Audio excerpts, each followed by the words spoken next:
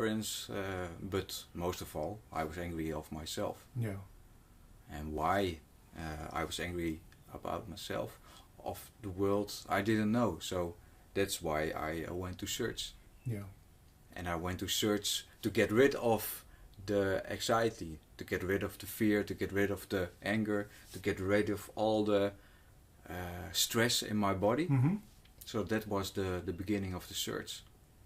Did you have like panic attacks? Or, Yeah. Yeah. A lot of panic attacks. How?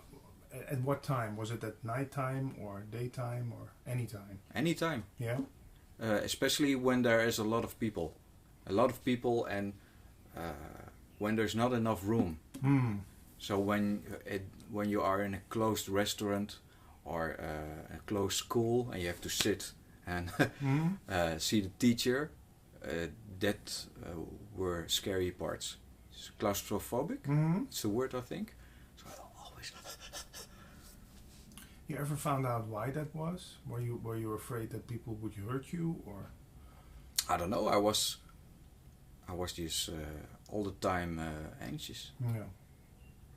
The planet Earth felt not safe.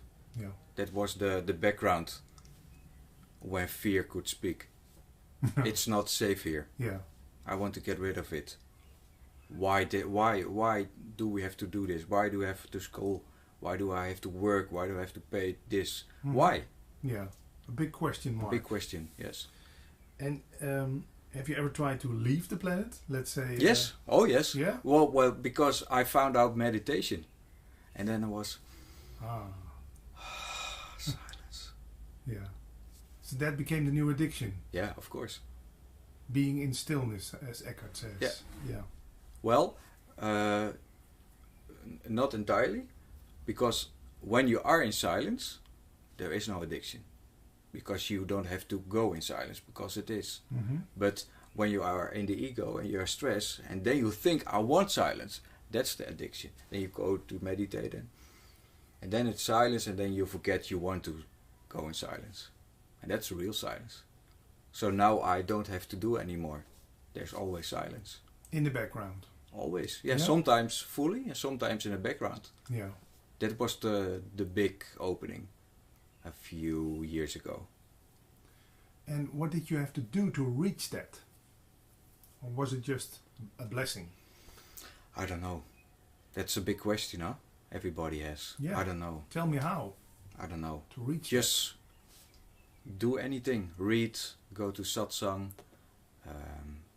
meditation, do whatever you want. It will come or not. that. Yeah. That's very disappointing, I guess, to hear. Because I don't know. Because I did do a lot of things. I read some books. I went to meditation retreats. I did rebalancing. I took ayahuasca, silent retreats, drugs, ecstasy, heroin, cocaine, all kind of stuff. You did it all. I did it all, Yeah. yes. Pain. That's a subject that comes to mind right now. And when I talk to pain, it's Yeah. emotional and physical pain. So not toothache or Mhm, something of yeah. a headache, Yeah. but just emotional pain, just a restlessness in the stomach. Yeah. It's a lot. Yeah. It's like how do you call it? A nausea. Mm-hmm. It's like nausea. Yeah. Yeah. And were those panic attacks little bits of that anxiousness that came up, and then you started pushing it down again, or? Yeah, and do a lot of things. Just go work all day. Yeah, keeping busy. Keeping busy. Yeah. Not silence. Because I hate silence. Yeah. In the past, I hate to be emptiness. I hate. So I want to. When I go to sleep, then I watch television. Then I sleep with the television. It's never silence. Until now you can. Until now, Yeah. yes. Yeah. Yeah. Let's talk about Eckhart. I watched a lot of him. I saw a lot of him. I even had the opportunity to talk to him. Mm-hmm. What did Eckhart Tolle tell you? What struck something inside of you? Nothing. No? Just his presence. Looking at him. Yeah, because somebody gave me A New Earth, Yeah, the book. a friend of mine, but I never read any books. I didn't like books. So then another friend gave me Vindhorn Retreat, Yeah. a DVD of him. So I Mhm. played that, and then I was, hey, the DVD is broken. It's the The guy's not talking. the guy's not talking. Yeah. But something, I don't know. There was something present there, something spaciousness, and I just relaxed. Yeah. I looked into his eyes, and I looked at myself. So that was the first glimpse of the awakening. Yeah. And I thought, this is cool. I pay a lot of money to all those therapists, and I take drug, and I just have to do nothing. I just have to be nobody. Yeah. That's cool, to be nobody. Just to be here right now. Yeah. That's it. And I was laughing and crying at the same time, because this was I looking for, and I was 32 years old. Mm-hmm. So 32 years old, I was looking. I was dreaming in my ego, and first I was fully awake. Yeah. Was that because of Eckhart, or did you find that in other people also? First I thought it was Eckhart. Mm-hmm. Yes. So and then I really get the spirit. Mm-hmm. How do you call A it? taste. Of, The taste, yeah, Yeah. for spiritual stuff. So I Yeah. get read books, Yeah. books. watching YouTube videos. Yes. A meditation. No, there was no YouTube at the time. Okay. Because I bought a lot of DVDs. Yeah. And go to silent retreats, go rebirthing, work on my inner child, and all that kind of stuff. Yeah. And I did it for 8 years. And then still there was a lot of ego, because I want to get rid of my ego.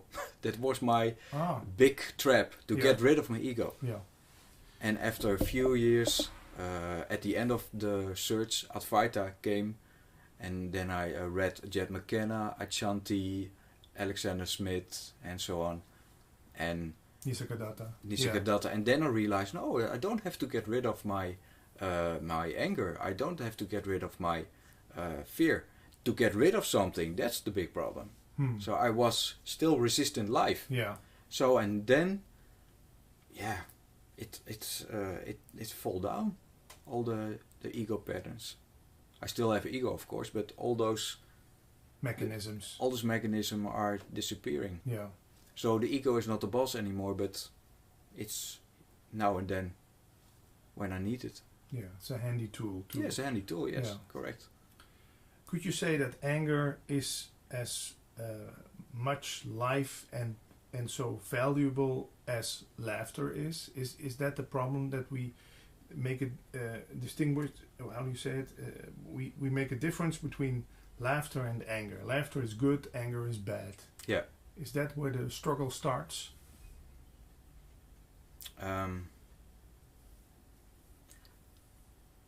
When you push anger away Mm-hmm. for many years, then anger becomes very big Yeah. and very poison for your body. Yeah.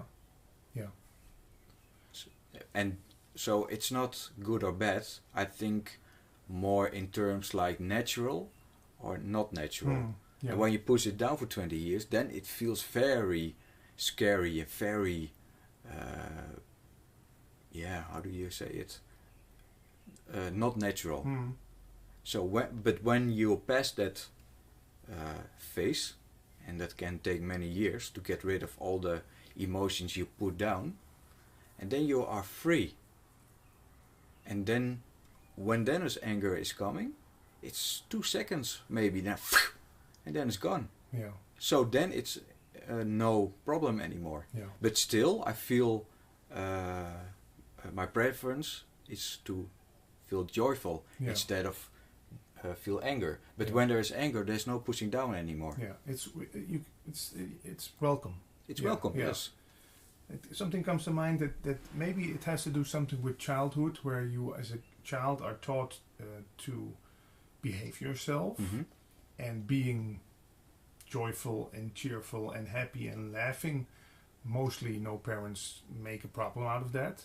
but it's the face when you are hurting, or you're crying, or the face that you are angry at something or somebody. That my parents told me, shut up, don't do that, it's bad, don't let the neighbors hear that you are such an angry kid. Is that a mechanism that Yes. that works like that? Yeah, then you learn to Suppress. to suppress it because Yeah. it's not good. Yeah. Because your mother is stressed out and Yeah. she wants not your Yeah. not your waste because he don't feel healthy also. Mm-hmm. And so a lot of parents also are still children. Still with their children-like minds. Yes, of course. Of pushing everything away. Yes, Yeah. and they project their fear of feeling. They learn it to the children also. Yeah. Yeah, that's true. Nowadays, you do also talks with people. People come to visit you. What is the most heard problem people tell you? What do they come to visit you for? To get rid of anger, Yeah. to get rid of fear. Yes, it's always Anger the and same. fear. Yes, always the same. Nobody comes to you and says, "Oh, I'm so happy all the time. Please." Yes, nobody. I want to get rid of my happiness. No, Yeah. no, that's true. Yeah. Because I think every spiritual search starts with a crisis. Mm-hmm. Some people say that's not true because I really like it, Mm-hmm. but still there's in the background always a kind of Yeah. Not satisfied. not satisfied feeling. Yeah, Yes, yeah. that's true. Uncontentment, or how do you Yeah. call it in English? Yeah. Not satisfied. Yeah. I can recognize that. Because a happy child don't read books about spirituality. No. Or when a man is in love, No. starts to read books about love or something. Yeah. So there has to be something. There has to be a trigger. Maybe you're not conscious of the problem at the time, but there has to be unsatisfaction Yeah. to come. So that's always a starting point, and that's a good thing. But people think a crisis is something bad, but it's something good because you wake up Yeah. out of the fairy tale society tells you. Yeah, well, we are friends, and when I called you up about a year ago and I said I have a burnout, the first thing you said was congratulations. Yes, congratulations. Yeah, but when you have a burnout, Yeah. you what? Yeah, Yeah. it's not fine. Mm-hmm. But when you get out of the burnout, it was a blessing. Yeah. I had one very, very big burnout. Mm-hmm. It was a blessing because I didn't face life. I didn't want to feel my problems. Yeah. So life first gives you a little hit, Mm-hmm. and when you don't listen, another hit, Yeah. and when you don't listen, another hit, and Bang. it spanks you. Yeah. It breaks the ego open, Yeah. if you want it or not. Yeah.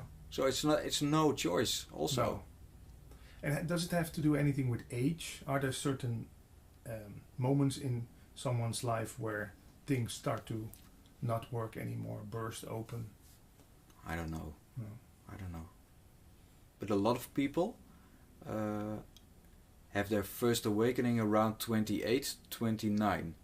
That's also the age that a lot of famous singers committed suicide. So Oh, maybe yeah. it's no coincidence. The Club of 27 with all Yeah. Jimi Hendrix and Kurt Cobain, Amy Winehouse. Yeah.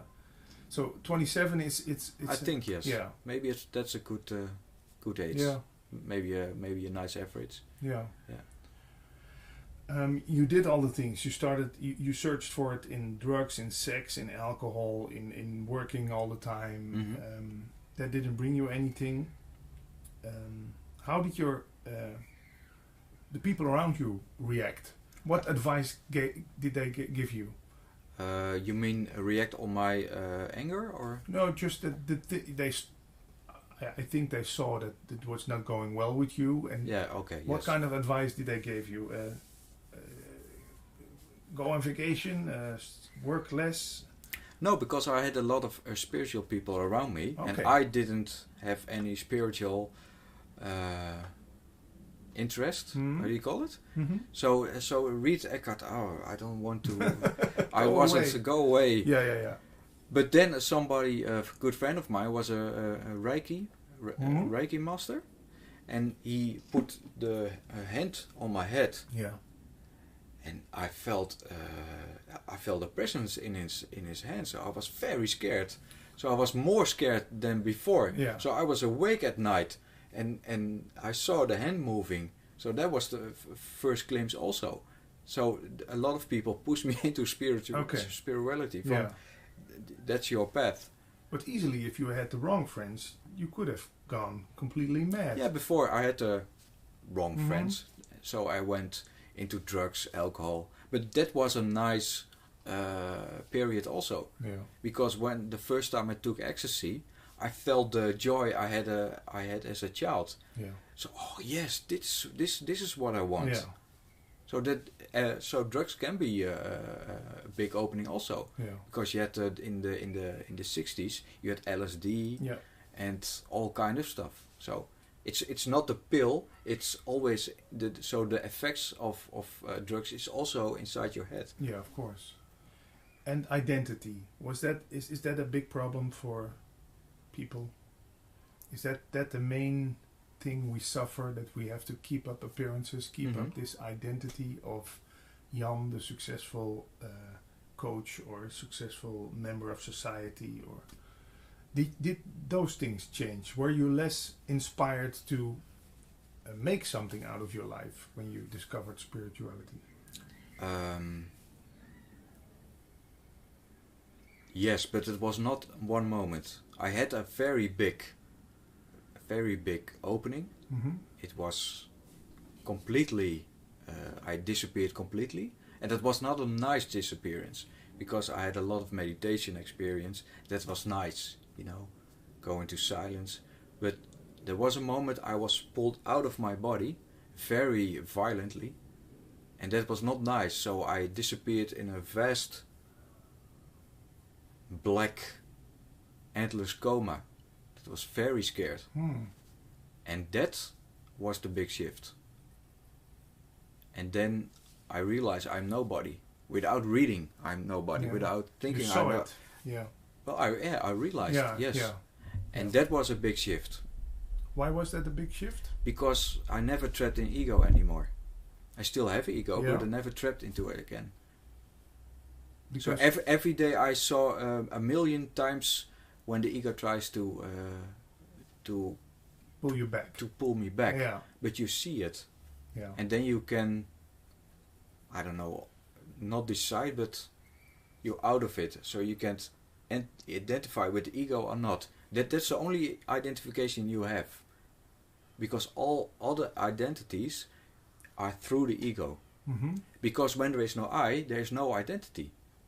Because where are all identities without the I? So Mhm. that was the big realization. There is no self. So I was trying to fix myself. I was trying to get rid of myself. I was trying to love myself. Yeah. I was trying to find myself, but there is no Yeah. self. That's the big joke. Yeah. There is no self. But still, that is what all a lot of courses tell you. Improve yourself. I did it also, Yeah. but And we're improving something that doesn't have any substance. yeah, but that's the fun. Yeah. In the Yeah, end, you think that's it's the fun in the way. Yeah, when you see it. Yeah, when you see it, yes, Yeah. of course. But that's the fun. Yeah. So first you have Yeah. to, there's something, how do you call it? Ontevredenheid. Yeah. It's in Dutch. Not what we talked earlier. Not satisfied. Something that starts. The next, Yeah. the next Complaining. you. Yeah. And then you try to fix it. And then you have a whole ego. But that's good. Yeah. But then, and then you have to drop the whole ego. Yeah. But the ego cannot drop itself. So there has to be a force without the ego which Yeah. does that. And that force you can only give pointers. You can call it presence, awareness, silence, consciousness. Yeah. And what did that change in your life? What did you do before that you don't do now anymore? Of course, drugs and sex and alcohol, that's not that important. It's not important anymore. Are there still traps in your life which you can easily slip back into?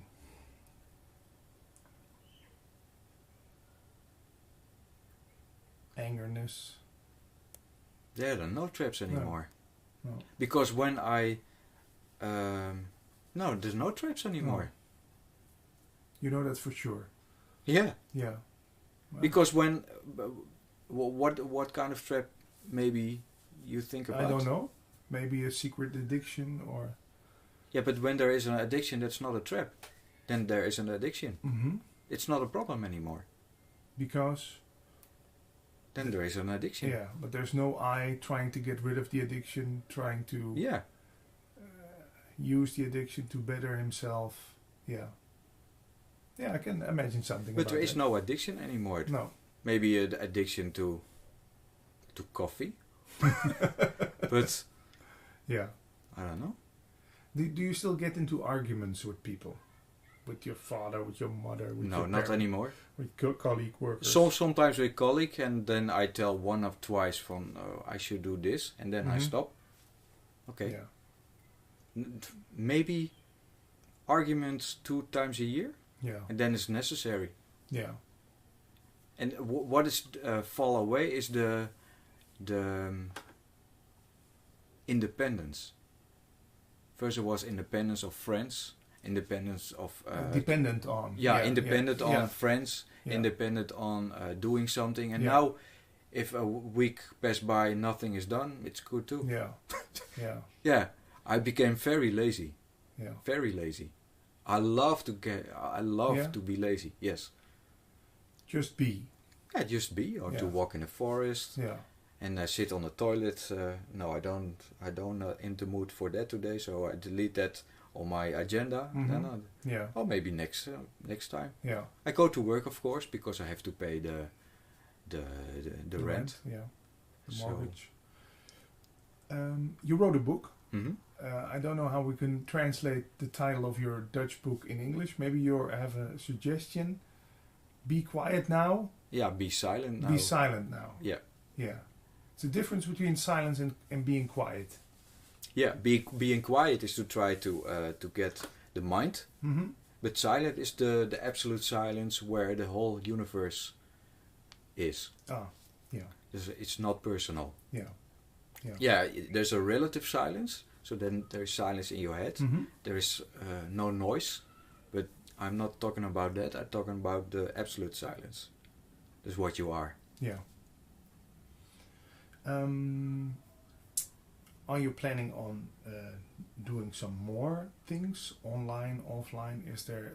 Are you, or just the one-on-one talks? with people? Yeah, I do one-on-one Yeah. satsang, you can say. Yeah. 2 a week, and maybe for some groups in this Yeah. year.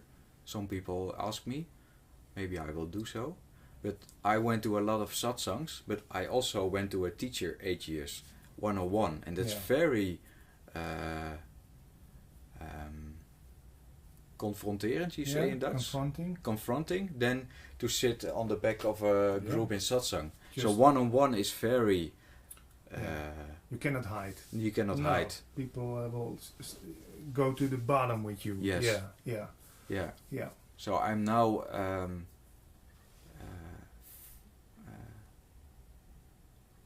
have now 4 people Who come back regularly. who come back to Yeah. regularly. They are very in a very hectic situation Mhm. on their path. So all hands on deck. Yeah. Yeah. Because I had nobody who was on the same path as me. I didn't nobody. So it's Yeah. very lonely. And it's good to have someone who has been the whole path and can tell you Yes. you're at this stage or at this stage. Yes, and can the traps and say from, Yeah. oh, I've been there, done that. Yeah. You know, because I was feeling that I'm walking in Neverland for a couple of years. Yeah. Because I couldn't go back to the world anymore, but I still wasn't fully grounded in Yeah. the fully realization yet. Yeah. Maybe still, maybe not still, but it's not that problem anymore. You were in a I'm still stabilizing, I think. Yeah? Yeah, of course. It doesn't end. Yeah, because when you say it ends, Yeah. the ego says it's end now, so you don't sure. Yeah. Because maybe next week I get a burnout again. You don't know. No. You don't know. So I stay open to life. Yeah. what was I thinking about? We talked about pain. What about love? Is there is there a partner in your life? What about relationships? Is that still possible when you're self-realized? I'm not self-realized. Okay. No. When I when don't. you're awake. I'm not awake. No. No, I'm awake from the eye. Okay, but you could. Because I don't talk about in that kind of terms. Like I'm awake and you're not. I don't like to. Okay. I never claim such a No. thing. Let's say you recognize your true self. Maybe that's too big a words. I don't. No. I don't think in that kind of terms. But still, there's a change. There's a change. Yeah. I call it a shift. The shift. And in Dutch I say it's duidelijk geworden. It has It's become clear. It's become clear where Yeah. all those people talk about. Yeah. Okay. Yes. Well, some clearness. Yeah. And how does love work then? Is there still the need to? We have this big sign next to your head. Love. Hmm. What is love to you? Love is for me from a oneness perspective. So you have a relationship with everybody. You're in love with everybody. Of course. But not on a personal level. Yeah. Not Jan is in love with this Mhm. couch. There is love. Yeah, you're in love, and everybody else is also in love. Yeah, of course. So you meet each other in love. Of course. Yeah, So there's no need for another body. yeah. To give you love. No. When there is another body, okay, Yeah. it's cool. Nice. But Yeah. not at this moment, and it's nice also. But isn't that love something that you? Let's say yesterday I was in a very loving mood. Hmm. I said to someone on WhatsApp, my heart bursts out of love. I want to give love to everybody. Yeah. Isn't that sometimes something you and if you feel that, do you go out on the street and Yeah, I feel smile it at right every- now. Yeah. Yeah, but it's like I'm sitting in a cloud of Of love. love. Yeah. Yes. And the cloud is, well, I can subscribe it now. It's like you fall out of an airplane, Yeah. but without falling. It's like you're the space Yeah, itself. It's very weird to talk about when people say, "Oh, he's crazy. What did he smoke?" You Mm. know. But it's Yeah, very weird when you talk about it, Yeah, I can and feel it. and you feel some Tinkling. tinkling in Yeah. your stomach, Yeah. and it's like you falling in love Yeah. with a person. Butterflies. But it's falling in love without a reason, Yeah. Without an object. without an object. Yeah. You're in love. You can feel love for this glass of Yeah. Coca-Cola Light. Of course. Yeah. It's very weird to talk about Yeah, it, I but know. it's not even a feeling. It's Recognition. I don't know. It's not in words. When you pronounce it in words, it's always you murder it Yeah. kind of way. It's a presence. Mm-hmm. It's a present. That's the word. That's the Yeah. right word. Yeah. Our mutual man we both love, Alexander Smith, who talked Mhm. about this in the 80s and 90s in Holland, once said that beauty is love that became alive. That was a nice. It's nice. Yeah. Okay, so no relationship for you with one person in particular. No. That doesn't mean that you go out and swing the world and make love to everybody. No. No. But it can happen. Yeah. Of course. Yeah. Why not? And but I'm still asking: is it possible to have a normal love relationship when you have recognized love everywhere? Can you still center your love at one being? Yeah, I don't know. No. Because I didn't have that experience. No. You don't know. I don't know. Because a lot of love is not love. Mm-hmm. A lot of love in the world is more neediness. Yeah. Yeah. Because I need you, because I'm scared to be alone, and I don't have any money and you have money, so it's more trade. Yeah, it's an economic thing. Yeah. Yeah. I can recognize that. I understand that, but it's not love. No. It's neediness. Yeah. Yeah. True love is when you have a relationship with another person, and when that another person falls in love with somebody else, and you say, okay, You're happy for them. you're happy. Yeah. That's real love. Yeah, that's what I always thought. I never comprehended that people say I love you, and then when you leave them or they leave you, you suddenly start hating each other. Huh? Yeah. That cannot be. If I love you, I love you. It doesn't matter the circumstances. Even if you go away, even if you never say I love you to me, I love you, and I know that for sure, and that's enough. Yeah. I read Eckhart Tolle, The Power of Now, for the first time, and there's a sentence in The Power of Now. I was very angry about the sentence. To fall in love, it's an ego thing, and I thought, what? That nice feeling is ego? Yeah. And I was very angry, so I teared up. Yeah. Yeah. The book. Yeah. Because Totally. I was in a relationship at that time, and Yeah. I was very jealous when my boyfriend goes clubbing Yeah. and I was texting, where are you? And you Yeah. were doing it with another guy. So and then that relationship went over, and I thought, what a strange person I was. Yeah. Now I'm feeling good and fine. And when in those relationship, the word relationship starts having very weird ego patterns. Yeah. It's very weird. Yeah. So then I saw all those ego things, and I thought after 2 years, okay, Eckhart Tolle is right. It's a He's very right. big ego thing. Yeah. Let me close the window for a second, if you're okay, because I'm getting cold. Okay. So if I heard you right, and I know because we are friends, you're homosexual oriented. How do you call it? Well, I don't know, because I had a girlfriend Yeah, you had a girlfriend. when I was 17. Mm-hmm. So I don't know. I really don't know. No. Or I'm bisexual, or so all those. Concepts fallen away. Yeah, I don't know. Yeah. Doesn't matter. They sometimes say that people who realize this, or whatever you want to call it, who have seen this, that they united the manly and the womanly, or how do you call it, the male and the female, all together in themselves. Okay.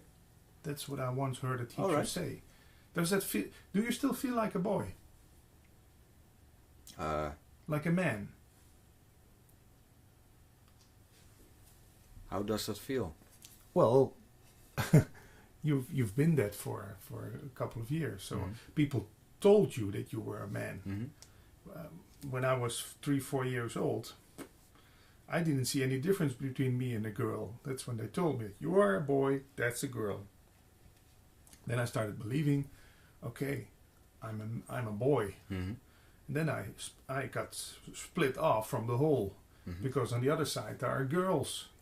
Then trying to get whole again by finding the right girl. So boy and girl get together, wholeness. Oh, that's you mean. That's Yeah, what I mean. yeah, I think so. Yeah, I think so. Yes, that's true. Because Yeah. I'm more soft now than I was Yeah. used to be. I was always male, I masculine. have to work out a lot, to work on my muscles, Yeah. and I still do. But it's soft. It's just it's in balance. Yeah, So yes, it's a balance between the manly and the female part. Yeah. Yes. and also that energy, the male and the female energy, are both inside us. Yeah, a powerful but still soft. Yeah. So Yeah. you can easily fall in love with whatever. I think so. Yeah. Yeah. It's very weird. Yeah, no, I can It's get a very taste weird. of that. No, I've had the complaint of girlfriends in the last, let's say, 20 years that I'm also too womanly in my energy, not masculine enough. But I also thought, but I can be manly. You know, I've a beard right now. I can do the manly stuff, but I also like the womanly stuff. Yeah. Not painting my nails, but talking a lot and philosophizing and doing I love doing the laundry, as you see here on this attic. So, yeah. You are HIV positive. Yes, correct. You don't look like someone who suffers from that. No, I don't know. No. Because I was diagnosed Mm-hmm. HIV positive, and I feel a strange kind of peace. It's very weird. Why? I don't know. What kind of peace? I don't know. No. Were you some kind of a relief that you had it, or? No, not relief. No. I don't know why. Peace. Peace. Yeah. Because and my boyfriend, because I had it, I get it from him. Mm-hmm. He was always struggling and he was against his status. So maybe I saw it that doesn't work and it makes you more ill. Yeah. So maybe that was a realization also. And I never, I'm not afraid to die anymore. I'm not afraid to get sick or something. Yeah. I don't like pain or something, Mm-hmm. but my condition is fine. I take 3 or 4 pills each day, and I'm more tired than I used to be, but still it's fine. Yeah. I don't think the whole day, oh, I'm HIV and I'm gonna die. You're not member of the HIV platform website. No. It's no identity for you, because there are some, you told me once, there's some people online who say HIV pause on their profile at Grindr or whatever dating site. I do too. Yeah?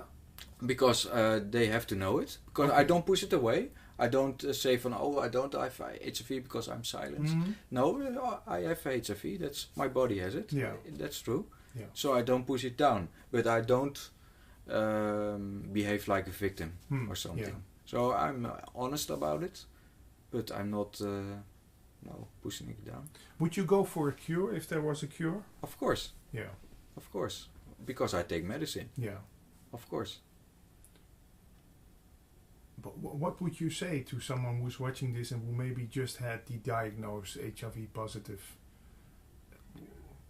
Don't believe your thoughts. Believe your body. When you have a question about life, never trust your head, but always trust your body. I always said. So that's the whole purpose of meditation, to go to your body. Yeah. Just feel. And then there is nothing. Yeah. Because or there is pain, or there is tiredness, or there is nothing. Yeah. And when you're tired, lay on the couch. Yeah. That's a strange thing, huh? The body communicates with us, if you want to call it that, without words. There's knowing. You know when you are tired. The body doesn't tell you, you know it. You know when you have pain. You know when you're horny. You know when you're sad. You know when everything you know. Yeah. But when this translation with the words comes, then the shit hits the fan. Huh? Then we start thinking about, I shouldn't be tired. I shouldn't be this. Is that maybe a problem we people have these kind of days, that we got this language to communicate, but we tell ourselves stories all the time about what is happening inside, outside? The story is not a problem, but we believe the stories, and that's the problem. And the belief comes out of the fear, because the ego is not only a mental thing. The ego also is an emotional thing, and the emotional and the thoughts are working together, and that's create ego. So you think something above your neck, and you feel it in below. your stomach. Yeah.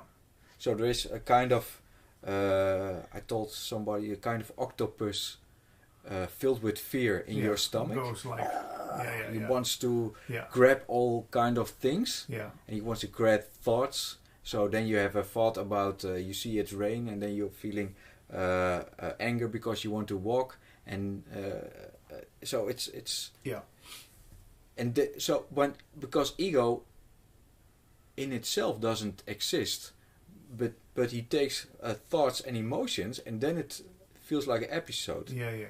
So then it feels very real, because when the ego consists only of thoughts, it will be 1 second and it's gone. If the ego only consists of emotions, it will be gone. But so be the witness of that, and then you're free. So that's why I tell people, go to silence, and then you see the ego, but stay in silence, and then because the ego cannot survive in the light of what you are. And then it disappears. and then you're nobody again. Yeah, you don't fuel this Yeah. this thing that's going on. And Eckhart Tolle calls that the pain body, huh? The clustered emotions and pain and fear that you... Yeah, you can call it that Yeah. also. Or the wounded inner child. Yeah, Some philosophy will say it also. That's true. yeah. And it's like watching all kind of horror movies and scary movies. Is that a good way to get rid of your pain? Or is that just, again, fueling that balloon? Then you have to watch yourself.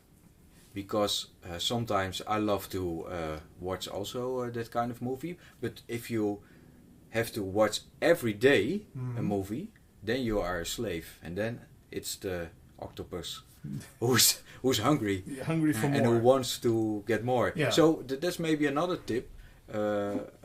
When you addiction, because I get a lot of questions about people when I am addicted to something or not. Then I tell the person, quit the thing you think you're addicted of for 1 week, and then you know in one day are you addicted or not.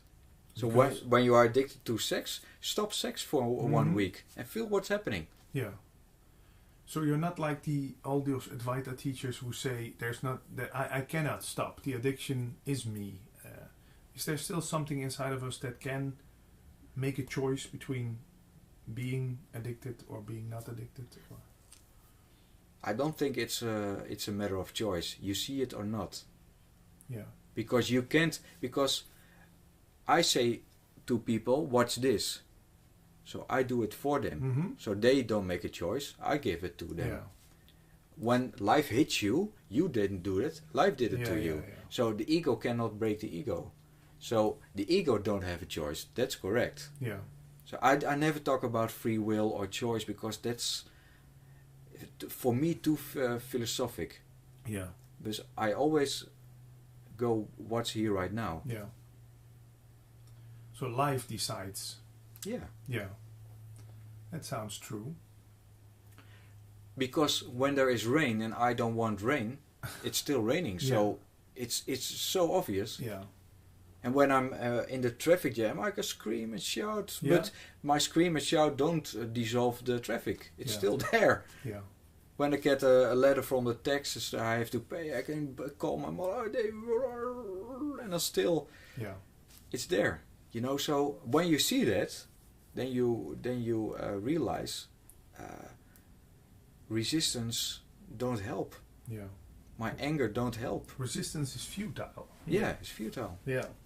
Our dear friend Osho once talked about the attachment to misery. Yeah. Is that a big addiction also? Just complaining all day about the weather, the life, the Syria war, the IS, the neighbors. Complaining. Yeah, that's an ego thing. Yeah. And that's not a bad thing, because that's how the ego works. Because the mind wants to think, the mind wants to create problems, because then it has something to chew then on. has something to do. So it's not even bad. It's just what it is. Yeah. But you have to see it. See it is to get free of it. Yeah. That's the only thing you have to do. That's not even a doing. Seeing is not doing. Seeing is always there. Yeah. So it's to get back of your awareness, because all the awareness is in the ego. Then, but that's not even a choice. But you can.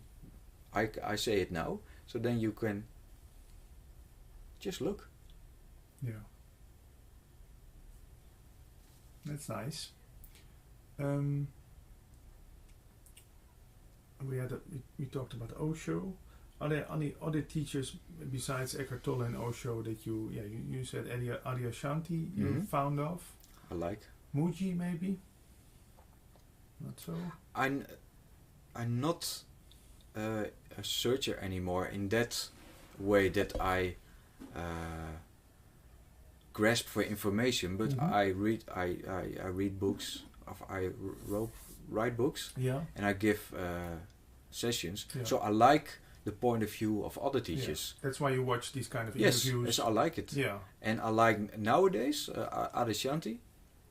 I love him. Yeah, you say he's going to become the new world Yeah, I teacher. think he's very good. Yeah. He's Why? What makes him good? because he is. Maybe this is a kind of difficult explanation. Because you have Advaita and you have Neo-Advaita. Mm-hmm. The big traditional Advaita is very hard because there's a lot of Sanskrit words. And then you have Neo-Advaita, they only point to the absolute. Yeah. And Adashanti take both. Ah. And that's nice. Yeah. Because I don't like the everything is an illusion approach.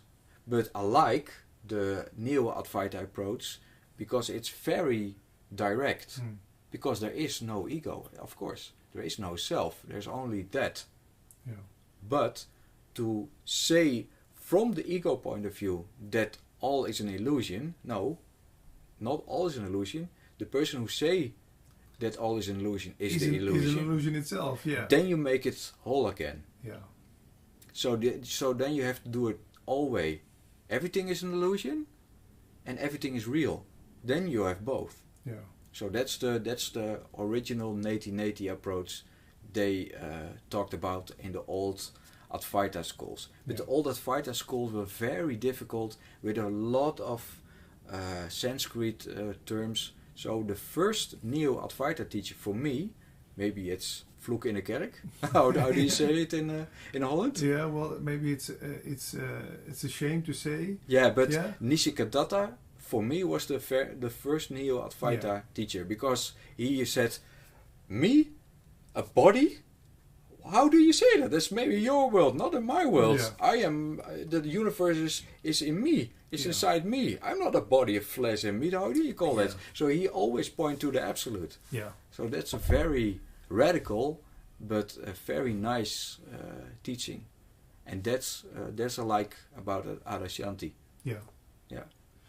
Talking about worldly leaders, worldly stars, we recently lost David Bowie.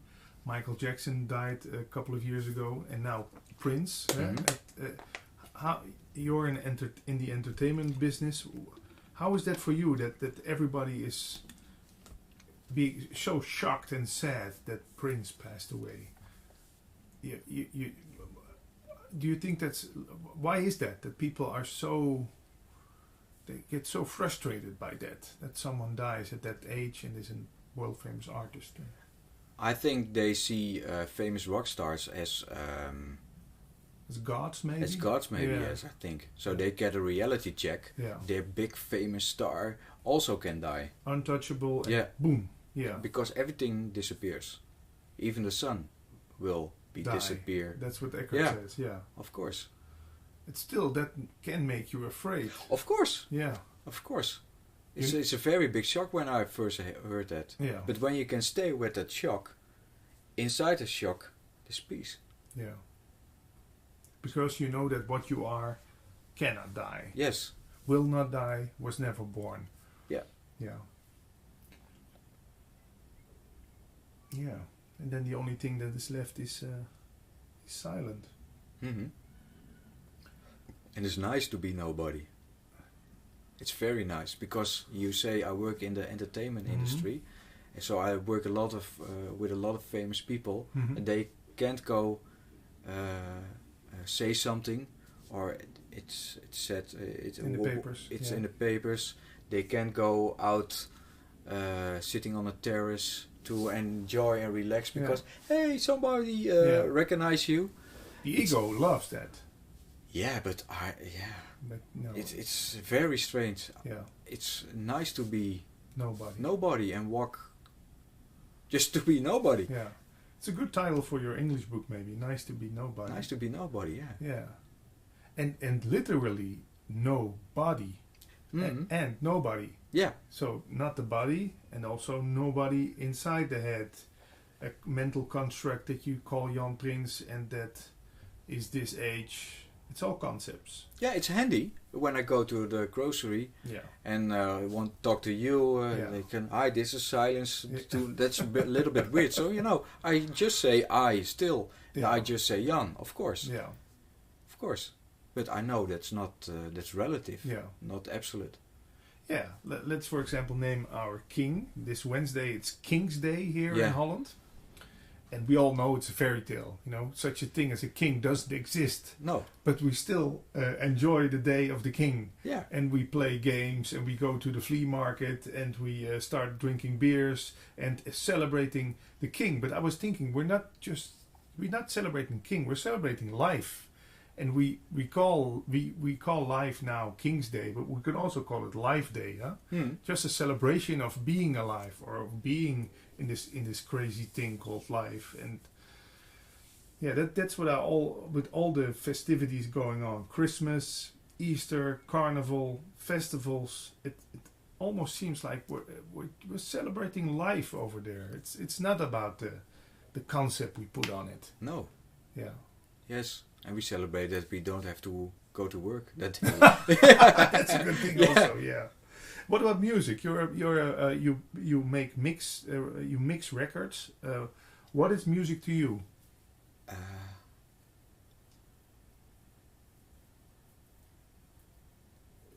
It's just... is it an art form?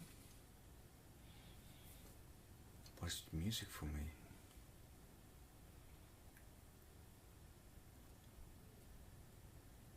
Well, why do you like it so much? I don't know. No, you just like it. I like it. Yeah. I like the vibrations. Yeah. It makes you move, you know. Yeah.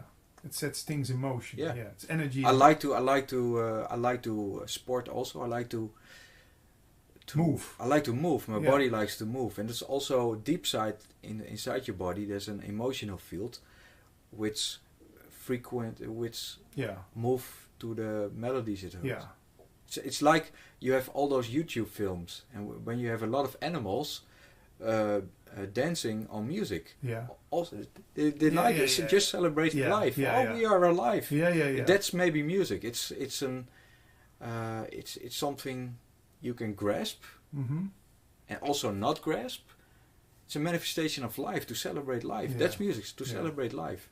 Yes. I also have that when I hear like a bird doing this sound like doot doot doot. I mentally start drumming with the bird. It's a way of communication also between yourself and yourself. Yeah. It's the self how do you call it? Entertaining itself. Yeah. Yeah. Yeah. It's nice.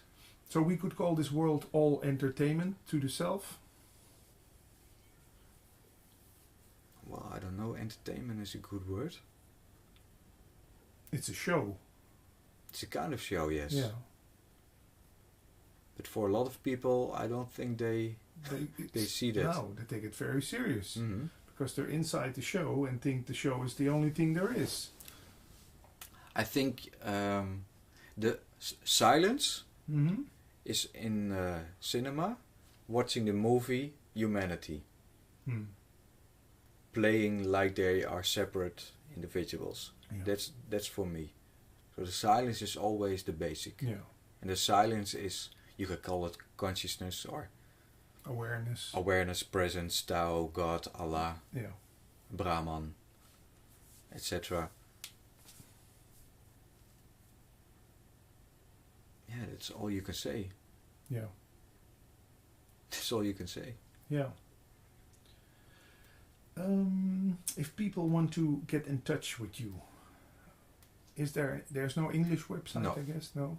But if maybe when you live in Amsterdam, so maybe someone in the near of Amsterdam who is living here for his work and only talks English, you are open to talk in English? Oh yeah, maybe you can reach me at Facebook.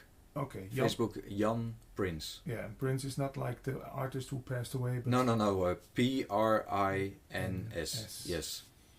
And are there maybe some things in English you wrote online, or maybe No. It's only Dutch. Yeah. Maybe later, if the book will maybe translate in English Yeah. or something, I will start a new website to do in two languages. Did you get any? What kind of reactions did the book bring to you? What did people say? A lot of recognition and a lot of reddingsboei, they call it. How do you say that in English? Life saver. Yeah. Life saving. Yes, life saving. So Life I was very touched by it, because I thought in the beginning when I wrote this book, when I discovered something, Yeah. and in the beginning of my search, I had a lot of difficulty to find the right books, because it was all very hard to write. So I want to have a very light book, Yeah. and to talk about the ABC of this path, Yeah. to realize that there is no self. Yeah. But how, and to put it in very easy words. So that was the only purpose for the book. But now there are 2,000 copies sold. So I was shocked. Yeah. Nice. Yeah, nice. There's also a musical playlist you made with Yeah. music that touches your inner self, or however Mhm. you want to call it, this silence. Where can we find that? It's on Mixcloud, Yeah. and you have to go to Nu Even Stil, Yeah. N U E V E N S T I L. Or just the website with that same Yeah. name. Or Google Jan Prins Mixcloud. You can find it also, I think. Yes. Okay, thank you very much for this nice conversation. But maybe one last thing, Mhm. as Columbo always does when he leaves the room. There's this thing in Advaita, we just touched it a little bit, where people say this world is not real. Mhm. When someone comes to you and says to you that phrase, what do you say? I always, when people talk about philosophical questions, Yeah. I always make it personal, because a lot of philosophical questions also about, is there a free will? Yeah. It's abstract. No, do I have a free will? And then don't answer it, but Yeah. see a whole month wrote if you have a free will. Yeah. I'm getting angry. Do I Yeah, have to choose to get angry? Yeah. And then look. Yeah. So what was your question? Yeah. Sorry, I forget. No. Oh, that is was the the world same. real? So Is is well, the world real to me? yeah, Is it's the real for to me. Yeah. I am real. I am. Yeah. Am I real? Real. Who is that I that I'm real? And what Yeah. is real? Yeah. How can you measure real? What is real? Yeah.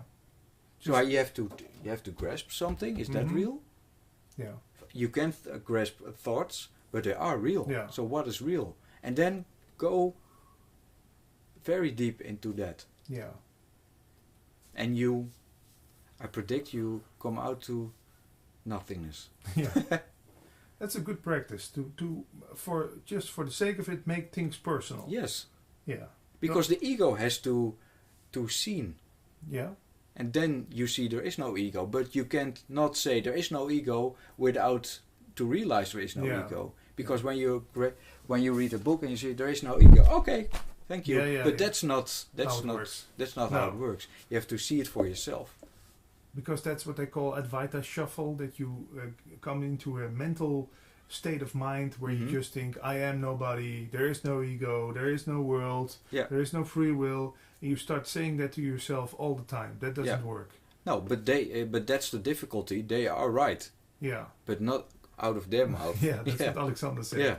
You say the right words, but not out of your Yes. mouth, they're right. Yeah. Yeah. And you can taste the difference between someone who just saying all crap they read in the books, or someone who asked themselves, did the self-inquiry, and saw for themselves that the ego is just a mental construct that doesn't have any power. Yeah. Yeah. So, and when you don't discover it, but still you have those Cramps. and the need to search is there. So Yeah. you can say you can do nothing, you don't have to meditate, but still there is the search. And I say, go to meditate, Yeah. go to satsang, go to whatever you want, go search. Yeah. And you are the living example that when there's something seen, that Advaita virus is still running through your veins. Once you're touched by the subject, once you feel the truth of it, it will stick with you for the rest of your life. Yeah, I love Advaita. I love it very much because it was seen in the space, it was seen in my heart, but it was not a mental realization. Yeah. So Advaita people start with mind realization, but my mind still had those answers. Yeah. So I had to also read and go to the Advaita system. But afterwards. Afterwards, you were yes. glad, you once told me, that you didn't find Advaita 10, 15 years ago. Yeah, because the Advaita shuffle, my ego Would have loved it. would have loved it, yes. Because there is nobody. Oh, yes. Yeah, thank you. Then you have to read again. There is nobody. Oh, yes. Oh. Because when you read there is nobody, Yeah. it has an effect. Yeah, it feels. It feels true. good for Yeah. 5 or 10 Yeah. minutes. And then you go to sleep. And the next day, And here it comes again. and there it comes again. So Yeah, it's sort of a mental orgasm when you read that for the first time. Eh? yeah. I am nobody. Yes. And then I go on Facebook and say 160 times a day to other people, there is nobody. Yeah, you are nobody. You are nobody. I found out something about life. Yeah. Yeah. We all been through that phase. Yeah. Yeah, it's nice. Okay, Jan, we're talking for almost an hour now. Oh. Thank you very much. Thank you And very much. success with everything, and dig up this guy on Google. You will not regret it. Sitting here with Rani Willems. Welcome back to Holland. You are mostly in other countries talking about all these beautiful things. It's true. Can you tell us something about your first name, Rani? Was it given to you by a teacher or is it your original name? Rani was given to me by Osho in 1981, and it became like my name. No? And then later in 2000 I met Amma, Mother Amma? yeah, and I became like a devotee of Amma, as they call the disciples there. And then I asked Amma if she could give me the same name. But she cracked up and she said, okay, Rani. And does it have a specific meaning? It means queen. Queen of... Rani itself means queen, and the full name is Prem Rani, and this is Queen of Love. Oh, nice. That's a not so bad name to have. In the beginning I didn't like it at all, because No? I felt like that was something so big to live up to. You know? That's Yeah. like, Did Osho give an explaining when he gave you this name? no, I didn't get it from him directly. Okay. Yeah. But he said something very beautiful, which maybe fits to this moment. He said, you know, in the letter that I received, he said, now be an individual. Dare to be yourself, even if nobody agrees. Dare to have something like that. And dare to have your own direct experience and live accordingly. I read somewhere that you were not a sannyasin, but a neo-sannyasin in the time when you were with Osho. Can you tell the difference? You know, Osho, how to say that in English? No, Osho liked to Fool around. no, also Osho liked to throw over all these holy principles and holy ideas, and he said the old sannyasin is one who renounces life. Yeah? The old sannyasin traditionally goes in the orange robe and then goes begging in the street and has nothing.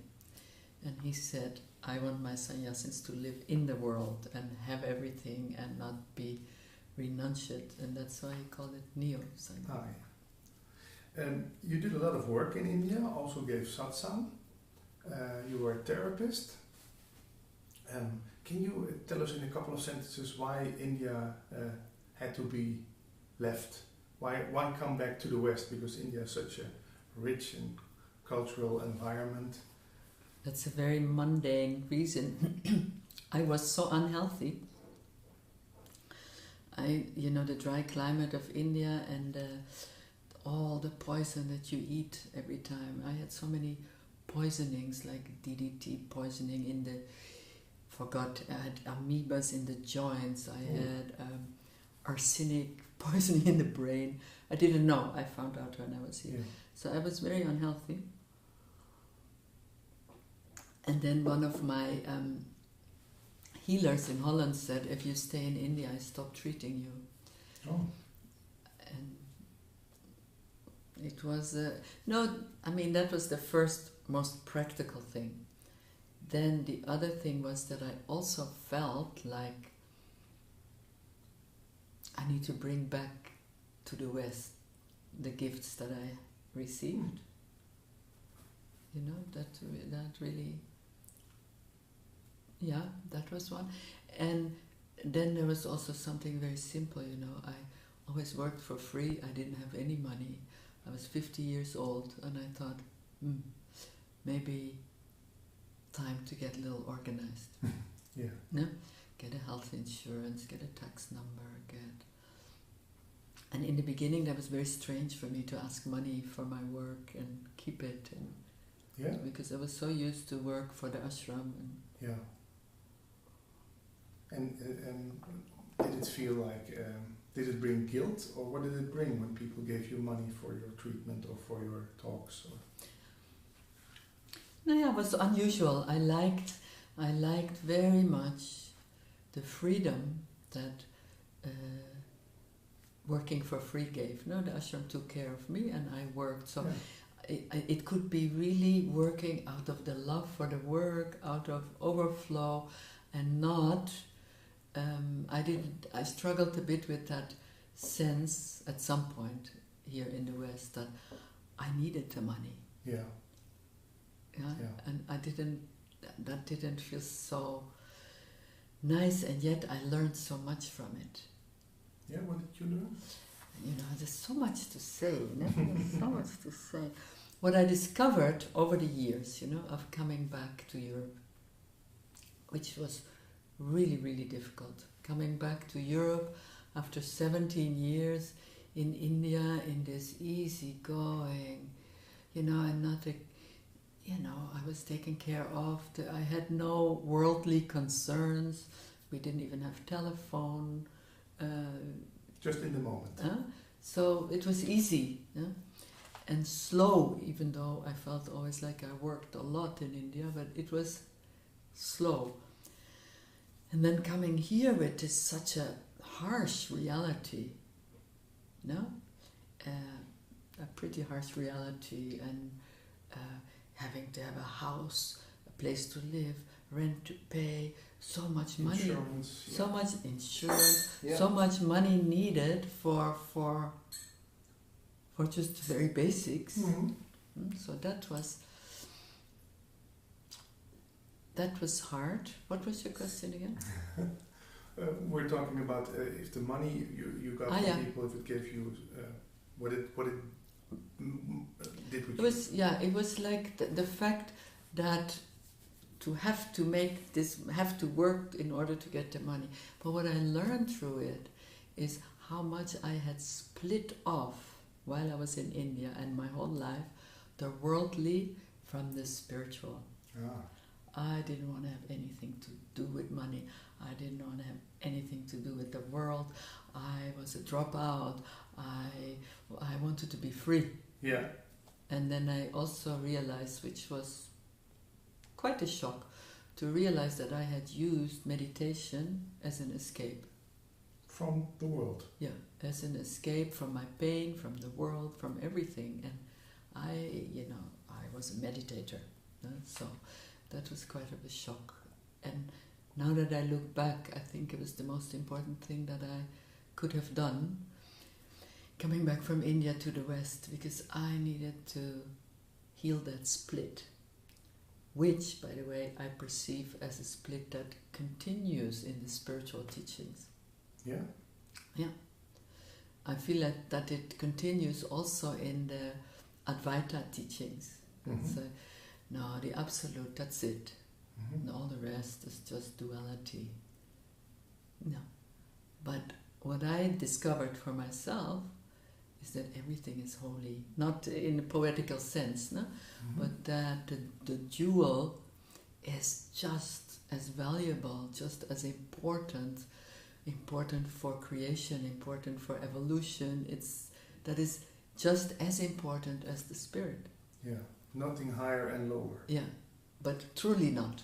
Yeah, so that means embracing everything. And I know the words, they sound the same as the ones I said 15 years ago, but when now I say embracing everything, then it's like all the pain, all the struggle, all the neediness, all, everything, the whole human condition. Is that maybe why Advaita is becoming so popular over in the West? Because it looks like it gives you an exit from the... I think so. Yeah, for me also in the beginning. It looks, here there's a lot of shit. I take the right door to the Advaita world. And I mean, you know, the awakening, I mean, you know that most probably, but the awakening, because it's such a grand experience, right? It's so grand. You're like, everything gone, everything dissolved. It's grand, and it's so liberating that it's one of the greatest traps on the journey. And it's interesting, I found it only years later, you know. I remember, for example, Zen saying, okay, first there's the small I, the ego I, then you start to do some spiritual work, some psychological work, and they call it karma I. You discover that, you know, your actions, they have a place in the whole. Then you come to the absolute, you awaken to non-I. And this is like so tempting that most people stay there. And really difficult to move from non-I, this is Zen, no? This is not my language, from non-I to free I. And then free I is another trap, free I. But then you have to come back to ordinary I. Or, I don't know where the Zen came from right now, or you could also say, it would be more my words, first you are ego I, then you become non-I, you feel liberated, then you discover God, I am God. With the landing of the soul, you discover God and Godhood. And then again it feels like, yeah, but now I am the goddess itself now. And so much bliss and so much richness and so much beauty. And then, next step is ordinariness. Yeah? And ordinariness in my vocabulary, in my experience, understanding. I'm a beginner, no? But in my understanding, that is what is often called by the Sufis, I think, the divine human being. And when we think usually of God and divine, we have all these pictures of gods in heavens and God knows what images we have according to our religion. But I discover more and more that actually through this whole cycle, and really I'm just beginning to integrate that, just barely, no? That this is actually normality. This is what a human being is supposed to be. No? Is that what you mean by conscious human being? Yeah, like a true... I was sitting in the car because I needed a title for an article, and I thought, how you say that? A conscious human being, a true human being, a divine human being creates such image in people's head. But by now I really think that people like Osho and Amma, they are normal. We are not. And we treat them like they're very special. Of course, because, hey, we are so retarded, we have become so retarded and so stupid, no, in many ways. So unconscious. So unconscious. Yeah. Do you know the, God, I don't know where this all come from, but I'm thinking of the four yugas in the four yugas in the golden age. They say everybody is a divine human being. They say that's normal then. Then that's normality all over the planet. Yeah. Wonderful image, huh? That we are all behaving normally, we're behaving ethically, lovingly, consciously, all that what our heart is longing for. We treat the earth well, we treat each other well, we follow the ethical codes of existence. Yeah. Then apparently that is never meant to stay for very long, 20,000 years or something, and then came the Silver Age, People became a little bit more unconscious. Teachings were needed. And teachings were very compact, like all these, how you call it, sutras. Mm-hmm. People needed 3-4 sentences and they knew what it was about. The whole universe was opening for them. Just like little reminder. Yeah. And then 20,000 or however many, then came the copper. And there the people were already so forgetful. This is what the Vedas say, no? So they started to tell stories, the Mahabharata, the Ramayana, all these stories full of metaphors to explain to people like a little bit about truth. Then we come to the Kali Yuga, now, where we are now, the Iron Age. That's why some teachers in the East say, people are too unconscious, too stupid. All you can give them is a mantra. Yeah, because more they cannot contain. And as we seem to be on the edge of the iron, going back to the golden, and God knows, I used to think that that transition would be maybe in the next 10 years. But if you think so many thousands of years, the transition is probably also a few hundred years. But anyway, now we see that we can handle more than a mantra. Yeah. Now we can awaken again to the whole, which is, what can I say, blessing beyond belief. Huh? Yeah. I read somewhere in your life story that from the moment on you became more and more truthful about your own traps, your own ego traps. Less people started coming to your satsang. Yeah.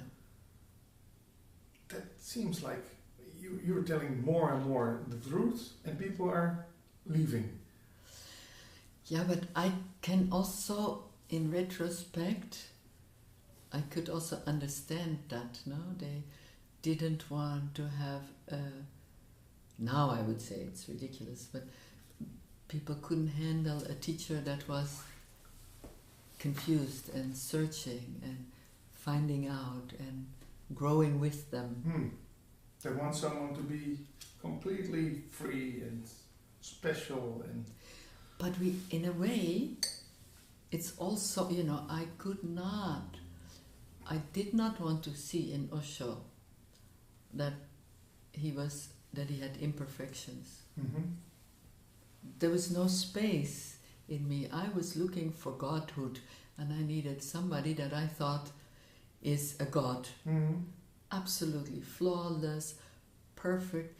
And so then it turned out that Osho made quite a few mistakes, some bigger, some smaller. I was furious, and I had to distance myself for quite some years from Osho. I felt furious, betrayed. This was charlatan, this was not right, till I crashed. Mm-hmm. When I crashed, then I could see, when I crashed, I crashed out of the absolute, which of course is not really possible, but I had quite a crash. And when I crashed, and I very reluctantly started to realize and admit that, hey, this ego survives everything, and I'm a human being after all, and my intentions, in as far as I was conscious, were beautiful. And alongside, some ego activity had come, then the ego had learned to play nobody. I'm nobody. And it made Osho completely acceptable again and human. So I understood later that people struggled with that, no? And that's one reason why I said I will never give satsang again, because you cannot avoid that people put you up there. Yeah.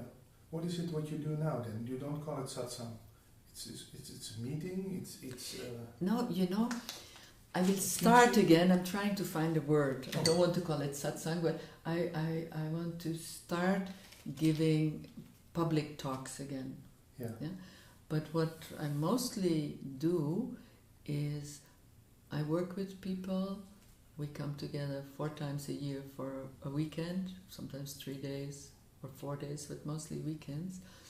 And we go through this process of transformation step by step by step. And some people are now with me since 6-7 years. Yeah. And so we slowly, we go step by step. Yeah. Purposely, very purposely, the absolute I will teach, transmit at the end. Mm-hmm.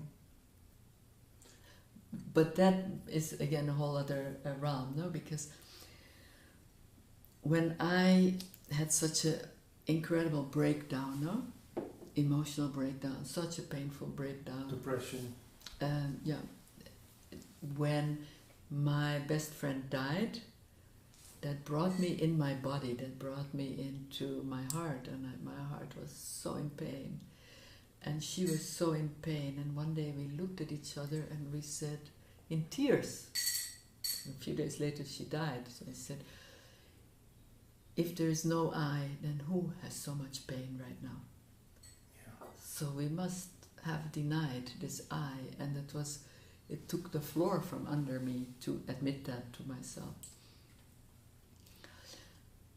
Anyway, then this whole crash happened, and I was looking and studying and reading and trying to say, what happened to me? I was enlightened in my own experience, and now I'm a mess, and I'm a worse mess than I've ever been. So little by little I started to recognize that I had used the Absolute to split. First I had used meditation to split. Mm-hmm. I had a lot of undigested pain that I didn't want to have, so I split. And then of course, you know, when you awaken and so much light, as you know, so much light comes into your system, so it reveals every nook and corner of darkness there is. So I had to digest all of this pain, and I couldn't find any help anywhere. I was really like desperate to look. And then I came across Faisal Muqaddam. Is he from a certain tradition? You have maybe heard of Almaas? Yeah. So the diamond approach. And Faisal and Almaas together, they developed this diamond approach. They say they downloaded it. Feels like that. Yeah. So they brought this very ancient knowledge back on the earth, and they could, because they had also studied enough their own psychology and knew enough about psychology, they could build a bridge, which, for example, the Sufis, or in the past, they didn't need that, they didn't have that, a bridge between psychology and what we call all these essential states, essences. Why I came to Faisal was because he spoke somewhere, I couldn't believe it, he spoke about my experience. He spoke about that he had also been in the Absolute, feels so liberated, so free. And then, boom. So I said, okay, this man understands. This man must understand what I'm going through. And he did. Yeah? And he was the only one. And he introduced me to what we call the essential domain. Now, how can I explain that? Until then, I knew the material world, the personal realm, the material world, and I knew the non-dual world, the Absolute. And nothing in between. And even in my absolute days, in my enlightened days, I often wondered when I looked at tankas, no? I had tankas, what does that all mean? All these colors, all these pictures, all these figures around them, that was so rich, and my own experience was so empty.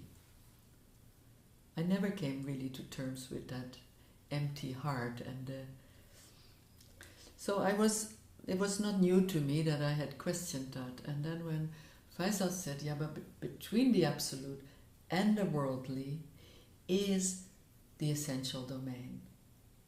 And what is the essential domain is very complex, but in condensed, we could also say that's the domain of the soul. Well, that is where we say individuated consciousness. There is at the center of the essential domain is the soul, and then every essence is like the organs of the soul. Now, I don't know if that says anything to you, but if I give you an example, for example, in the human being, no? Normal you and me, you need strength to lift up something, or you need strength to do something. The first thing that naturally you do is you use your body, you contract your muscles, and you make strength. Yeah. Then when you get introduced to the red essence, which is really like a substance that runs in your body, like can be like fire, it can be like thick lava, then strength is already here. Of course, when you lift something up, your muscles move, but it is not like, okay, I'm gonna do it. It's more like, it's doing me. Mm-hmm. Yeah, and so we get a lot of essential organs for everything. And maybe another way you can see essence is like, that's how it comes to me the most. So, okay, here's the absolute. Endless open space. And the absolute is filled with light. And light has so many frequencies. So I can tune, like the rainbow, I can tune in the absolute to the red frequency, the red light frequency. Then outside of my body it's red light. When I then allow it to enter the body, then it starts to condense. It starts to condense more and more and more till you have a certain substance. Every essence has a different type of substance. And when the absolute starts to condense more, we get the bones, we get the muscles, we have the body. But in that in-between field, as Faisal told me, we need that in-between field if we want to integrate the absolute into our daily life and really integrate it into every cell of the body. Now, this was very appealing to me. Yeah, I can imagine. Then, when I realized that this is a journey of years and years and years and years, at first I was really a bit reluctant. I said, am I going to dive in yet another system? But I had no choice, and I'm glad I had no choice. I was so broken, yeah? And then it's not just like, for example, red essence comes and it brings you essential strength. It heals all your brokenness around strengths, just feeling, I can't, I'm not good enough, I'm not strong enough, I can't, failure, all these things. So through that work, little by little by little by little, I started to heal old wounds in the psyche. Because what I noticed that this is so needed, because I don't know how much is your experience, but you cannot function from the absolute. In the absolute, okay, we can dissolve, nothing left. I am not here, body dissolves. No? Very wonderful. But the moment I start to talk, I need to function, I need to walk, I need my body, I need my ego. If it is informed by my soul, by my being, then the ego is also a wonderful servant. No? I need these organs to function. No? When I come out of the Absolute, I need to find a way to function in being. I'm not saying this is the only hallelujah, the only thing there is, but essence allows me slowly, yeah, to integrate into daily life, into my each and every action, into, yeah, so that is my striving, to be always in alignment, always in vertical alignment with being, and at the same time in horizontal alignment with the world, but connected to the vertical.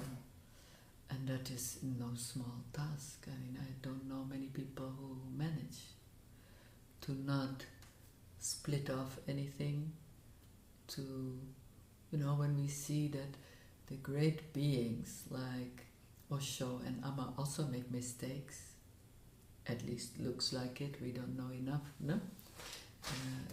If I see that the Dalai Lama, for example, no?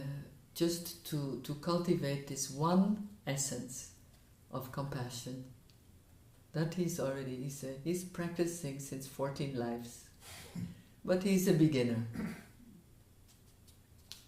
Sounds very humble how you talk about this. But it is. That is the true perspective, you know. The true perspective, and so tricky. I don't know how it's for you, but I know in me that notion of I have arrived creeps in with every step. And then again I catch it. Yeah. There is no arrival. I thought when the Buddhists say, keep always beginner's mind, that was like a device. But it's the truth. Because we are always beginners. And if you see the soul on an endless journey of evolution, endless, then where's the end? Yeah. It's not possible. And the moment you feel, I have arrived and I know, the ego has come, and try to take the whole experience and say, I did it. Yeah. Huh? Look at me, I'm special. Yeah. You talk on your website about the inner judge, and you also do a session about this. Can you tell us something about what the inner judge is? Yeah, the inner judge, Freud called it superego. Huh?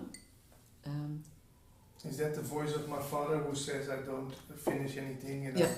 I'm always a failure? It's always not right enough. Yeah. You didn't spend enough time. You didn't do it right. Well, yeah. So you know, no? That's it's the internalized voice of mother and father. Yeah. Yeah. Why I put so much emphasis on it?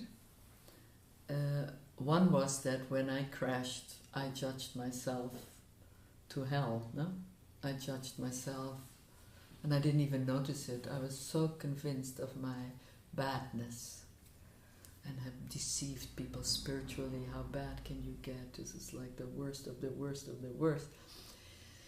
So I came to the work out of necessity, but then I began to understand, if we want to integrate the Absolute into our system, then we need to allow, this is also what most Advaita teachers share, I shared it at least at that time, we need to allow the unfolding of what shows up.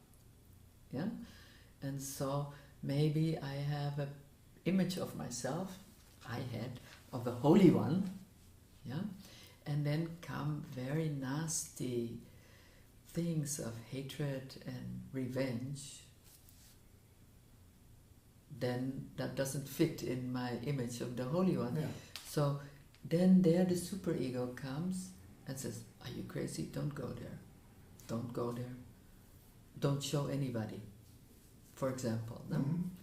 And so the superego always comes, we call it inner judge because it has a more, you have immediately a felt sense. No? Or the judge says, "Shame on you.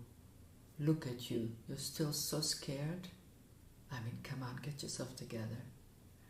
And so these blocks, and we are not aware of it most of the time because it's so super fast and partly in the unconscious, we block whatever wants to come to the surface. So if I need to deal with fear, but my superego says constantly, "Come on, shame on you. Still, you're like a baby." Or, for me, there was such a tears, crybaby. Stop it. You're just wallowing. You want attention. So, something so very natural as feeling afraid or having tears, they cannot come because superego blocks it. And then, when our emotions are not allowed, then the essence cannot flow. Because, for example, every emotion is also an entry into essence. I can say, okay, I can transmit to you the red essence, which I can do. We can do that in silent exchange, or I talk. But we can also say, you're afraid. That's great. That's great. Fear shows that underneath that red essence wants to come up, because red essence transforms fear. So then we say, that's beautiful that you're scared. Let's look at it. Nothing is excluded. Yeah, but more than that, to me that is why I love the work that I do now so much, is to see that our very humanness, our each and every emotion is a direct door into the Absolute if we follow it far enough. Instead of saying, no, I want the Absolute, I don't want this mess, I say, let's take the mess and through the mess reach to the same place. Yeah, there's no shortcut around it. Not in my No. knowledge. No. You also talk about the Enneagram. My friend Erwin, who sits next to me, is very interested in that. What kind of number are you? Have you found out? Yeah. Am I sitting with a 5 here, or a 6, or a 7, or? No, then you would get much more intelligent talk if I was a 5, 6 or 7. No, You're talking to somebody who in the Enneagram carries the number 3. And what does that stand for? Well, let me first say why I use the Enneagram. Yeah. Because otherwise it gets so out of context. Yeah. There are many systems. I can only say what has my love and what works in my life.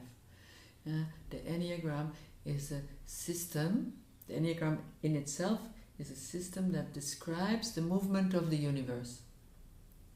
Yeah? And it describes the movement of the planets, and see, I'm not smart enough for that. But it's a very old system. And then somewhere in the middle of the last century, Chilean psychiatrists thought, I could maybe apply that to psychiatry and psychology. And then I never know how to pronounce his name. Ichatso was his name, or Ichatso. And then Claudio Naranjo learned from him and refined it even more to make it a system of personality, and he brought it to the West. It's a system that is much wrongly used and much misunderstood in my understanding. But if you take it for the spiritual work, you see that there are basically only 9 types of ego. And each ego is a fixation of certain habits and belief systems. Yeah? So once we begin to understand that we are in a box. People always say, I don't like Enneagram, don't put me in a box. And I say, that's what I say, don't define me. I Yeah. don't want to be defined. but Enneagram shows you the box that you live in. But what's the use? Yeah, wait. No? Oh. So when you see the box that you use in, when you live in, Yeah. then you know your spiritual path. Because then you know very precisely what are your traps, Mm-hmm. what your ego is after, how that blocks you.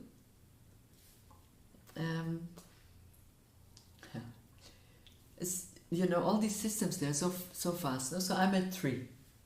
You have 3 corners in the Enneagram. You have the 2, 3, 4, it's the heart-centered and emotional corner.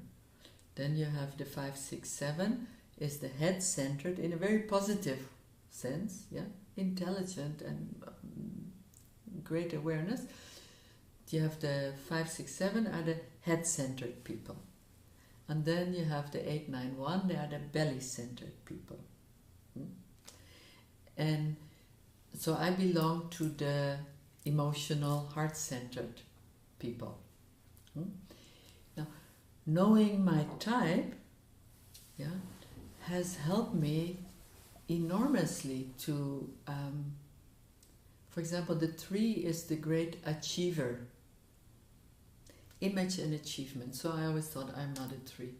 I'm not interested in glamour, I'm not interested in career, I'm not interested in anything. Till I discovered that I was an inner achiever, on the way to enlightenment, and you have to be the first and the best and and then you start to realize how your whole mechanism functions and how hard it is. For me, it's really hard to transform this personality, because my personality is fast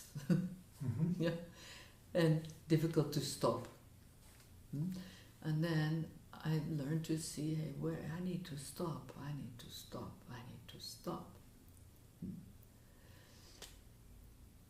So could this maybe be my ego, which says, no, you're going to get discovered if someone starts figuring out your Enneagram type, or... Yes, and then what happens? Let's say I discover you, and then... that feels very naked. And you see, that's exactly what we need to be on the journey, Also gives you a responsibility, because if you know, you cannot say anymore that you don't know. Yes. It makes you awake, it makes you aware, it makes you see that, for example, in my case, what I all had called nobody, I start to see this nobody is a particular way. It's very helpful. And when you say, it's scary, I will be discovered, and then that points to something very important, that for all of us, the ego is so afraid to be discovered because feels so unworthy and has so many hiding places.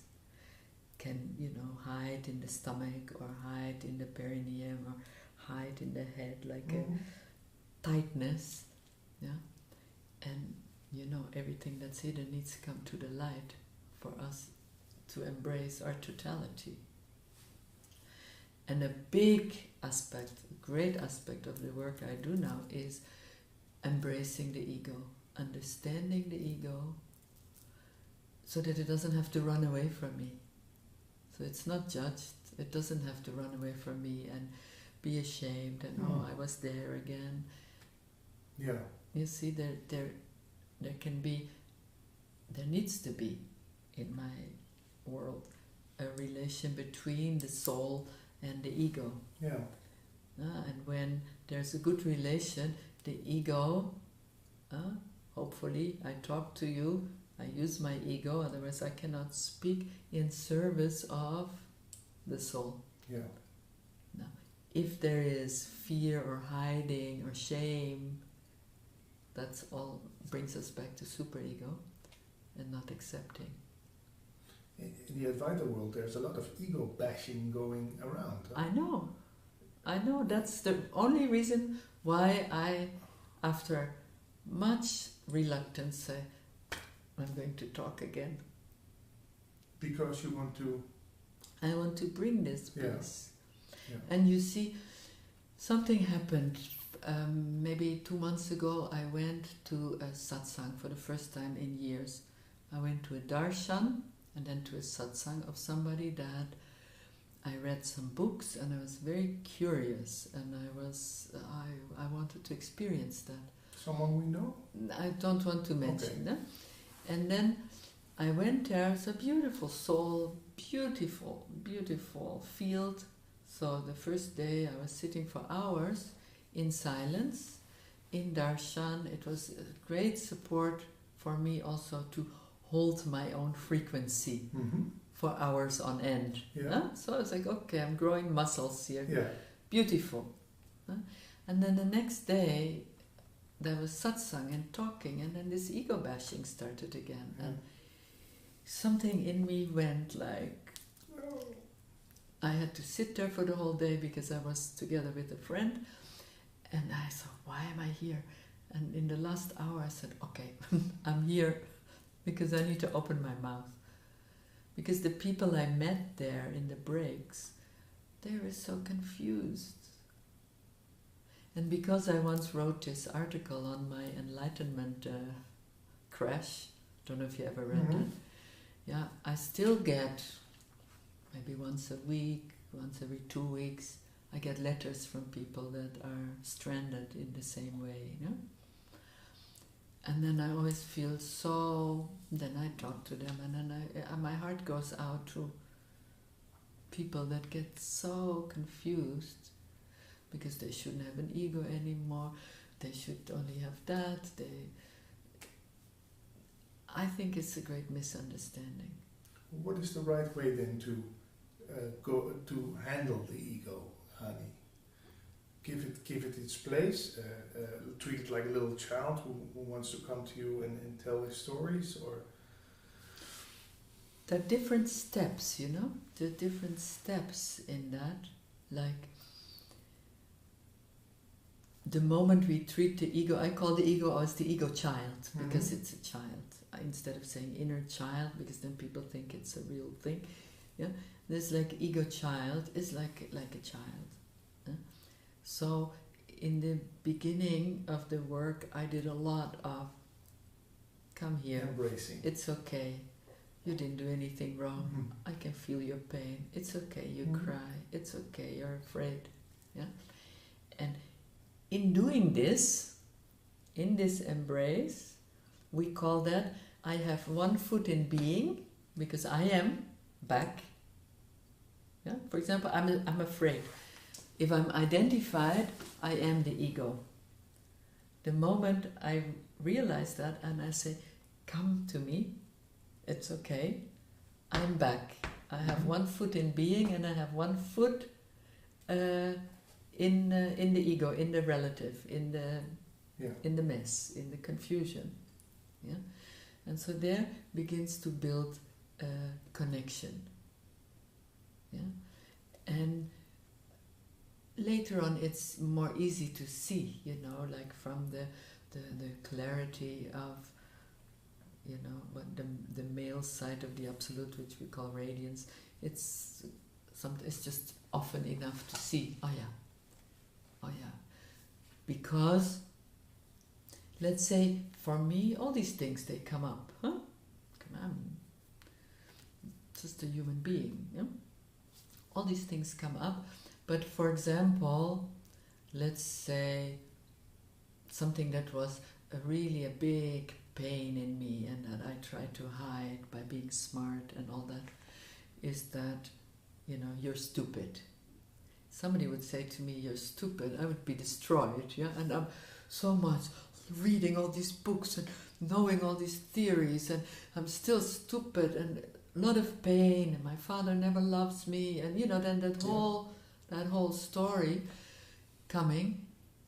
And after a while that story is digested because those held back tears, they need to flow, or the fear needs to be felt, and the system relaxes, and that pocket of ego holding dissolves. But it can regroup any minute. So if you say to me now, Rani, that was really stupid what you said, in no time that thing switches on. Yeah.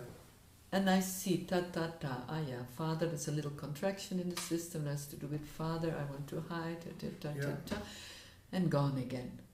Yeah. So there are and there's gradations in the middle, no? How to deal with that ego.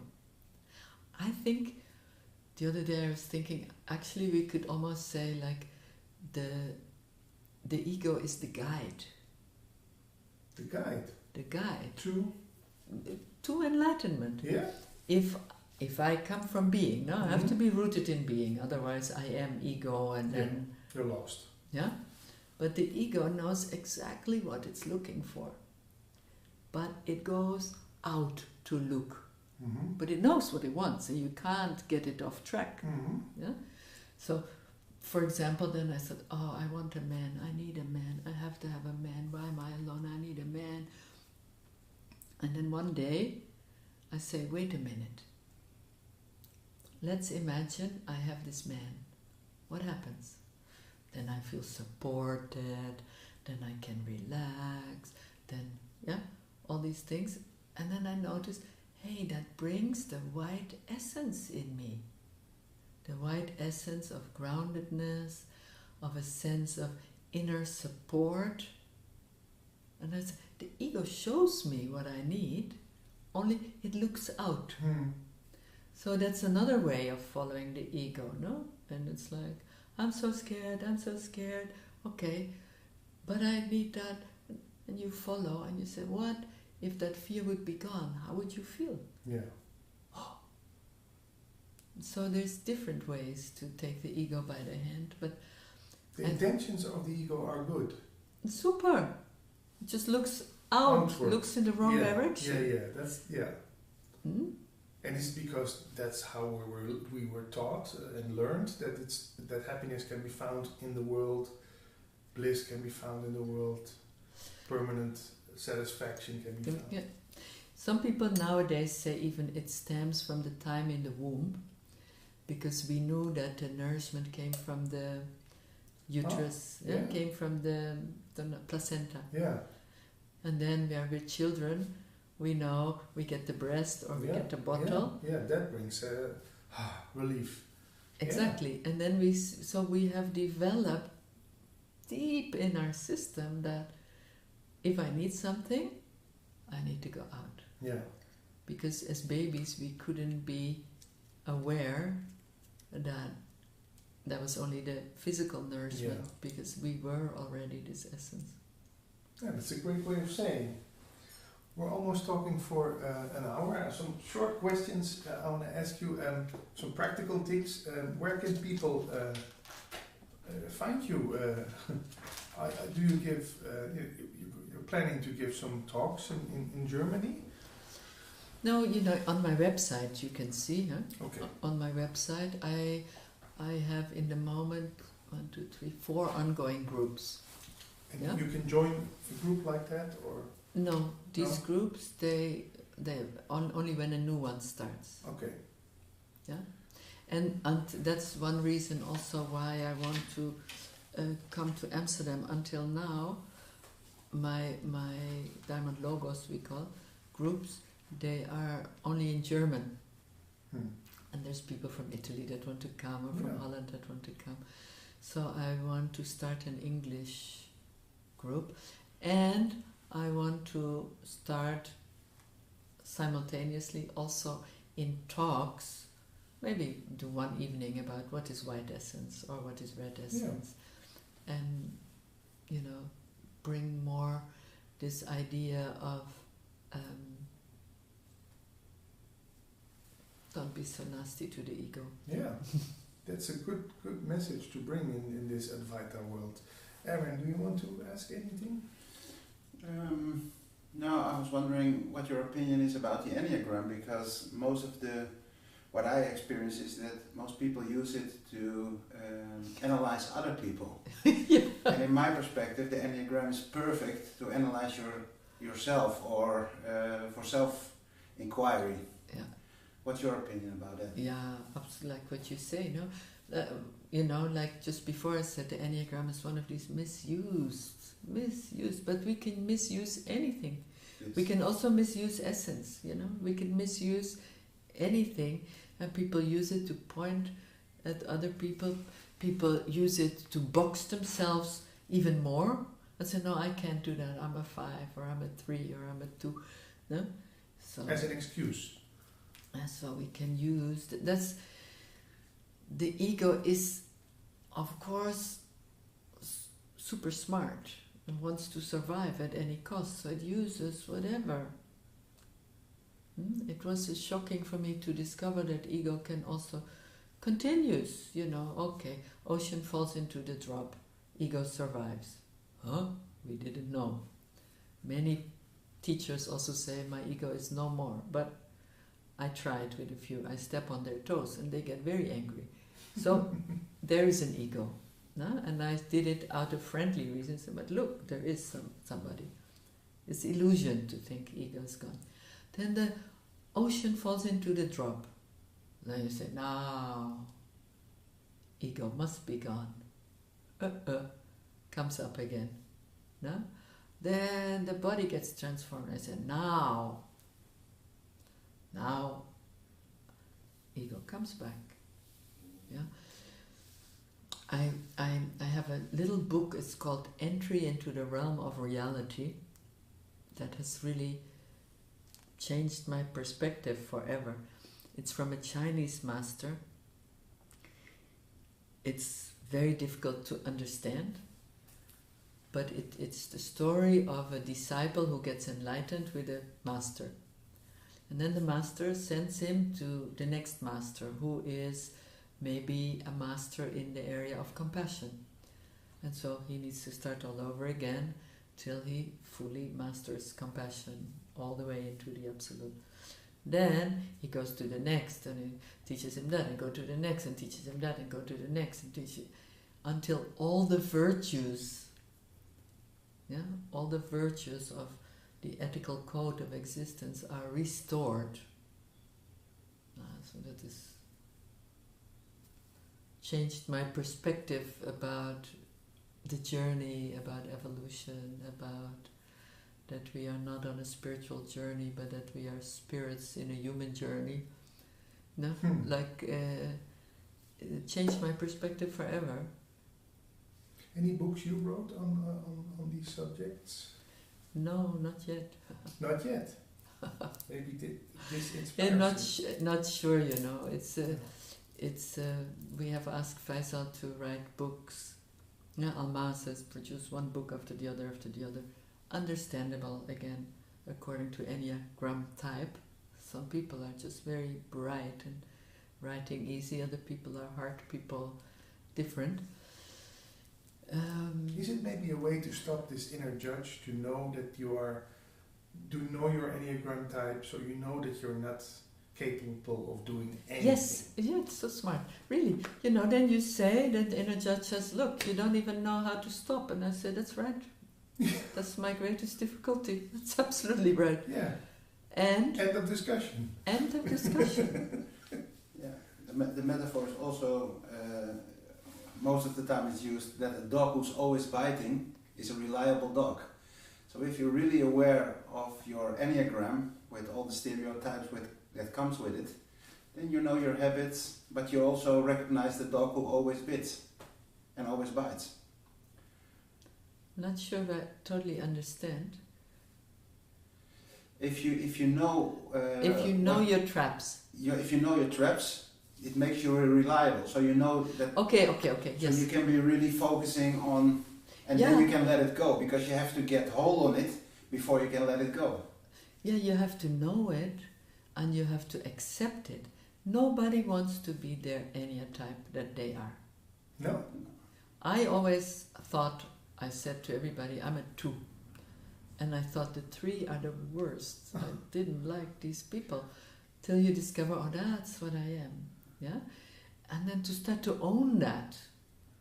You know, to me the whole journey is about owning everything. Owning my beauty. Sometimes not so easy for us. It's okay. It's easy to say, I'm such a dumbo, I'm such a stupid one, and to say I'm a goddess is like a So, but to own everything, then we can breathe again, and then we have nothing to defend, nothing to hide, nothing to prove. Then we are not more than another, and we're all on the same journey. And all the numbers have the same purpose. They're different purposes, but in Yes. total... Every human being Needs to has be the there. same purpose. No? And that is Everybody wants to go home. go home. Yeah. Go home.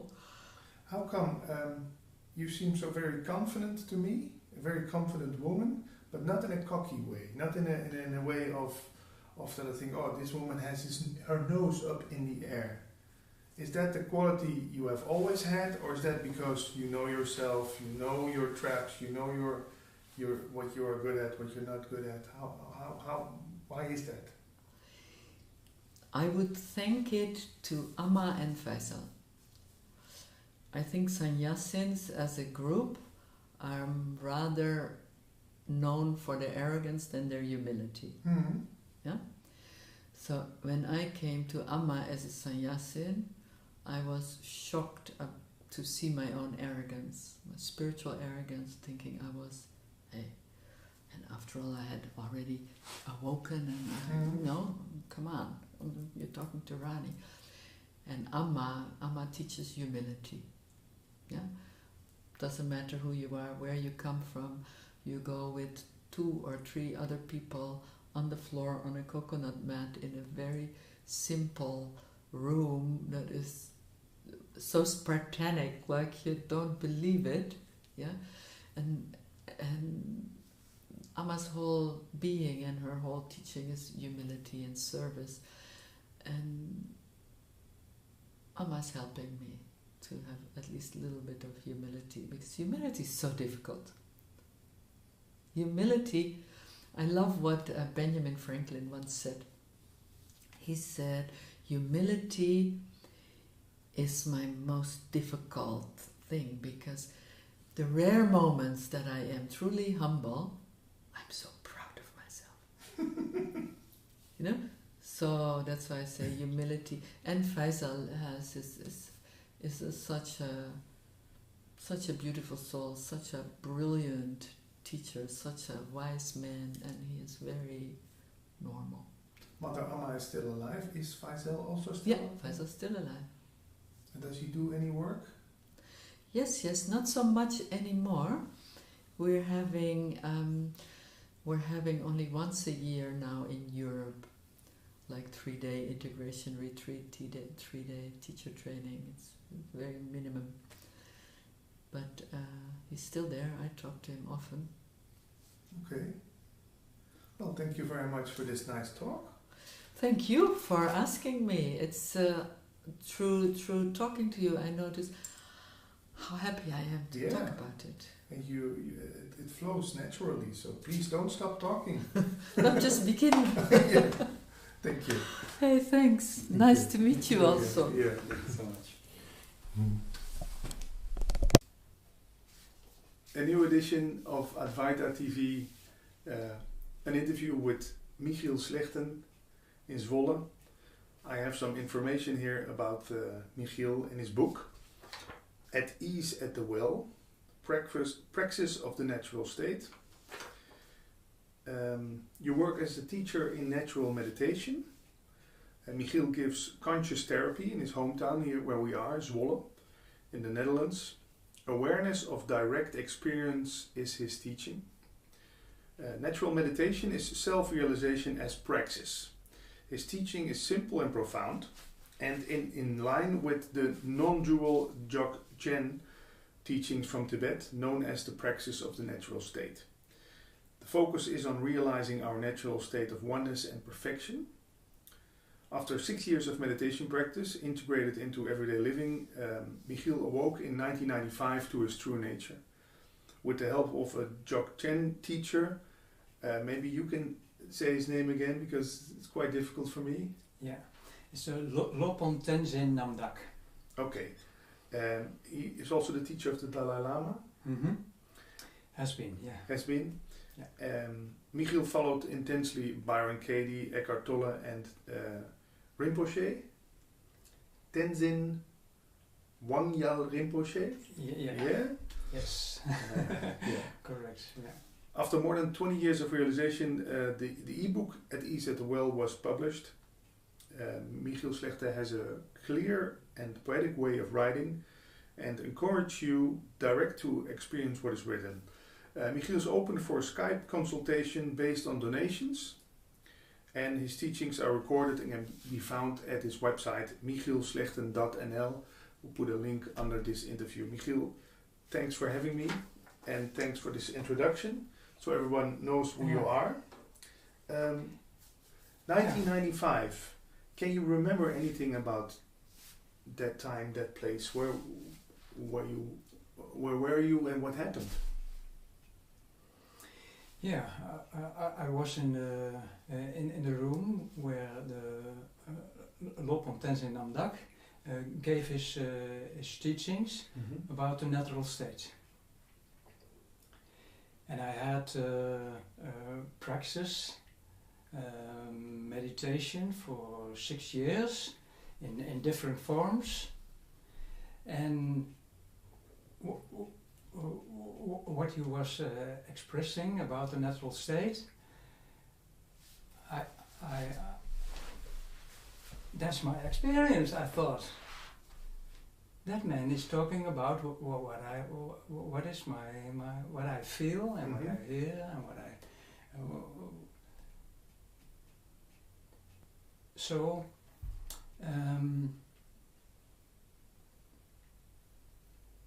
it's very nice as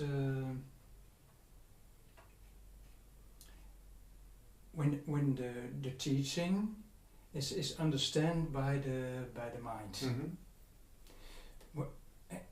Just when you recognize what somebody is saying in your own experience. Yeah. And it was the first time in my life that I heard someone speaking about self-realization, enlightenment, the natural state of being. Yeah. And where were you? And that's was that in Holland, or what was that in a foreign country where you were at that time? That was in Holland. Okay, yeah. you came to Holland. Yeah. A few years he has given teachings in Zwolle. Yeah. Of in Zwolle? No, not in Zwolle. In Amsterdam. Yeah. And what was it that draw you to him?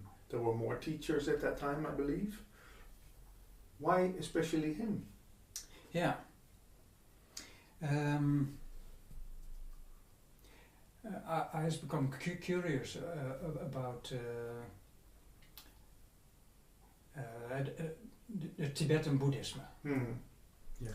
So I read some books, and I find the Dzogchen teaching very attractive. Because it's you can compare it with Advaita. It is the Advaita from the Buddhists. from the Tibetan Buddhism. Yeah.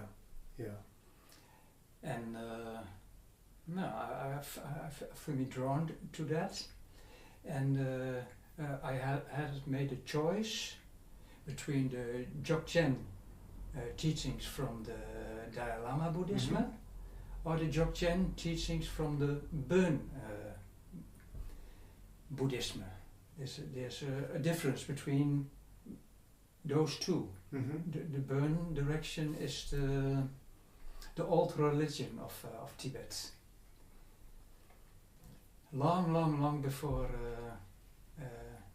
the Buddhism of the Dalai Lama, from Shakyamuni Buddha came to Tibet, long before there was the Bön religion.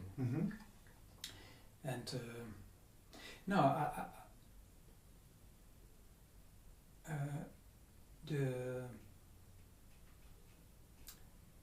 what me attracted in the Burner religion was their openness, and they're willing to give the whole teachings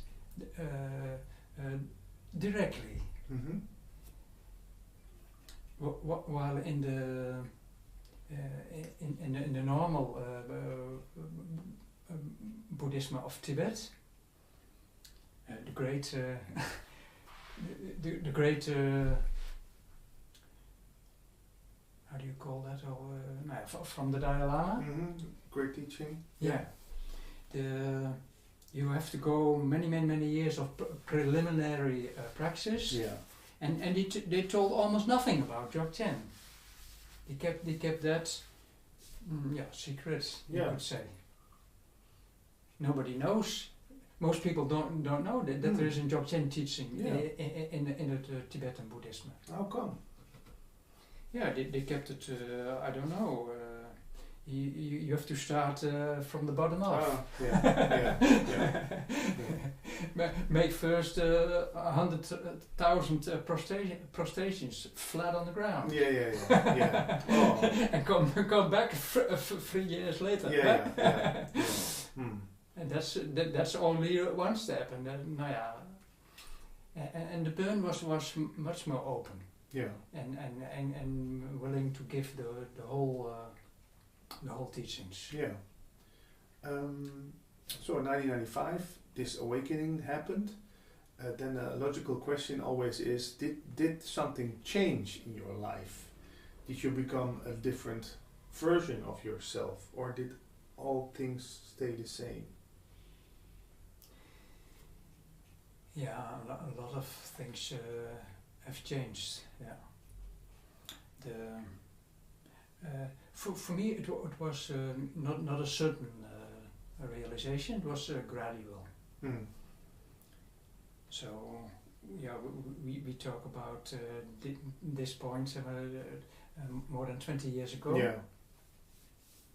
And still, there is a process going on to integrate clarity and openness in every moment. Yeah.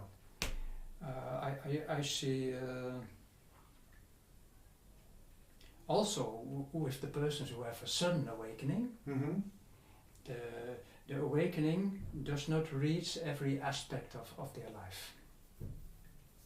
It can be brilliant, clear in one section of a life, Mm-hmm. and a stupid fool in forgive me the strong words. Yeah, I know what you mean. They are unaware in other aspects of their life. Yeah. And so the gradual process is for everyone. Yeah. No exceptions.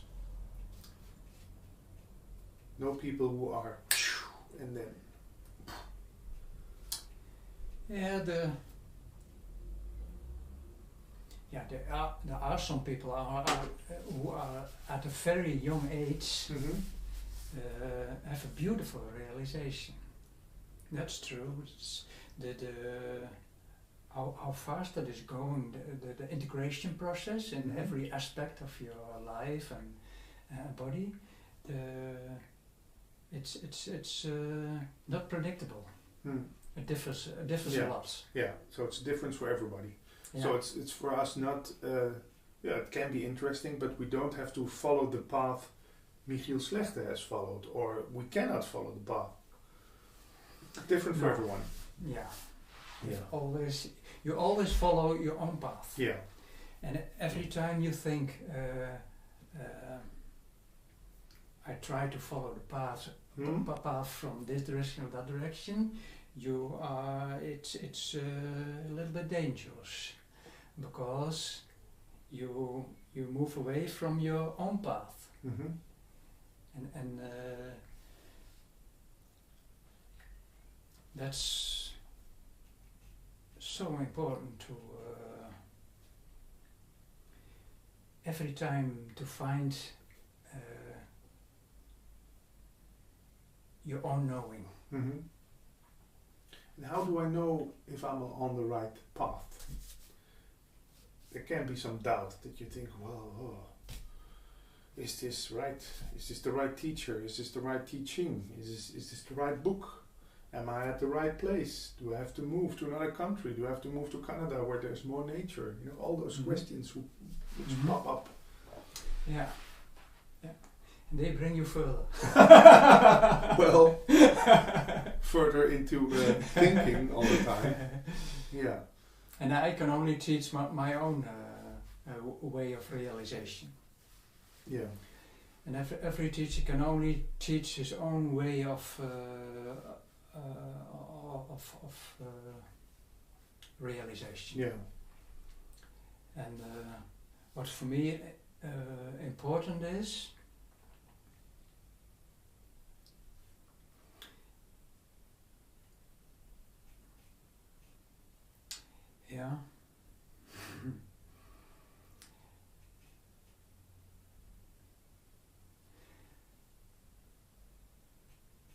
just being aware of this moment, what is happening now, what is true now, and that is what I am.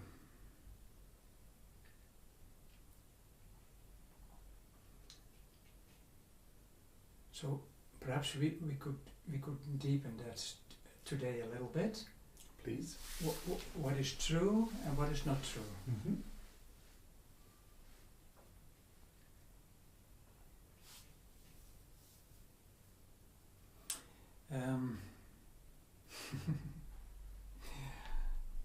But what comes up when I say that? What is true and what is not true? We did some talks before in Dutch, and then you told me that no thought is true. That's what I'm thinking about right now. Is that what you mean?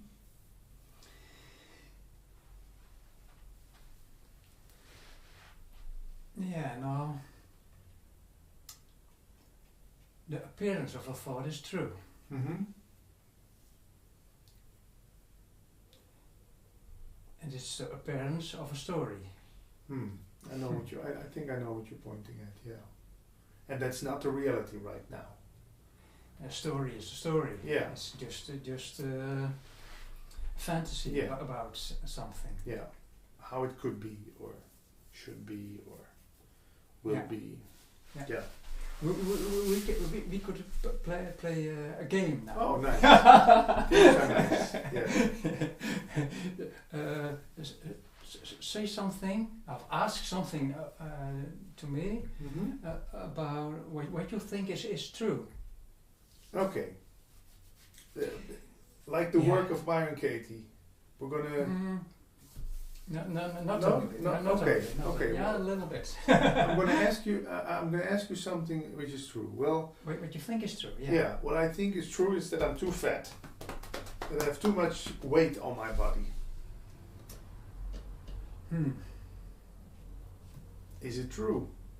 I don't know. In comparison, when I see a picture of myself of 5 or 10 years ago, you could say, well, that was a thinner version of yourself than you are right now. Yeah. Is that something we can deepen? Yeah.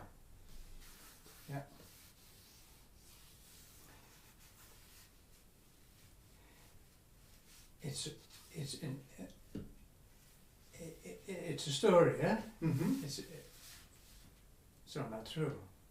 It's a story about I have too much fat. Weight on my body. Yeah. Weight on your body. Yeah. It's when there is no thought about your body.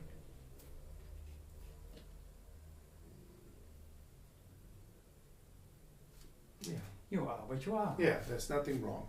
Yeah. Nothing wrong or right. Yeah. It just is. This is the body at this moment. Yeah. So that's the realization from it is a story about my body. Yeah. Yeah. And when you know that it is a story, you don't suffer about No, it. that's true. That's true. You're free, Yeah, and you're free to do what you want. yeah, It is not good. It is not bad. Also, both sides are stories. yeah, So you are free from the stories in that realization that it is a story, yeah, and so you are also free to do something about it Mhm. or not. yeah. Yeah, I'm not being very harsh on myself then. Yeah. But just when I look at this camera and I see this back, then the story starts. Then I see myself like, ooh. Then I start judging Yeah. myself. When I don't see myself, I don't judge myself. So all those mirrors and cameras and pictures people take of themselves, Yeah. for me the judging starts. Self-judging. Mm-hmm. Yeah. Yeah. And you only have to notice what is happening. Mm-hmm. And don't believe it. Yeah, that's clear seeing. Clear seeing starts with the recognition that it is a story. Mm-hmm. And then you can deepen that recognition to it is a story, but is there attachment in believing that it is true? Yeah. Yeah. Yeah. And yeah, I have done the work of Byron Katie Mhm.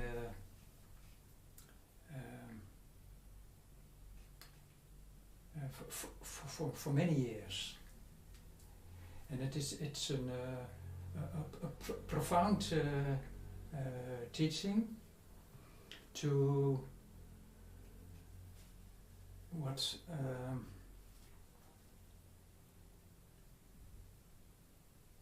to identify that every thought is untrue. Every thought has no base in reality. It's just a story. Yeah. And then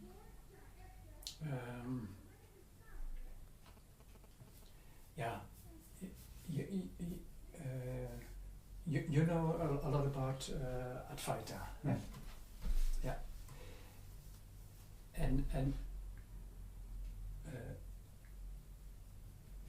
Ramana Maharshi also says my teaching is the teaching of silence. Mm-hmm. Being still is enough. And then he talks a lot about no mind.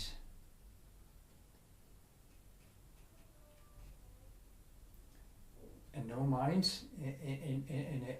means, in his teaching, no thought is true. And when you go to the depth of that, you can find that stillness and silence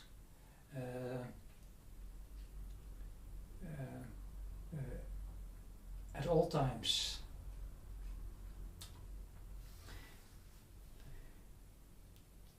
Yeah. Yeah, I can feel it right Yeah. now also. But that's a strange thing. When I listen to you or when I'm in a room with you, it's not that difficult to find this underlying sense of peace and stillness and no mind and everything is okay. But yeah, we cannot be in a room with Michiel Slechter all the time. So Yeah. It's your own stillness, what you feel. yeah, okay. So So how come I feel it when I'm with you and when I'm in a busy supermarket?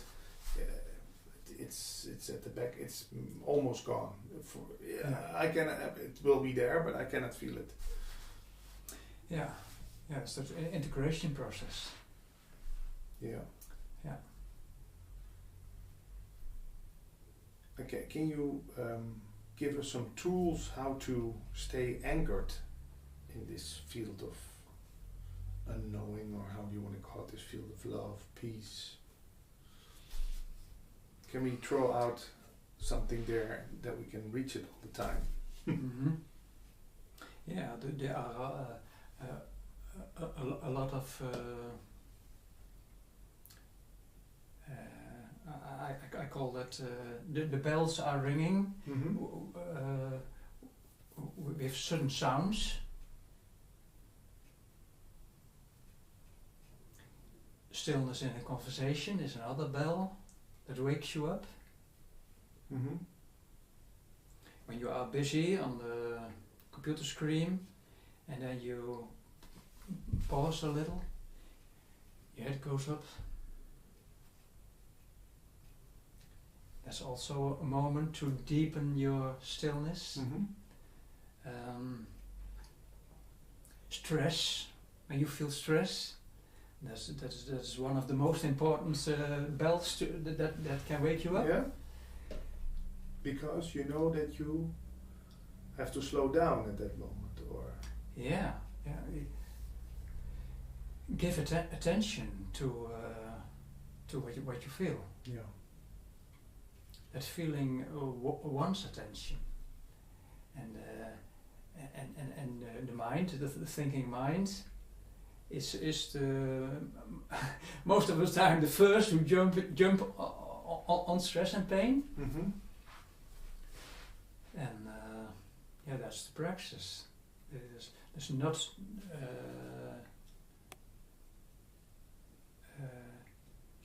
see what is happening. Eh? Mm-hmm. Trying to get away from it, Yeah. get rid of it. Want awareness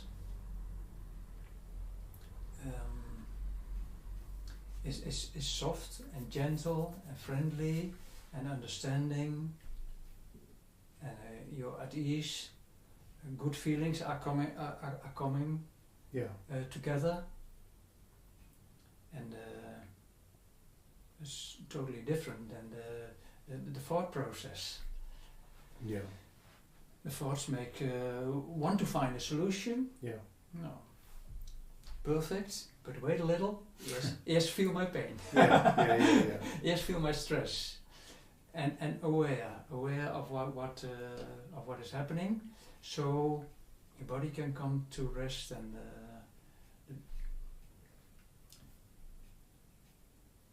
then you can use the mind to change something in your perhaps for your body. Mm. So I want to lose weight, so I buy this. what shall I do? Yeah. Intermittent fasting is a very good way to lose weight, Yeah. for example. Mm-hmm. Yeah. Intermittent fasting, I hope I pronounced that correctly. How does that work? That works. You don't eat a breakfast, Mm-hmm. and the hours wherein you are eating, Mm-hmm. you bring it down to 8 hours in a day. So perhaps on 11 a.m. Yeah, a.m. Yeah. You start eating until 7 p.m. and that's 7 p.m. Yeah. Yeah. 8 or 7 hours. Yeah. Yeah. And then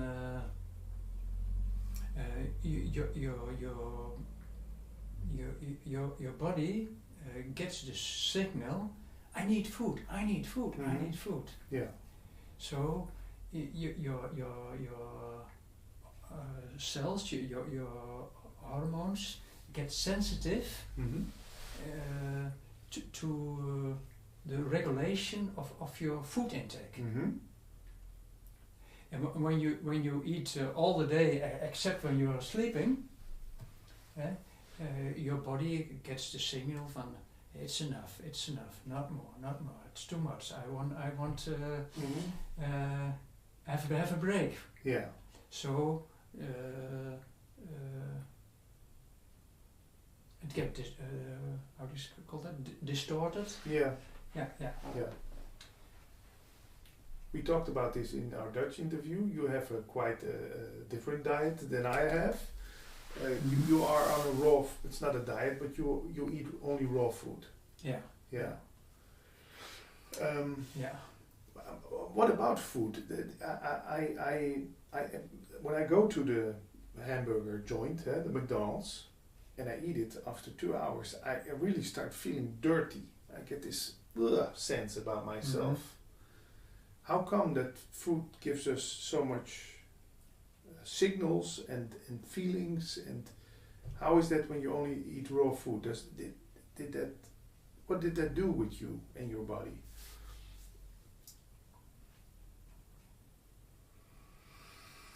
Yeah, I do it now 27 years, so I don't know what the difference is. Yeah. But does it make it feels good, and it helps me to have a clear mind also. Yeah.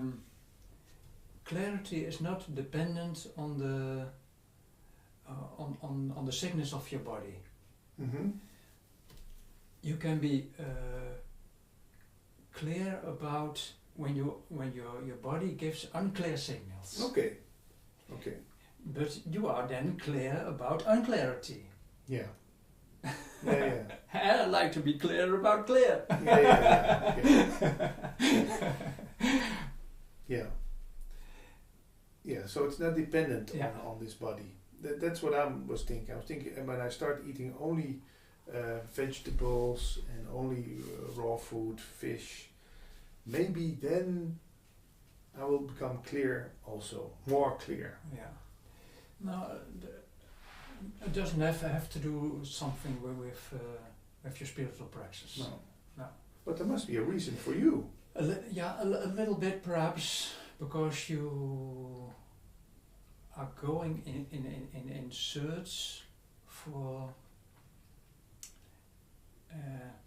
You want to be loving to all and everything. Yeah. Eh? Yeah. So more caring for your body leads automatic to the good diet. Yeah. Byron Katie was huge. Eh? Yeah. And after her realization, she became Thin again. Thin again.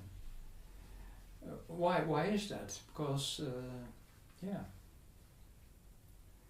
it's the same as your house. Eh? Your surroundings. You see the beauty of everything. You see the beauty of the most terrible things. Mm-hmm. And at the same time, you transform your surroundings in more beauty. Yeah. I can imagine something about that, what you say. So, your book, you have completed the translation? No, Not yet. No. Is it difficult to translate a book from Dutch to English? Some teachers tell me, well, but in English there are far more words for this kind of teachings than we have in Dutch. So, how does that work? Yeah, for me it's also a little bit difficult, because my English is not perfect, but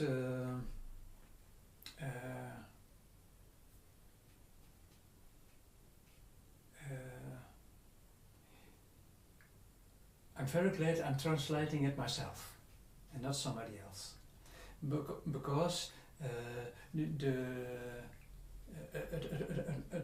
has to be in the English language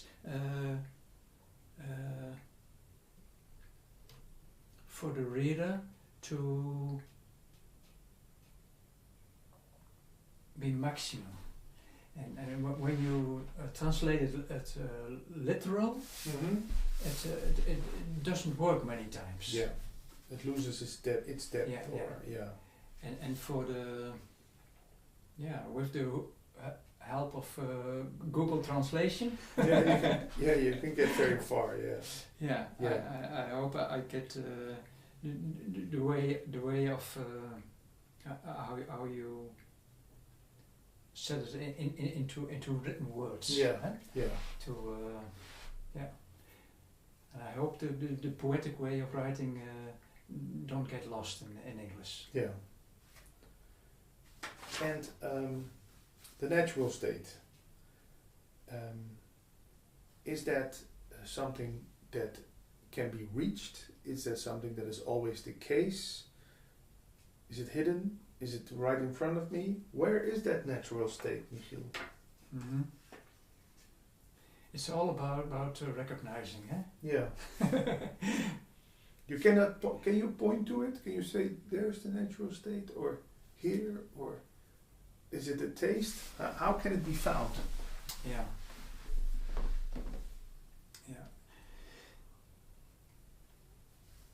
Everybody is living in it, but it makes a big difference if you are aware of it or not. Mm-hmm.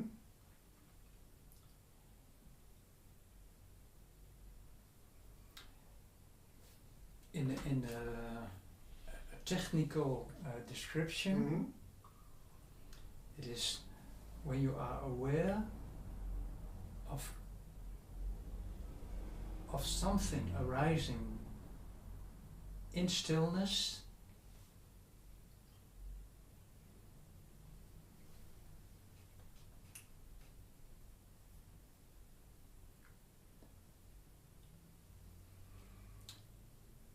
then you are aware of the natural state of everything. And that's the oneness of silence and something what is in there. Mm-hmm. In the Buddhist teachings we call that form. The oneness of consciousness and form. Mm-hmm. They're not separate. They are not separate. No.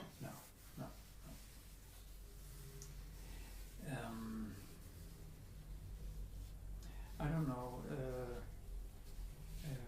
When we made this appointment, my thoughts are going to this and to that. So what shall we talk about it? And I'm aware of the thoughts are doing that. Mm-hmm. So the natural state is just being aware of what is. Mm.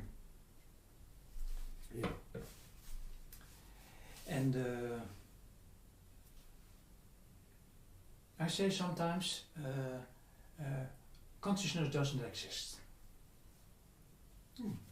It's an idea. Forms aren't existing too. What is real?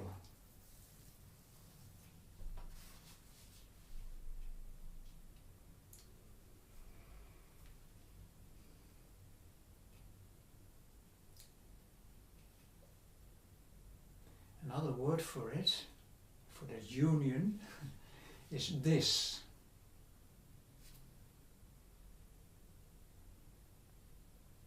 It's a word pointing to whatever happens.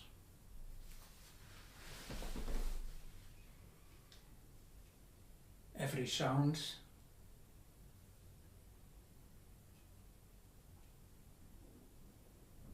is a reality.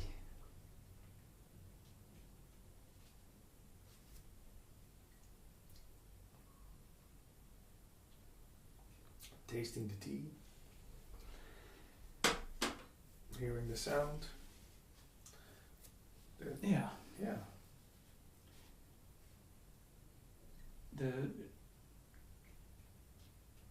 color is reality. Mm-hmm. Thoughts talking about the color and the cup of tea, the thoughts are reality. Making a story about it. There's movement. Movement is a story. The seeing is reality.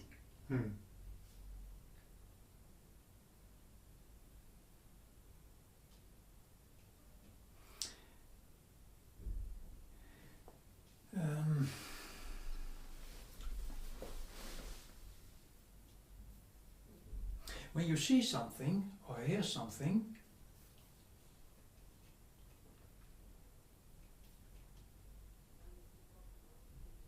there's no consciousness. Consciousness belongs to talking about it.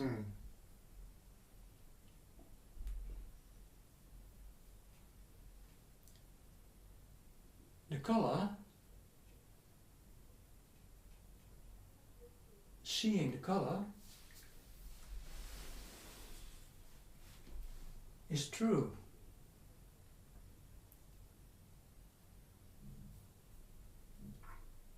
Yeah. It's only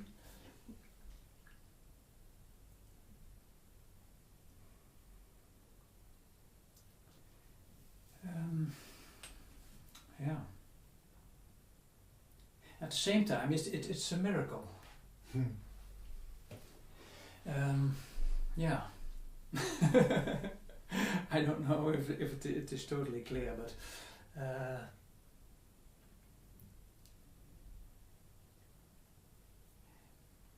my mind is sometimes also a grasshopper.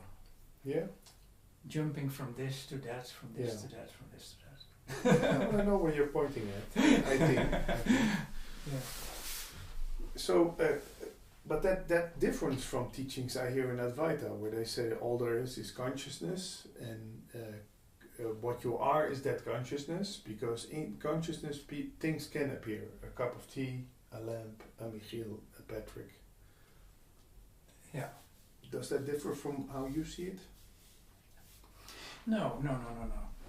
It's the same, but how deep is the understanding of that teaching? Yeah. Is consciousness something you can see or hear or find? No. It's totally empty, silent. Yeah. Space. No form, no. It's nothing. Yeah. So still we can go inside and know I am aware of everything. Yeah.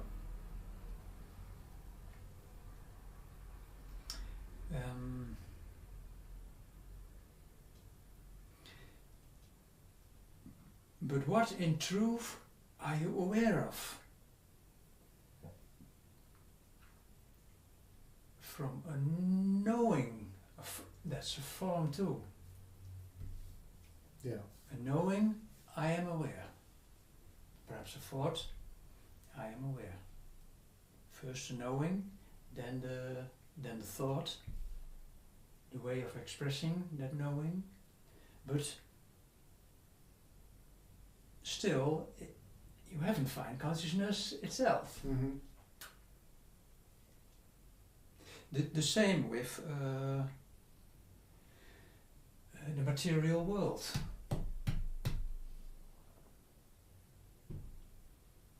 That doesn't exist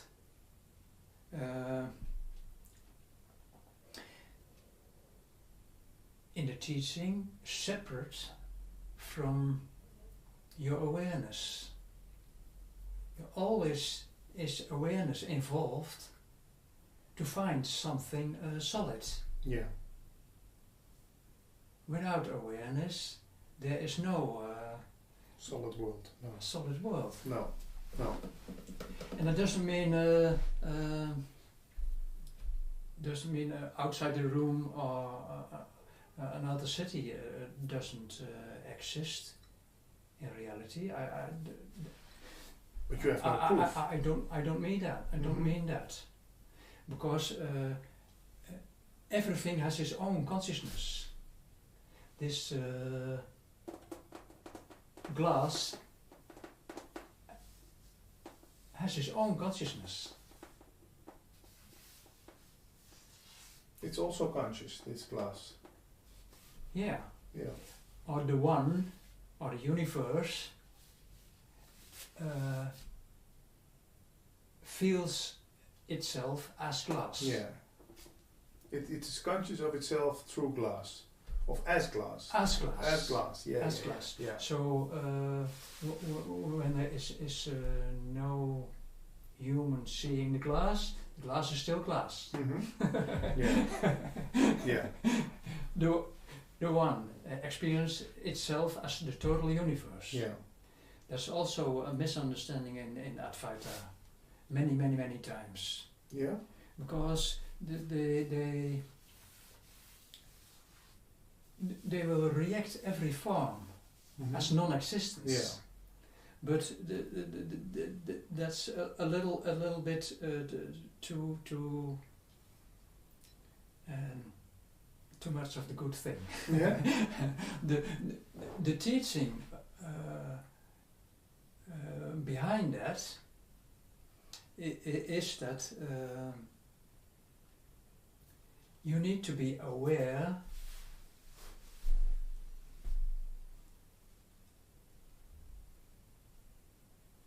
awareness is half of the picture.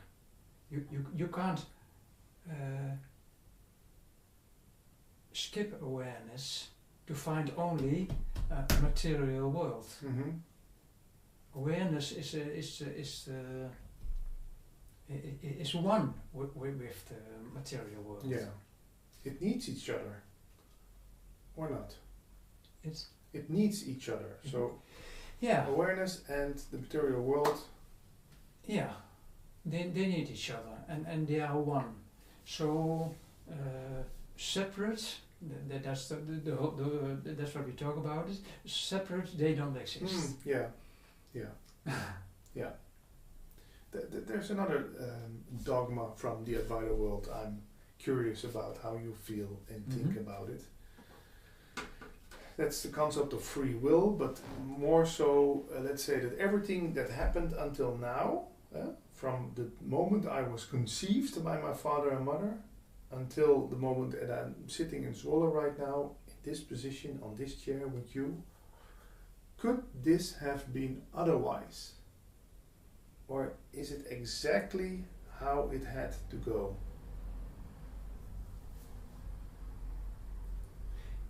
Both are true.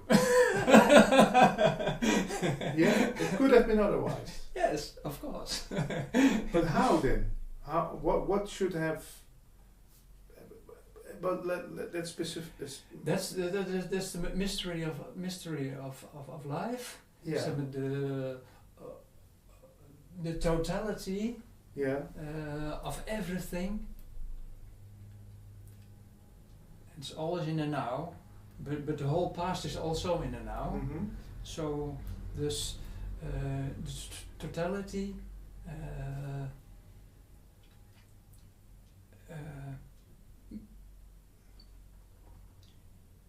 makes that you are sitting there. Yeah. Okay. And I'm sitting Yeah, there, yeah. and we are talking about it. Yeah.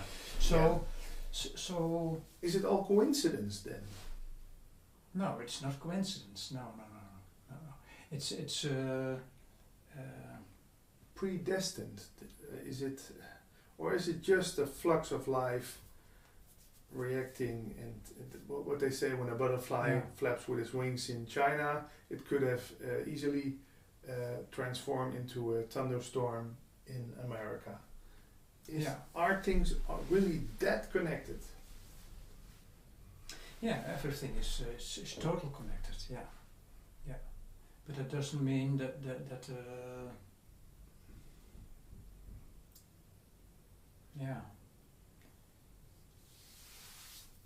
it doesn't mean that you can see ahead what is going to happen. Yeah, yeah. But what I find interesting and important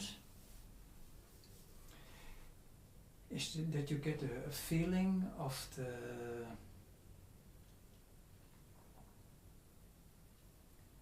how do you call that in English? The Perfection.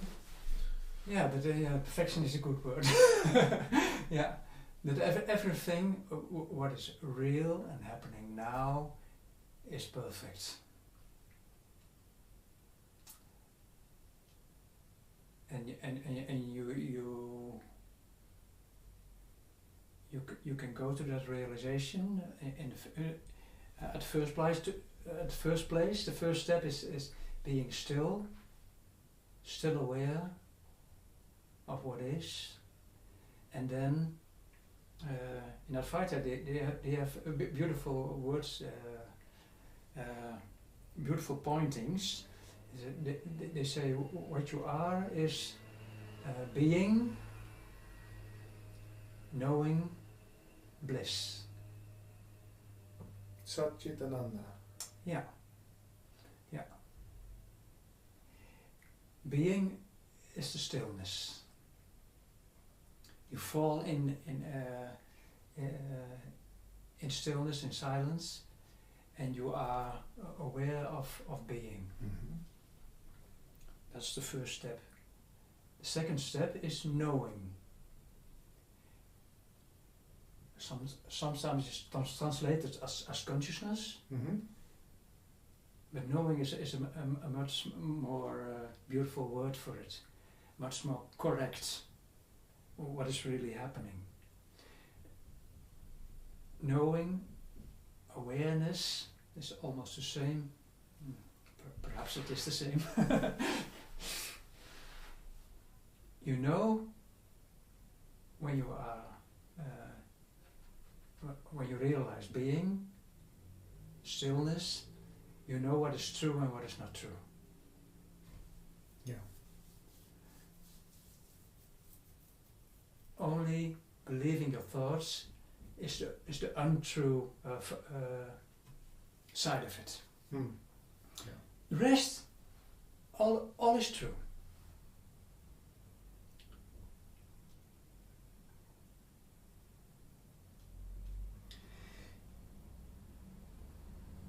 And then, when you have the certainty of knowing,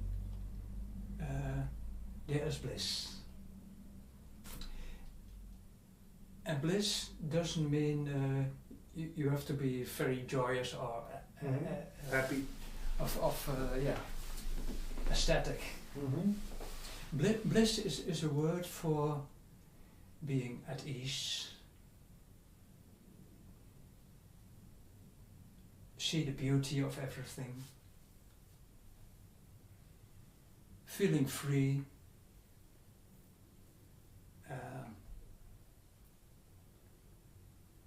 Happy, joyous, creative,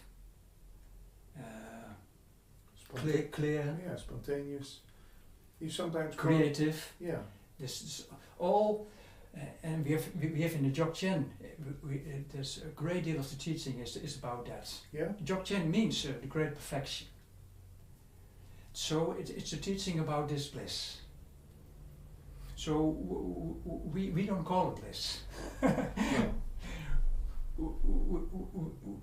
We see that it is everything what you can imagine that is positive and feeling good. Mm-hmm. That's a part of your realization of knowing, being knowing. Yeah. And the bliss part happens spontaneously. That's a result. Yeah. You don't have to do special things for that. It's automatically given when you are still and you have that knowing. Yeah. Yeah. In Dutch, you sometimes call it undestroyable contentment. Mhm. Is that what you mean by that bliss? Satisfied, that cannot be destroyed or doesn't need anything to be satisfied. It's just, Yeah, yeah, being is enough. yeah, yeah, Undestroyable content. yeah, And that doesn't mean you sometimes are nervous or have stress. mm-hmm. That's something different, because when you see the being, when you are still, when you are feeling uncomfortable, Mm-hmm. when you are still and you are knowing the reality of your feelings Mm-hmm. and the unreality of your thoughts about it, Mm-hmm. then the bliss part takes over. Mm. So you can be even in a great pain and at the same time be undestroyable content. Yeah, You can be in an accident or traffic jam. even dying. Yeah. Yeah. You sometimes see that with people who have surrendered to the knowing that they are going to die. There's total contentment and there's total peace and they're at ease and they transmit a kind of vibe that says everything is okay. Yeah, everything is okay. Yeah. And how do you know that? I most of the time, this is my second question. Be still, and you know it's okay. Yeah. Yeah. And still, Go to the most terrible place in your past.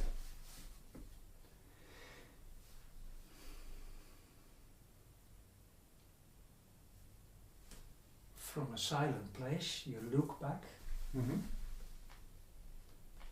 and you find it was okay. Yeah. Yeah. And that doesn't mean which some... That's conscious therapy. Yeah. Yeah, great. But that doesn't mean that what some people think about Advaita, some protesters say, well, but Michiel, when your house is on fire, you're not going to sit there and everything is okay. You're going to act and react and going to jump out the window or grab your family and get the hell out of here. That's not, it's not about doing nothing, right? No. It's about being inside still and then acting. Yeah. Yeah. Your acting gets liberated. Yeah. Yeah. When you are confused, lost in your thoughts, stressful thoughts, you is paralyzed. Good word. You get paralyzed. You get stuck. Yeah. Stuck in. You can't act properly. Yeah. We have about 5 more minutes. Can you tell us something about where can people find your book? I imagine that it's going to be ready in a couple of months, or are you still working on it for half a year? Yeah, it's half a year. Yeah. Okay. Yeah, I think so. Are there any books or teachers you are very enthusiastic about at this moment, except for your own book and teachings? Yeah, I think Byron Katie, my teacher. I hear every time a lot of people are dismissing the value, are underestimating her teaching because they think it's a method. It's just a method. It has nothing to do with self-realization. Yeah. But it is I think the most powerful realization you can get to see the unreality of your thoughts. Yeah. And the teaching of Byron Katie is profound in that. Yeah, the work we are talking about, the 4 questions. Yeah. And Eckhart Tolle, do you still follow him, watch him? No, not anymore. But it's a perfect teacher to see the simpleness, without the doctrine of an old religion. Yeah. So it's a very good start, I will say. Yeah. Yeah. The power of now. The power of now. Yeah. Yeah. Yeah. And his videos. Yeah. And you mean his satsang videos or the videos he does with reacts to people and gives his answers to questions? Yeah, both. Yeah. Yeah. And then you find on YouTube A lot. Yeah. a lot, but a lot more if you are going to his website, and you have to pay a little bit about it, Yeah. and then you get every month 2 hours of teaching Yeah. from Eckhart Tolle.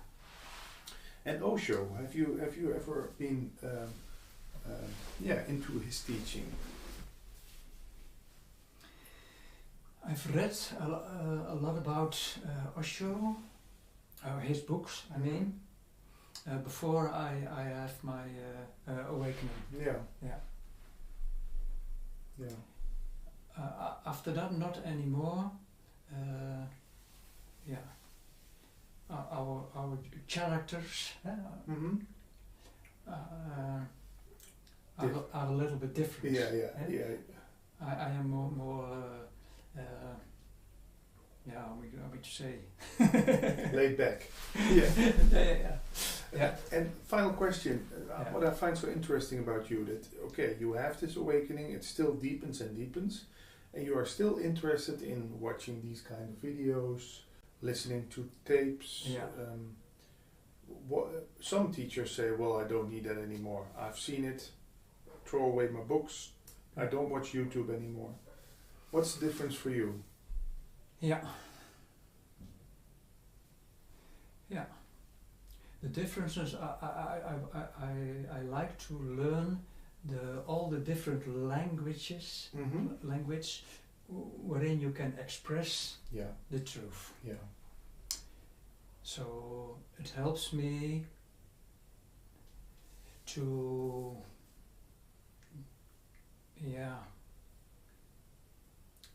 It's a very complicated world, the world of teaching. Mm-hmm. It's a great distraction, teachings. Yeah. It's a very, very great distractions. Don't go there. I almost say. Yeah. Because the realization inside is much more simple. Than watching these kind of things. Be still, and that's it. This is it. Yeah. That's it.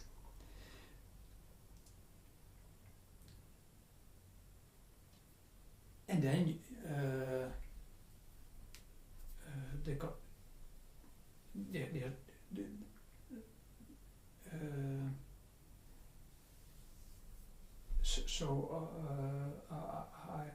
I follow many teachers in the way they are expressing this simple thing, Mm-hmm. and they talk all in a different way about it,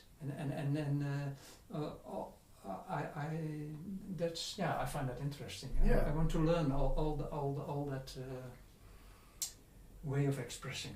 Yeah. It makes me perhaps a better teacher, because the transmission can go to, am I still? What is happening now? That's it, more is not needed.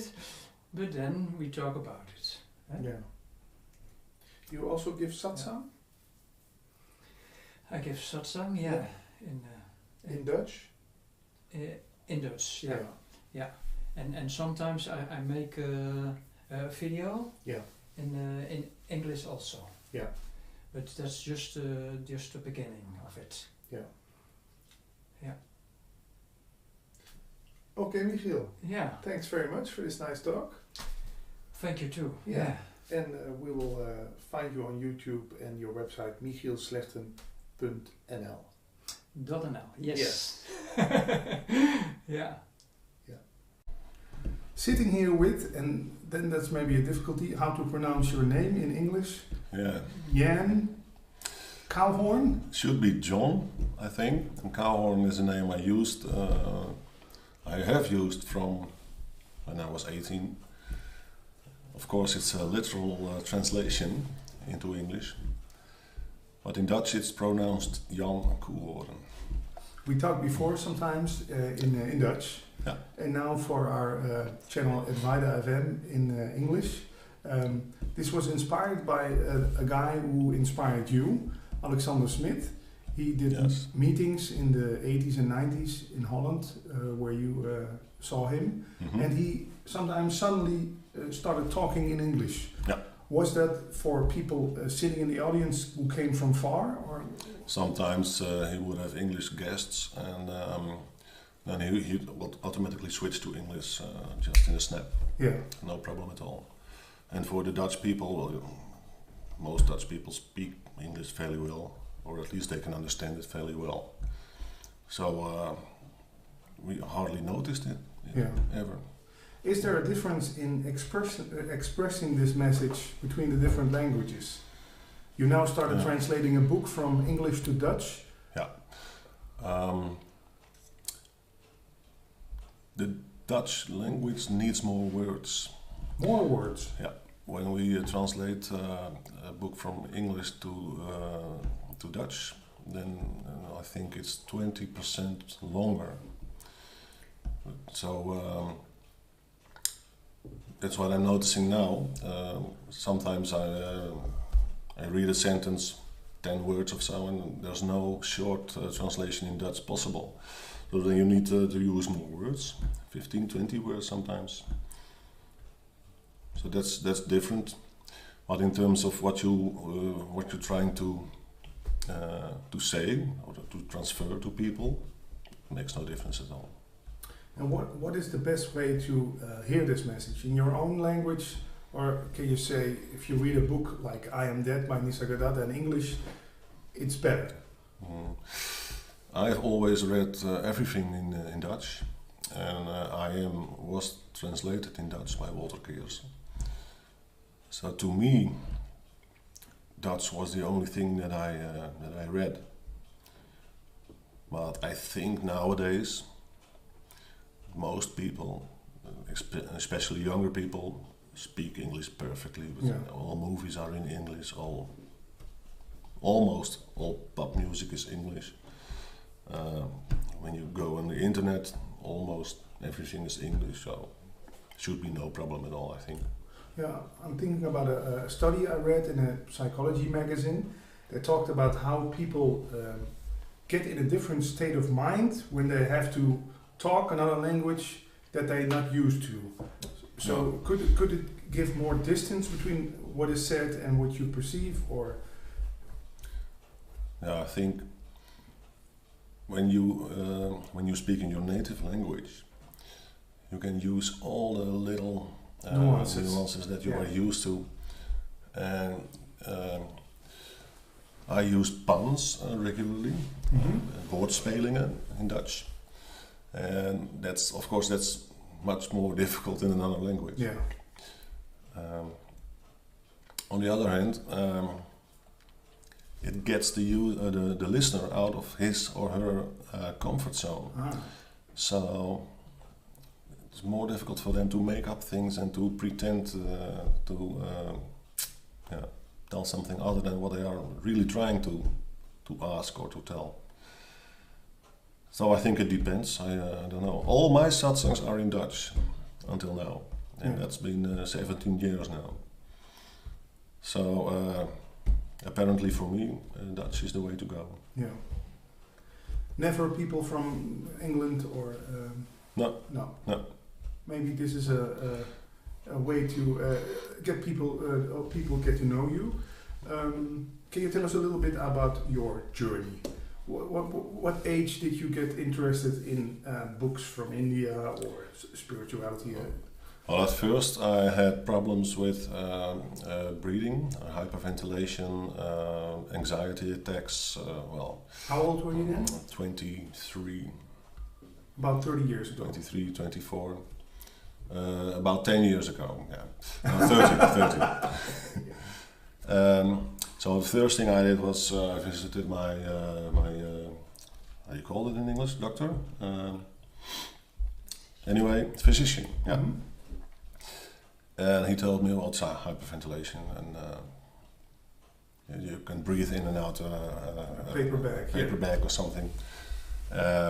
Well, that wasn't enough for me. So the first thing I did was get as much information about it as I could, and then I stumbled upon books about yoga and breathing exercises, and so after that I discovered that yoga was much more than only breathing exercises and stretch exercises. So I stumbled upon a book by Walter Keers in Dutch, and that was about Jnana Yoga, and then I read I Am That by Nisargadatta. Now, that's how it went. Yeah. And eventually I discovered in Holland Advaita teacher Alexander Smith. So I rang him up and asked if I could come. And he said, well, that's okay. If you don't believe in UFOs. UFOs. Yeah, it's a well-known story in the Netherlands, because I always tell it, but the first thing he asked me was, you're welcome, but only if you're not searching for UFOs or gnomes or no. Yeah. Well, so it was very comforting for me that he said so, because I didn't know where I had gotten myself into, so Yeah. I didn't. Is it A cult. a cult or I didn't know. So that was very reassuring to me. Yeah. And that was late 80s? Mid-80s? Late 80s. I think I was 29 and I was born in 62, so Yeah. you can do the math. Yeah. How come Alexander's way of teaching appealed so much to you? Because it was non-conformistic. I never met anyone before who could express everything so directly and with so much humor and so much honesty and integrity. And he was in no way everything he said was straight from the heart. He didn't try he was no pleaser or something. If you were not in the right place, then you were sent away directly. No double agenda. No double agenda. And it was really the first time that I met someone like that, someone like him, who behaved in a way that I couldn't have predicted. Yeah. I had an idea about gurus that they were, I don't know what enlightened behavior is, but I had a kind of picture in my mind about how that would look, and of course it was completely different with him. Yeah. You didn't visit his meetings very long. You've been there for 3 months. 3 months. 3 months. And was there a moment that he came to you and said, Jan, you're free to go, you've seen what you have to see, you've heard what you have to hear? Oh, no. No? No, it didn't work this way. He always said the only one who can tell if he or her has seen it are you, yourself. So you didn't have to ask him if you had seen it, or you didn't have to, there was no confirmation needed from him. You just know, and then you go. But how do you know? It's very, it's not in a way that people are used to what they say, I know something. Usually they mean by memory. I can recall it, so I know. I know where I live. I know the name of my children. I can recall it. But when you're in love, for example, and I would ask you, how do you know? Then there's not you cannot say, "Oh, I remember that I am in love." It's not very wise to say that to your woman. Yeah. I think I know that I love you. Yeah. I seem to recall that I love you.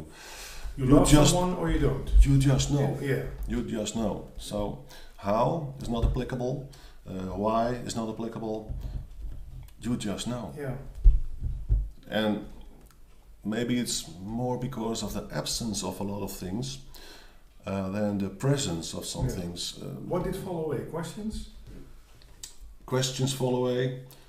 All cramps about who I was, what I needed to become, what I should undertake. All that was blown out of my system. And blown is not really the right word. It's more like fade out or something. So I didn't see thunder and lightning or all those things that I had read. I just experienced kind of a fade out in which all those things disappeared. And people in your family, did they see a change in you? Did you become more lovable? Did you become more, or all things in the world? No. Still the same. I kept it secret for my family and they knew friends. But they knew you were visiting Alexander. No. Okay. No, not something that I thought of advertising to anyone. Is that maybe really an advice for the people who are listening or watching this? Well, keep this to yourself. The danger is in Advaita there's a danger that you look at someone who is called an enlightened being or a realized master or something. You hear his or her story, and then you think, okay, so that's the way to go. I have to become like him. I have to become. So it's not a prerequisite that you keep it to yourself. But when people ask me, and I say, the danger is if you tell everyone about it, that people start asking questions to you, and then you are going to explain something that you really do not know yet, and that's and that's what's going on. That's what's going on anywhere on the internet. Everyone can copy paste. So it's no problem at all posting things online and pretending to know things that you really don't. So for me it was absolutely no question that I was going to tell anyone anything about Advaita until I knew what it was for myself. And there is that knowing again. Remembering Advaita is very easy. Quoting Advaita masters, very easy. But knowing, doubtlessly, for yourself, that's a completely other story.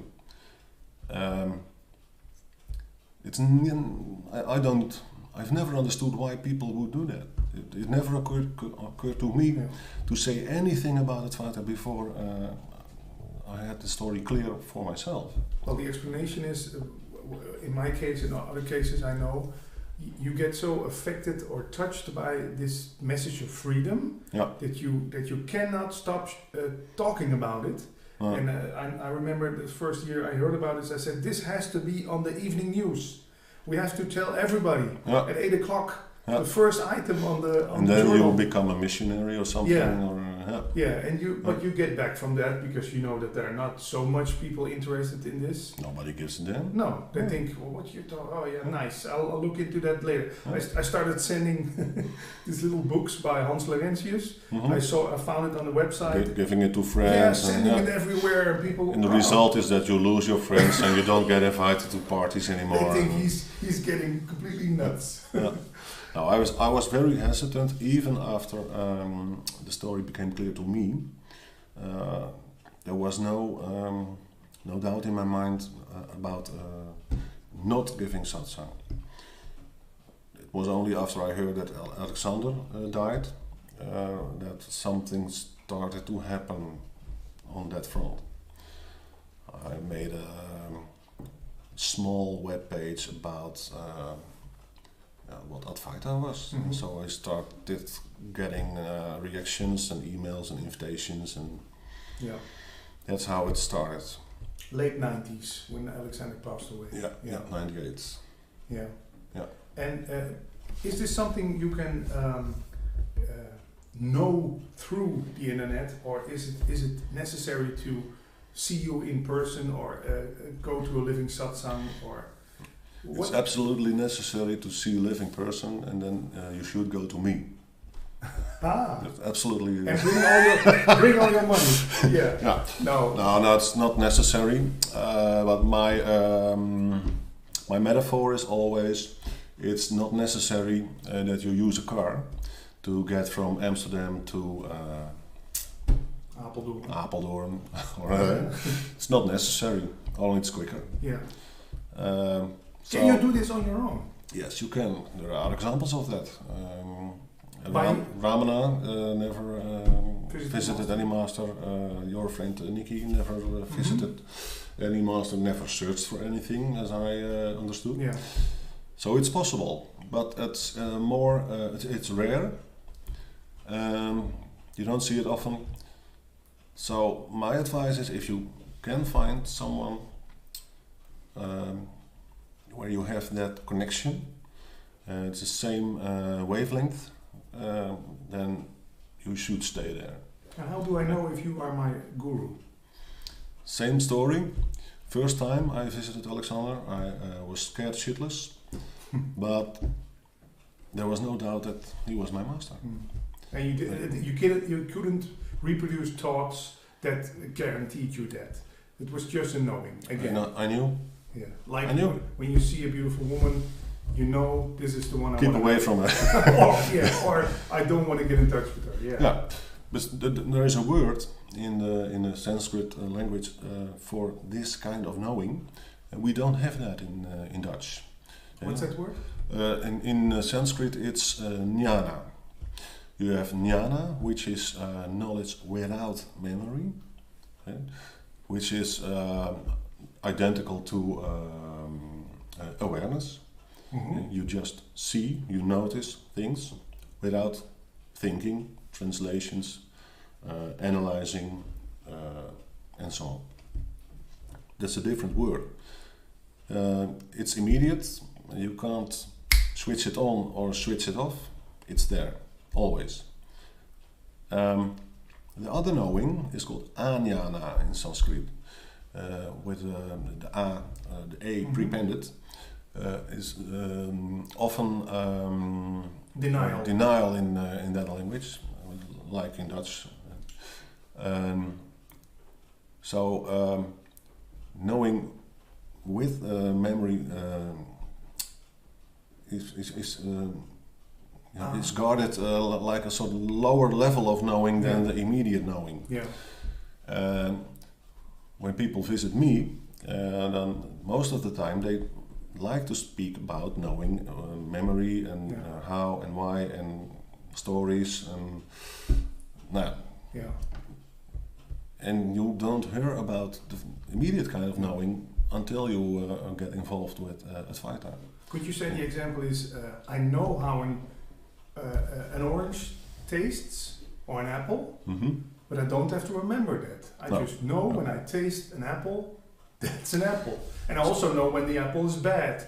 I taste, it's bad. I don't have to remember, this is how a bad apple tastes like. You know immediately. Usually the reaction of the body would be throw it away immediately, and then later on you think, that was... So thinking is always... Afterwards, behind, too late. It's a beautiful instrument, but to know who you are, it's not the right instrument. The only instrument I know of is the direct kind of knowing, which I'm talking about all the time. And can this thinking machine, or however you call it, be a hindrance in knowing who you are? No, but it's like having a shadow. And if all interest is going to the shadow, and you think it can harm you, and you try to get rid of it, then you will do the strangest things like jump up and down or trying to run from it, and you'll notice that it's always there. And then the next discovery is, yeah, it's there, okay, but it can't influence me in any way. Thinking is the same. A lot of people who visit me ask, I want to quiet my thinking, I want to have lesser thoughts, I want to experience the silence of something spiritual, all those kinds of things. My response usually is, I'll take a nap. When you take a nap, then your thoughts are gone. Yeah. It's not a question of thinking lesser thoughts or thinking other things or whatever. Only thing you need to see is that you are aware of the thoughts, and that awareness is something that is completely spontaneously, automatically direct, without someone doing it. Yeah. That's all there is. So thoughts come and go, and in the meanwhile I stay the same, like a movie screen or something, or like well, you can call it whatever. Every time you give it a name, you are creating new thoughts. That's the problem in Advaita, of course. We can only point towards it, but we can never make it into an object or something. Awareness can't be seen. And you can see objects, but you can't see the seeing itself. That's impossible. So as long as you keep searching for that, or you're trying to achieve that, then you'll fall into the same trap time and time again. Some people can spend their whole life doing that and get crazy. Yeah. Eventually, yeah, of course. It's not a way. It's not the instrument. You're using the wrong instrument. Yeah. You're using a guitar to play violin. Yeah. For example. Yeah. So it's not working. And intelligent would be that you can kind of an overview about all those mechanisms that are not working, and that you can step back and can see, I'm using the wrong instruments, I'm using the same trick over and over and over again, and it's not working, and when it's working it's only temporarily. So maybe I'm having the wrong attitude about this enlightenment business. Maybe I'll have to try another way. So Jan, can I take some jargon, some words out of the Advaita teaching, which everybody throws around? Yeah. And I think also on satsang with you, and they come to you and they say, for example, tell me about free will. That I have to know. Do I have free will or not? What is mostly your response? Well, it depends on the situation and who's asking, and if they ask it for the first time or for the 100th time, or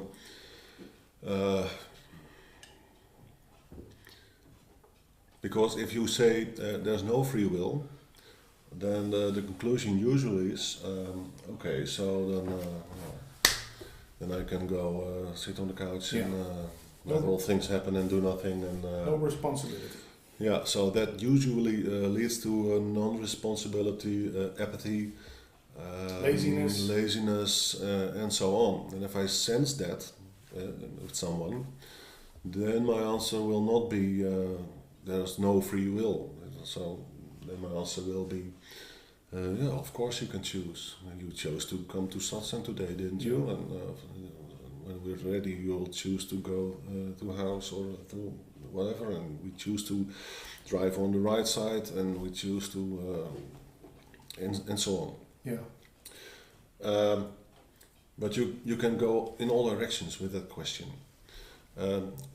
One teacher of mine, Walter Keers, always said free will is a contradiction in terms, because when you want something you're not free anymore. So free will and free are mutually exclusive, he said.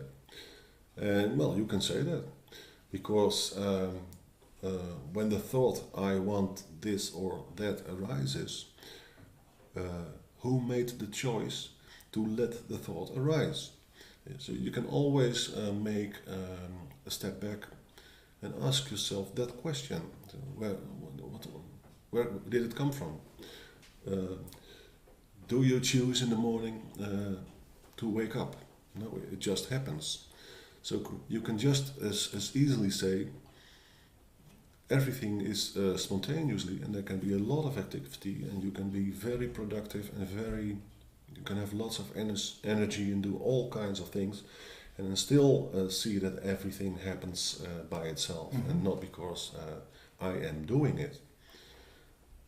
So there's not one fitting answer for everyone to this question. Yeah. Is that in general that for every question there is a different response that depends on who's sitting in front of you? Yeah, and language and questions and answers are relative. They are just as well objects in awareness as every other object. Yeah. So when someone asks me, Amsterdam, is that to the north? Then the answer could be yes, depending on where I am. Yeah. Or it could be no if I'm on the north side, and then the answer would be no, it's to the south, or to the west, or to the east. So in same kind of thing. No, let's say things that stand alone, that are no true. Absolute answers. Yeah, on the thinking level. On the thinking level, because they are intrinsically relative, because it is thinking. There's not one answer that I can give to everyone, every time, at every moment. It doesn't work that way. Isn't that a very tiring thing to do then, satsang? Well, no, for me it's just an appeal to my creativity to tell the story different every time. And I've been a music teacher for 30 years or so that's kind of normal to me. Yeah. Feels natural. And for the people that visit me, there's the possibility to discover that, hey, last week someone asked the same question, but then you gave another answer. Yeah. and I get that sometimes. I asked you this last month, and then you gave me a completely other answer. And they think, now I got him. Yeah, now I got him. He's contradicting himself. Yeah, I have to contradict myself all the time because that's the only thing that's possible. If you know that thinking and answers are relative, always relative. You could just as well ask, what's the best way to raise my children? There's no answer to that. Sometimes you have to be strict. Sometimes you have to let go. Yeah. Sometimes you... Not one absolute answer to that. What's the best way to get happy, to find happiness in life? That's different for everybody. Different for everybody. Some people just want to have lots of money, other people would like to have lots of power, or both. They would like to have, or some people don't need anything to be happy. It's a sort of natural state of mind to them. Yeah. So that's a bit the same story. The questions that I get are, let's say, limited to maybe 30, 40. And essentially it always boils down to who am I? Mm-hmm. That's the only question. That's what I always say. In fact, that's the only real question you can ask. When you take a step back and you ask yourself, how am I going to solve the problems that I have in my life now? Then the first question should be, who is the I that I am going to solve the problems for? It's always the question, who am I? If you skip that one, then the rest becomes nonsense because you are undertaking actions for someone that you really don't know who or what it is. Yeah. So that's the basic problem in Advaita, and not just Advaita, but for everyone. And is the I the troublemaker? Yeah, it would seem so, eh? That's it. When for 40 years or so for life experience, I think every time there was a problem in my life, there was this I who said involved. This isn't good enough. This has to improve. Yeah. You were too fat. You were too lazy. She's too fat. She's too lazy. Yeah. The way I explain it is I make a distinction between problems and conflicts. Problems will always be there. When you're hungry, you have to eat. Mm-hmm. And so when you feel hungry, that's a problem, and it gets solved by eating something. It's like a little puzzle. Yeah. So you get all desires, all fears can become problems if there's thinking involved, and then you're going to solve that problem. Yeah. So that's not not a big thing. Yeah. Conflict is when I make up an ideal situation and believe that there is a real possibility that that ideal situation that I've made up can happen, that I can make that happen. So let's say I'm scared. That's a feeling. There's no problem in fear. Fear in itself is not the problem. When I think, hey, I'm scared, what should I do? Yeah. Then, well, maybe there are ways to solve it. But when I think I am scared, but I mustn't be scared because I'm a boy and boys are not scared, and I should not be scared. Or I am scared and I don't want to be scared ever again because I have already experienced so much fear.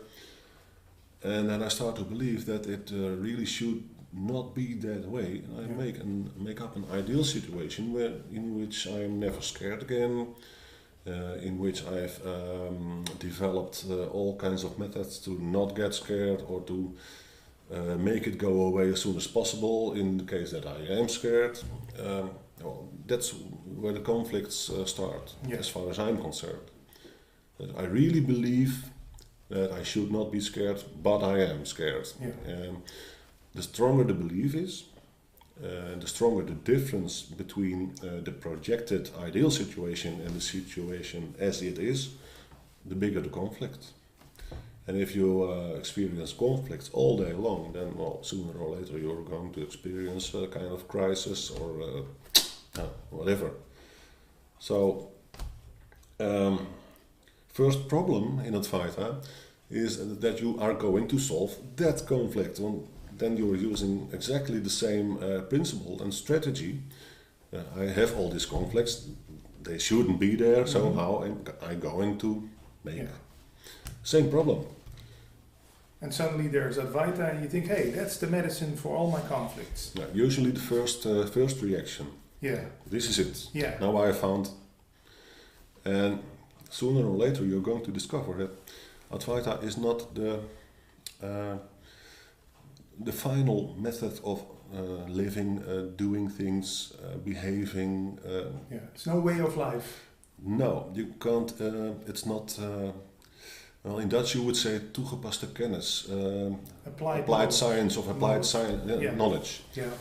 It's just a way of telling how things, who you are, really. That simple. Yeah. So if people ask me what do I get from it, from Advaita, what can I do with it? Then the answer is you'll get nothing, and you can't do nothing with it. Only maybe the seeing through all misunderstandings in your life.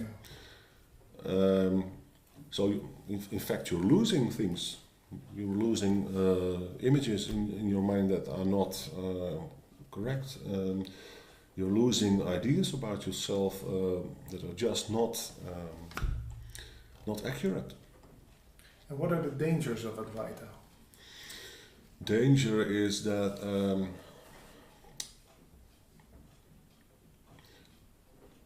you could say that some people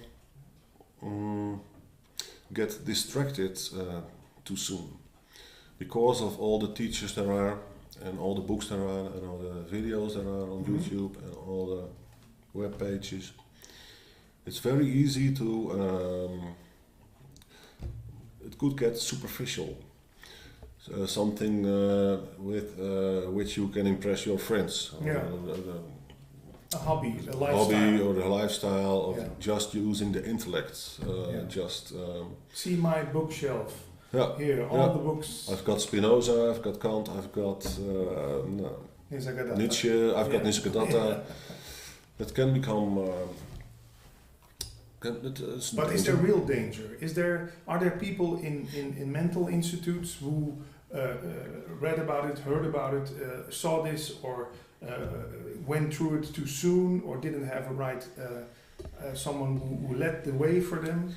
Yeah, that's why I say that having a teacher or a guru is better than just trying to do this by yourself, because at the time that I got involved, I still had those anxiety attacks, and that's really not at all nice and spiritual and enlightening and funny and fulfilling and so on. Yeah. So they always say in Advaita it's better when everything is going reasonably well to begin with Advaita then, but of course the need is not there because everything is going. Usually people start with it from some kind of crisis. This could be any kind of crisis, but usually it starts that way. If you look at teachers everywhere and you ask them how did it start with you, then answer you usually get is I had hit rock bottom, or I was completely heartbroken, or insecure, or suicidal. Is this something, we once talked about this, my friend Paul and I, there's this famous Dutch singer who committed suicide, Anthony Kamerling, and I know he read a lot of books about this and so on. Could you, I know you can't say this thing applies for everything, but could you say that someone who is suicidal and gets knowledge of this, maybe this can turn things around for them? Good. But it's no assurance. No, the one of the truths of life is there are no guarantees. Never. Only guarantee that we can make up are thought-induced, as I would call it. So we believe that we can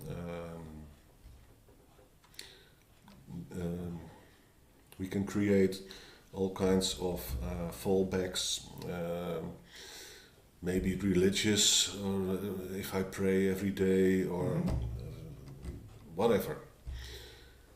But the reality of life is that there are no guarantees. There is not one thing certain in life. Everything, your daughters, your father, your mother, your friends, your wife, your husband, you don't know if they will be there tomorrow. That's not guaranteed.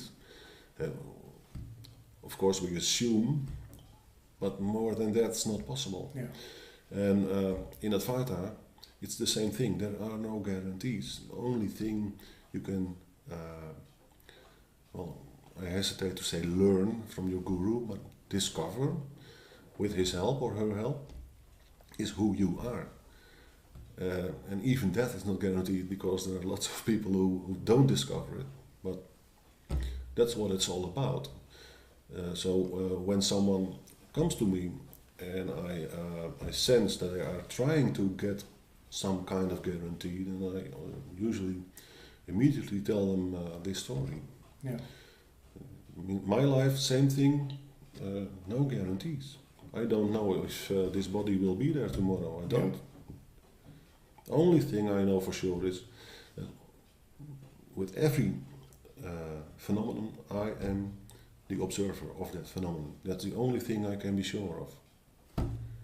Yeah, I remember your teacher Alexander Smith once told in one of his teachings that, on one of his satsangs, you cannot hide. There's no place to hide. No. Is that the same what you were telling now? Same message. Yeah. But we do try. To hide from life. We do try. Yeah. and that can be in school, study hard, because then success later on is guaranteed. In sports, give everything you got, because then success will come. Getting married, relationships, give it everything you got, because then you will be happy. Yeah. And all that is true, but it will be relative happiness, relative success, because it's in the world of the duality. Yeah. So as long as you know that, there's no problem at all. And so then yes, you can study hard, and yes, you can have a nice job, you can have a nice wife, you can have nice children, all no problem, except it's not for eternity. Yeah. And when you know that, then it becomes playful again, which it always was, but you forgot it. Yeah. But this thing which gets us searching is that we know there's another kind of happiness, there's another kind of what's the right way to say? Another kind of You already know what you are, but you have forgotten it. And because of all the methods that people use to become happy, at a certain day you start to realize that it's not that I am not trying hard enough, or it's not that I did not find the right method yet. It's because of something else. What that something else is, they usually cannot tell until they read a book about Advaita, or they see a video, or anything. That was the effect with me. The first book that I read was immediately done. This is it. Which book was that? Yoga and the Art of Relaxing. By which? Multigears. Multigears, yeah. And I understood nothing from what I read, but you knew? I knew that I stumbled upon something very essential. Yeah. So, again, in order for that to take place, you must know already, because otherwise recognition would not be possible. Yeah. You have to know already. Yeah. Only, we forget, and we learn to strive for other things. Could you say Advaita is like an anti-course, in the sense of normally when you do a course, let's say English language, you add something to yourself, you add new words, you learn. Yeah. Is Advaita the other way around? Just can be unlearning in the beginning, but I think it's more courses, striving for things and searching are not the enemy. The first reaction of people who come in contact with Advaita usually is, okay, so that's all wrong, I shouldn't do that anymore.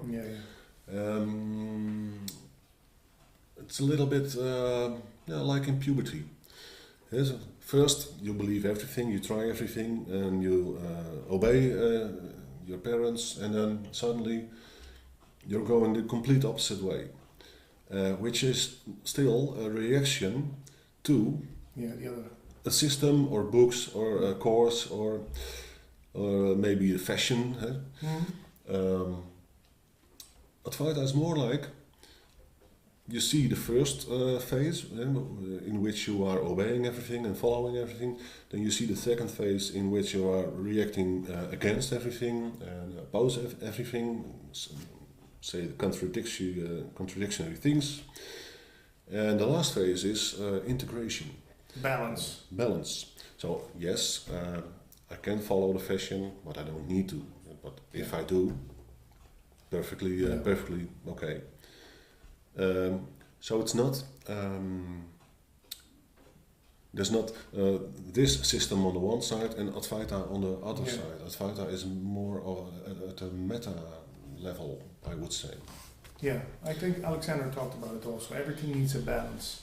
But is it a logical way that most people who get in touch with this subject, that they strived and tried for years, like in my case, to get everything they want in the world, they see that's not fulfilling, then suddenly you get to a point where you start wearing the same clothes for years and thinking about, oh, I don't need to earn any money. I don't need to go to big concert events. They're not going to make me happy. And then exactly the same thing, but then turned around. Yeah.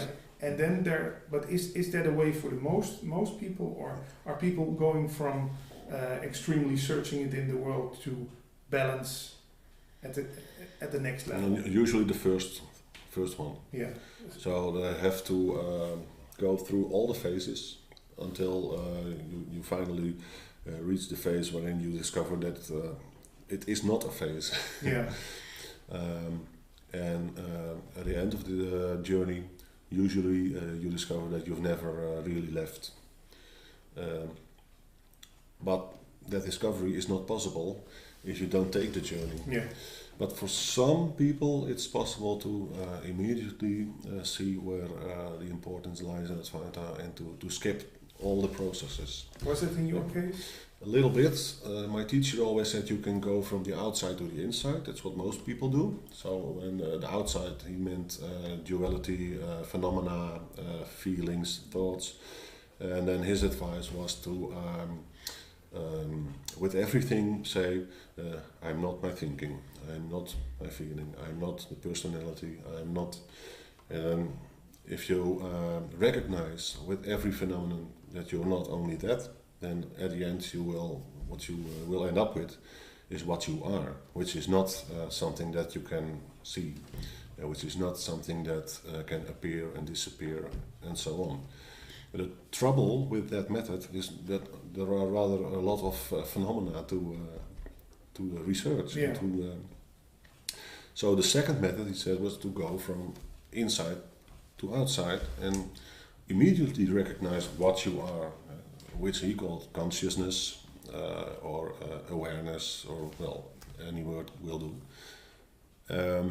And that struck me, because I thought it's much more intelligent.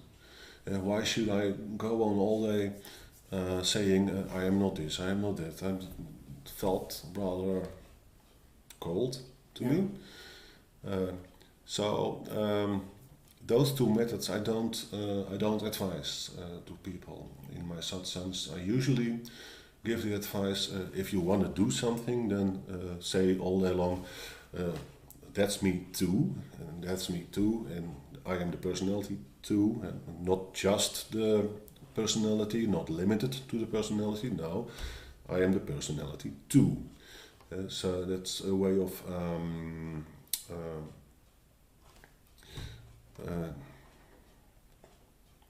it's warmer. To me, it's much warmer than saying all day long that I'm not my wife, I'm not my children. Yeah, netty, not this, not that. Yeah, netty is almost always explained wrong, I think. The translation in English would be, I think, not this, not that, not both, and not neither one of them. Yeah, I think. But still, when you say neither this nor that, that's a difference. It feels for me than not this or that, because neither, you don't make any distinction. It's like it's not just this or just that. That's the translation I use. Yeah. I'm not just this. I'm not just that. I'm not. That's a difference. Included. Yeah. And not excluded.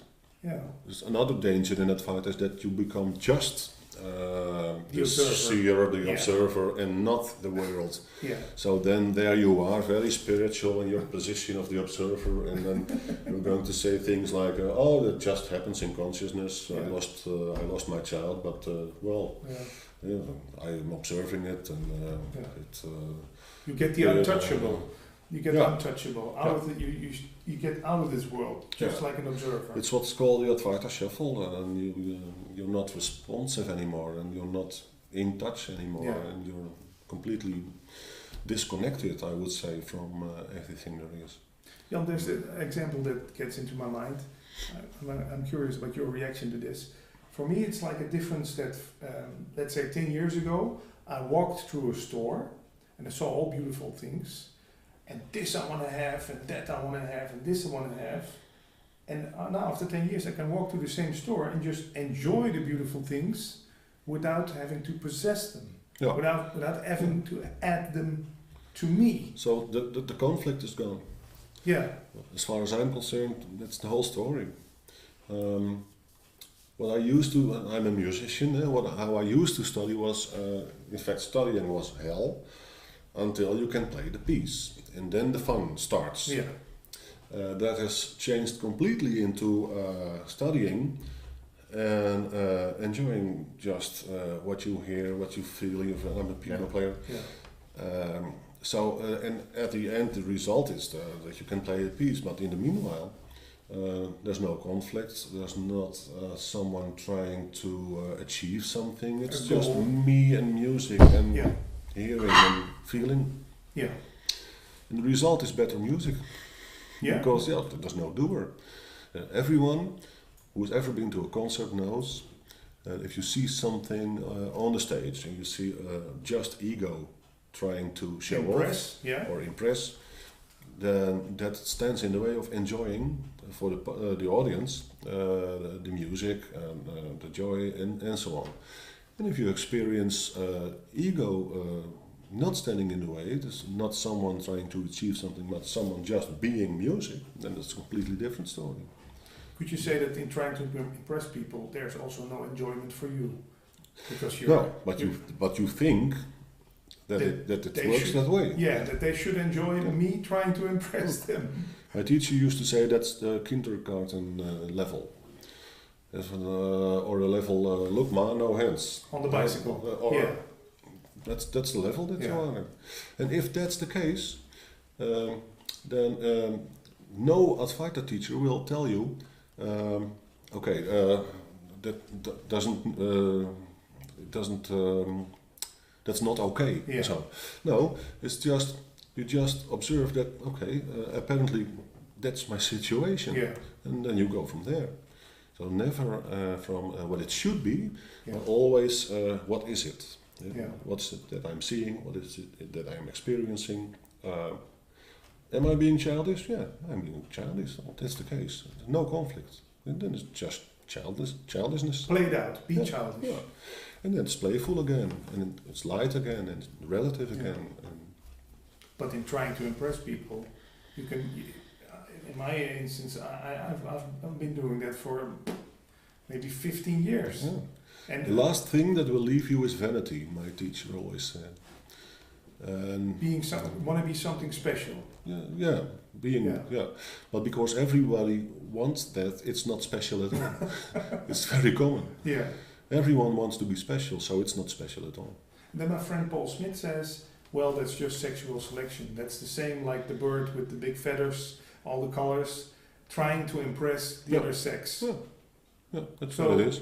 That's how it works. And as a result, you see in the animal part of the strange creations of Yeah. birds with very large, or how do you call them, crabs with very large claws, Scissors, because yeah. the female like large claws, or birds with large feathers and Beautiful singing, sounds. yeah, so all the same thing. Yeah.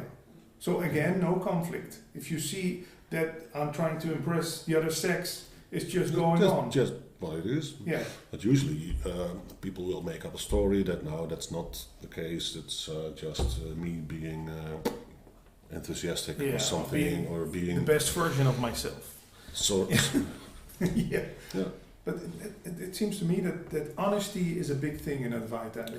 That being honest at first to yourself about reasons, Integrity, honesty, absence of vanity. Yeah. Those are key things in Advaita. So when you get that from a teacher, then you know that you're in the right place. And does it ring an alarm bell for you when someone like Muji or Gangaji get a special name? You're still Jan. Is that still a thing of vanity that teachers take on a glorious name? Yeah, well, it would differ from case to case, but I think the tradition is from India that you get a special guru name. So if you come from that tradition, then of course, then you have that name. I never got a name from Alexander. Alexander got his name from Nisargadatta. From Nisargadatta, yeah. And that was Because he was in India, Sri Parabrahmadatta Maharaj. And that means the voice. Sri means something like honorable. Mm-hmm. The last word Maharaj means something like great. Maha is great, and Raj is king or emperor or something like that in Sanskrit. And Parabrahmadatta is datta means given by. Para means above, and Brahma is the god of the god Brahma. So that would translate to given by something that is beyond Brahma. Well, there you have it. That's a And way. I'm just young. Yeah, that's a way to introduce yourself at parties. Yeah. Yeah. But still, also no conflict. If that. No, my teacher always made fun with his own name, by the way. He would say, okay, hi, I am Alexander, but you can call me Sri Parabrahmadatta Maharaj. That's also a thing. Turn it around. Yeah. You do that also in your satsangs, and now also in this interview, Alexander did it. Humor. What's the thing that humor gets around in this Advaita circles? Tony Parsons makes people laugh. Mm-hmm. Humor is one of the nicest ways to express the reality of things. Sometimes you hear in Dutch, we've got an expression, je moet kunnen relativeren. Mm-hmm. You have to be able to put things in perspective. Mm-hmm. But that's nonsense. Things are already in perspective, things are already relative. So what nicer way to express it with humor, because then it's immediately it's obvious in humor.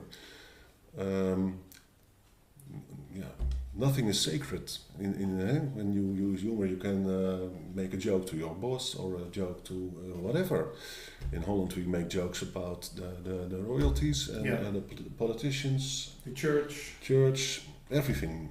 It's a nice thing, and it has the element of surprise. You have to be creative to use it. Not all people can say that.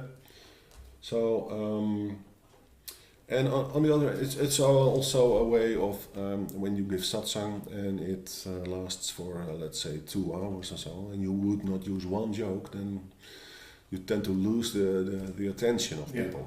And that's a little bit the music teacher in me. When I have a group in front of me, I always try to keep track of what's the energy level. Are people listening or are they falling asleep? Yeah. So then you can use something which surprises them to get them back again to listen. And still, that's a mechanism that works also on the regular media. At the end of the year, we always have comedy shows on TV where some comedian is telling us, for me, for about 1.5 hours, don't take this stuff too serious. Yeah. It's all just entertainment. Yeah. There is a video by what's his name again? Bill Hicks. It's called "It's Just a Ride." People can look it up on YouTube. He was a comedian who talks about this stuff also. In a way. Yeah. Some people have remembered that it's just a ride, but some people have forgotten and they take things too seriously. And there is nothing against seriousness, but when it becomes a cramp or when it becomes something in your life that causes conflict everywhere, then it's the wrong kind of seriousness. So how come you want to shoot me if I make a joke about your prophet in the Islam? That are very... that's what you get when you take things serious in the wrong way. In my view, that's how you get. If I have an opinion and somebody else has another opinion, then usually what happens in my case is, you could say it this way, but I can see your point of view and you can say it your way, and that's the end of it. Yeah. No escalation. What you see in the world around us is that there's lots of escalation, and it always has to do with a kind of belief system, or political systems, ways how you should live your life. If that escalates, then that's proof that people did not recognize the relativity of all the opinions that there are. So, well. So I have to defend my truth because you don't take it serious, Yeah. in my opinion. Yeah. Guarantees, same thing again. I have built my set of rules for life to guarantee safety, happiness, and so on. If I can get as much people as possible to believe the same thing, then there must be some truth in it, because everybody is believing it. So always when you experience kind of missionary, I would say missionary position, but that's something else, I think. Trying to gather people around some kind of system. Going door to door, telling people advice. Exactly. Stuff. Well, that's I find that suspicious. Yeah. It's an argument by number. Yeah? The more people believe it, the more truth it will have. Yeah, it something must be like true, because millions of people believe in it. And that's why Advaita will never become a big club, because it's not a club. Yeah. You don't have to become a member, you don't have to be on every satsang. If you visit my satsangs for 3 months and then I don't see you for a year, then I will not ask, where have you been, and I missed you, and so on. So there are no obligations. But when someone comes to your meetings and says, "This is all bullshit," what you're talking about. So what are you doing here? Yeah, that's would be my answer. Not, okay, let me tell you why it's not bullshit. You don't feel the urge. No. Because for a lot of people this is bullshit. Yeah, of course. Yeah. So I won't force it down their throat. No. It's only when someone is really interested and really makes an effort on his own part to get this story straight, that an Advaita teacher will give answer to questions and will give directions and pointers and so on. Yeah. But not if someone is not interested or wants something else. Yeah. It happens. People come to satsang with me, and then what they really want is a little bit nicer life or so. Well, that's fine. Only then you at the wrong place. Then you're in the wrong place. And in Dutch we say even goede vrienden. I don't know the English translation, but there's no harm done. Yeah. Something like that. When people want to get in touch with you, Jan, there's a website. There's a website, jankoeren.nl. Yeah, and maybe for English listeners or viewers, Jan is JANKOEHOORN. Yeah, and there's a Facebook group, a group on Facebook, same name, Jan Koolhoorn. If you search me on Facebook, you can find me. And on the forum, you can ask questions, and they can be in English. Until now, it has been just Dutch, but that would not be a problem at all. So if they like that, then they're welcome. And when people like visiting Amsterdam or another big city in Holland, do you give satsangs often in big cities or small places? For now, it's Alkmaar, which is kind of a small place. It's near Amsterdam? Yeah. There's another place that's called Deventer, also a small place. In the east? And there's another place that's called Delft. And then there's a weekend in Helios, which is a center in Heerde, all those names. And there is a retreat in Belgium in, I think, April 2016. Yeah. All of which is on my site. Yeah. So if people go there, they can see. And the Dutch viewers can find a lot of material from Jan on YouTube also. There's some satsangs online, And we did a lot of interviews before in Dutch. They are found, or you can find them on nondualisme.nl. Yeah. And lately I've been posting audio material from my teacher, and a lot of that material is in English. And they can find that on mixcloud.com. Mixcloud? Yeah. Just search Alexander Smit. Yeah. S-M-I-T. No and then H. you'll find it. No H. Yeah. And that's great. That's the last question I ask you. How come that these things you put online by Alexander, they're now, let's say, 27 years old. They still sound like he told them yesterday. Yeah. This is so fresh. Yeah, that's the effect of a real authentic Advaita teacher. And the message is timeless. Maybe the words that are used or the way of speaking is a little dated, but the message itself is from all times. And also the subjects he talks about. Same, because the basic problems of men have not changed. And will not change. And will not change. It is always has to do with who am I, and that will be the problem until you have discovered how that is, and what it is, and who you are. That's the main question. Yeah. Thanks, Jan. You're welcome. Sitting here for the second time with my friend Rob Eck.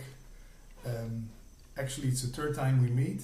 Yes. The first time we had a talk in Dutch. Yes. The second time you gave me a treatment on the table. Yes. And now for the third time a talk in English for our English projects Advaita TV and Advaita.me.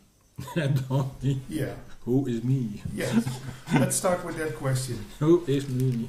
What is that me, Rob? Is that something that exists? Well, who knows that there is a me, or that there must be a me? That's the question. That's a question. For how do you know that you live? That you are here? For me, that is the first question. Yeah. For we talk about Advaita, but that is the end of your journey, in my opinion. The journey as a human being in a complicated society and with a lot of stress and problems, sickness, partners, children, Chinese, Americans, Russians, Belgians. A lot of difference. Lot of differences. And you have to find your way in that turmoil. And on a certain moment, you get a kind of epiphany. You think, what in hell am I doing here? Yeah. Is this it? Is this my life? And if I do all these difficult things and a lot of schooling and university and jobs and in the end I die. Yeah. I do this all for the end. Yeah. Yeah. What would you think? Well, it gives me a sense of that it's pointless, it's useless. Yes. And it's for many seekers the starting point. What is this? Is this normal? Is there an escape? And is there something better? Yeah. What it gives a sense to my life? Yeah. And some people have that when they are very young. And there are people, especially in this building, where you who live. haven't got a clue. Yeah. Yeah. And are afraid of it. Afraid of what? Afraid of searching for the truth. Some people know that I'm busy with Advaita and And that I have had some clients in chakra therapy. But when you want to talk about it with them, No? no. No, that is eerie. No. I do not believe. Yeah. Do they think it has something to do with kind of church or as a kind of religion? What's the comments you get? Oh, it's just different. Yeah? A lot of people have tried to cope with their life, and they say, okay, this is it. Yeah. Well, let's go on, and we'll see what happens. Yeah. And people are really interested in Zen or Advaita, and in the real core of that movement. Well, they cannot do anything other than that. Yeah. They must know. Yeah. Whatever it will cost. They want to know who they are and what this life means. Yeah. Is that the right way? You can say that. You can't say that. No, it's different for anybody. Yeah. Well, I just spoke to Eli Jackson Bear, the husband of Gangaji. Yes. And when I met him for the second time, I went inside, talked to him and said, well, it seems like a kind of virus that takes over you and you cannot stop it. And he says, No. if you're lucky, Yeah. it's like that. Yes. If you feel two hands under you and you get help, then you know you're on the right path. But if you miss that, then it's very difficult. And then you sometimes have to wait 20 years for you really understand what it means. And how does that help look like? Does it have certain kind of form, or can it be in any shape that help you get in this path?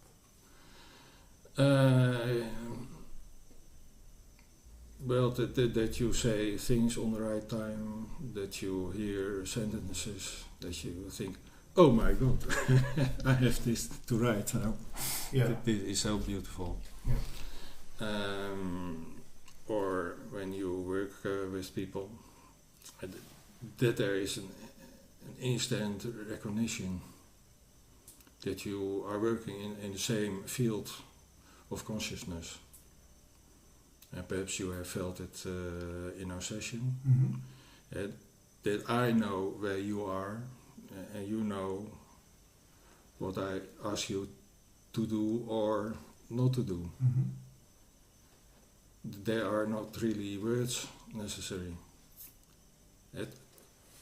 to feel what is happening. Yeah. And if that is trustful, that you can surrender yourself to what you feel. As long as there are thoughts who want to explain what is happening or who want to deny what is happening, then you are in trouble. Yeah. And then you have to wait, can I trust my own thinking or not? That can be a struggle for years. Yeah. You don't believe it, or your partner says, Rubbish. I lost a lot of friends I can imagine. for doing this. Rob, stop it. Yeah, We know it. We don't want to hear anything. Yeah. Stop about talking about this rubbish. Yes. Yeah. You take a sip of your water. I Yeah. have to stop the camera for one moment Okay. because there's the sound of the refrigerator irritating me. And maybe we can do something about it and pick up the talk. Yes. Without the refrigerator. Okay, that was the freezer. Yeah, the freezer. Peeping freezer. Peeping Tom, peeping freezer is gone. Yes. Rob, something simple like irritation. Yeah. Some spiritual people would say, well, just be with the noise. Don't irritate yourself. Don't think the noise has not to be here. There's only one problem. That's you thinking that the noise should go. But I'm thinking now, well, I'm glad we did something about it. Yes. Because it's now... It's annoying, the noise. Yes. Yes. So Advaita is not about being with everything in peace and not rejecting anything, not fixing anything. Advaita is knowing who you are. And, well, that can mean, or you know it already, that what you are has nothing to do with this world and with this person. We are the seeing of the person in this world. Yeah.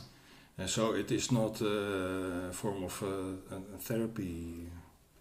To fix the person. To fix the person so that he can cope with the world as it is, or his personality, or... It was by that it was so. Well, when I'm enlightened, then everything is smooth. Yeah. Right. Yeah. That's not the case. That's not the case. And Nisargadatta has said that frequently. When you know. But, yeah. What can you do with it? Nothing. It's not a product. It is not something you can market or to sell or what many people who think they are enlightened do is trying to be popular and to get devotees and sell books about it, talk about it. Yes. And yes, there are various ways to do that. But if you distinguish them as good, those are good, those are bad, those are traitors, that is not interesting. The core of Advaita is understanding what Advaita means. The not to. That there is not a subject that is connected with all kinds of objects. For the subject is an idea. You can never find a subject. No. And in the English language, the word subject has many explanations, betekenis, meanings. Yeah. Subject is the person who acts. Well, in this case, in Advaita, the subject is that what sees. That what sees. Yeah. Yeah. That what hears. The knowing, or the awareness, or the consciousness. But last time we talked about it, that sounds so logical. There must be something that perceives the world. Yes. That There must be perceiving, otherwise there isn't a world. yeah. You don't know. You cannot know yourself when there is no seeing. When there is no consciousness. Yeah. And so simple is it.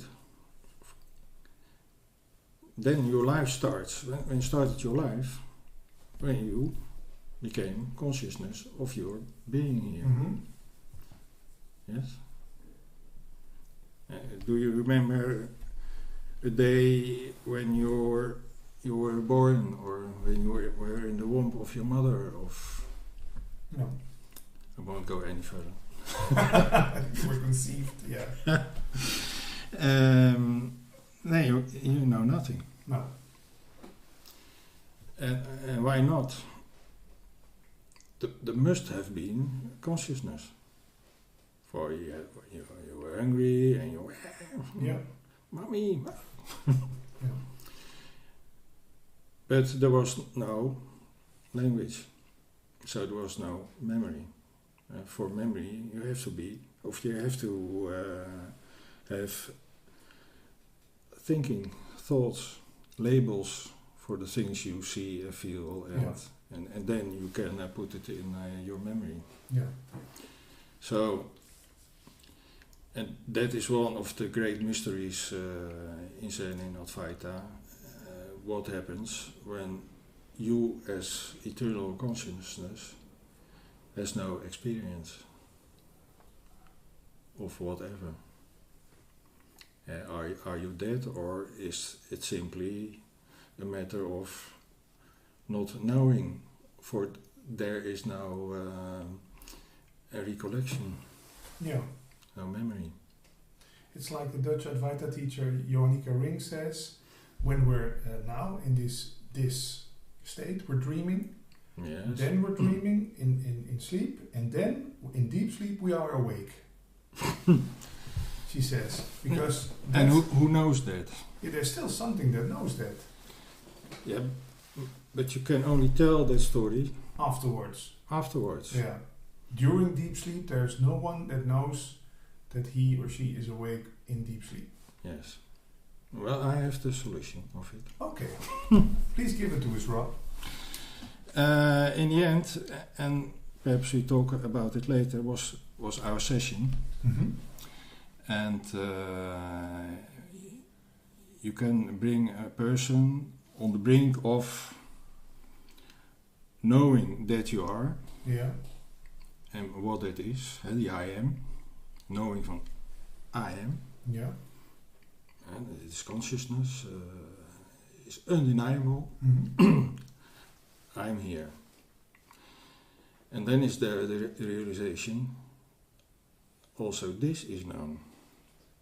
And the process of losing your language, for that is it. When there are no words, are you dead? No. No.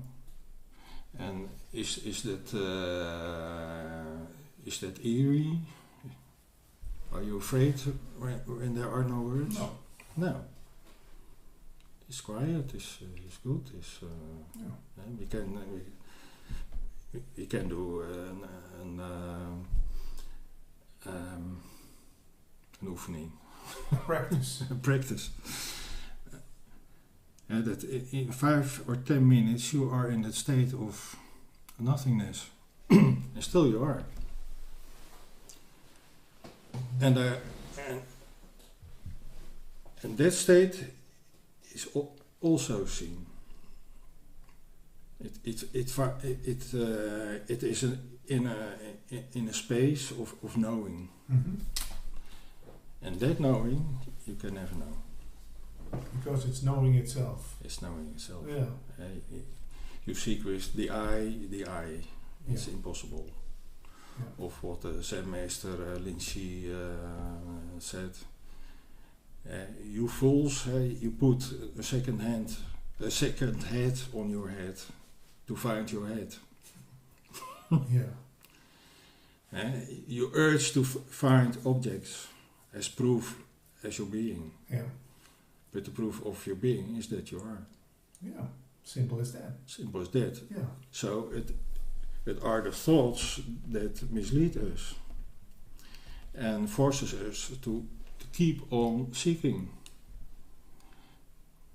Seeking for the solution in the form of a form. Yeah. Yeah. Yes? And all the time awareness was here. Yeah. Everything is seen. The start of your seeking Yeah. is seen. The start of your most desperate moments, it is all seen. Yeah. It never was not. And Rupert Spira had a couple of weeks ago a video where this discussion was pointed out.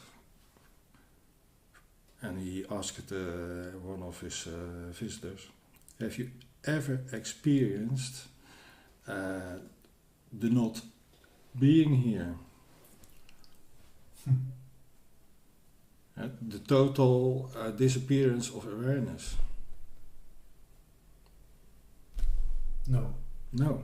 Cannot No. be. When you that you have fallen in sleep, you know when you wake up, hey, okay, hey, Yeah. I did fall asleep without pills. Oh. And not being awake this night, no.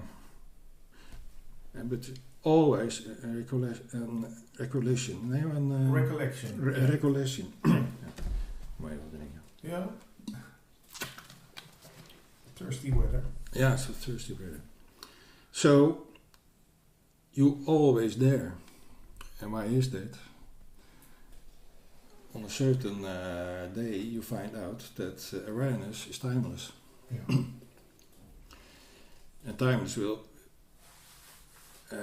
mean that there is no past for awareness. And there is no future for awareness. Yeah? When I put off the microphone, you cannot hear me. That moment that I wanted to do that is now already a recollection. Yeah, a memory. A memory. Yeah. Memory again. Yeah. Even this is a memory.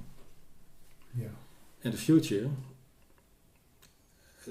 do not exist. Yeah.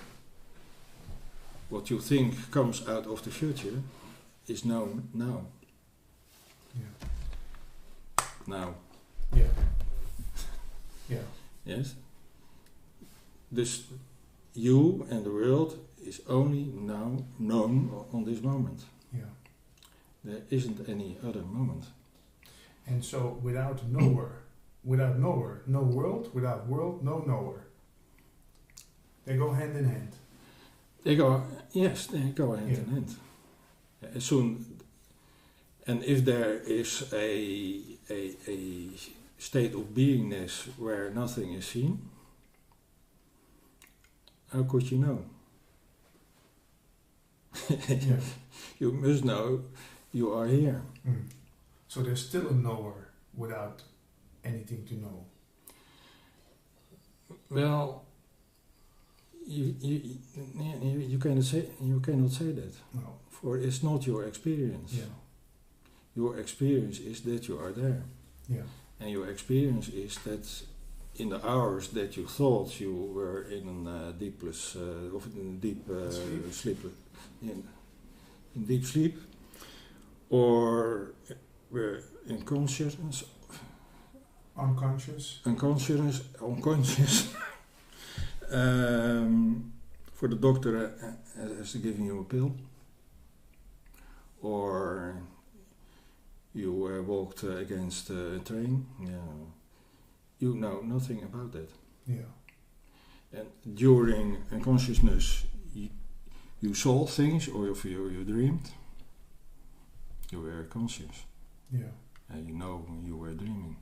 Yeah. And so the I was there. Yeah.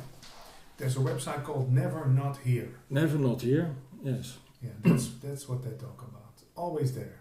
Always there. Yeah.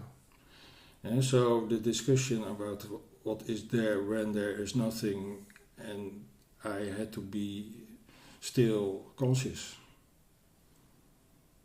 Some words. Mm-hmm. It's not a reality. Yeah. But thinking can make all kinds of problems. Yeah. While it's so simple. We just talked about it. So simple. Never not It's here. so simple. Yeah. There had to be knowing to know that you are. Yeah. Is there no knowing? No one knows that. Yeah. And maybe have you read Course in Miracles? No. I started with it, but no. You didn't go through it. It's not my piece of cake. Or cup of tea. Or cup of tea. They talk about that this world is just mind-made. It's just made of thoughts. It's not real. Yes. Not permanent. We turned our back on God. We play with the Son of God. And How is that for you? When you look outside your beautiful window here, you see green trees, you see air, people walking by. Is that then just all a dream inside me? Is that just an imagination? What is that? Well, you can only explain it when there are words. Yes, and words are labels. In effect, it are sounds.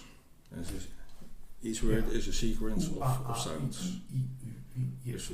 Little bits of silence between them. Yeah. So that this is one word, that's one word, Yeah. that's one word. Yeah. Yes. And when the language from you and from me is the same, and we understand each other, and our definitions are conform our definition of my definitions, then we can talk about these things. And so all those questions are thanks to language. Yeah. Without language, No labels. no labels, No definitions. no definitions. Just what is. Just what is. Yeah. And where are we then? Here. Yeah.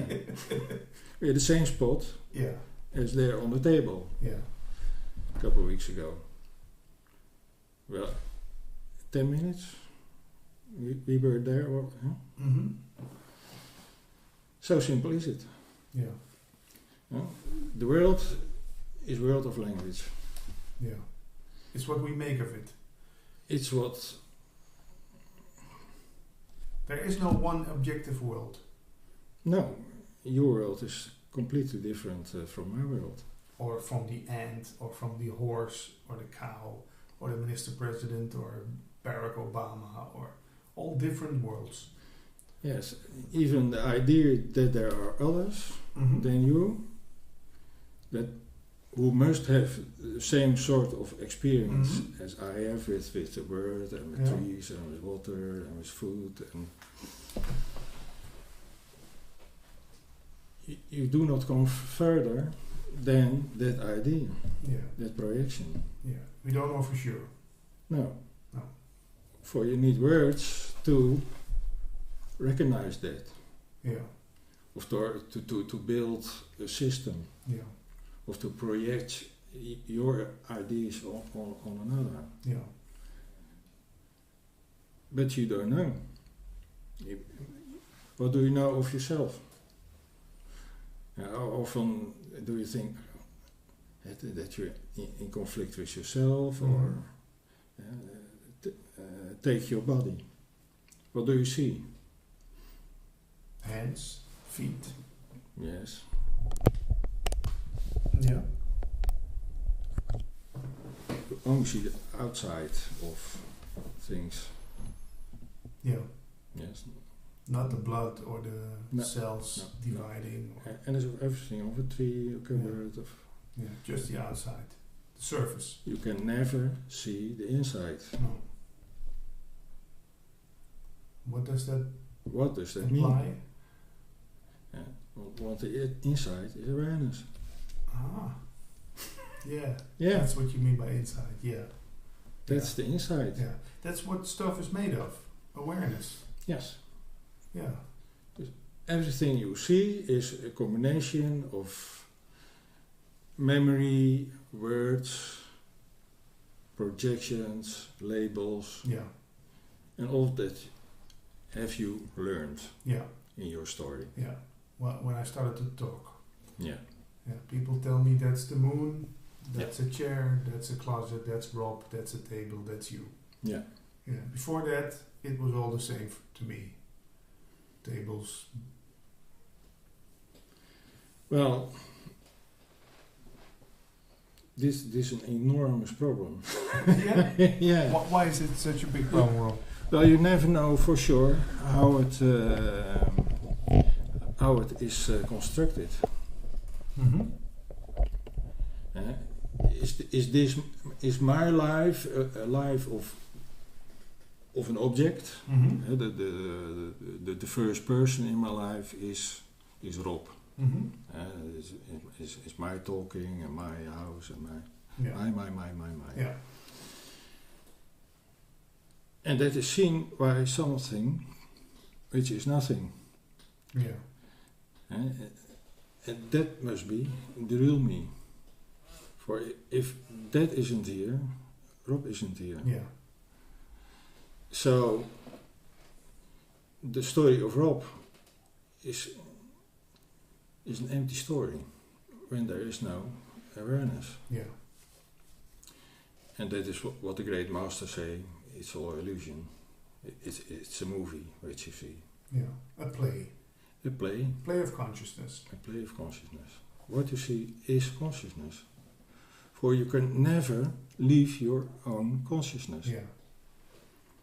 So You cannot get in and you cannot go out. yeah. There is no inner and there is no outer. No. No dimension.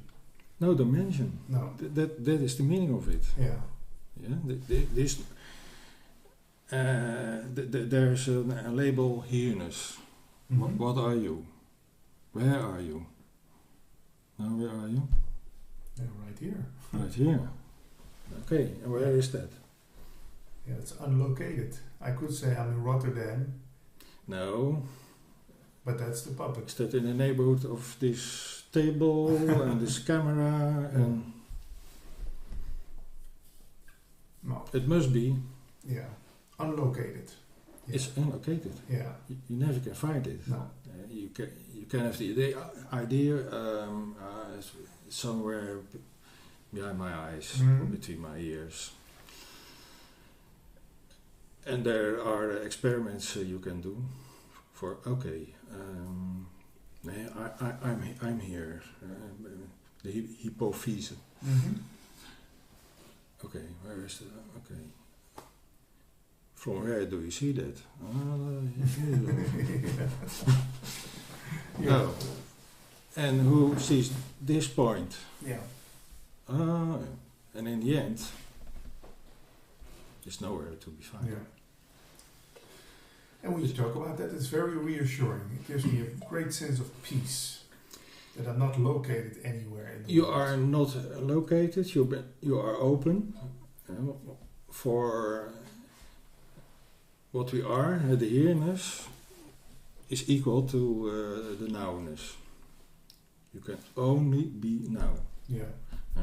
I can throw away this bottle Mm-hmm. and it breaks and spoils the water, and I cannot repair it. It's definitely gone. Yeah. Yeah. And the last second is gone, and my last third is gone forever. Cannot turn it back. No. It's only here Yeah. and now. It's the same. Yeah? Yeah. And there are no dimensions. For here-ness means no space. Yeah. Timeless, no time. And so there is no span of time between knowing this and wanting to know that. Yeah. It all happens now. Yeah. So there is no cause and effect. The whole problem of causation isn't a real problem. For that doesn't exist. Yeah. Still, it seems like it's. Yeah, one that's thing the movie. leads- Yeah, it leads to the other. Yeah. Yeah. And you can only exist on this moment here. You are always here. Yeah. If you walk to your car and I ask you, Yeah. where are you? Here. Yeah, yeah. Never not here. Never not here. When I travel to New York, still here. Yes, when you have an out-of-the-body experience, you are always here. And you see a body laying on the bed. I've seen that a couple of times. But I can never be in the corner of my room Yeah. this moment. No, I'm here. Yeah. You can never come out of it. Yeah. And what is that it? That is nothing. Yeah. That's the same with Alexander Smith said. You cannot hide There's no place to hide in the world. No, what you are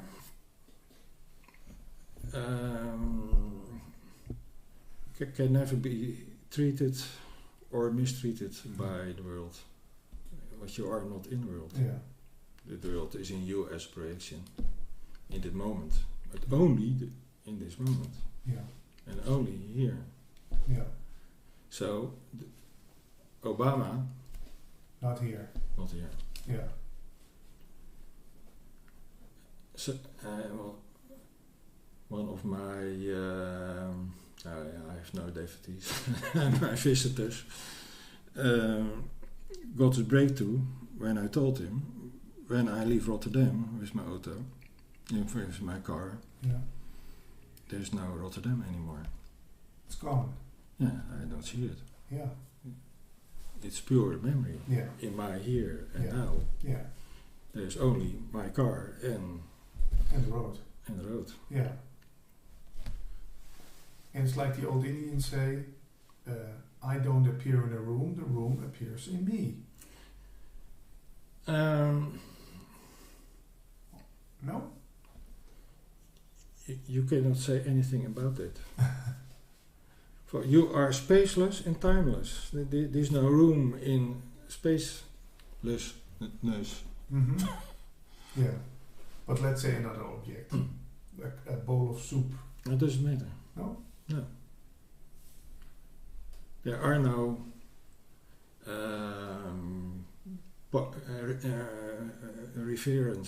references.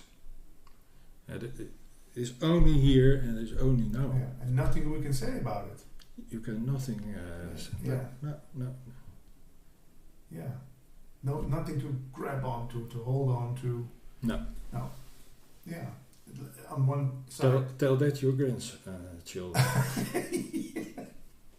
On one side, it gives me a great sense of freedom and peace. Yeah. On the other side, it starts worrying me because I think, oh, that's free fall. That's a complete free fall. There's nothing I can cling on to anymore. As Patrick. Yeah. As Hong Hing Hong. Yeah. Yeah. Yeah? How it's called in Chinese. Yeah. Nee, that's right. Yeah. But you see that many Advaita lovers still are the person. They're still playing Advaita as a person. Making it into a certain kind of concepts, dogmas. The world is an illusion. I appear, the room appears in me, I don't appear in the room. There is no I. No free will. Yeah. Yeah. All references to the world Yeah. and the person who Yeah. experiences the world. Yeah. Yeah. But it's not the person who experiences the world, it's awareness. Yeah. Yeah. Without awareness, you are empty, nothing. Yeah. Yeah.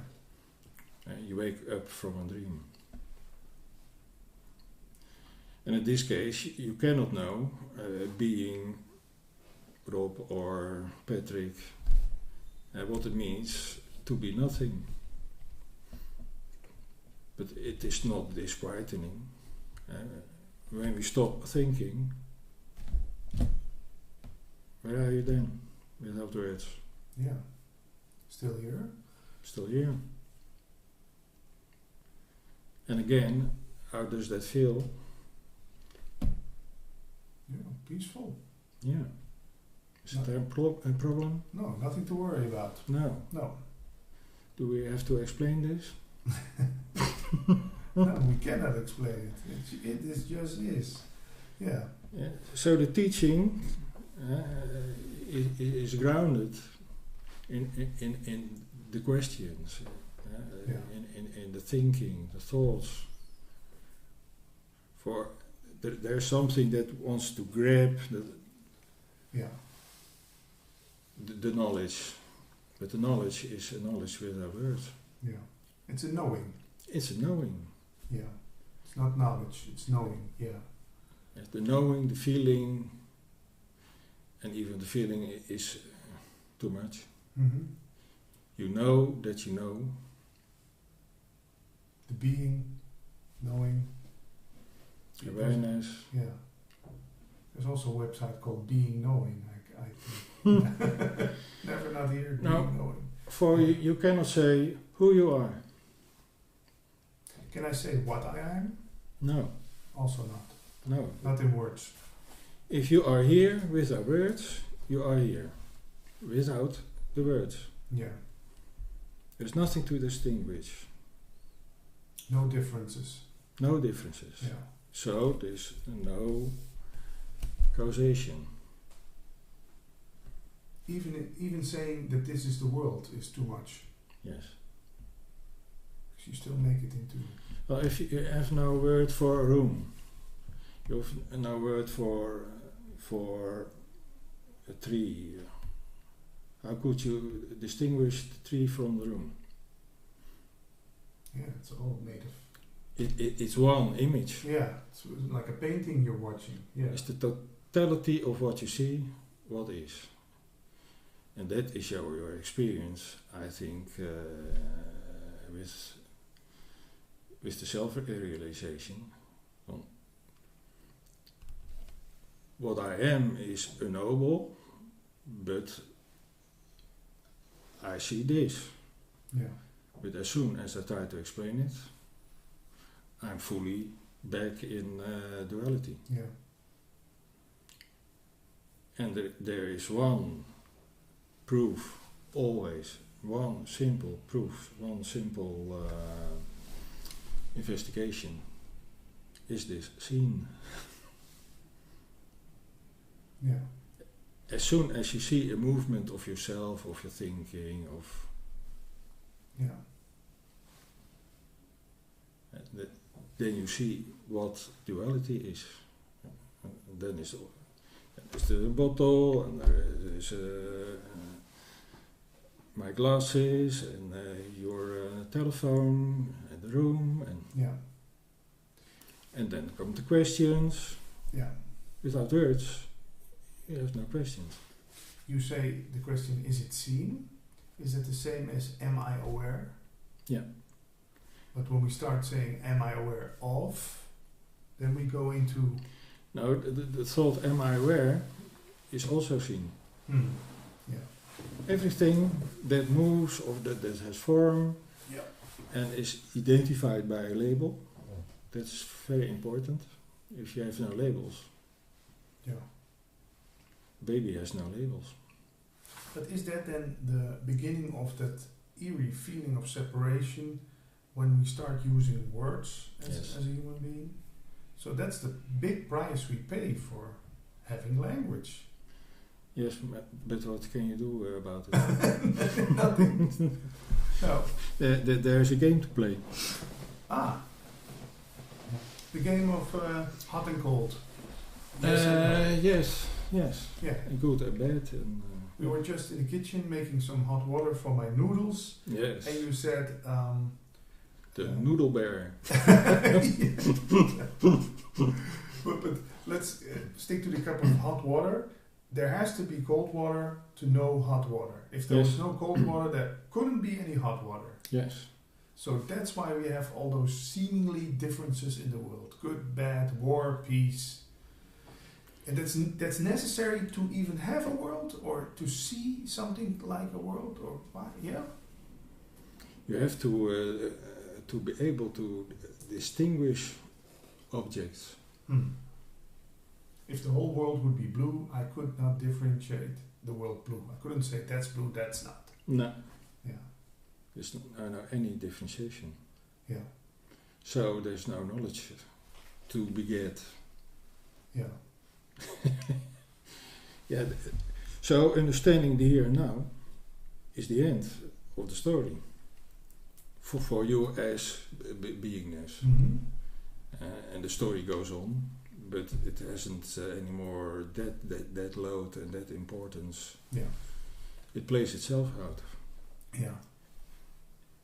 And the only thing you have to do, as long as you are still a little bit uncertain and you are getting in a new crisis, ask yourself, who experienced this crisis? Yeah. Who is it? Who sees this?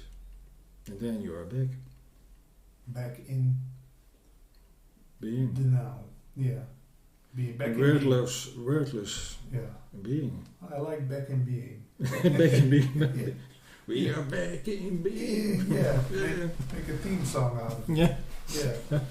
And in the kitchen, you also said to me that in the Bible there are some stories about this thing we experience, this separation, this the not Tower understanding. of and the Tower of the Tower of Babel. Yeah. Yes. There's a movie with Brad Pitt, Babel. Yes. What's that about? People not understanding each other. God wanted to shake up the world a little bit. God. Yes. Because it was dull. That is in the Bible.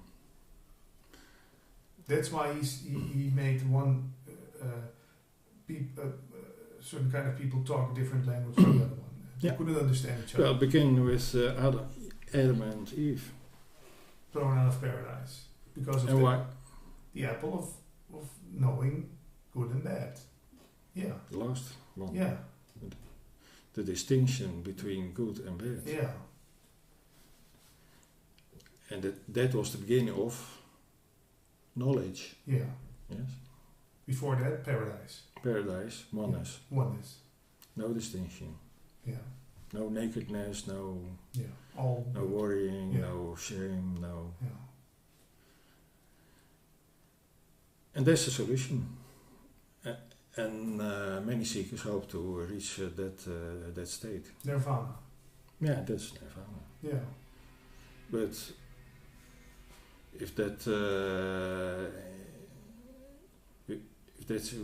again an experience with a looker and an experience, you are in the kind of world or dream again. Yeah. And it are immediately again the thoughts who make this story. Yeah. Without thoughts, you cannot come with these questions. Yeah. And well, I give an answer and I explain it, but All for nothing. no, you can never know from this position what it is and what people experience. Still, this is a subject you can talk about for hours. Why is that? That's the world of thinking. And it never stops. Never has enough. It weakens, Mm. but you learn to experience that you are more quiet, more not angry anymore, or not hasty or frustrated. Yeah. For you are here Mm-hmm. in that moment, that eternal moment of silence, stillness, spacelessness, without movement. And that is what you feel. That is your new Base. base, yes. Yeah. Yes. You also told me in our last interview in Dutch that we don't take up any room, that you and me can fit into this camera easily.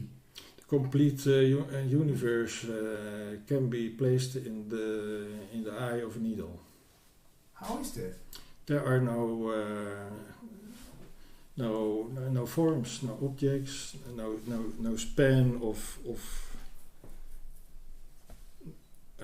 meters, of miles, or yards, or Still, the scientists tell me nothingness. That, yeah, but they tell me that the universe or the Milky Way weighs as much, 1,000 times more than the sun, and this and that. They try to measure everything. That's the story. Yeah, in the world. So it's still correct for the world. In your dream. Yeah. Yeah. Yeah, it gets difficult. Mm-hmm. Thinking wants to know. Yeah. But yeah, you have to remember, it's your world. and you can think or hope or fear that your world is the same world as my world. Mm-hmm. And I think van, that's not right. But you cannot never leave your world. That's true. Yeah. And I cannot enter your world. No. No. No. No. Tony Parsons said, when we sit at this table, it's the self who talks with the self. Yeah. In a certain form. Yeah. But in reality, nothing happens. Each nanosecond, we thought we knew is already gone. Yeah. It can only be a memory, and that's a thought. Yeah. Well, thoughts disappear, Yeah. and forms disappear. And how this world plays out, Rob? Do I have any influence on that? As what? Well, as puppet. As the player? Yeah, or as puppet in the world. As puppets on a string. Yeah. Does the puppet on the string have any will of its own, or does it have any influence on what happens in the story? There's no causation. There only happens what now happens. Yeah. What now happens. Yeah. What now happens. What now happens. In the totality. Yeah. Nothing excluded. Still, it seems like I ask a question, you give the answer. Yes. But it is all... It's all gone. Yeah. That's true. But we captured it with this camera. So I can listen to it again and again and again. Yes. Yes. Yeah. Yes. And then it still seems like, well, Patrick, you asked a good question there. And there Rob gave a good answer. Yeah. Wow, woo, Yeah. man. Woohoo! But this is dus hardcore Advaita. You lose all ideas. Yeah. Literally, all ideas. Mm-hmm. Everything is thinking. Interpretation. Interpretation. Yeah. And you're never sure of their reality. And all this is seen in a position of nowness and here-ness. Yeah. Without space, without time. Yeah. Without location. Without location. You cannot say it's anywhere or everywhere. Nowhere is a real center.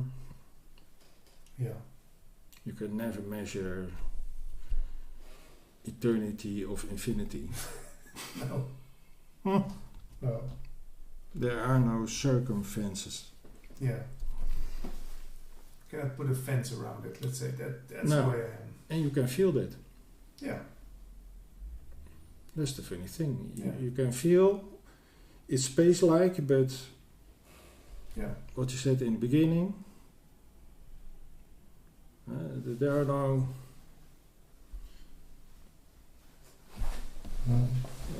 how shall I call it? There are no fences. No limitations. There's no inner and there's no outer. Yeah. It's any vector, any position on a map, on a Google map, it's all imagination. No coordinations. Yeah. Yes. And I feel it immediately when you talk about this, or we talk about this, that opening up inside. That Yeah. yeah, it's very relaxing. Yeah. I also immediately start yawning and sitting in a different position, sitting like I'm on the beach of Hawaii in a lounge seat with a cocktail and yeah. And there are no cocktails here, no Hawaiian skirts, no girls dancing on the beach. No. Yeah. So what that says is not about the circumstances. That's a good point to make, because we're here sitting in Holland where it's not so nice weather today, in Rotterdam on just a chair at a table, and we can feel like we're on vacation, where we're we're totally relaxed. Everything is perfect. Yes. Nothing has to change. One teacher had it about suicide of the person. Mm-hmm. Because that is, you ought not to think so. No, It's not suicide. it's vacation. It's a person that is doorseen. You've seen through, I mean, as a mere object in awareness. Yeah. You see your thoughts, you see, and even door thinking, what a thinking. You see only thoughts. And you see your movements, and you smell, you taste the Noodle soup. the noodle soup. Happy noodles. And that's it.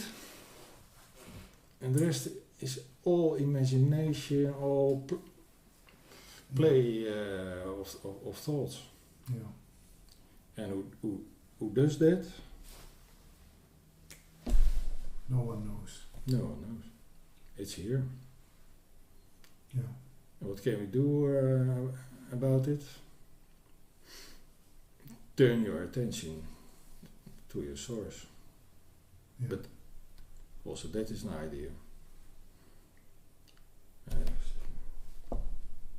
I point at you. At who do I point? Mm-hmm. America wants you. I want you.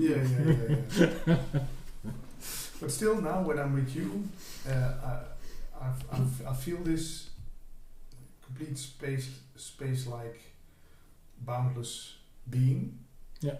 I'm gonna put on my flip-flops in half an hour or an hour. I go outside, and then people tell me I come back into the hypnotic field of the persons. Yeah. People all thinking that they are that person. Yes. What kind of effect does it have on me? Does it always have effect on me, or how does that work? How does that work for you when you go outside? Can you still be that timeless, spaceless being all the time? You are it, but do you recognize it? No, you are being reacted on the circumstances you meet. And that is what you see. Mm-hmm. You see the flip-flop Yeah. from the real me Yeah. as awareness To the person. to the person. Yeah. But do I get pulled back into the person, or does the person appear as a kind of defense mechanism to other persons? How does that work? It's just a person who lives a life with other objects. Yeah. And it seems that you are in that person, which you know now, Yeah. that isn't the truth. Yeah. You're out of it. Yeah. You even cannot say it is in you. Mm-hmm. There is no in and out. Yeah. It is at the same now that you see it and experience it. Yeah. It appears to be. It appears to be. Yeah. One teacher who explained that brilliantly is Sarah Bob Edison. The Australian guy. Yeah. What did he say? Yeah, exactly what I have said. Yeah. It's an appearance. It's only in the now. We haven't a minute to realize what we experience. No, the experience is this. Yeah. Your wise listening and yes, and my beautiful Louis van Gaal English. And all that is seen. Yeah. And it doesn't help, and that's also a belief. When goes this mystery help you? Mm-hmm. It's all that you see is mystery, and all that you are is complete. Space, quiet, nice, without problems. Yeah. And is it then still something of the thinking or of the person that says, wow, we have to have that 24 hours a day, 7 days a week? Just ask Rob if you can live with him. It's part of the story, Yeah. integral part of the story. And then explaining that there is no God, but there is some kind of energy that wants to know himself. You can never answer that sort questions. No. That will stay a mystery forever. Yeah. But still, is it for you like a permanent knowing? Are you permanent on vacation, that feeling? No. You shoot back into the person also sometimes. Well, yeah, sometimes, Yeah. but that's not the problem. I cannot put out to the world Mm-hmm. with my hand, or Yeah. I can shut my eyes, but then can you... You poke in the back, yeah. Yeah, that's a great a difference you make. That it's not about getting rid of the world or getting rid of the person or getting rid of anything. It's pure knowing Yeah. who you are. Yeah. And then it's that person has certain kind of problems. That is it. Yeah. It's nothing that has nothing to do with you. Now, have I told you my dream that I met my master in China or Nepal, and it was a very clear dream. And he said, Rob, this is the great enlightenment. Rob is full and you are empty.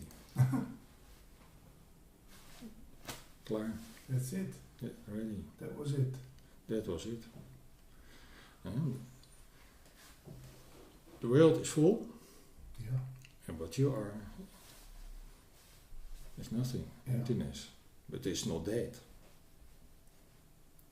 It's Yeah. pure life. But those are words. But you experience it as Yeah. a holiday in Waikiki. Yeah. Yeah. Yeah. Yeah, we're almost talking. Oh, we are talking for an hour. If people want to get in touch with you, Rob, Yeah. is that possible? And Yes, that's always possible. you live in Rotterdam. Yes. Do you receive people here at home to talk about this Yeah. in English, as we experienced Yes. the last 60 minutes? On a round table. On a round table with nice water and cookies, and if people want to get in touch with you through the internet from other countries, you started a blog in English. Yes, that read Advaita Dot blog. spot. Blog. Oh, blog.com. Yeah, yeah. Please search it up for us, or we'll put it. I search it. Go on the tablet. The tablet, my friends.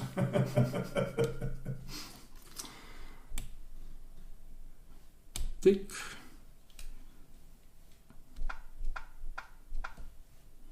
Read Advaita. Dot. Self-realization. Hoppakee.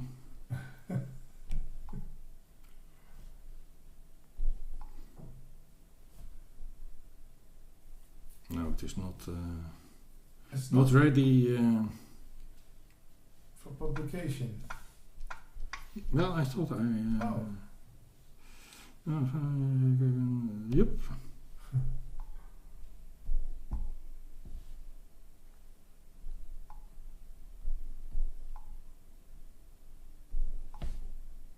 No.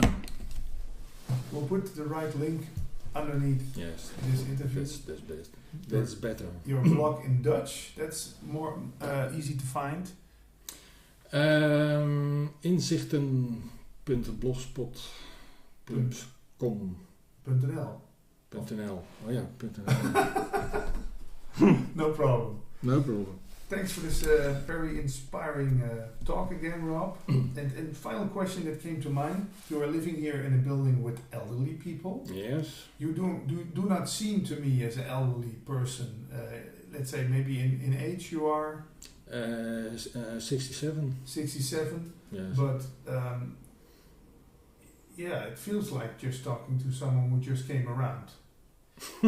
Is that then maybe the difference I feel with people I talk to, that they still have this cheerfulness, this playfulness, this youthfulness, because they know that what they are is an essential, timeless being. You are that. Yeah. You stay that forever, through your whole life. It has always been the same. Yeah. But I know now what it is. Yeah. Last 20 years. But yeah, it is your basic feeling. A space, calm. Even when you make mistakes, they must be serious. Then the person will get his part in the play. Yeah. But that takes an hour or 2 hours, and then it's over. And has it changed anything in your life the last 20 years? Have you met, has the person, Rob, met less or more difficulties? Or do you say that doesn't make any difference? Still Doesn't goes make on. any No, difference. the play goes on. It's how you cope with it. Hmm. And No more suffering. well, you are what's het bereid zijn? Willing to? You are willing to see also the hardships and to feel them, and you are open for that. It's not that's I No don't want rejection. it. No rejection. No. And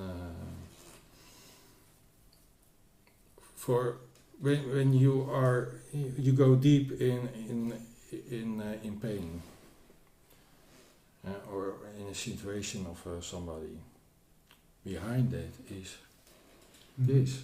Mm-hmm. So the pain turns out to be This also. the stillness and Yeah. happiness. Yeah. Also the pain is consciousness. Yeah. Yeah. And that you can use in therapy. You start recognizing this, that it's all made of the same stuff. It's all Yeah. you. It's all you, Yeah. Yeah. Nothing excluded. nothing. Oh. For you are timeless and spaceless. Yes, this all construction of the thinking cannot cope with that situation. No. It has to grasp. Has to make It, boundaries. it's not to be understood Yeah. Yeah. by words. Yeah. You cannot stand under it, understand it. Yeah. You understand? Yeah. You cannot understand it, for the thoughts try to understand it Yeah. by labels, by labeling. Or putting it in a box with a label on it. That's that. That's And this. what's more important is consciousness. Yeah. That is the Holy Spirit. Yeah. But the Holy Spirit is empty. Holy is whole. Yeah. Yeah. No in or out. Yeah. So it's not people who are holy. Don't believe them. No. So Rob, for you it's not a problem that a lot of refugees from Syria come to Europe in an overcrowded country like the Netherlands.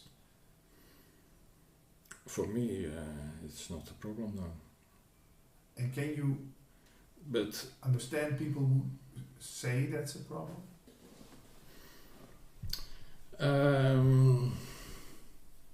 Who get angry or sad or afraid? well, it is as the world turns around of let it, how the world exploits itself. Mm-hmm. So, yeah, and now I know that Osho once said that Hitler never existed. He felt that too, that you cannot say anything about the world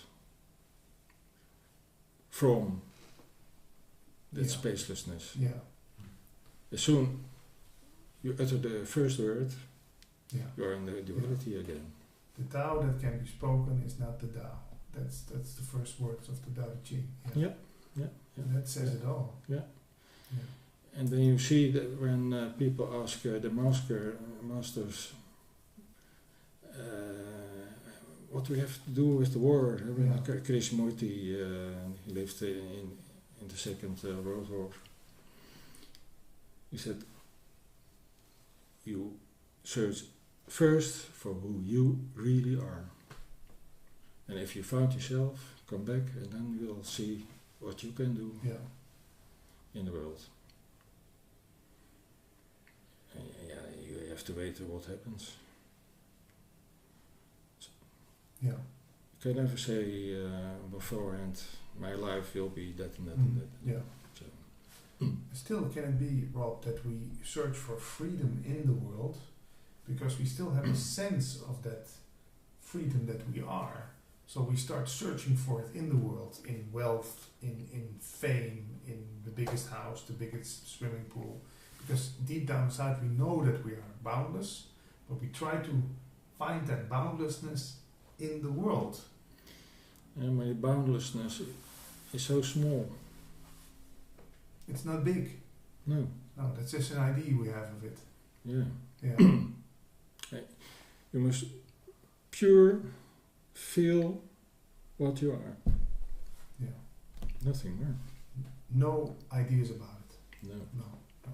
And you're back again. Yeah. Back in concepts. In concepts and back in duality, back in good, the bad, and the ugly. Yeah, Rob. The ugly hides himself behind. Yeah, that's why I'm not in screen. Yeah. Thanks again for this nice talk, Rob, and good luck with everything that you are. Thank you. I follow you. Ik zit hier met een hele vrolijke meneer. Die we voor het eerst, althans ik, zagen op televisie bij Jan Rijdt Rond. Zou je even voor mensen die dat niet gezien willen hebben, willen zeggen wie je bent en waar we het over gaan hebben? Oké, ik ben Marcel Stegers. En we gaan het hebben over non-dualiteit. En er is zoveel over te vertellen. Wauw. Ik hoop dat we genoeg belangrijke punten kunnen zeggen.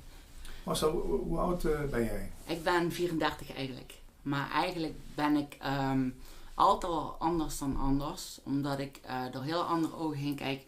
Al sinds vroeger eigenlijk. Waarin bijvoorbeeld mijn familie mij niet zo goed kon begrijpen. En ik er qua gevoel een beetje alleen voor stond. En zelfs sinds vroeger begon ik eigenlijk mezelf te ontdekken in hoe ik anders was. En en zo werd ik eigenlijk steeds meer zelfbewuster van dingen. Wat ik bijvoorbeeld in de maatschappij, wat anderen als normaal beschouwen. Dat ik zo dacht van, ergens in gevoel klopt dat niet. Waarom zoeken mensen in de tijdelijke wereld naar iets wat hen voor altijd gelukkig maakt? Terwijl dat is al één ding wat ik al niet begreep. Maar bij mij het denken is sowieso al anders dan anders. En en dat was voor mij al een extra uitdaging. Hoe oud was je toen je dat voor het eerst dacht? 7 of 8. Ja? Ja, ik zal de thuissituaties niet over hebben, maar het is best wel moeilijk geweest vroeger. Buiten dat ben ik best wel hoogsensitief. En mijn ouders konden niet met mij omgaan. Dus nu gaat het al wat beter. Maar omdat ik mezelf heb leren kennen en ik er beter over kan hebben. Het was best wel een moeilijke situatie waarin ik heel veel verschillende emoties mocht meemaken op een heel jonge leeftijd. En veel mensen die vinden dat heel apart dat ik zoveel zelfkennis al eigenlijk heb. Wat iemand die al dubbel mijn leeftijd eigenlijk nog mee bezig moet zijn. Ja. Dus ja, en dat... Kunnen we zeggen dat jij verlicht bent, Marcel? Ja, verlicht is eigenlijk iets voor als je bijvoorbeeld ergens mee zit. Weet je wel, dat je dan kunt loslaten, die emotionele bagage. Dus loslaten kan een heel moeilijke weg tot het hart zijn. Of een makkelijke weg. Het ligt er aan hoeveel waarde je eraan hecht. En daarin hoeveel meer moed je moet tonen om het te kunnen loslaten tot hier. Het is juist dat simpelste kan ontzettend vreselijk moeilijk zijn. Maar juist door jezelf te leren kennen. En niet met alles om je heen bezig te houden. Met andere mensen of situaties wat het juist moeilijk heeft gemaakt. Daarin, door jezelf en zelfbewust te zijn. En het gevoel wat je in jezelf ervaart tijdens iets. Dus, dan wordt het op een of andere manier duidelijk. Zonder dat het verstand dat hoeft te begrijpen. En dat is zoveel meer waard dan dat het hier... Dan lost het zichzelf eigenlijk op. Want hier in het hart... des te meer je van het verstand, de afstand tot aan het hart, de eenheid. Het hart is de zetel van de ziel. En de ziel is deel van het geheel. Wat, hoe moet ik dat zeggen? Je voelt als je hier bent, ook als mediums en heel veel andere mensen. Mediums hebben niet per se een gave, want iedereen is hier gelijk. We zijn hier als één grote familie. Je kunt elkaar zo duidelijk aanvoelen. Dus behalve als de ander bijvoorbeeld niet wilt en zich afsluit, dus een afstand is, dan leeft hij eigenlijk in de tijdelijke wereld vanuit egoïsme en dualisme. Bijvoorbeeld mensen die in een vicieuze cirkel van innerlijke strijd leven, continu in de problemen mee bezig zijn, het willen oplossen. Maar het gekste is, de oplossing komt pas als je jezelf opoffert, een overgave tot je hart. Als je dat waar je mee zit, waar je zoveel liefde voor hebt om daarmee bezig te zijn, hoe ellendig het ook voelt. Als je dat gewoon de moed vertoont en het loslaat tot je hart, dan pas kan het universum eigenlijk meer zijn werk doen. Want dan kom je meer terug tot je natuurlijke staat, oorspronkelijke staat van bewustzijn als vreugde. Dan merk je ook dat je weer vanzelf kunt lachen, want een glimlach is een universele taal. Dat is vanzelfsprekend. Net zoals een goed gevoel is vanzelfsprekend. Je hoeft het niet te zoeken in een vriend of vriendin, relatie of wat dan ook. Het is vanzelfsprekend hier. Het is juist doordat we hebben geleerd uitwaarts te leven, onszelf te overleven, aanpassen aan de maatschappij, dat we zijn vergeten wie we werkelijk zijn. En we zijn alle kinderen van het licht. En hoe volwassen je denkt ook te zijn, toch ben je ergens nog afhankelijk van. Eigenlijk, want de hoogste macht, die is bijvoorbeeld afhankelijk van de kleinste dingen die juist dat groot houden.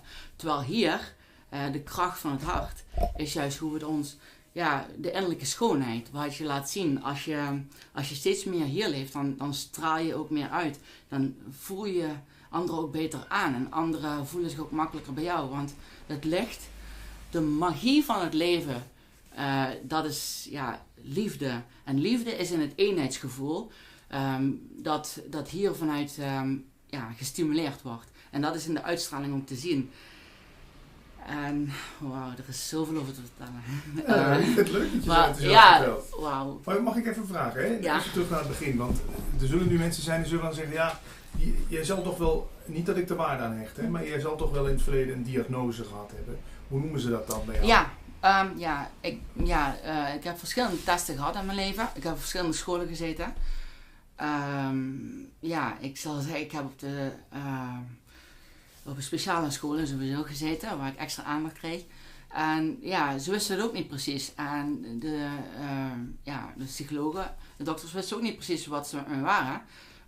Hoe ze de etiketten op mij moesten plakken. En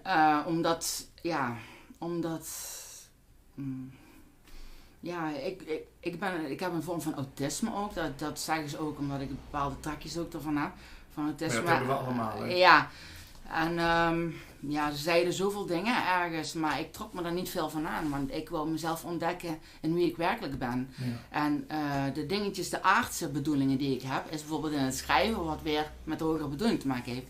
Maar de meest bijzondere bedoeling, dat we allemaal hebben, de universele bedoeling voor ons allen, niet alleen op aarde, maar waar dan ook overal, is om te ontwikkelen in liefde. En dat doe je van hieruit naar hier. En verschillende geloven, met alle respect voor verschillende mensen, hoe die in het leven staan. Het is zoveel verschillende wegen en hoe mensen bewandelen in het leven. Er is eigenlijk maar één, hoe noem je dat, God, zuiver bewustzijn, één weg en dat is hier naartoe. Maar er zijn verschillende manieren in hoe je naar deze weg gaat. En vele mensen hebben daar hele lange tijd voor nodig. Terwijl het eigenlijk iets zo simpels is, dat het gewoon door het menselijk verstand niet begrepen kan worden. Ja, is het echt zo simpel? Ja, eigenlijk wel, omdat het gewoon, juist door het stoppen met denken, komen we de oplossing tot bewustzijn. Maar, wat ze vergeten te zeggen is, des te meer liefde, bijvoorbeeld, des te meer liefde je cultiveert, en de kracht van bewustzijn is het tot eenheid komen met, en des te sterker de liefde gecultiveerd wordt, en je hecht je daaraan, aan dat wat je wilt bereiken, of dat wat je wilt herinneren, daarin, des te sterker de liefde is, waar je dan bijna niet kunt loslaten, dat je dan de moed vertoont om jezelf, niet een dier of wat dan ook op te offeren. Nee, jezelf. Dat is pas een ware opoffering. Ja. Je eigen ego op te offeren in het licht van je hart, waarin dat wordt opgelost. En jezelf verlicht van de pijn, de kwelling vanuit het tijdelijke. En daarin komt het vanzelf. Want zoals een zee, bijvoorbeeld een woeste oceaan. Des te meer de afstand is, des te meer je hiermee bezig bent. In egoïsme vanuit dualisme. Dan is het zo chaotisch. Dat je alleen maar bij de tijdelijke bezig bent. In plaats van wat hier non-dualiteit is. Wat echt altijd is in plaats van het tijdelijke. En dat is zo verschil. Want als je hier naartoe gaat. Steeds meer tot aan het hart, tot aan het eenheidsgevoel, waarin je met alles en iedereen al automatisch altijd al verbonden was en ook altijd zal zijn, dan voel je elkaar ook sterker aan. Maar de ego is een rotstak, die kan zich er wel eens mee bemoeien door geconditioneerde denkwijze en hoe mensen hebben aangenomen dat normaal is. Maar het bijzondere is, niemand is per se normaal, want voor de ene is normaal anders dan de ander, maar wij zijn alle heel apart. Toch bijzonder vanuit het hart. Bijzonder in hoe wij eigenlijk als één familie zijn. Maar daar komen we pas achter. Dat als we bijvoorbeeld de bodem hebben geraakt. Dat we dan denken... dat we dan denken... dat we dan niet denken. Maar dan... kijk, dan denk ik aan iets van de bodem geraakt. Ja. Ik heb ook al moeilijke momenten in mijn leven gehad. Maar dan precies dat wat het effect heeft. Precies dan ben ik gelijk bewust... van iets wat dus niet bepaald positief is. En dan heeft dat gelijk, voel ik dat aan mijn lichaam. Maar ja, in ieder geval als je de bodem raakt, dan kun je maar één weg en dat is omhoog. En dan is het meer geforceerd en hoe je ego, laat maar, dan geef je het op. Maar of je bent zo verliefd, zeg maar, dat het even allemaal niks meer uitmaakt. Bijvoorbeeld met een vriendin verliefd bent, of verliefd dat je in één keer veel geld hebt, flauwekul. Maar ik bedoel dat mensen iets heel graag willen en ze hebben het. En dan die gelukzaligheid ervaren. Maar de werkelijk geluk zit in je hart. Dat hoef je niet dat je aan iemand moet hechten vanuit het tijdelijke. Want het probleem is, de angst vanuit de ego die zich daaraan probeert te hechten, die forceert zijn eigen wil op een gegeven moment als hij ziet dat het mis kan gaan. Want je kunt niet een ander dwingen om bij je te zijn of te hechten. Want dat is alleen maar een kwelling. Want je kunt ook onvoorwaardelijk met de ander omgaan door meer jezelf te leren liefhebben, jezelf te kennen. Want alles komt altijd terug naar jezelf. Want als de bedoeling is op aarde dat we alle elkaar onvoorwaardelijk ondersteunen. En de positieve ondersteuning, dat is wat we nodig hebben. En daarin elkaar eigenlijk ondersteunen bij hart als we erom vragen. Of als je voelt dat het wel nodig is. Maar niet iemand forceren vanuit jouw wil van zo moet dat, want anders. Dat is die ego, want anders of wat als. Ja, de gedachte van, dat je al vooruit denkt dat zoiets zou moeten zijn. Maar überhaupt het denken, dat brengt ons verder weg in afstand van het gevoel. De ego kan wel eens heel vervelend zijn en ons gevoel veranderen dat het alleen maar een persoonlijke waarheid is. In plaats van de echte waarheid, een persoonlijke realiteit en hoe wij het beleven. In plaats van de werkelijkheid dat vanuit het hart is. De innerlijke wereld, de innerlijke koninkrijk, zeg maar, wat ze in de Bijbel noemen. Dat is eigenlijk het eenheidsgevoel. En de hemel en de hel is echt wat mensen zeggen. Dat vond ik ook apart. Want dat heb ik eigenlijk nergens zo echt gezien zo eigenlijk. Of gehoord. Maar dat had ik gewoon in één keer. Kwam dat gewoon, met het schrijven ging het gewoon vanzelf. En ja, de hemel is het eenheidsgevoel dat je hier hebt. En hier, als deel van het grote geheel, is eigenlijk waarin het licht straalt. Des te meer je vanuit het hart aanwezig bent, des te meer dat je in de hemelse zaligheid aanwezig bent. Dat is het licht die uitstraalt vanuit het hart. Vanuit het hart is de zetel van je ziel. En de ziel is juist dit van waaruit het licht afkomstig is. En des te meer je tot jezelf komt, zelfbewust, des te meer je bij jezelf bent. Vanuit je eigen kracht, dan kun je je eigen wonderen verrichten. En de wonderen, des te meer je vanuit eenheidsgevoel aanwezig bent, dan kun je je eigen toevalligheden eigenlijk creëren. Doordat je harmonieus in synchroniciteit bent met alles en iedereen. Omdat ieder ziel is eigenlijk... ieder ziel is eigenlijk de spil van het universum. Je bent de middelpunt van het universum. Ook al is iemand in Amerika of iemand hier of iemand ergens anders in het universum, toch iedere ziel is eigenlijk de middelpunt van het universum die zich met alles verbindt. En eigenlijk komt door hoe jij bewust bent, heeft effect op je leven en hoe je denkt. Positieve gedachten, die verzachten je ook. Je voelt dan ook wat rustiger. Je voelt gewoon, je voelt meer hier, omdat het gewoon goed gevoel, de vreugde is onze natuurlijke staat van bewustzijn. En als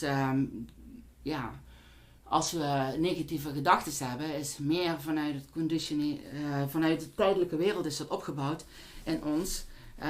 De angst die we elkaar doorgeven door iets,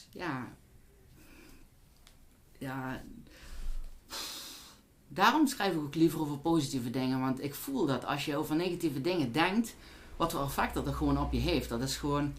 Ja, je daarom, maar ik voel dat gewoon. Ja, en daarom ben ik ook dankbaar voor al het moois hier eigenlijk. Als de vreugde van de kinderen die buiten spelen, dat Oostenrijk, al het moois. Als iemand glimlacht, echt vanuit hier, dan is dat gewoon, sowieso een glimlach is fantastisch. Maar het is gewoon... Maar Marcel, hoe komt het dan dat er toch dingen zijn die negatief zijn? Zeggen ook wel eens de non-dualiteit. Dat is omdat we nog niet beter weten. We zijn nog niet zo sterk zelfbewust dat we over antwoorden.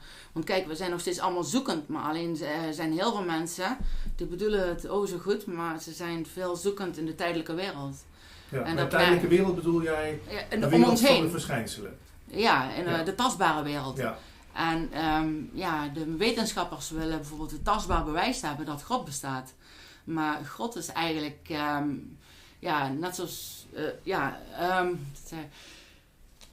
God is eigenlijk de hoogste vorm van liefde. Ik word zelf ook een beetje... Ja, weet ik. Wacht even. Sorry, ik heb zoveel te vertellen. Nee, we hebben de tijd. Rustig aan. Ik pak even wat te drinken. Ik ook. Neem je ook even wat te drinken. En, want ik ben even benieuwd. Is er bijvoorbeeld volgens jou, Marcel, zoiets als vrije wil? Ja, natuurlijk. Dat hebben we. We hebben de vrije wil, de keus om onze eigen weg in te slaan in de tijdelijke wereld. Maar juist, Hoe werkt zoiets? Jij zegt dus kiezen... Ja, dat is eigenlijk al sinds de geboorte dat we eigenlijk worden afgeleid van hier eigenlijk. En dat is omdat we zo van tradities uit geleerd hebben dit door te geven. Dat gewoon de maatschappij is, we moeten we aanpassen. Ja. En we moeten gewoon de dingen doen om te overleven. En alleen is niet, de mens is meer bijzonder dan alleen maar dat. Er is nog meer dan alleen dat. En dat had ik vroeger al eigenlijk in de gaten, dat me eigenlijk heel veel pijn deed eigenlijk.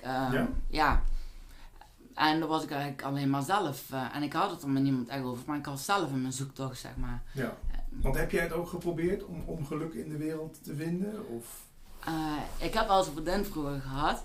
Een vriendinnetje, maar daar had ik gewoon... Ik was Cindy, dat is gewoon... Ja, ik ben dankbaar dat ik haar had, want ik had vroeger best wel een moeilijke tijd. Maar het was gewoon iemand waar ik, net zoals bijvoorbeeld een huisdier die ik heb, waar ik gewoon troost kan vinden. Want dat was vroeger was een moeilijke tijd, wat gewoon, waar ik die troost nodig had. En ik ben blij... Waarom was het moeilijk vroeger? Dat is een beetje een persoonlijke kwestie. Nee, maar ik kan me wel voorstellen. Ja, het is omdat... niet bij horen. Nou, Ja, bijvoorbeeld. Ja. En de familie wist niet precies hoe ze met mij om moesten gaan. En Ook weer begrijpelijk. Want ja, je omdat bent ik anders ben. Ja. Omdat ik niet zoals andere mensen reageer. Of ben, weet je wel. En daarvoor zeiden ze vroeger van, wat is het met die jongen eigenlijk? Ja. En ja, daarvoor hebben ze gekeken met testen en alles. Maar die hooggevoeligheid bijvoorbeeld. Hè? Ik heb nu bijvoorbeeld, ik zit nu met mijn rug naar een raam. En ik hoor de hele tijd die auto's achter me langs gaan. Hè? Ja. Heb jij van dat soort dingen ook last? Ja, de prikkelingen komen, daar heb ik vaker in de gaten. Dat als ik heb zelf een BGB en daar ben ik dankbaar voor dat het in het land kan. En dan komen begeleiders, die komen dan mij ondersteunen met zelfstandigheid. Want ik wil graag een eigen plekje hebben om te wonen. Ik woon nog thuis bij mijn moeder. Vanwege dat deze maatschappij een stuk harder aankomt bij mij dan veel mensen die het gewoon, weet je wel, zo'n weg in proberen te vinden. Man. Kun je eens een voorbeeld noemen van wat voor jou lastig is?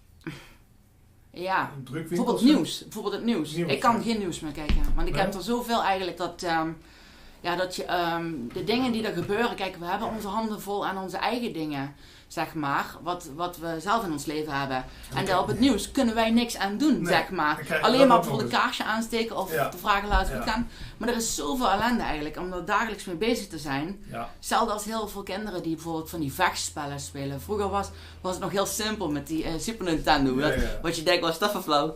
Weet je wel, maar nu is dat zo realistisch. En ook dat GTA gedoe en al. Kijk, ik vind het wel mooi gemaakt, grafisch, maar ik hou meer van avontuur of RPG's, wat vrolijker spellen.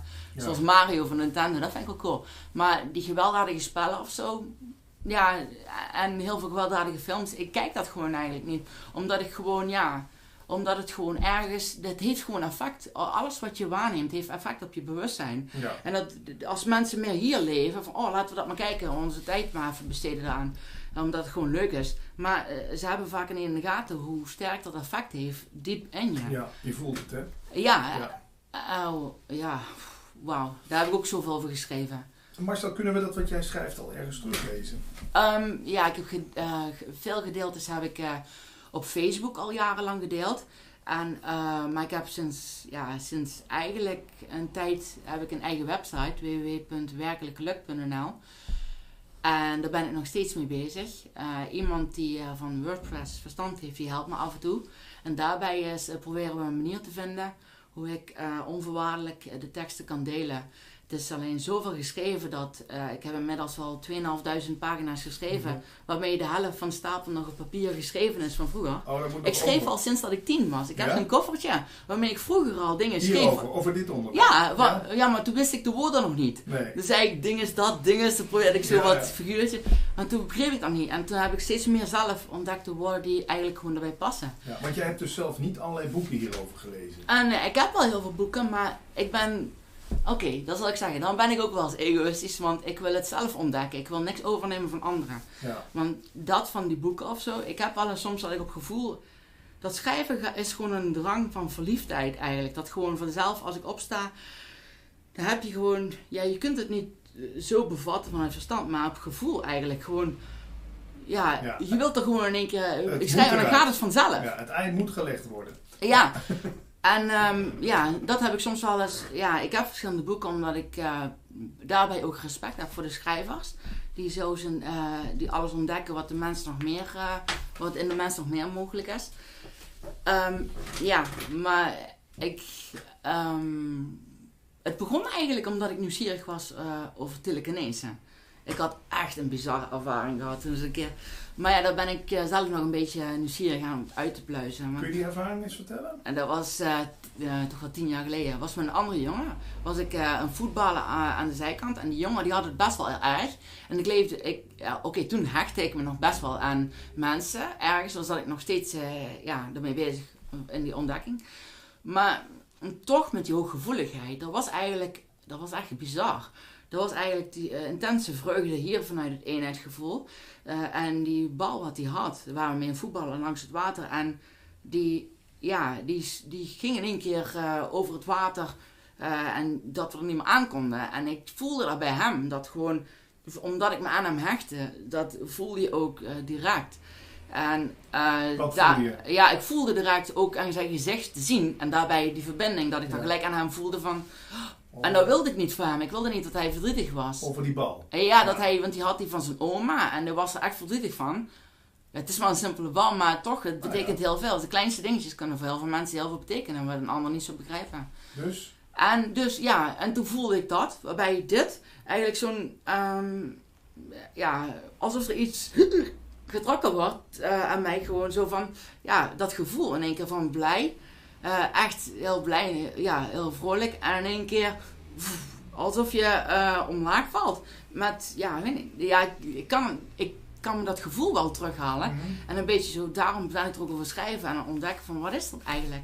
Wat gebeurde er met die bal? Maar toen was ik eigenlijk zo naar die bal. En dan was ik gewoon, zo van, kom. En toen was ik gewoon eigenlijk in gedachten, was ik gewoon dat ik die bal naar de kant wou. En dan, dat is heel raar. Maar over het water ging gewoon, er was windstil. En die ging gewoon een rechte lijn zo. En dan was ik s'avonds, dat ik de hele tijd zo van, wat is dat? Ik zat zo, er was een andere man, die was aan de zijkant. Die zei zo, wat kan ik je helpen? Maar ik had die niet gehoord. Ik was zo gefixeerd op die bal. Ja. En op een gegeven moment dat hij zo, er was eerst een gedachte dat ik die energie eigenlijk stuurde. Dat ik me zo hechtte aan die jongen, dat ik me hechtte aan die bal. Dat daar weer verbond. Dus eigenlijk klemde. En op een gegeven moment dit goed gevoel eigenlijk alsof die al naar mij toe was. Ja. En dat in me zag zo. Terwijl ik die andere man nog niet eens in de gaten had wat zo schreeuwen van, kan ik je helpen? Dus zo sterk wou ik dat hij die bal terugkreeg. En dan, en dan was dat beeld gegaan. En toen in één keer was ik gewoon, zo. En toen zag je daar in één keer, zei hij. En toen ging er een kippenvel. Ik ging in één keer zo overal kippenvel. En toen zat ik eigenlijk de hele tijd alleen met erover na te denken van, wat is dat? Wow. Weet je wel zo. Het schijnt dat Jezus over water heeft. Dus, maar kijk, dat zijn dingen. Net zoals wetenschap bijvoorbeeld ontdekken. Dan is het in mij ook een beetje in wetenschap. Een beetje zo. Buiten dat geloof ik ook wel. Is mijn geloof. Geloof is openheid om te ervaren. Als je gelooft in God, dan sta je open om de goddelijke energie in je te nemen. Maar de ego, die zegt, maar er moet een verklaring voor zijn. Die beperkt die ervaring. Want de mens is daarin eigenwijs en die wil daar bijvoorbeeld zijn eigen waarheid uithalen van zo is het. Maar dat hoeft niet begrepen te worden vanuit verstand. Het mag ervaren. Valt er dan wel over te praten, Marcel? Jawel, er zijn wel verschillende manieren om over te praten, natuurlijk. En er is ook tot zover eigenlijk een beeld uit. Dat met dat schrijven wat ik doe gaat eigenlijk gewoon vanzelf. En dan er zijn zoveel stukjes dat ik inmiddels geschreven heb. Over de 2000 bladzijdes. En waar gaat het dan meestal? En dat zijn gewoon stukjes eigenlijk die op een gegeven moment dat ik schrijf. En dan soms als ik ermee ben bemoeien, dan stopt het. Ja. En dan schrijf ik er zo'n kruisje bij. Echt als ik een keer, of dat af wordt geleid van mijn moeder of zo. Of dat echt invloed op mij, dan voel je ook. En dan op een gegeven moment komt dat weer terug. Juist omdat ik dat zo fascinerend ben en ik ben er zo dankbaar voor. Ook voor alles wat ik mag meemaken van alle mensen. En dat is gewoon, in alle situaties en alles, dat ik er zoveel kennis uit heb mogen ervaren. De wijsheid zit in het hart hoe je het ervaart. De kennis is wat je van opsteekt. Ja. En hoe kwamen die mensen van Jan rijdt rond bij jou?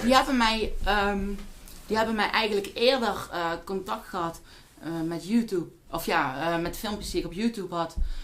Omdat ik zeg maar heel kinderlijk in mijn hoofd zit. Maar tegelijk, dat hadden ze dan gezien in mij. Omdat ik dan heel veel deed spelen en heel veel plezier beleefde. En dat vonden ze apart. En dan wou ze bij Man bij het Hond eerst met mij gaan filmen. Maar toen was het thuis een beetje een familieding dat even moeilijk was. Er was iemand overleden in de familie. En dan zei we, laat maar even. En toen is dat gewoon weggegaan. En toen was het Jan rijdt rond. Ja. En toen ging het eigenlijk vanzelf. Ja. En ik vond het juist cool. En ik ben hen daar ook heel dankbaar voor. Over dat ik daarover mag vertellen, over spiritualiteit. Kwamen mensen daarna, hebben ze je gemaild? Kwamen ze naar je toe, die mensen die dat gezien hebben? Sommige mensen die hebben me op Facebook toegevoegd. En er zijn genoeg mensen die hebben op de site gekeken. Maar heel veel reacties hebben het er niet over gehad eigenlijk. Ja, ik heb er wel gehoord van heel veel mensen op Facebook die dat hebben gezien. Die zeiden wel, wat bijzonder eigenlijk. Wat bijzonder en wat leuk. Maar zo voor de rest, ik heb wel gehoord dat veel mensen ook hebben gezien. Maar die hebben mij nog niks over verteld. Ja. En zou je het leuk vinden om hier dan bijvoorbeeld eens in een zaaltje met mensen over te praten of zo? Heb je nog andere ideeën die je graag wil doen? Want je loopt over van enthousiasme over dit onderwerp, hè? Het liefste is het eigenlijk met schrijven. Ik heb mijn eigen, mijn slaapkamer heb ik op mijn eigen energie heb ik die opgebouwd. Hoe ziet die eruit dan bijvoorbeeld? Ja, heel kleurrijk en vrolijk. En ik heb een fotocollage met, dat helpt ook heel veel. Bijvoorbeeld als mensen bijvoorbeeld de positieve energie in zijn leven willen opbouwen, dat ze dan een fotocollage maken met de mooiste momenten in hun leven. Je moet je eens voorstellen wat voor effect dat heeft. Bijvoorbeeld als je iets wilt, een droombord, als je iets wilt bereiken, dat je dan bijvoorbeeld dat waar je vrolijk van wordt, wat je optilt tot hier, tot in je hart brengt van, dat zou ik wel willen. Kijk, oké, het is wel hier vanuit een tijdelijke, maar er is wel een weg om daar naartoe. Want hetzelfde als affirmaties, dat je het zegt, dat het op een gegeven moment in je zit. En dan heb je die fotocollage met al die mooie momenten die je zou willen ervaren. Juist dat heeft ook zo'n diepere effect. Net zoals woorden een diepere betekenis kunnen hebben dan alleen die woorden dat gesproken wordt. Want ik hou van jou bijvoorbeeld, heeft een heel ander effect dan dat je iets negatiefs zou zeggen. Het ligt er nou daar ook aan van hoe het is gesproken, van hoe de mens bewust is, vanuit welk bewustzijnsniveau men aanwezig is en van waaruit die woorden gesproken worden. Ja. Dus dat is wel apart. Ik kan wel zeggen, ik hou van je, maar dat het van hieruit is, of hier vanuit, ik hou van je. Maar dan vervagen de woorden en je voelt ze. Ja. Dat is echt zo cool. Ja. Sorry. Ik pak even wat drinken. Ja, natuurlijk. Pak even wat drinken. Maar Marcel, ik was ook nog eens benieuwd, wat je nu over hebt, gaat bijvoorbeeld de film The Secret ook over. Heb je die ook gezien? Ja. Ja. En heb jij de film What the Bleep Do We Know gezien? Ja, ook. Die was ook cool, hè? Ja. Ja. En wat vind je zelf nog? Heb je nog andere films hier gezien? Heb je gezegd, daar moet je eens naar kijken? Waar dit onderwerp ook in voorkomt.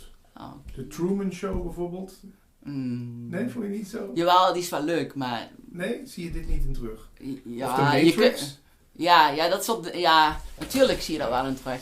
Natuurlijk, ook met dat label, dat door de kracht van bewustzijn, dat je dan invloed hebt op de materie. Ja. Natuurlijk, en juist...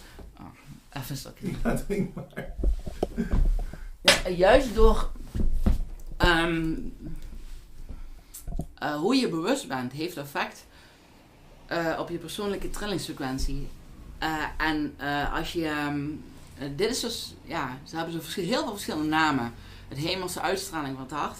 De hemelse uitstraling, de eenheidsgevoel. Ik heb zo'n idee dat het eenheidsgevoel, het licht, de uitstraling van God, eigenlijk dat het ook de Heilige Geest is. Dat dus alles samenbrengt. Dus eigenlijk dat alles dat aanwezig is. En dat je dat pas duidelijker merkt zodra dat je je meer overgeeft aan je hart. En hoe doen we dat? Hetzelfde als bijvoorbeeld, er zijn eigenlijk... Ja, ik geloof niet in... Er is alleen dat mensen in afstand zijn van het hart, is omdat ze dan... Ja, dan dimt het licht, het innerlijk licht, de innerlijke schoonheid. Dat ze zich meer bezighouden met uiterlijke schoonheid, met hoe mooi dat ze zijn met het lichaam of zo. Het is wel belangrijk om schoon te zijn, dat wel. Maar om mooi op te maken, omdat je dan iets anders voelt, omdat je ergens toch voor jezelf schaamt. Ja, dat is... Kijk, ik hou ook van kleuren en zo, maar... Nou, kijk, ja, het is omdat ik blauw gewoon hartstikke mooi vind. Daarom ben ik dat... Ja, en al die kleuren, daar hou ik vrolijk van. Kun je ons helpen, Marcel? Kun je ons van het hoofd naar het hart brengen? Ja. Hoe doen we dat? Heb je daar een oefening voor? Oh, wacht. Wat ik nog wil zeggen is... er is eigenlijk geen duisternis. Er is eigenlijk alleen de afwezigheid van licht. Des te meer je hier komt, des te sterker het licht zich bewijst in jouw aanwezigheid. Dus oftewel, de innerlijke schoonheid zich bewijst in jouw aanwezigheid. En hoe je tot het hart komt, dat is eigenlijk... hetzelfde als iemand bijvoorbeeld al 40 jaar getrouwd is met iemand en die vrouw van die man, die overlijdt. Ja, ik ken iemand die heeft... En dan zie je dat ook zo en dan voel je. En sommige mensen die kunnen er in hun eigen leven nog niet eens overheen. En sommige mensen die hebben er een jaar voor nodig om eroverheen te komen. Maar dat heeft ook te maken met het innerlijk verlangen naar vernieuwing. Dat innerlijke verlangen van... Ik wil nu eigenlijk verder. Maar dat heeft dan ben je al meer over aan het gaan tot hier. Omdat je daarvoor kiest. Maar als je continu bezig bent van... Ik moet datzelfde gevoel weer terug. Maar dat is dat gevoel, dat goed gevoel, zit al altijd in je. Alleen je komt tot afstand alsof je iets kwijt bent wat er al altijd is en altijd was. Voordat je überhaupt deze menselijke vorm aan. Ja. Maar ja, de weg is in ieder geval kort of lang. Het is heel persoonlijk aan de personen of situaties en wat ze hebben meegemaakt. Hoe sterk dat ze zich daaraan hechten.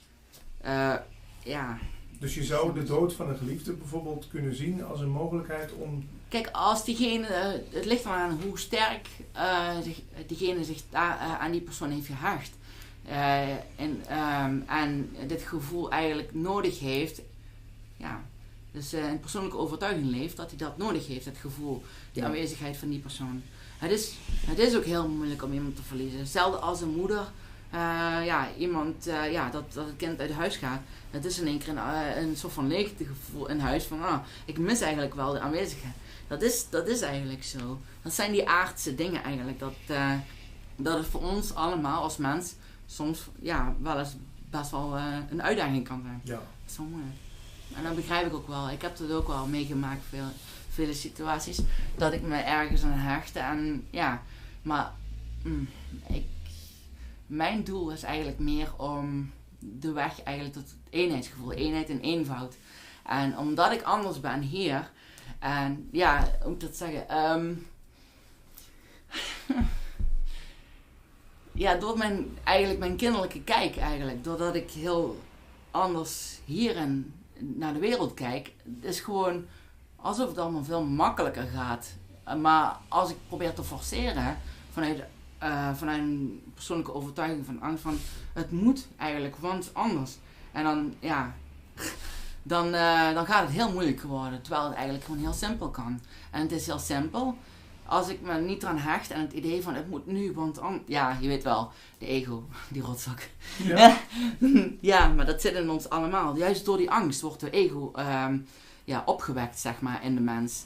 En daarom is met opvoeding van kinderen is het ook heel belangrijk dat je dan niet alleen, dat de ouders niet bezighouden met, nee, dat kan allemaal niet. Maar dat ze ook belonen met, wat goed dat ze dat hier naartoe geven, dat ze hier de aandacht toe brengen. Van hoe leuk, hoe dankbaar dat ze zijn. En met iedereen geldt dat. Niet alleen ouders, kinderen, maar met alles. Dat merk je, hoeveel goeds dat doet. Dan zie je altijd de lach in plaats van dat die afstand veroorzaakt wordt tussen die twee personen. Dat is het ook. Ja. Ja. En speel je veel met kinderen? Bij ons in de buurt, iedereen kent mij. Ben ik helemaal mezelf. En dan ren ik rond met voetballen, met van alles. Ben ik gewoon hartstikke blij. Helemaal in vreugde. En net zoals mijn passie schrijven. Dus de eenheid en eenvoud. Het is hier eigenlijk, dat vanzelf gaat. Maar als ik me hiermee bezig hou, dan ben ik het liefst binnen. Als er iets is, zeg maar. Dat bijvoorbeeld, als er iets in de familie is gebeurd. Dan dat je dat aanvoelt. En ergens leef je dan zo mee dat je er toch wel een beetje aan hecht als mens zijn. Dat je, dan zit je daarmee en dan kun je niet zomaar, door die afstand en hiermee bezig zijn in de tijdelijke wereld, dan ben je eerder geneigd te hechten aan iemand of iets, omdat je weer tot het gevoel wat van nature eigenlijk hier is, wil terugkomen. Ja. Maar dan zoek je in de tijdelijke wereld, ik wil hier naartoe komen. En dat is de ego die zich daarmee bezighoudt. Maar de ego, die vindt alles goed, behalve dan dat de ego, dat ik de keus maak om mezelf, de ego, op te offeren dan het hart. Waarin de ego in het licht wordt opgelost. En je dus eigenlijk verlicht wordt van de kwelling, waarin je continu in een vicieuze cirkel bezig bent, zoekend naar alles wat je in jouw overtuiging denkt van gelukkig te zijn. Daarom kijk ik bijvoorbeeld niet het nieuws of zo, want dat kan wel behoorlijk lastig zijn als je dingen ziet, je weet zelf wel. Ja. Daarom, dat kan ik niet. Nee. Je hebt ook een wandelmaatje, hè? Ja. Dat is Frans? Frans, ja. Ik heb 3 begeleiders die me helpen ook met praten over dit soort dingen. Die zijn er heel open voor, gelukkig. Dat is echt fijn. En 1 begeleider die helpt mij ook met koken, Tom. En dat is gewoon op weg naar zelfstandigheid. Want je wil graag op jezelf van en dat is best wel lastig, want buiten het kleine budget die we hebben, is het gewoon ook het zoeken en het krijgen. Maar het grappige is, mijn gevoel zegt, die zegt het wel, maar om het dan, als ik ergens mee zit en ik stel een vraag, dan aan het hart, dan is de universele taal is een liefde, een licht, en dan voel je dat eigenlijk. En dan is het al duidelijk, zonder dat het verstand te doen. En dan heb ik daarin mezelf eigenlijk meer leren kennen, in het gevoel. En dat is best wel cool. En er is eigenlijk, verschillende dingen. Ik ken sommige mediums die zich bezighouden met iedereen te helpen. Het is heel mooi om iedereen te helpen. Maar als je vaak bezighoudt ook met mensen zijn problemen en zo. Als je ziet wat die mensen dan, als die thuiskomen, wat die dan, voor bagage dan eigenlijk. Wat het dan, daar hou ik me ook liever niet zo mee bezig. Ik hou me liever bezig met het terugtrekken op mijn kamer en schrijven en dat te geven aan de maatschappij. Ja. Zonder dat ik er een boek voor uit wil brengen. Want er zijn heel veel mensen die ik ken ook die het niet kunnen veroorloven. Want het brengt zo'n voorwaarden met zich mee als je een boek uitbrengt. Want er moet toch betaald voor worden. En de website die ik heb, samen met, ik krijg er een beetje sponsoring voor. Van mijn vader. Ja, lief toch? Ja. En dat ik dan wel daarvan zelf die keuze heb gemaakt op deze manier. Dan moeten ze wel internet hebben eigenlijk. Maar dat ik op deze manier wel aan de mensen, met de mensen de teksten deel. En ik zet er geen copyright op of zo. Ik maak het niet mijn eigen. Want het is onvoorwaardelijk hoe ik het ontvangen mag. En het is onvoorwaardelijk hoe ik het geven zal. Dus en dat is het gewoon. En heel veel mensen hebben gezegd, maak er dan een boek van. Want de maatschappij is zo dat je er wel iets voor terug moet krijgen. Dat is niet erg. Maar ergens een gevoel zit ik er wel echt diep mee. Dat ik er wel eens over heb gehuild, dat ik dat niet kan. En dan doe ik maar andere dingen of wat dan ook. En voor mij is het wel een extra uitdaging eigenlijk om een plaatsje te vinden in deze maatschappij.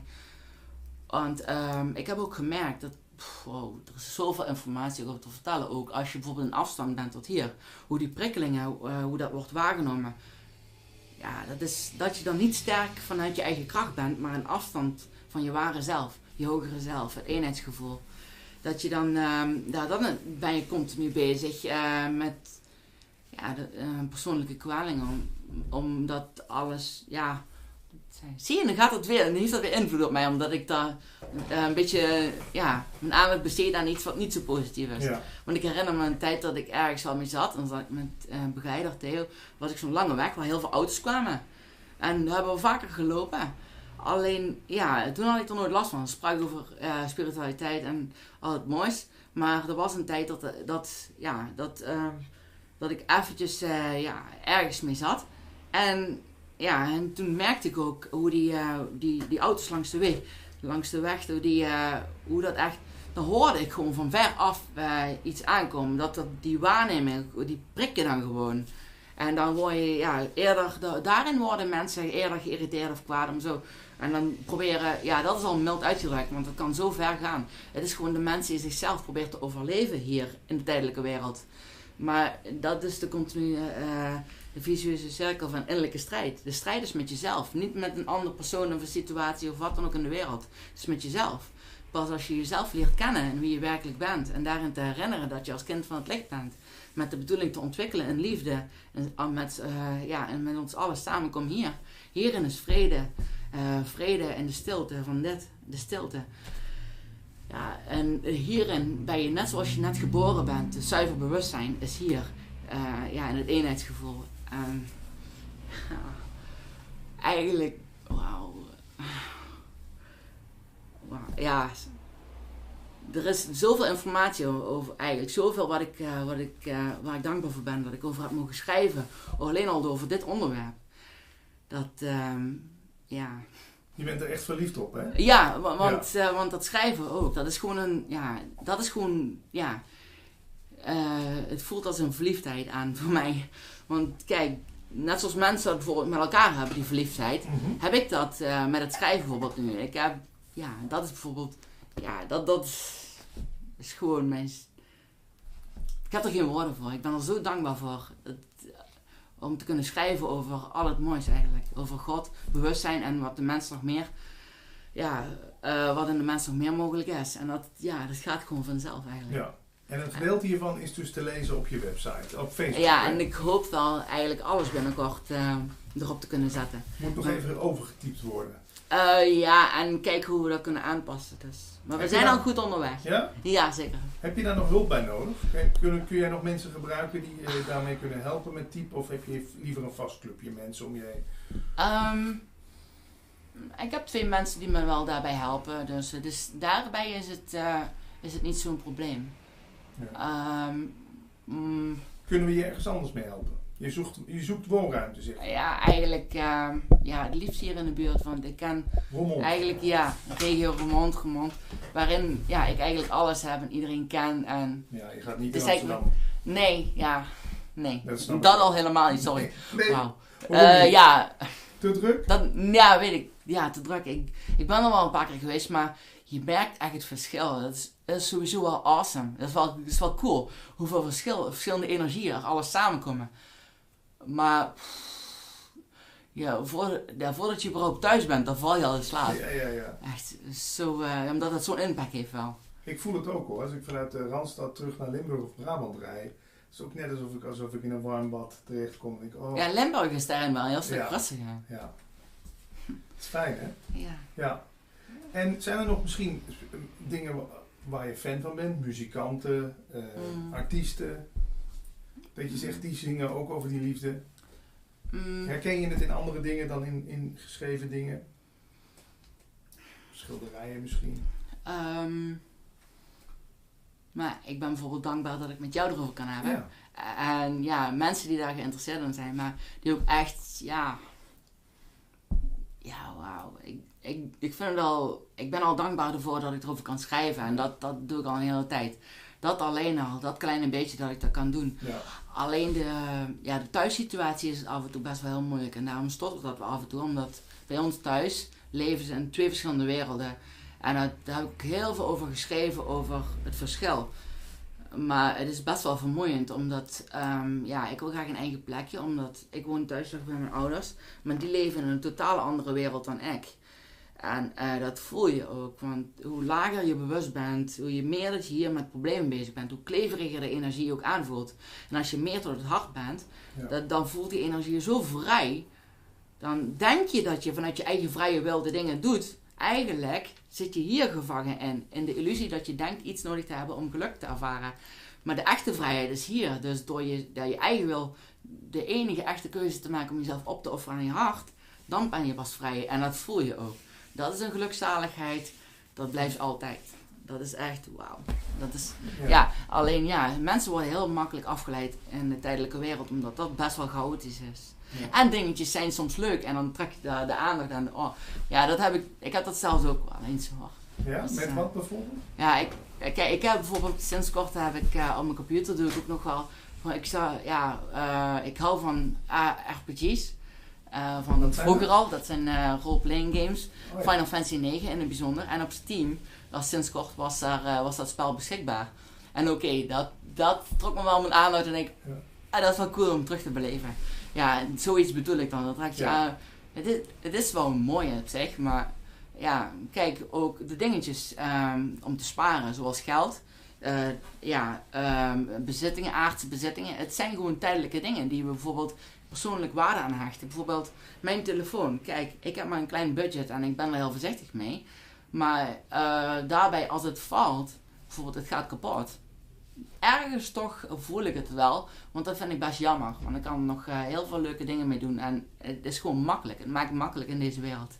In deze tijd heeft iedereen internet bijna en alles. Ja. En dan voel je wel. Kijk, als je geld genoeg hebt, dan is het allemaal eigenlijk een stuk makkelijker. Dan lig je er niet meer wakker. Maar zelfs ik lig er dan toch wel een beetje mee wakker.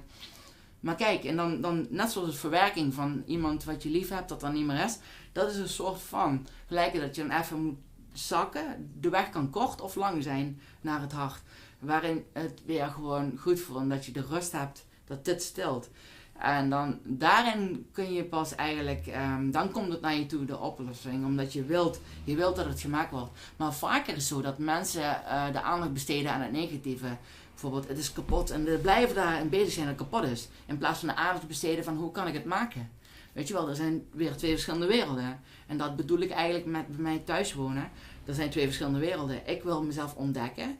En aan de andere kant, bij onze thuissituatie, wil alles doen om van God los te komen. Wil zichzelf niet ontdekken, omdat ze met dingen zitten. Met alle respect voor de mensen. Maar heel veel mensen hebben dit, hè? Ja, heel veel. Mijn ouders ook. Ik heb dat ook zo'n situatie wel eens gehad. En ik begrijp dat. En ik laat iedereen ook in zijn waarde daarmee. Want ik moet me met mezelf bemoeien. Je kan en het niet niet met voor ze anderen. oplossen, hè?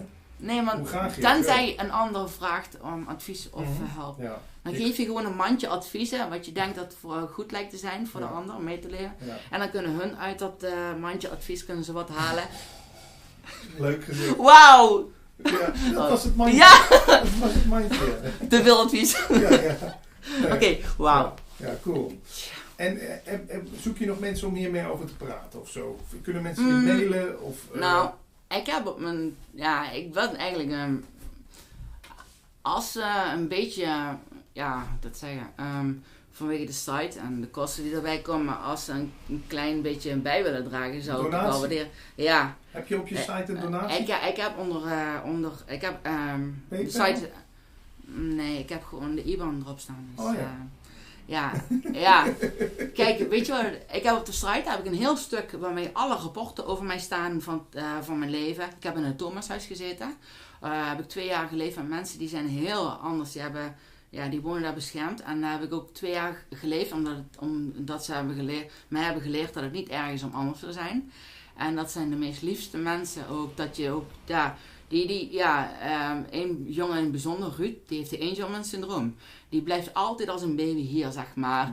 En daar voel ik me ook, daar kan ik ook heel leuk mee spelen. Ja. Het is gewoon, hij kan ook niet praten en zo. Maar als er bijvoorbeeld een vliegje op zijn hand komt, of de meest simpelste dingen, bijvoorbeeld in de lucht als je zo kijkt. Ja. En dan waar andere mensen gewoon rechtuit kijken en ze kijken niet eens omhoog. Maar hij ziet dan die dingen zo eigenlijk. En dan kijk ik met hem mee.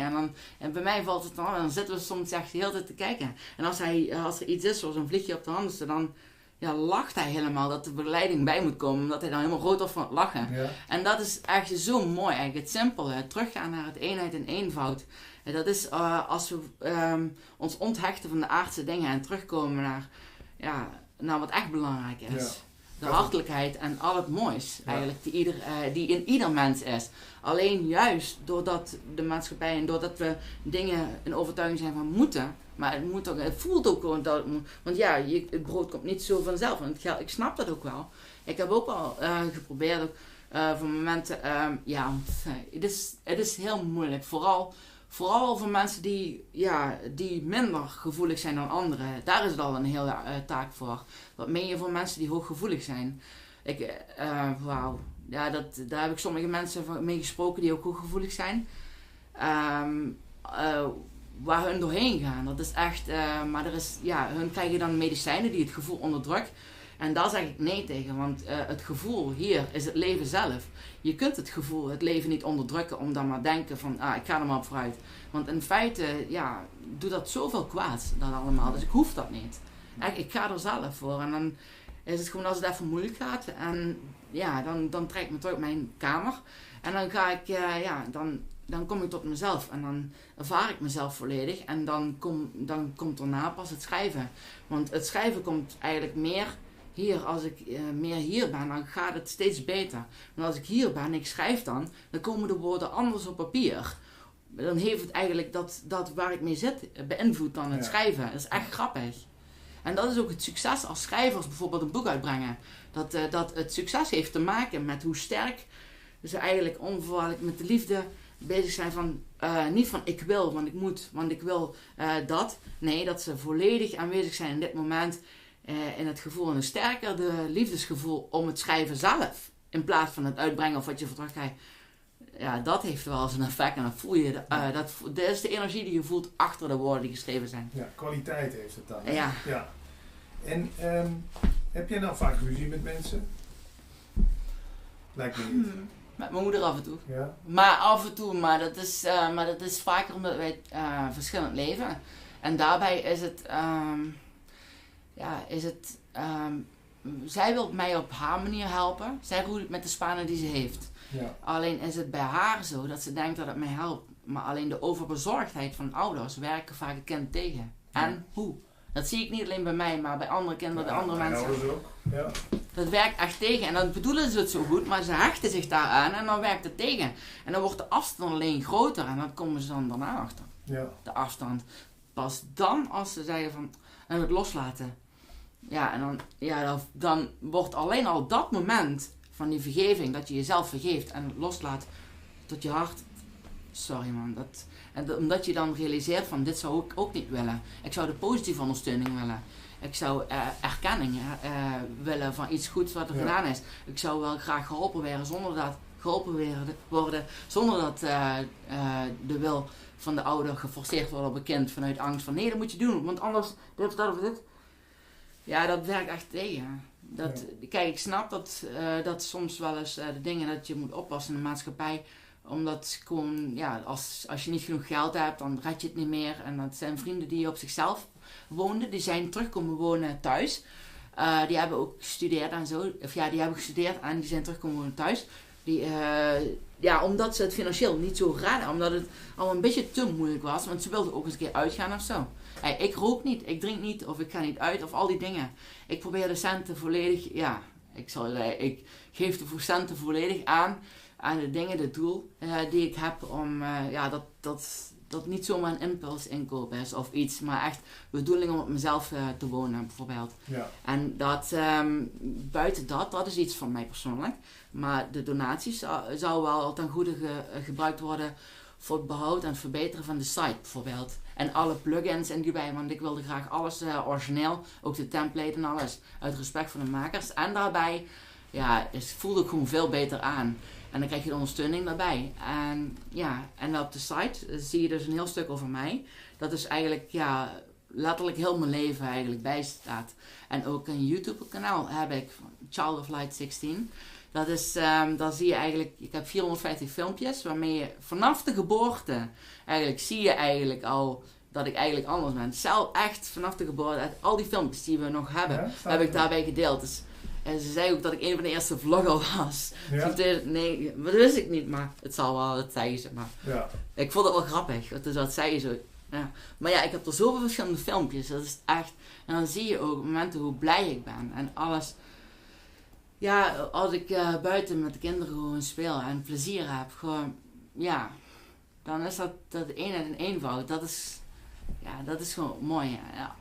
Zodra als er iets is met iemand of wat dan ook, dan moet ik proberen niet te persoonlijk aan te trekken. Je kunt er wel helpen, maar niet jezelf ermee bemoeien en dat zo sterk persoonlijk aan te trekken. Want dan heb je er alleen zelf mee, heb ik zelf in de gaten. Ja. Dus daarom probeer ik ook minder tv te kijken eigenlijk. Daarbij eigenlijk, bijvoorbeeld het nieuws bijvoorbeeld. Ja. Alleen vrolijke dingen. En bijvoorbeeld Disney ben ik, Walter Disney ben ik echt ook dankbaar dat hij zoveel vrolijks heeft gebracht ook in deze wereld. Ja. Dat heeft deze wereld nodig. Daarom ben ik ook fan van de Efteling. Die ook zoveel, dat zie je gewoon echt, dat als je daar loopt en die mensen om je heen, die gewoon even, die gewoon even, die sfeer daar ook in de Efteling is gewoon, daar word je gewoon zo vrolijk van. Ja. Ja, dat voel ik nu al, gewoon hier zo doorheen, als je daaraan denkt. Dat is echt, En het woord vrolijk... behalve het lang wachten, dat is de rij. Maar ja, toch? Het woord vrolijk zit ook in je website? Vrolijk? Nee, werkelijk geluk. Oh, ik dacht vrolijk geluk. Nee, werkelijk geluk. Werkelijkgeluk.nl. Aan elkaar, ja. Marcel, leuk om met je te praten. We hebben nog een paar minuutjes. Wil je nog iets toevoegen aan het interview? Wil je mij nog iets vragen? Heb je honger? Wil je wat drinken nog? Ja, ik drink dadelijk even Ja. meer. Dat ik Wil je misschien Jan van Delden nog even bedanken? Ja, is goed. Dat doe ik sowieso dadelijk via e-mail ook. Okay. En super bedankt dat je dit mogelijk hebt gemaakt. Ook dat je hem dat verteld hebt. Ja. En ik ben jou heel dankbaar dat ik dit mag vertellen. Ja, ik van jou Kijk, ook nog. op YouTube wilde ik ook wat filmpjes erop zetten om er zelf te praten. Maar dat is eigenlijk, het schrijven ben ik zo gewend. Dat trekt me terug op mijn kamer. Waarin de energie gewoon, voor mijzelf hoog is door alle vrolijke dingen. En dat ik zelf mijn kamer kleurig heb gemaakt. Ja. En dan gaat dat wat vanzelf. En dan, ik heb nooit echt geprobeerd, sinds eigenlijk met die begeleiders te praten. En met Jan rijdt rond. Dat dacht ik, en toen jij dat mij zei zo. Toen dacht ik, dat wil ik echt heel graag. En toen werd ik alleen al verliefd van het idee van dat je dan, dat ja, voor deze mogelijkheid. Dat is echt cool. Leuk. Marcel, dankjewel. Dank je. Ja. Sitting here with Els Thyssen, for a second talk.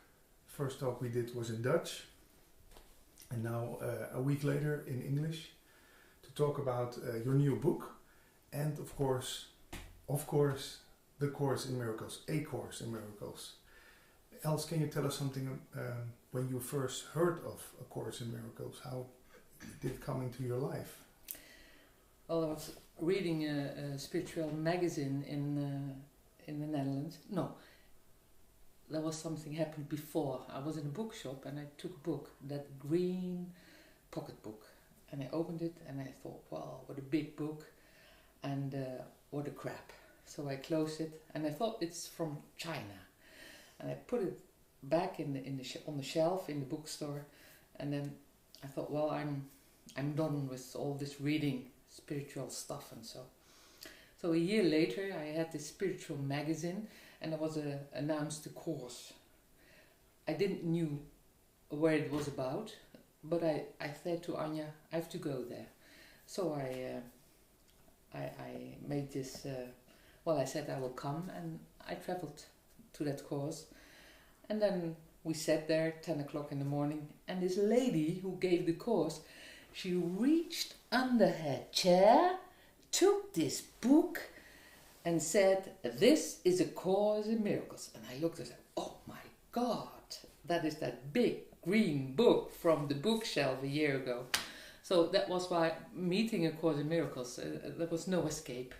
It came on my path, and well, a year later it took me, and it grabbed me, and so I opened it and I read the introduction, and the introduction really took my breath away. It just hit me, and a week later, after the course, I phoned this organization here in the Netherlands about that works about A Course in Miracles, and I said I want to join a group, and the man said, well, there's no group in the south of Holland, and I said, so what to do? Well, he said, you start a group yourself. I said, oh my God, I'm just with doing lesson 4. I couldn't do that. Well, yes, that's no problem, he said. So he sent me a list with names from people who were doing A Course in Miracles here in the south, and I put it on my desk, left it there for a week, and then I started calling these people. And they said, well, we want to join the group, but we don't want to be the facilitator. You have to facilitate it. Well, this group came together when I did lesson 26. The first lady who came in introduced herself and said, well, I'm doing A Course in Miracles already 8 years. So I thought, oh my God, I'm doing lesson 26.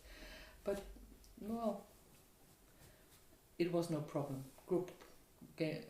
With that group we came together, and for over years and years, and we were a very close group, and people came and joined the group. Once we were with 33 people in this room doing A Course in Miracles. Well, they sat on the floor and they sat on each other's lap because there was no 33 people in this small room. And how does it work, Els? Do you take one lesson out of the course and then start debating about it, or how does that work? Not at all. Not at all. What we do is we take a little part of A Course in Miracles, we read it, mostly ask who wants to read it, and then somebody says I want, and I said who wants to read it again. So a few people read this little part out loud, and then I say this part, what the message here, how do you live up to what's said here? So we ask people to share about how they practice what the Course says in daily life, and that is what we talk about, not about interpretation, not about, we say, what do you understand from this text? And people say, well, I understand that it says, but it's never a discussion. No. And you are not a teacher who says, "Oh, you got that all wrong. It's not about this." Well, I don't know what's right and wrong, so I just can tell what my understanding of a certain text is, and I can see when I look back, I can see that it changes all the time.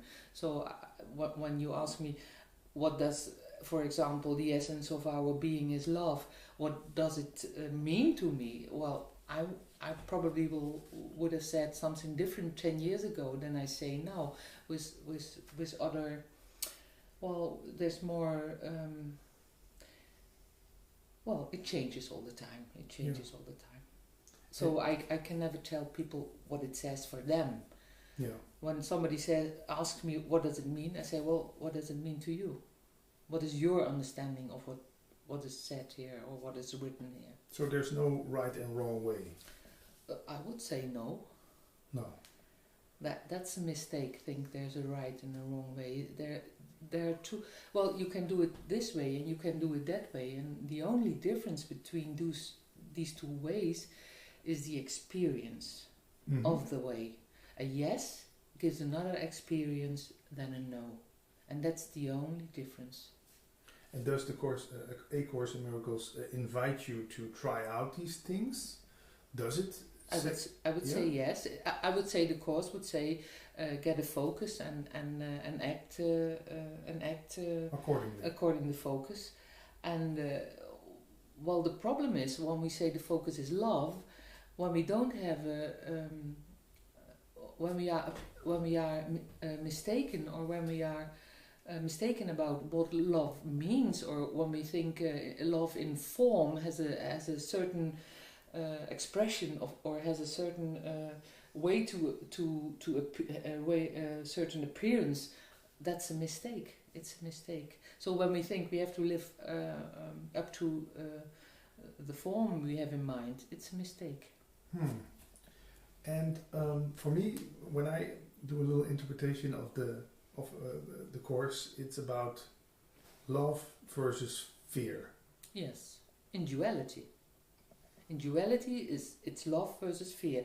So it says when you think your life is appearing in duality, when you think, well, how duality appears, that's real, then the course invites you to take this focus on love. But there will be a moment you realize that it's duality, this love fear thing. So it's all in illusion. It's all based in illusion. But it's a game, you know. It's wonderful to play this game. And when you feel you get upset, so that's a reminder. It's like a bell is ringing and saying, "Hey, you are mistaken now. Take that other focus." And it's when you want to live in peace. What is helping what can help you to experience that peace? So what helps is the focus on love. That's what helps. The focus on happiness instead on being right. That helps, and that's what the course invites you to choose that focus. And it says, but that's not true. There is only one truth, and that's oneness. No separation. Absolutely not. Still, it seems like you are sitting over there, I'm sitting over here. Well, in duality I am. Yeah, you are a woman, I am a man. Well, in duality I am. Yeah, you are aged 55, I'm aged 45. And so I on love and you so for on. that age. Yeah. My pleasure. Well, in duality? Yeah. Of course, Yeah. That's the story we Yeah. tell in duality. And storytelling in duality is a joy when you tell nice stories. Yeah. But it's not the truth. Well, no, it's not the truth of what you really are.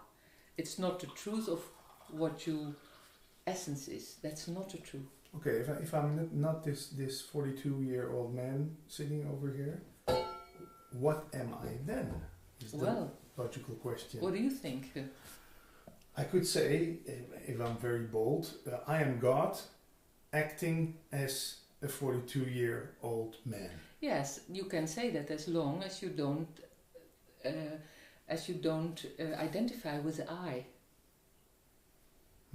The problem is when you identify with the I. So you can say I'm God, I'm the neighbor, I'm ISIS, I am Hitler, I am Erdogan, I am the king, I am the junk, I am the prostitute, I am. When you agree on being everything, you can say I. That's no problem, because you won't take it personal. You won't give it. When you say I'm okay with every appearance, there's no stress in it. There's no attachment, because someone will come and say, well, you were a madman, and you say, okay, I am that also. yes, okay, Yeah. no problem. There's no movement inside. Somebody comes and says, you were totally crazy. Okay, you're a lovely woman. Okay. Yeah. One day I got a letter. It was a Friday, and there was a lady, and she wrote me, dear Mrs. Tisse, I was on a workshop with you. I joined a workshop with you, and well, I want to let you know you have an ego up to the ceiling, and you know the workshop was in a church. So That's a big scene. so you know how many meters that was.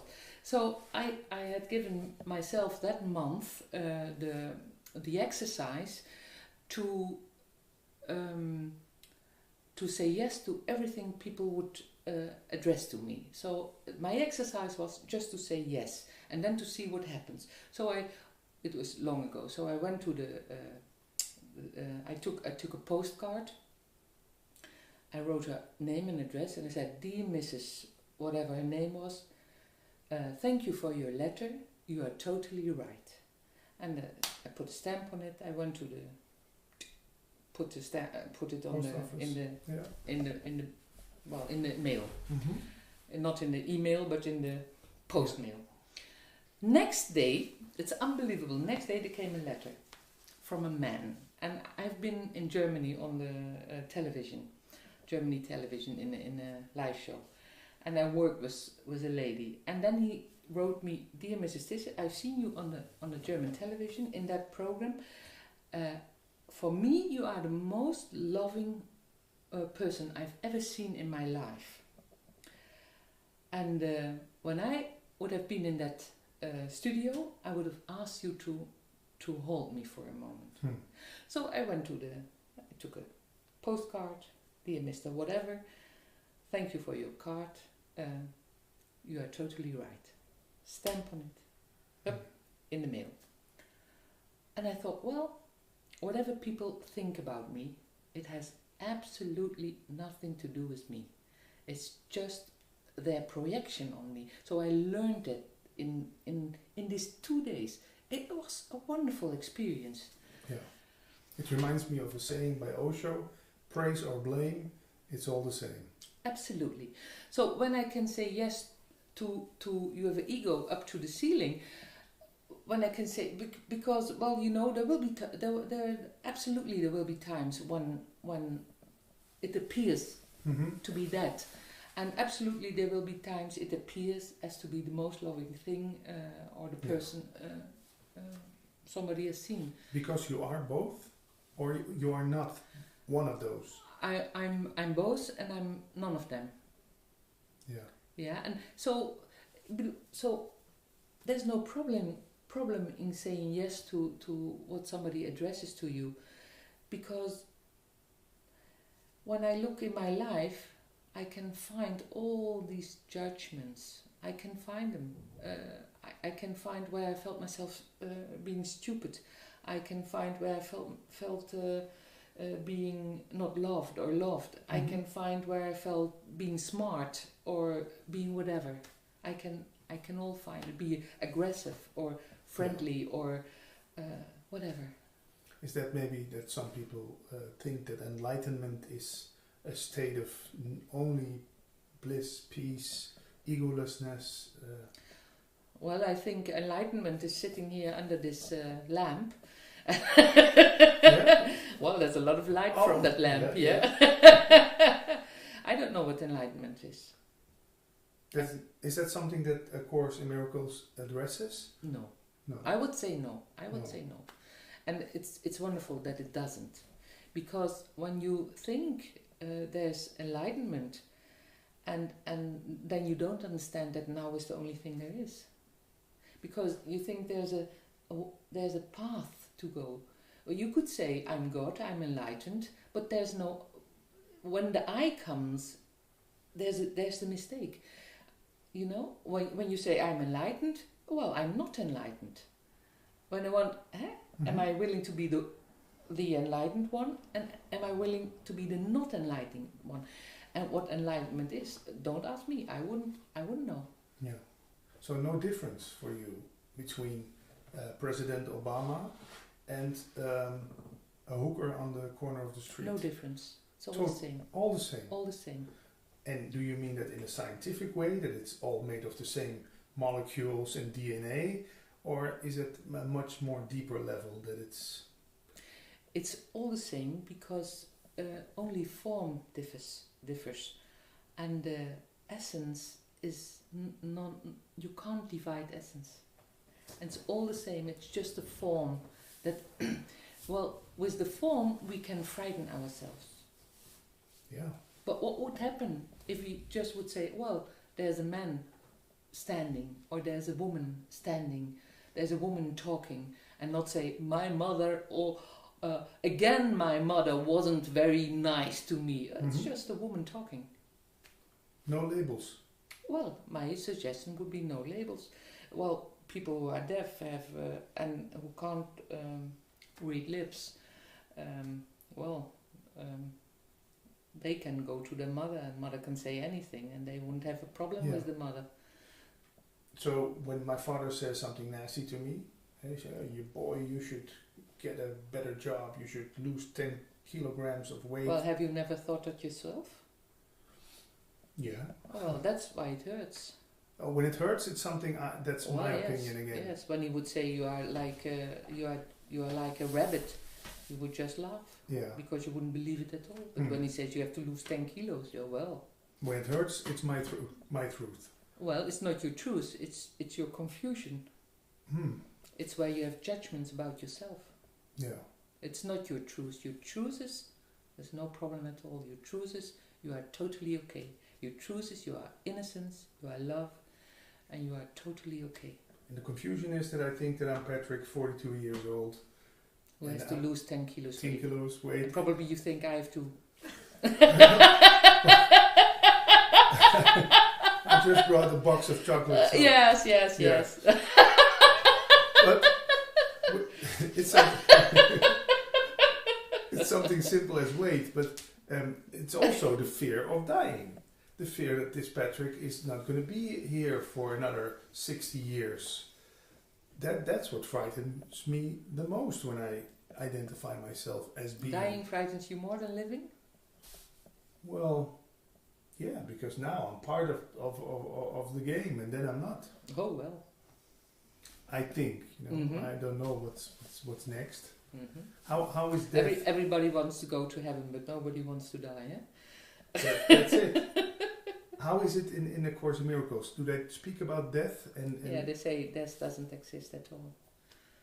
Because I was never born, or? Well, because it's not your essence. Your essence, your body is not your essence. Your essence is love, and love does not die. When your parents die, you still love them. Mm-hmm. So parents can never leave you because they live in your heart. And you are sitting now here, your mother is still physically alive, but your mother lives in your heart.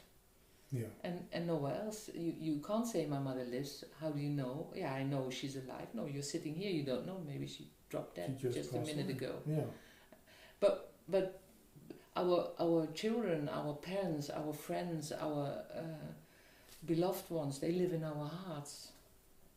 Yeah. Nowhere else. So that's why when they die, they cannot leave us because they live in our hearts. And of course people think, we miss the physical appearance of people. Of course, that's possible, and that's what you see a lot.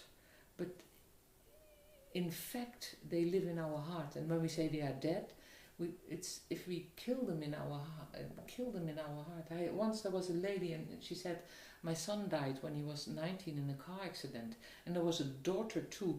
She was there also, and she said, well, my mother never saw me after my brother died because she was so focused on the death of the brother. But well, when you kill your child in your heart, that's horrible.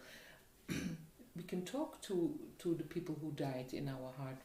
They are very, very. My experience is they are very alive. After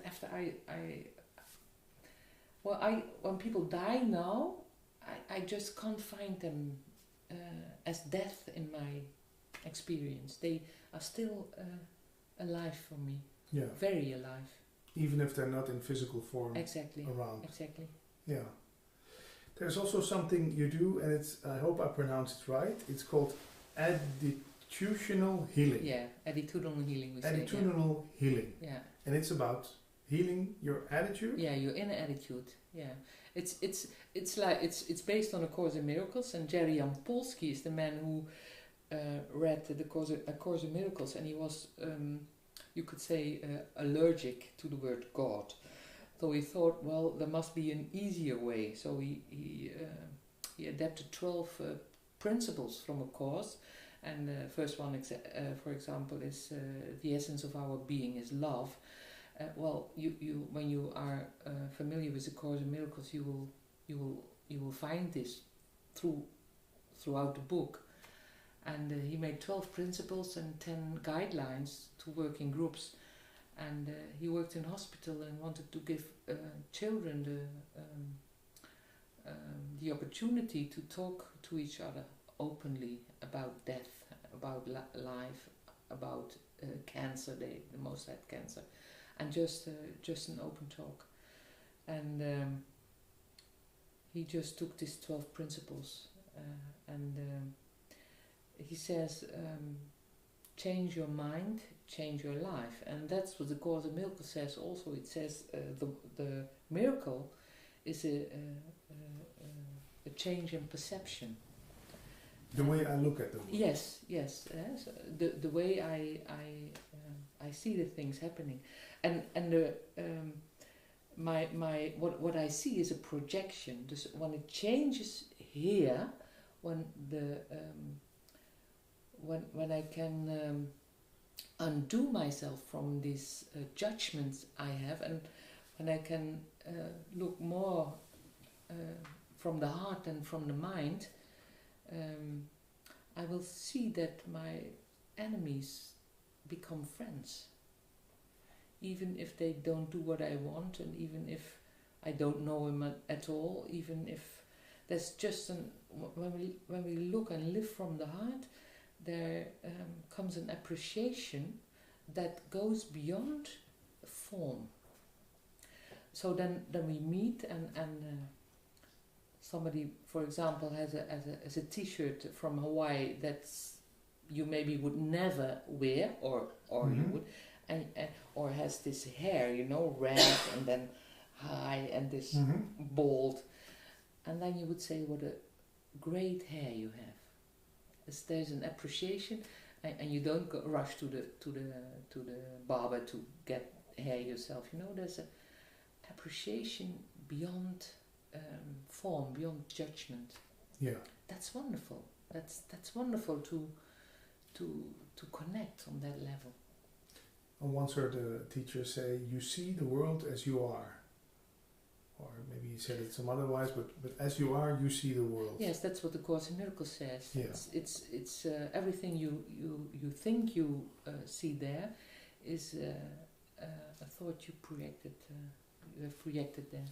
So when it changes here, it changes there. But could you say that in Dutch we have this saying, zoals de waard is, vertrouwt hij zijn gasten. Yeah.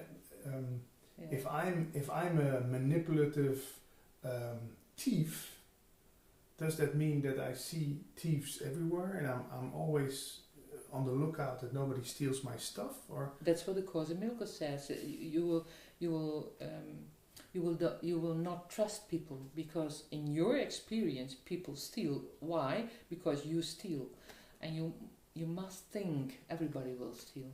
So that's the wonderful thing of being when somebody bedrogen, when somebody deceives you. That's there you think, well, somebody deceived me, and then you find out that you have not the thought of deceiving other people because you just didn't think about somebody could deceive you. Once somebody said, else you don't have to eat that way, you should be more, you should eat more, you shouldn't use your hands when you eat. And it really, it gave such a pleasure in me because I realized in that moment that I don't live up to conventions, I just eat. Yeah. And well, I use my hands or I use a fork or not.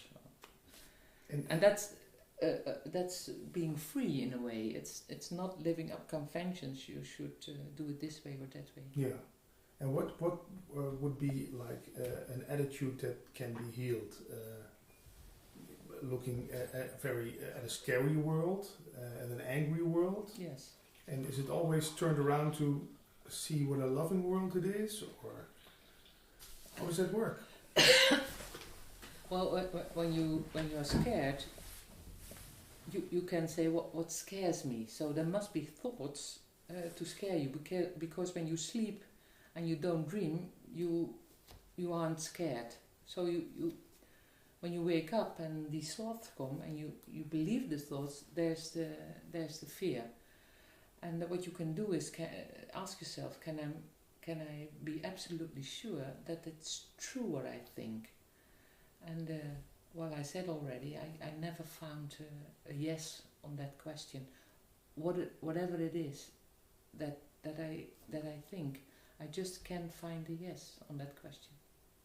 Still thoughts appear. How should we use thoughts then? As a suggestion, or as a possibility, or never true? If a thought is no problem if you enjoy the thought, and if you enjoy if you enjoy the direction in which the thought sends you. But when you don't enjoy the thought, when you suffer because of the thought, then it's a good thing to ask yourself: is it true what I think? Can I absolutely, for 100%, know that it is true? That it is true what I think, and maybe you find the answer no, and maybe you just believe it 1 second or 2 or 3, and there's the fear again because you believe the thought. I would ask it myself 1,000 times, and when it's not enough 1,000 times, I would ask it myself 1,001 times, and 2 and 3 and 4, because it's no fun living in fear. It's no fun. So I would just offer myself the opportunity to stop that movement to scare myself. So there's no scary world outside? Absolutely not. Absolutely not. The only scary world is here. There are people who never come outside because it's so very scary, and they stay in their homes for years. They never come outside. Yeah. How can they know that it's scary outside? They've never been there. Yeah, maybe they see it on television. They think, oh, that's not their world. It's television. Yeah, it's not their world.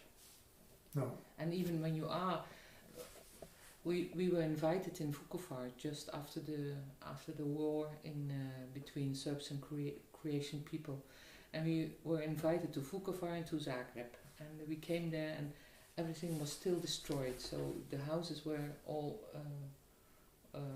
bombed and destroyed, and there were just not skeletons of the houses.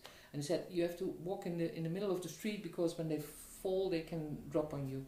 No there were no animals because of the bombs, the landmines. Mm-hmm. And we were invited to give workshops about forgiveness and peace for creation and serve people together. That was very interesting, very interesting. And then somebody said, well, you can't say everything here because there's a possibility they will shoot you. And I said, well, that's not my business. One day should do that, because when I am afraid of that, when I get scared when people say that, I can't work.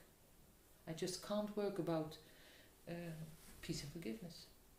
So You took the risk, well, there's no risk. even if someone shoots you. Well, it didn't happen, No. so there was no risk. Yeah. The only risk there is it's when there's a thought of a risk, it comes up in the mind, but the risk wasn't there. There's no risk. Still, if I would go to Syria right now, it would be very risky, because there's a lot of shooting going on and people kidnapping other people and. Yeah, well, you should ask yourself, should I go to Syria? Maybe the answer is yes, or maybe the answer is no. Yeah. We had planned a training in May of this year. So we had planned a second training about attitude and healing in Bethlehem on the West Bank. So we went there last year in 2013, and we worked with Dutch people. We brought a group over there, and with Palestinian people in the region in Bethlehem. And we made trips to Hebron, for example, and to places where there's a tense atmosphere because of the Israeli arms and soldiers and occupation and the Palestinian agony about that. And so this year in May we decided not to go because they were fighting in the streets of Bethlehem where we should stay, and then I said, well, I don't want to bring a group of 20 people there. But when they would ask me to come and to work there just with Palestinian people, probably I would go. But I don't want to go with 20 people and come back with 15. That wouldn't be very... Yeah. I wouldn't want to do that. No. Your new book, Els, it's in Dutch. Yes. But can you tell our English viewers something about it? What's it about, except A Course in Miracles? Yes, it's. I'm working with A Course in Miracles for over 20 years now. So I read all this. I read it, and this. At the beginning, it were just concepts for me, and then all of a sudden I met a family constellation, and. By doing family constellation, I discovered that what the Course in Miracles says, I can really experience directly in this work of the family constellation. So it opened a world for me, the combination of the word and of the experience, and that's what this book is about. There are sentences from A Course in Miracles. I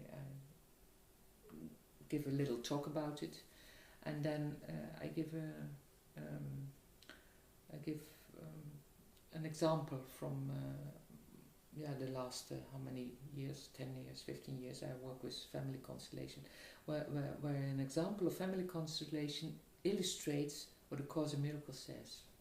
And then what we can find out is that in every relation, love is the bottom line. There's always it's like a river. Love is always the river that connects us all. How big the quarrel is, love is always the river, you know. Not seen maybe like in but it's always love. It's the bottom line. Underneath every action, yes. every. It's like a river under the rocks, you know. You don't see the river, but it's always flowing. Can you name an example of one lesson out of the Course you, what that stuck with you? Suffering, thinking, confusion, forgiveness? Well, yes, there's a lovely example in that book, and it is about confusion and appreciation, about compassion. There was a woman, she said, I'm mother and father for my children in the same time. I said, well, that's a lie. Because there is a father, and he never looks at the children. He went away. He doesn't phone them. The boys they miss him, but he just doesn't show up, and he's not reliable. And then I said, well, let's, in family constellation, let's put the father here and you there. And well, she couldn't even look at the father. And I said, well, do you love your children? Yes, she said, I love them very much, dearly. 2 sons, 1 girl. And I said, well, would you have these lovely children without that father, that specific father? No, I wouldn't. So, well, you can tell him, I thank you for these wonderful children. I'm grateful for these wonderful children forever. There's no exception. And then she looked at me and she said, well, that's true. I said, well, you can tell him. And then she told him. He was there, physically in the room? Well, as a stand-in, of course. Okay. Yes. Yeah. And then she told him, and she said, well, that's a realization. And the man said, the instant, the one who played the father? The one who played the father. He said, I can really feel it, and I feel more relaxed, and I feel that I can open my heart because there's appreciation, and there's a thankfulness for what is truth in this family. And then the children really could relax. And she went home. It was a Sunday. She went home, and we worked more on that. She went home, and then 8 o'clock in the evening, she wrote an email. Whoop, it came in, and in the email it said, the father has phoned the youngest son and asked him to go out for dinner and to go with him on holidays this summer. After that? Just 4 hours after we worked, this is what happened. And we see things like this all the time. It just happens all the time. How do you explain that? Is it all connected then? Yes, it is, because love, is what Cause a Miracle would say. An act of love never fails. An act of love is an act of love just always is present, even if it is not received, it still stays present until it is received. So some people receive it earlier, some people with some people it takes a bit longer, but it always will be received. And does it also work for hate? When I say hateful things about my father to a friend? Well, hate works on the one who says it. So it hurts me. Well, yes, when you say it, it will hurt you. Because hate, of course, is not, in truth, it doesn't exist. What is hate then? It's a mistake. It's fear. It's fear translated in hate. So as we have fear translated in grief, we have fear translated in agony, we have fear translated in aggression, we have fear translated in being passive, we have fear translated in madness, we have fear translated in murder, in whatever. Yeah, but they are mistakes. Yeah, they are mistakes. And it doesn't mean it's funny when you meet somebody who hates you, who says, I hate you, or I will hit you, or I will shoot you. Or it doesn't mean that's funny, but it's a mistake. And it's wonderful to realize that it is a mistake, because when I meet the person who lives up to this mistake, I will not be fearful. So you don't charge this hatefulness or... Why would you? Yeah, well, when you start getting angry or also in fear. Yeah, when I think, well, when somebody says something, and it's a thought I had also about me, then Yeah. there will be a Conflict. reaction. We agree, you know. Then when you say else, you have to hoe zeg je, 10 kilo afvallen. You have to lose 10 pounds. And I believe I have to lose 10 pounds. It can hurt me, you know. Yeah. It can hurt me because I'm not okay with myself, and you say I'm not okay with you. So both we agree on not being okay. Yeah. You once told on Dutch television a story about a man who you met on the street and he had a knife. Yes. Maybe that is also an example of how Yes, I was on the street. It was I think it was 1:30 in the middle of the night, and I was walking to the bus. I had to take the night bus, and he came. All of a sudden, he was there, and he said, "Well, you know, I have a knife here. You get it? I can stab you." I said, "Well, yeah, you can, and I can kill you." I said. And he looked at me. I said, "Well, give me that knife, then I can have a look at it." I said, "Well, it's not even sharp. So here you have the knife back, and please, I want to please go away. I want to take the bus." And he just was like this, and I walked to the bus. And then next day, I walked again there. I came from my work, so I walked again there 1:30 in the night, and there he was again. It was a beautiful summer night. And he stood up front. I said, "How can you say that you can kill me?" I said, "Well, how can you say that you can kill me?" He looked again at me. He said, "I want to show you something." And he did this. And I thought, well, a gun. What will come now, next? And he had a little dog. And he said, "I want to show you my dog." I said, "It's okay. Let's sit there on the bridge and let's have a talk." So we sat there. And we talked. And then he said, "Will you come to my house to have a dinner once?" I said, "Okay, I'll come to your house." So I went over, I had dinner there. And, well, it's, you know. What does that say? It changes just like What that. was this man screaming for love when he stood there with his knife? Or what? I don't know. I don't know.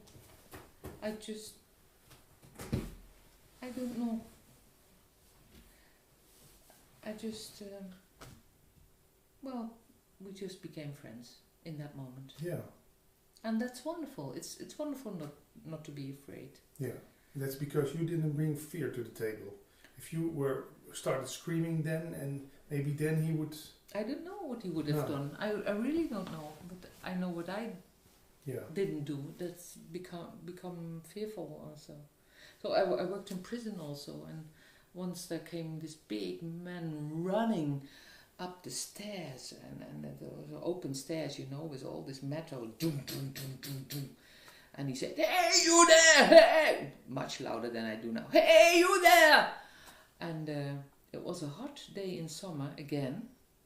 And instead of stepping back, I stepped towards him. And then all of a sudden, we stood with the arms so together, big man, all tattoos, you know. And I said, "What is it what you want to ask me?" And he said, "Oh, I want to ask." And it just calmed down, you know. And that moment, it wasn't on purpose that I stepped towards him. But I felt so grateful for that it just happened, that I stepped towards him. Because you know, so I just felt grateful for that. Yeah. And then we recognize friends. And it doesn't mean that everything the people have done who are in prison is so nice. That's not, you know, it's not all nice. They are not in prison because they've done beautiful things, yeah. They bought some flowers and brought it to whatever. The mother. You know? Yeah, exactly. But well, in prison are friends too. I saw an interesting chapter in your book about depression. I hope I can translate it right in English. The rejection of the spark is the thing that makes you depressed. Yes. Because every time you see brothers without that spark, you turn down God. Yeah. Maybe a crappy translation, but Well, it sounds fine to me. it struck to me when I saw this. We think that depression is something of the brain, that you miss some chemicals, or that it's born, that it's in your genes. Your father was depressed too, so you have it too. What is depression to you in these words? It's not that you miss something in the brain, it's that you miss your essence. You miss your connection with the essence. And it doesn't mean that when you feel depressed that you are guilty. No, you are not. But are you willing? Well, I gave this. I told you about that letter. This lady who wrote the letter. You have an ego up to the ceiling in this church. So saying yes to that is one part of the story. But the next man, the day later, he said, "You are the most loving person I've ever met." So saying yes to that, are you open to say, yes, that's a possibility? And what I see is that people not often reject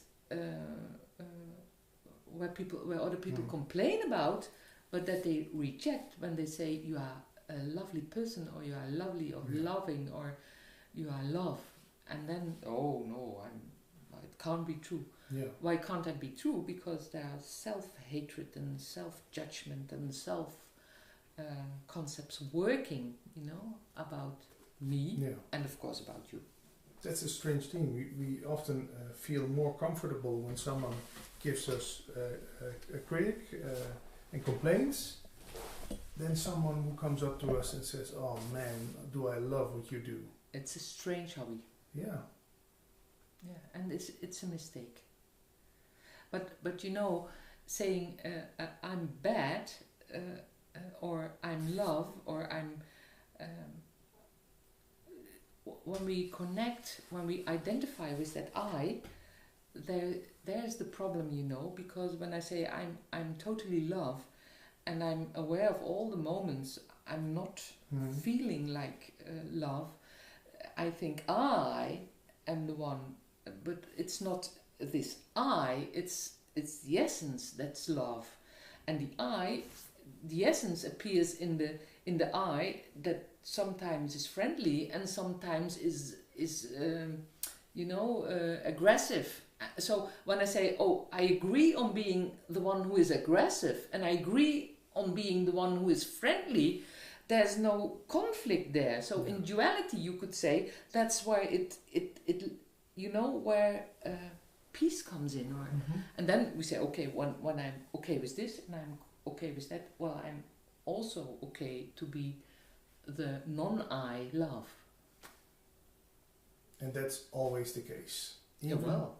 Even when I just, let's name something horrible, even when I just hit a child with my car and then drove off, then I'm still, in essence, love driving the car. Yes. I may be confused sometimes. Yeah. Sometimes, well, maybe mostly we are confused about our essence, I think. Yes. Yeah, it's terrible. Well, no, I don't know if it's terrible. It's just a mistake. Okay, but it's a big mistake then. Well, not in essence.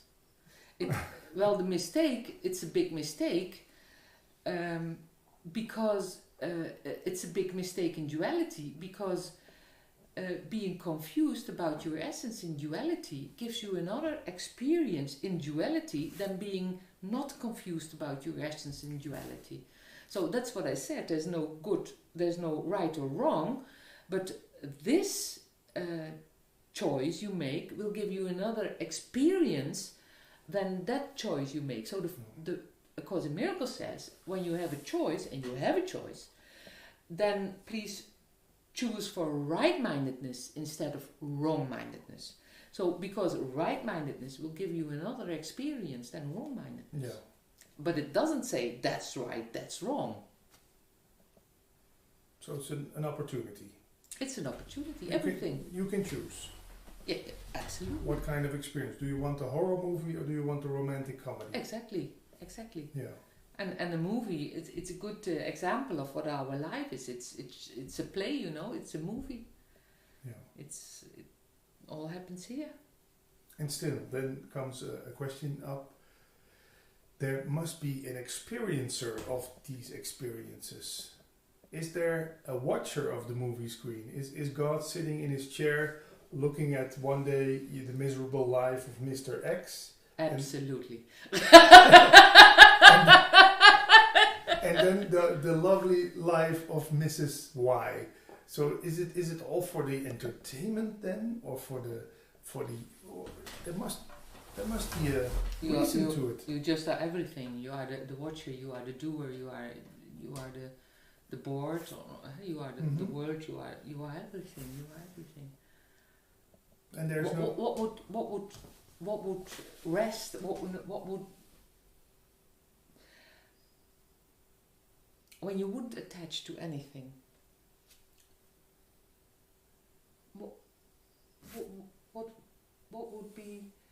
What would be left, you know? Mm-hmm. And have you found an answer to the big question, the big why question? Why what? Why did this? Well, let's say it in biblical terms, the Son of God turn away from God to have his own show instead of being this infinite, boundless love all the time. Yeah, why not?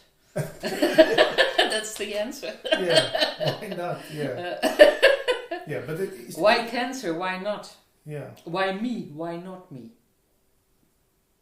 but it's not a mistake. So it's not a mistake that we started this, because I read once, and I heard also in audio courses in miracles, that, and I hope I didn't hear it wrong. You can tell me that the world is a mistake. Well, the world is not a mistake because it doesn't exist. So it is from the perspective of duality, you could say there are mistakes in the world, but there are only mistakes in the world because there are concepts and there are judgments and so on.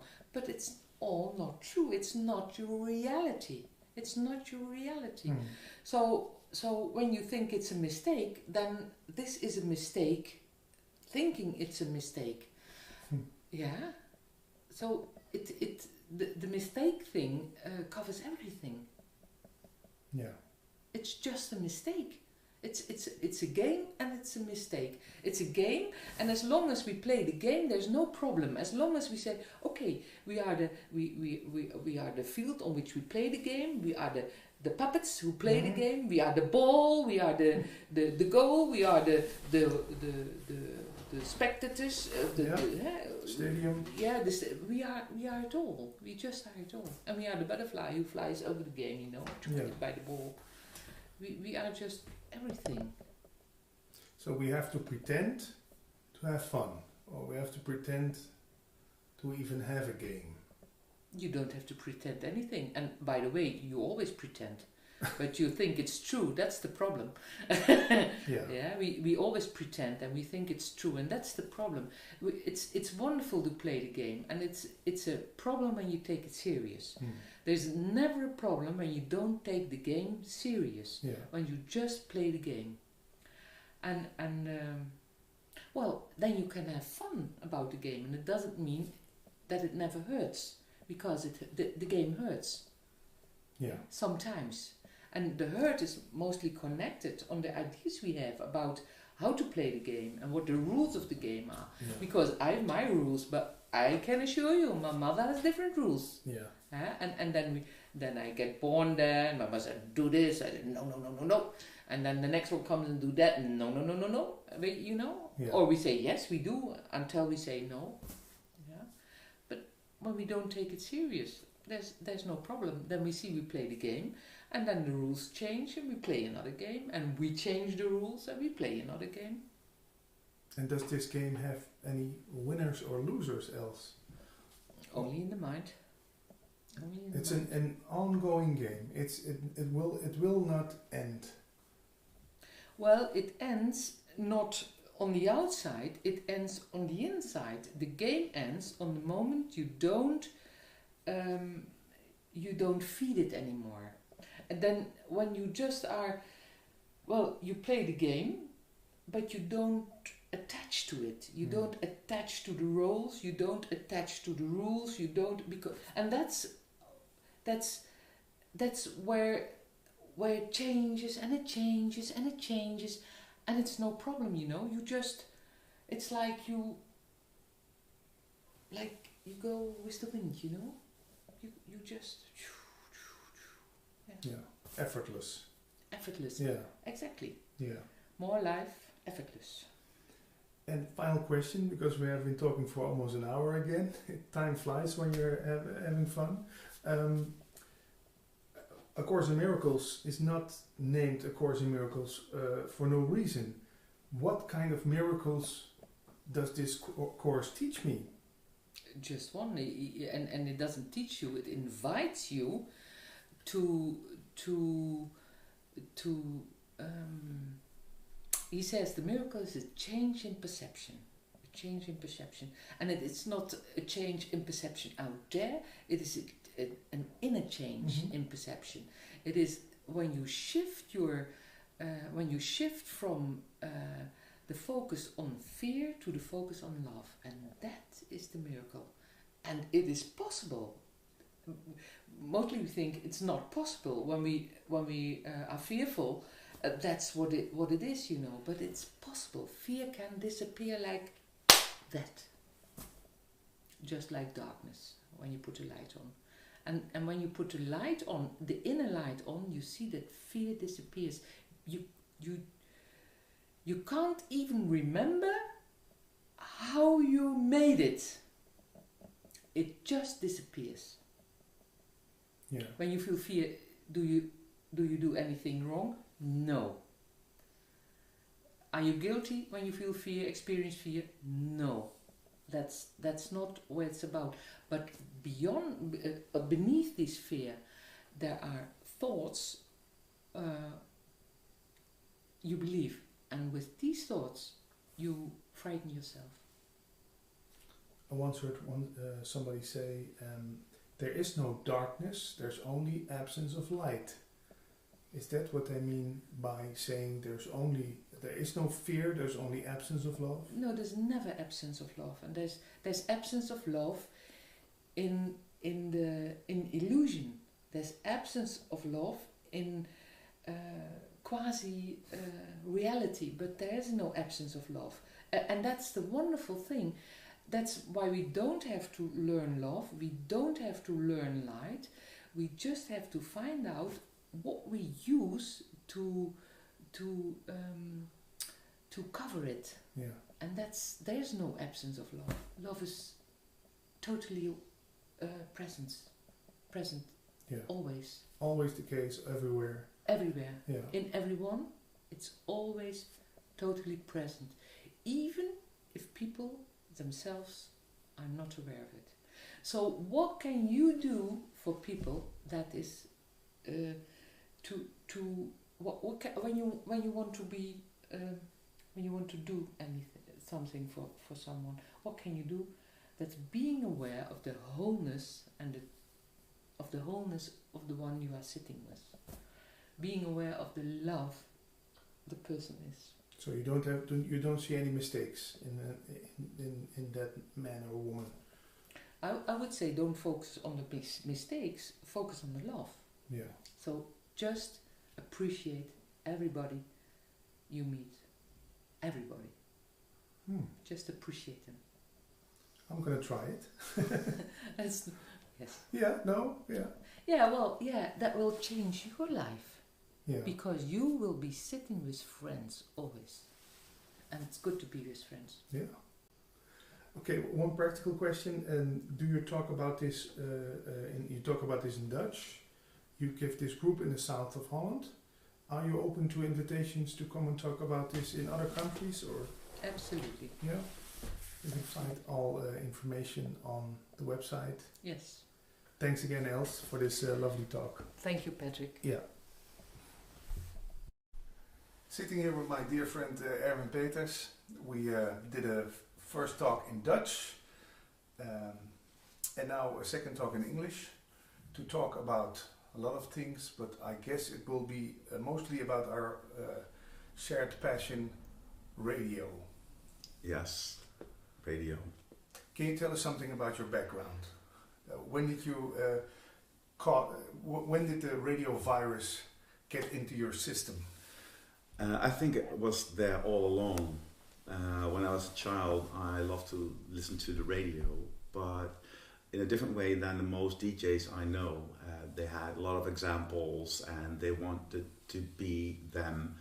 I was just intrigued by the subjects, the feel of certain shows. And when I was like 8 or 9, I think every DJ shared this history, is that I had a tape deck, a tape recorder, cassette recorder, and I made my own radio shows when I was 8, 9. And listened to the radio at 9 on Friday night. You had Radio Veronica's mini mix, Ben Liebrand as the master mixer, and great shows. But there were a lot of different shows. Everything that intrigued me or I had a certain feel to it that I listened to, not as a particular host, as an on-air talent, but just what got to me, what I found intriguing, or I learned something from it, and it could be anything. And when was the first time you went officially on air? What was your age then? That was the summer of 1990, July 1990, and I was a bit older than most DJs I know. They started earlier. It was a local radio station, Keizerstad, in the vicinity of Nijmegen. It was an old pirate station. Well known, yeah. And they just got legit, and it was 1990. I was 21. Yes, okay. I was 21, yeah. And what did you start doing? A daily show or just a weekly show? Or? No, it was at night. It was at night in the weekend, I believe. It was fantastic. I can remember it as a day it was yesterday. Yeah. You chose your own music? Yes, I did. Yeah, that was with just vinyl. We had we had a whole library, and then before your show starts, you picked your own music. That was great. Yeah, that was great. Yeah. Was it a certain kind of format? Was it only dance music or pop rock? There wasn't really a format. There was a you were supposed to pick your own music, and the people who worked there. It's funny that you say that, because I can't remember that I got directions about, okay, this is our radio station. We played this and we played that.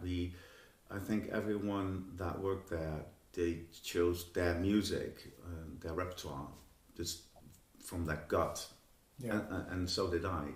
But we had the same. There was something that really united us. That the people who worked there, they belonged there, and so there was this common sense, feel of what was supposed to be on air. Yeah. But there were no restrictions whatsoever.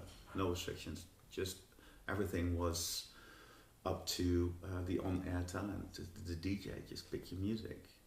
When did you start earning money with your passion?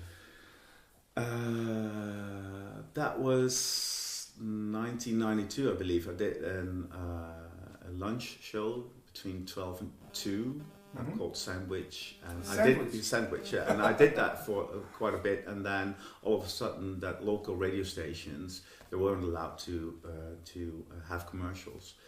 But later on, and that was in 1992, it was allowed, and then I started to earn my first salary. Yeah, I believe it was 700 guilders a month. Yeah, and I didn't care about money.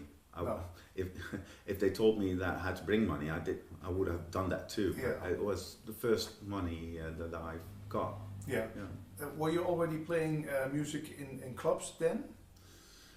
I did that before I was on the radio. Oh, okay. I did that in elementary school when I was like 10. There was this opportunity after some seminar. I don't know. That was with, there was a play, and we all went there. And after that, there was this DJ booth, and there was this all. And they asked if someone would like to play the music, and I was big me. So yeah. That sparked something sparked in you. Exactly, and I did that in Arnhem. There was this club I played in a bar. I started, and then in a discotheque that was in Arnhem also. So that was already in my life. Well, what is for you the big difference between playing music in clubs and radio? The first thing that comes to mind for me is on radio you don't see your audience, you don't get that immediate feedback. What are more differences about playing for a crowd and making radio? Essentially, basically, there is not much difference, because the origin of what you do is who you are. If I still play in clubs a lot, and if I would try to do it out of my head in a formula kind of way, then I wouldn't know what to play. There were a lot of gigs I did for the money, or where I didn't feel the passion, and then I had to choose the songs from my past experience. Yeah. Then it would be just a rational thing to do, and then it wouldn't come across. And same as with radio. If it's not really you, then it's not really engaging. And so if I play in a club or on the radio, on the radio you don't choose your own music, but your whole personality.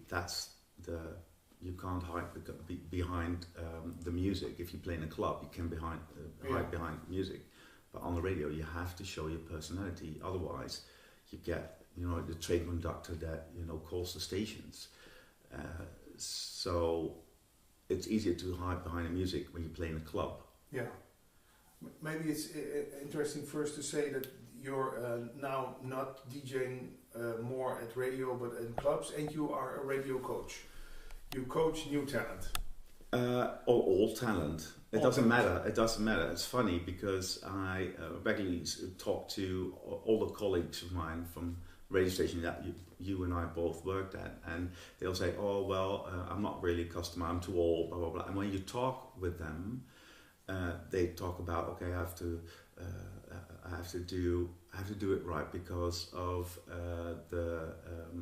the rates, listeners' rates, and I have to be careful not to say this or that, blah, blah, blah. And then I talk to them about, but how does it make you feel if you have that in the back of your mind when you're doing a radio show, that you have to take into account what management says, or, what the listeners' rates, or, there's a lot of fear, and it makes it more like a tunnel vision. You don't get more creative when you think that way. When you are in that state of mind, everything becomes very contrived. It becomes very not more creative. Yeah. And when I talk to him, what's your effect on the listeners' rates?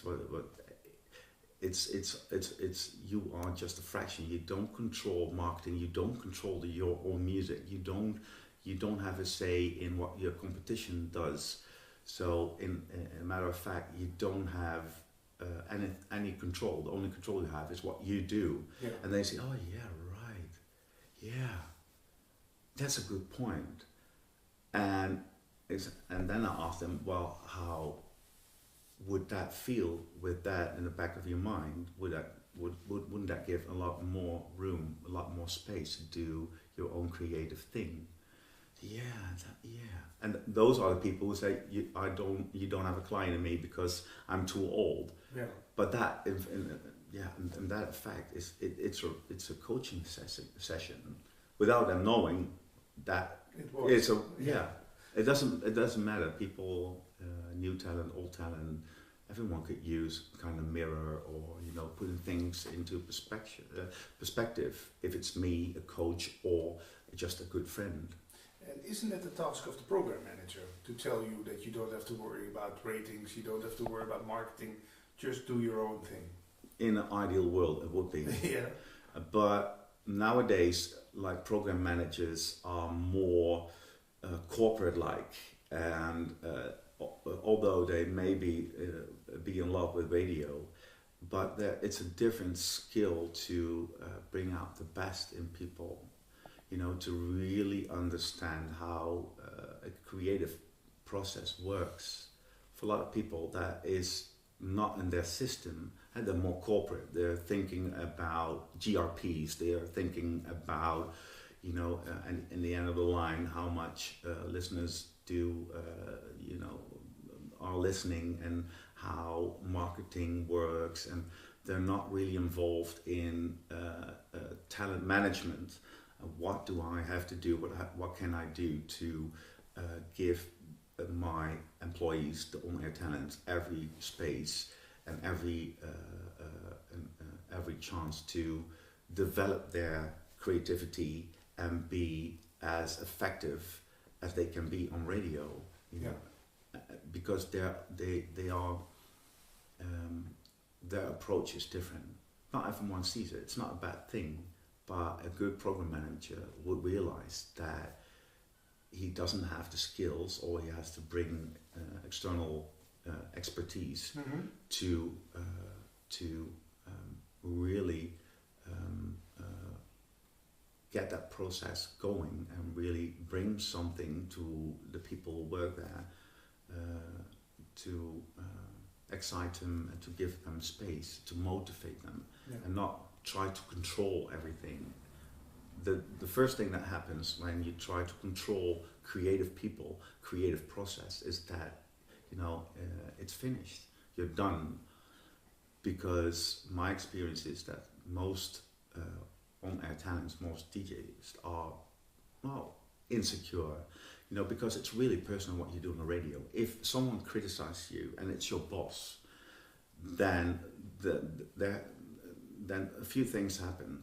You think, oh my God, my job is on the line. I have to be careful what I say because I don't want to lose my job. Yeah. It's just, you know, I need the money, I need the gig, and it's a rejection of. It feels like a personal rejection, and that's what happens to people who are insecure. They feel it as a personal rejection. Yeah. And that you have to be careful for, because people won't take any risk. They won't expand. They won't try. You have to really encourage people to make mistakes. To make mistakes. Yeah.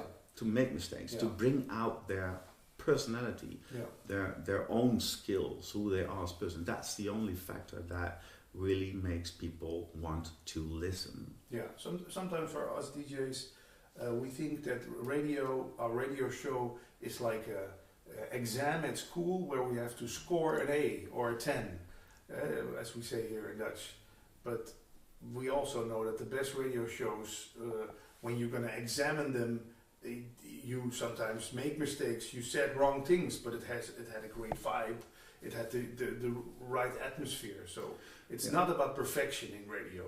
It's not about, and you know what? I think we as it's not only about us as DJs, but everyone who really puts their heart in what they are doing. They already set the benchmark somewhere here. We don't need anyone to tell us that we have to do our best, that we have to go for an A every time. We know that because we're passionate about what we're doing. Yeah. We are never satisfied. I've never had a radio show and I thought, okay, well, this was it. This was my best. It's never good enough. So we don't need, if you have an on-air talent, which you have to tell every time you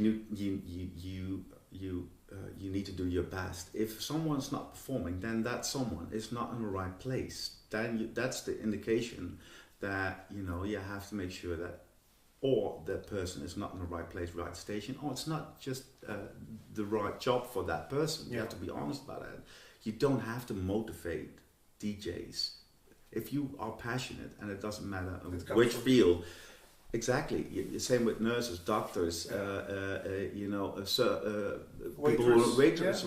You know, it's not something you learn. It's something that you have in you, and you really. And when you're passionate, you don't need people to tell you need be better at your job or take more motivated. Exactly. Yeah. For the right way, we have to say that after all those local stations, you've been a national DJ on Radio Veronica FM. You're in FM. Just for the picture, for the last 16 years. Yeah. For people who don't know you, they think, well, what's this guy talking about? He was only on local radio. No, you've been on national radio too. And what's interesting about you, we have the same passion for radio teachers from America. You listen to a lot of Dan O'Day, Randy Michaels. You just let me hear a little thing. What's the thing? Let's start with Dan O'Day. What's the thing you learned from him most?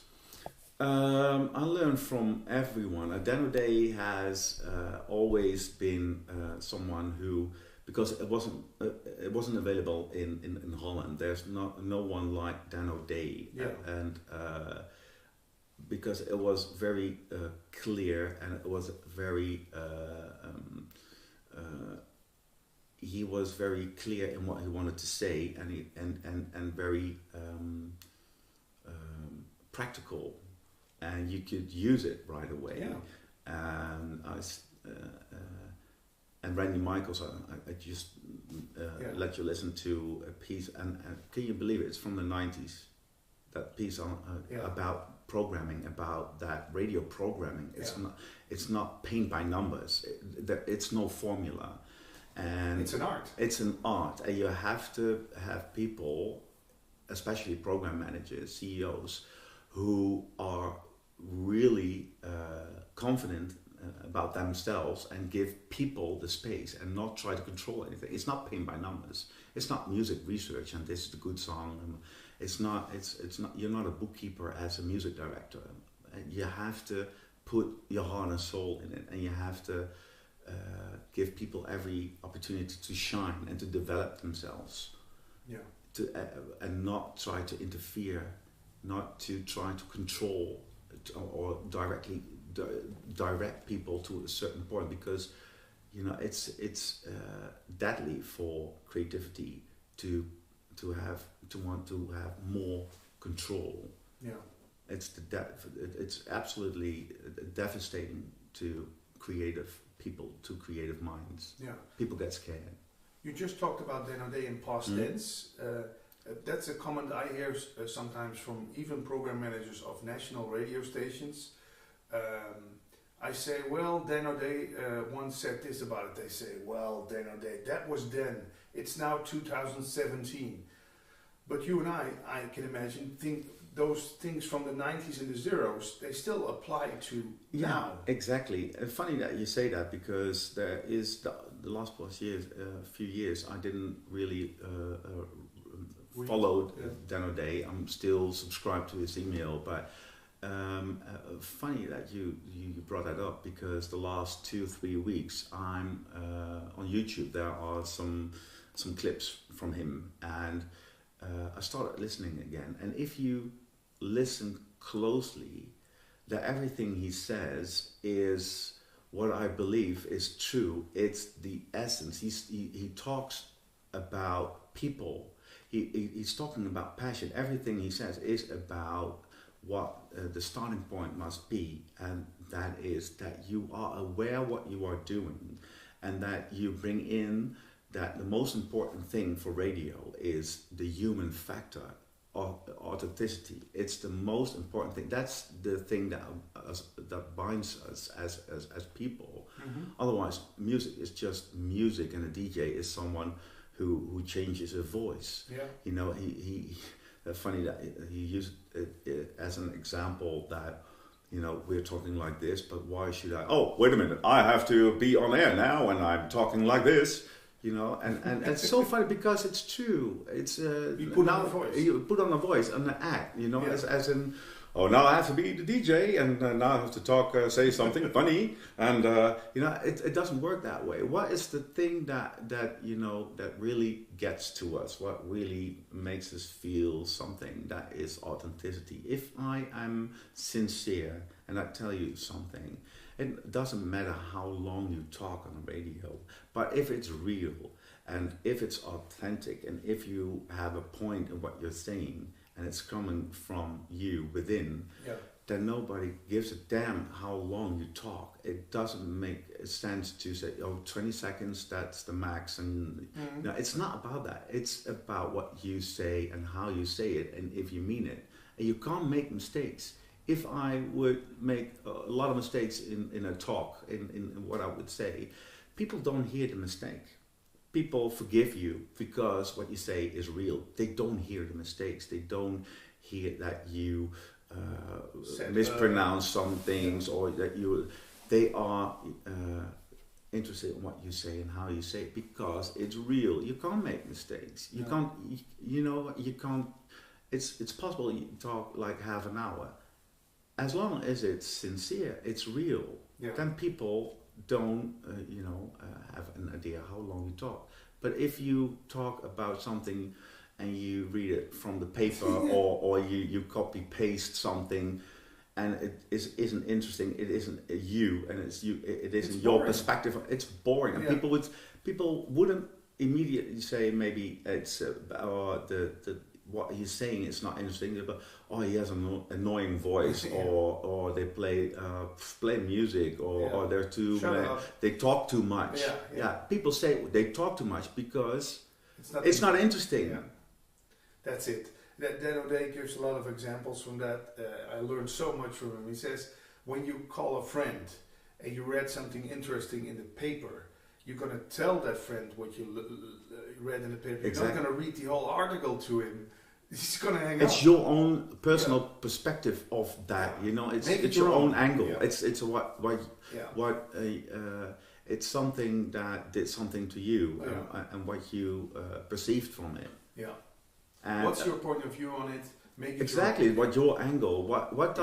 Why did it trigger you? Yeah. What element? And then you start immediately become passionate about it. And from that passion, people have this internal, I call it the bullshit meter. If you hear someone talk about something, you immediately bullshit or not, and you start to zone out. You don't. He talks about something that he doesn't know a shit about, or something like that. Yeah. And he sounds like it. Did you hear that about this guy? It's about your own perspective. It was so. Why does it trigger you? Yeah. About Dan O'Day, I think he is misperceived a lot of times because. People thought, and I did that too. Dan O'Day says about writing radio comedy as point 1, 2, 3, it has this, and what I did and what I thought was, if I apply that system, then I will be successful. That's how it works. Now, it's the essence. It's your essence, and then take those concepts and make them then your own. But first you have to be in total comfort with who you are. A lot of DJs think, okay, well, a DJ has to be funny, has to have a good voice, has to be interesting, blah blah blah. And then you get all those elements, and then apply things, and then you're going to apply, you have to be funny. Well, if you're not really that funny, don't do it. Yeah. But people don't know their own talents, their own skills, because everything you do, if you do something that comes natural, you not tend to think, oh, that's special, because if you do something natural, it doesn't have any value, because I don't have to do anything for it. Yeah. So it can't be special. Yeah. It cannot be something that would set me apart from other DJs. It has no value. Yeah. If I can do it like this and I don't have to put in any effort, then everyone can do it. Yeah. And what I see is that when I coach DJs, is that they're not aware of their own skills. But what happens if they hear it, if they believe it, if they become aware of, that's me, that's who defines me as a person. Well, there is no DJ and a person. Yeah. There's only the person. so it's not, you know, I want to become a DJ, what I have to do. It's who am I as a person. Yeah. You bring your personality to your work, or you know, the studio. There is no separation between those two. And the thing that makes radio, makes people, the people who are to be considered as most inspiring and most interesting are the people who are themselves. Yeah, that's what Dan and they talked about in one of the seminars. You can easily take someone from the corridors, or how do you call it, someone who works internally at the radio station who is interesting to learn radio skills, than someone from radio to be interesting. Exactly, I couldn't. That's a great quote, because it's I totally agree. I totally agree. There's a radio station in Holland. It's called Phonics, and what they do, I think is brilliant and logical, is that they search for their new on-air talents, for the new DJs. They look for DJs in their audience, in their listeners, and I think it's brilliant, because you have people who are passionate about what they hear. They feel connected to the radio station, because it's a radio station that has a lot of passion and vision, and they do it not because they make the money, but because they believe in it. Yeah. So the listeners, they feel attracted to that, and they have those selection days, and they get wonderful DJs who don't know anything about radio skills or teasing or GRPs, but you can teach them, not too much. You have to keep their authenticity, but you can teach certain things and make them aware how it works, you know, and. Yeah. But then still keep their authenticity and still keep them interesting. It's brilliant. You get wonderful things. That's. But what you say, it's true. You know? One more thing about Dan, and then we talk about other stuff. Otherwise, it will look like a commercial for him. But you know, I learned so much from him. One thing he once said was, "When I listened to you on the radio for 1 hour, and I didn't get to know you a little bit better, that was a wasted hour." People want to get to know each other better. They want to learn from you. They're interested in you. But that can easily become something that can be misunderstood, because then you think, oh, I have to talk about myself all the time. But that's not what he means. No, that's not. No, and it's exactly. It's funny that you say that, because that's the essence of what he says, and what I didn't get. I didn't get it. I didn't get it. I thought it was like paint by numbers. I think I was in that I have to perception. Apply it. Yeah, I have to apply it. Yeah. As in, you know, as a kind of paint by numbers. It's 1 to 10, and you have to apply it. And it's not that. It's funny. And I was listening to him, and I was reading some things, and how could I miss that? Because all he says is be yourself, and that he didn't say anything else. Yeah. And funny, make it your own. It is exactly, but that's the essence that people miss. Because I know a couple of program directors who absolutely love Dan O'Day, but still don't get it. They think, okay, this and this and this, and then totally forget to make it their own. Yeah, it's so funny. You have to apply it, but from your own perspective. Yeah, it's not a format. It's not paid by numbers. It's art. Yeah, it's art. That's how people tend to live. Tell me how to do something, and I will do it exactly as you tell me how to do it. But then we don't get forward in radio, because you know, all those artists who had a teacher as a painter as a teacher, they started to do it on, they get the skills, but they started to do it on their own way. And then something new came out of it. But I think that's not only with video, but the example you use. I also see that in people who are, I don't know if it's true, and I don't want to offend anyone, but people who are extreme religious. You have to be self-confident to determine your own future, your path, and your own morals. But if you are really, really insecure, and I'm aware that's not about everyone. I'm not saying that every religious person is into religion because of this, but I think in more extreme forms where there is a lot of space for you as a person, it's convenient and it's nice to have something you can grab and where you can read how to live, because you don't have to think for yourself, and you don't have to question yourself. You don't have to make your own moral judgments. There is something you can live by as a set of rules. And more extreme, you don't have to, you don't have to worry about making mistakes, because you have this set of rules you can follow, and that's the good path. I think it works like that.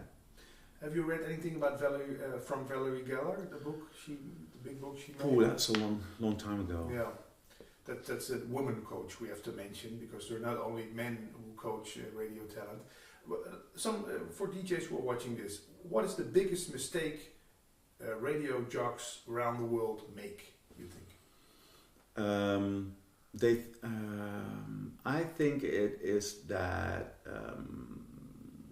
they have a certain picture of what a DJ on air talent should sound like, look like, and what the skills should be, and fill every intro, tell what time it is. Exactly, and how to don't use I, use you, and that's also something. You talk about you. You never say I. Well, do you say I in conversations with friends and family? It's not a problem to say, I have great tickets for you here. I mean, that's not an ego thing. It's not that people think in rules of not I. You have to. It's not something that is written in stone. It's about you as a person. And in a normal conversation, I probably said during this conversation a couple of times about me, but it's not. That's not a bad thing. That's what we do, as long as you try to connect to the other, and that in this talk, that comes natural, because I'm interested in you, and you are sitting as the guy who does the interview, but we are interested in each other, and then things start to flow. If you really, before you go on air, think, I must avoid I must, that is going to be so contrived and forced that immediately you are, talking out of your head and not from the heart. Yeah, and exactly that. What happens is there is this disturbance in the connection. It prohibits you to make a connection authentically, because you're thinking, okay, what's the right thing to say? What's the wrong thing to say? If you do that, with your partner or anything, you have to avoid word I. Then you get something that's so, people would look at you as you're crazy, and are you my psychologist, or it's not authentic anymore. So the connection, it's harder to establish a connection if you really start to think there is a good way of saying this and a bad way, and I have to think constantly about the right way. No, be yourself. People forgive you instantly. People forgive you because there's nothing to forgive. If you are a natural, if you try to be natural, be yourself, people hear that. They won't, they won't be offended if you say the word I, or you talk too long. It's not in your head. It is really from the heart. Yeah, that's an interesting thing. We DJs have to play music. We don't pick our own music anymore when we're on radio. It's all formatted, and you also say it, we have to be ourselves on the radio. But let's say that I've been playing the same songs for over 15 years at the same station, and I cannot be enthusiastic anymore from the heart about the music I'm playing. Then you have to fake it. Fake it till you make it. You have to say, well, here's the best song ever by John Lennon. But inside you think, God, damn, John Lemon, if the guy wasn't killed already, I would go out and kill him for this song. What's the thing to do? Leave the station? Is there any tips for jocks who struggle with this, that their music they're playing, they cannot be enthusiastic anymore about it? Yeah, I find that an interesting question. It's a question I ask myself, not out of the interest, because from the point of view of an on-air talent DJ, but more as a broader perspective. Could it work if DJs were allowed to pick their own music? Would it work? Could it work nowadays in this market, especially in the Netherlands? We have such a high density of radio station, but that's really unique in the world. And could it work? I think it could work. And a couple of years ago, I discussed this with the program manager at our radio station. And if you have, if you set the marks, if you set the boundaries, I think it's possible to give people that responsibility, because what you say to your on-air talents is when you have all the music scheduled, you don't have any say in it.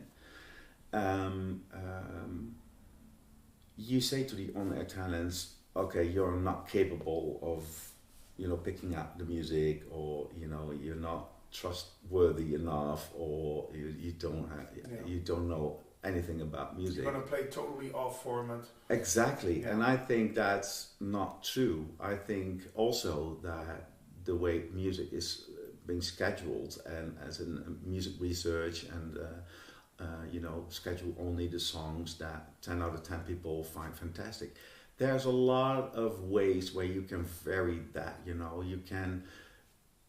can schedule the music that with songs who, maybe not 10 out of 10 people, but 8 out of 10 people like it. And, you can schedule it in a way that it gives far more,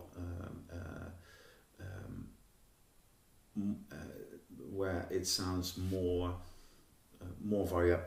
variety, where it sounds more interesting.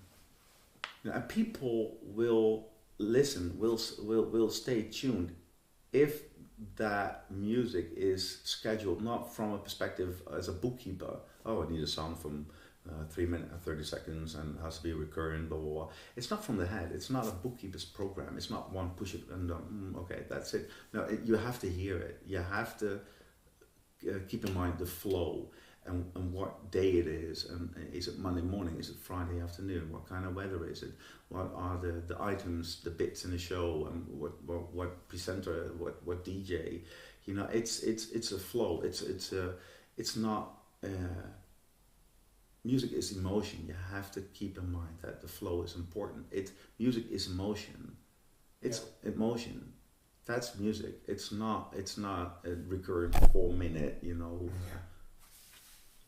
But it's the same with everything. Radio stations, they're more. It always it looks like that it's GRPs, marketing, DJs, and it's items, and it's not one. How do you say that? It's not a formula. It's not a formula, exactly. Dutch word, optelsom. Okay. Yeah. Well, it's 1 + 1 is 2. Yeah. It's all together. It's a vision. What on Holland? What were and are the most popular radio stations? Yeah. Why is everybody talking about Radio Veronica back in the days they were on a ship on the North Sea? Why it was a movement. Why it was a movement? It's the vision. It's the emotion. Why don't people get that everything is emotion, connection? That's the future radio. You want to be a part of that club. Exactly, and if you want to hear music, you can listen to Spotify, iTunes, whatever. Yeah. Why do people still want to listen to the radio? It's because the content, and not content in, or I have to have great comedy. You want to have great person. I want to hear someone who I can relate to, who is authentic. Yeah. That's what we want to hear. And I could sing a song, and then Sting comes and sing the same songs, and I wouldn't, be able to get the emotion across, but he will. Yeah. It's about emotion. What really gets to us? What makes us feel something? Why do we look? Why are we crying with The Notebook, the movie, or why do we get, why we cry with some songs? Why do we feel when we are hurt? We are heartbroken, and every song on the radio appears to be put there and would apply to me. Now I hear all the songs are about me, are about me. That is how it works. Why can't people see it? Okay, but how do we put the heart into the radio? That's I think what is the main question. How can station managers, program managers from all over the world bring heart to their station so it gets alive? It gets some coaches talk about stationality instead of personality. They talk about stationality. They want to bring that heart into a formula. But it starts with the love of the people who work there, I guess. That's stationality too. I mean, the atmosphere and the end product, as in how it sounds on the radio, that begins with the program director, the program manager. Yeah. It goes top down. Yeah. The people on top, they set the atmosphere, they set the boundaries, they are responsible for the people, for the end product. I mean, the way people interact with each other within a company is set by the one who is at the top of the pyramid. If people are insecure, and people are more in that business for the status, or for the money, or the company car, or for the business card. Look, I'm a program director, I'm a CEO. If that's your goal, that means that you could be that you're very insecure. And someone who is so insecure and gets a position where he is responsible for hiring and firing people, that means that he is never, or she, never going to hire someone who is less insecure and has more skills, because that would mean that person would be a threat. Yeah, to them. If you are, we talked about this earlier, I mean, the way that companies, and it's not about radio stations only, it's about, companies in general, is that if you have a company where a lot of A's are working, and A's, I mean that people who have skills, who have passion, who are self-confident, they want to be there, they know what they're doing, and they're critical about themselves, and they really want to be a part of that company, because they make great products, they contribute to the welfare, the well-being of people. Yeah. And then all of a sudden you have more A's, you have some B's, and B's are people who are less self-confident and somewhat more insecure. What happens if a B is in a position that he can hire new people? It's more likely that he will hire a B or a C, because if he would hire an A, that would means that it became the risk would be for him that his inadequacy would be visible, and he would feel his insecurity more.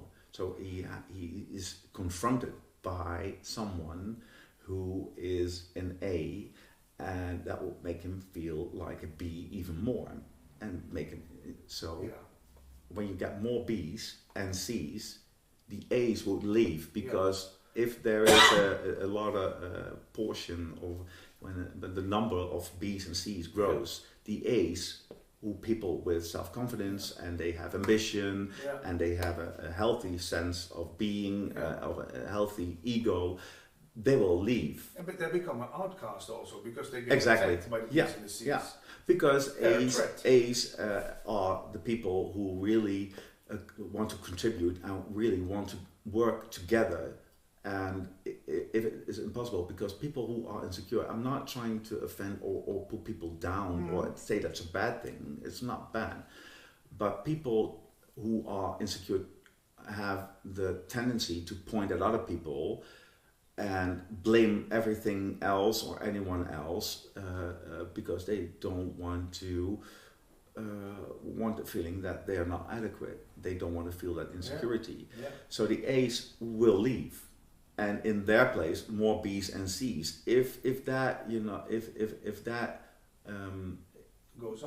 that goes on, you get an insecure company.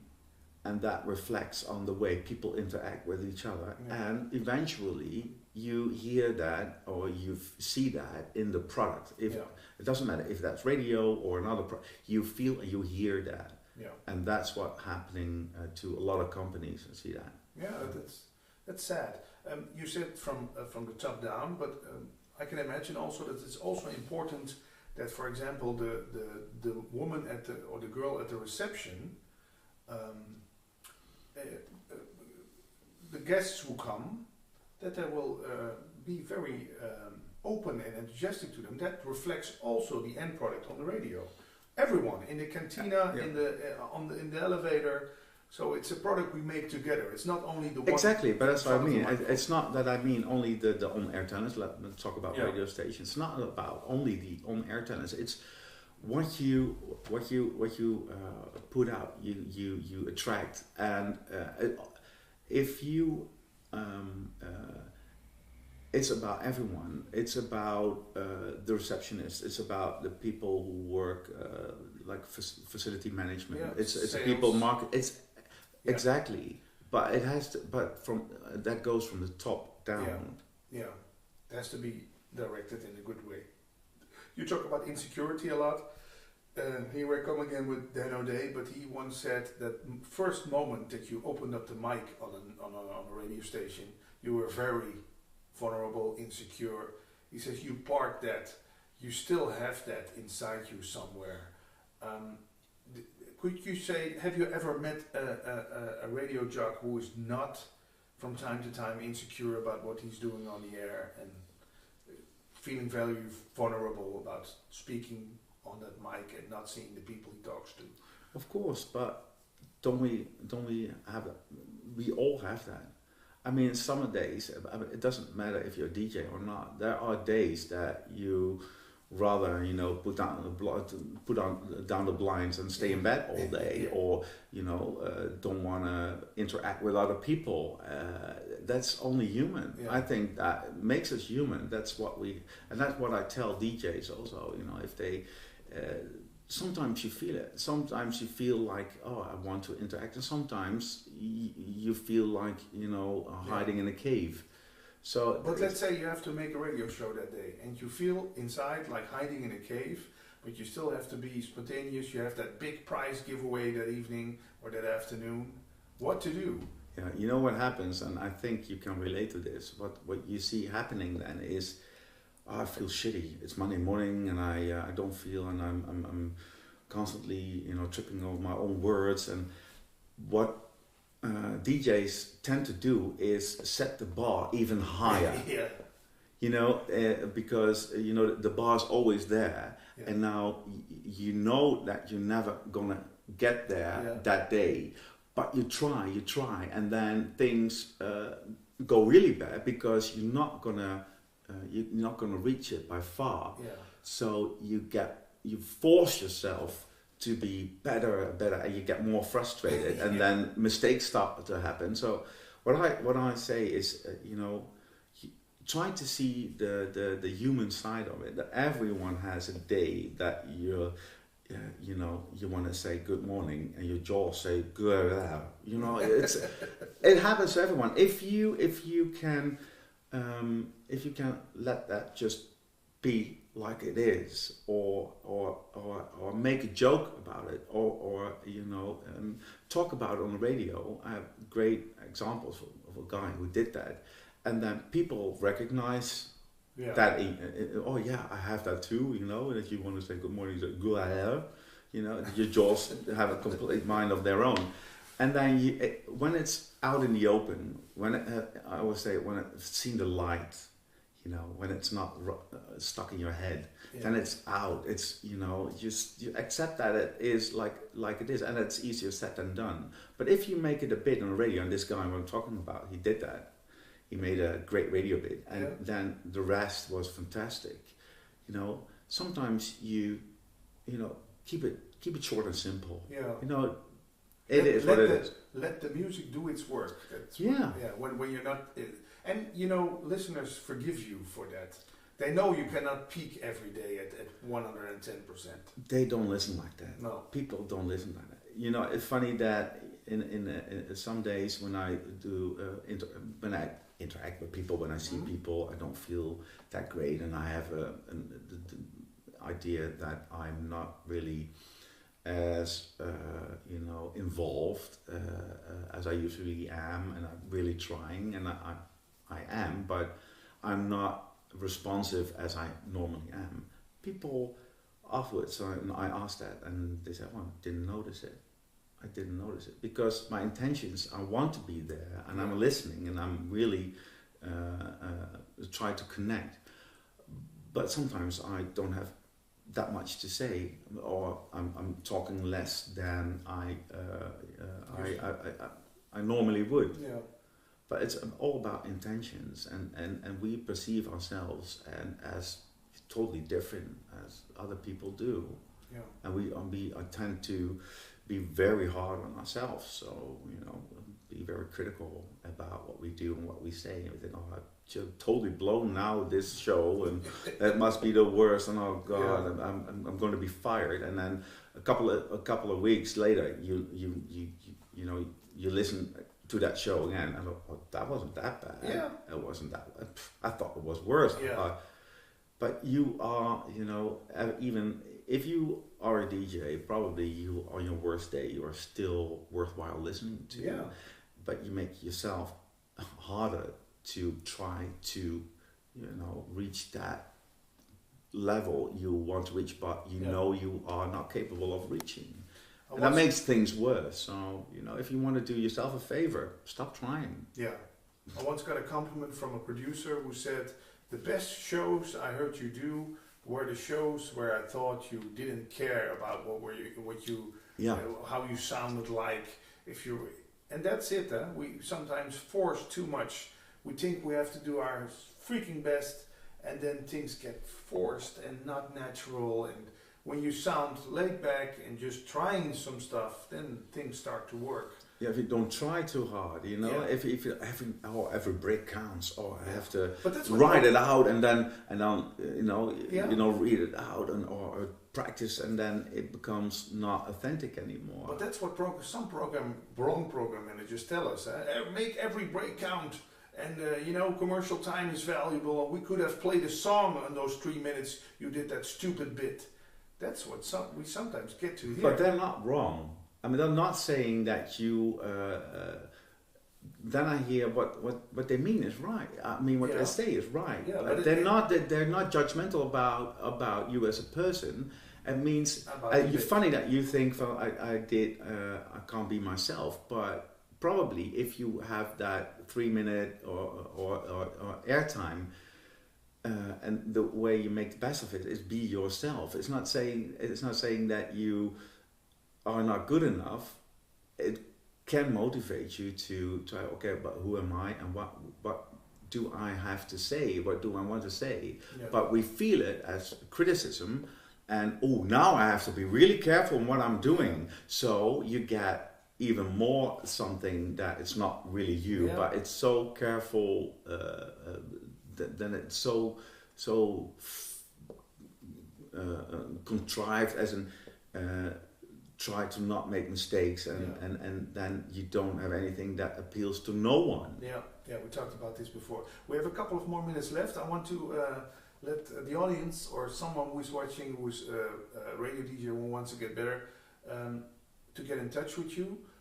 Is it a possibility that people send you air checks or maybe via Skype that they do a coaching session with you? You talk good English, so are you open to that? Oh, of course. Yeah. Yeah, of course. I'm very curious about what people have to say. I have to say that I don't want to put it off as I'm pretty busy, but I would love it to have air checks or questions, and I always answer.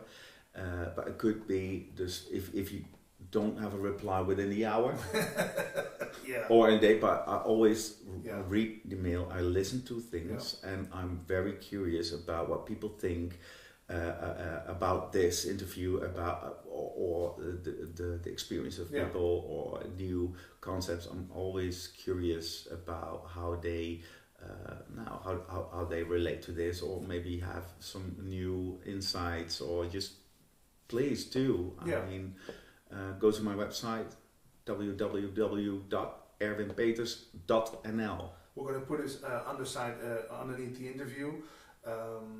Thanks again for this nice talk. For our Dutch audience, there's also a talk in Dutch we did some time ago. It's also can be found on YouTube, and on your website there's some interesting stuff also. Yeah, and it's funny if you listen to that. Maybe we should put subtitles in there. But it's funny because the things we didn't discuss that much radio things. Yeah. But in essence, it has the same ground values as what we discussed here. Yeah. It's all about the same. It's about being human and be yourself. Then you are the most interesting you can get. Yeah. Thanks again, Aaron. You're welcome. Good luck with your work as a DJ and radio coach. Thank you very much. A talk in English with Alexander Den Heijer from Amsterdam. Yes. Thanks for coming over here. I found you on Instagram. You are a big thing on Instagram. How come? Wow, I don't know, man. I just started expressing my thoughts about 3 years ago, and people seemed to like it, so they started sharing it, and before I knew it, the things I wrote appeared everywhere. Yeah. And people started following me more and more, and I felt more pressure, like, oh, I need to write more and more. Yeah. So that's how it all started, yeah. And are those quotes you pick up from books, or are those quotes who just come up and pop up in you? Often they just pop up. Yeah? Because I'm always like deeply involved in things, and then I think about them, and then my unconscious things start working, and then they just pop up as quotes. And then I just use, and that's what I do with Instagram always, I use the caption to explain them, or either to give a certain context to it, so people can understand it better. But they often just pop up. Sometimes I'm just on my bicycle, or I'm just walking, or I'm sitting on a bench in the park, and I start thinking, and I'm like, yeah, that's one. I should write that one down. So what's the power of a good quote? What does it do with a man's brain?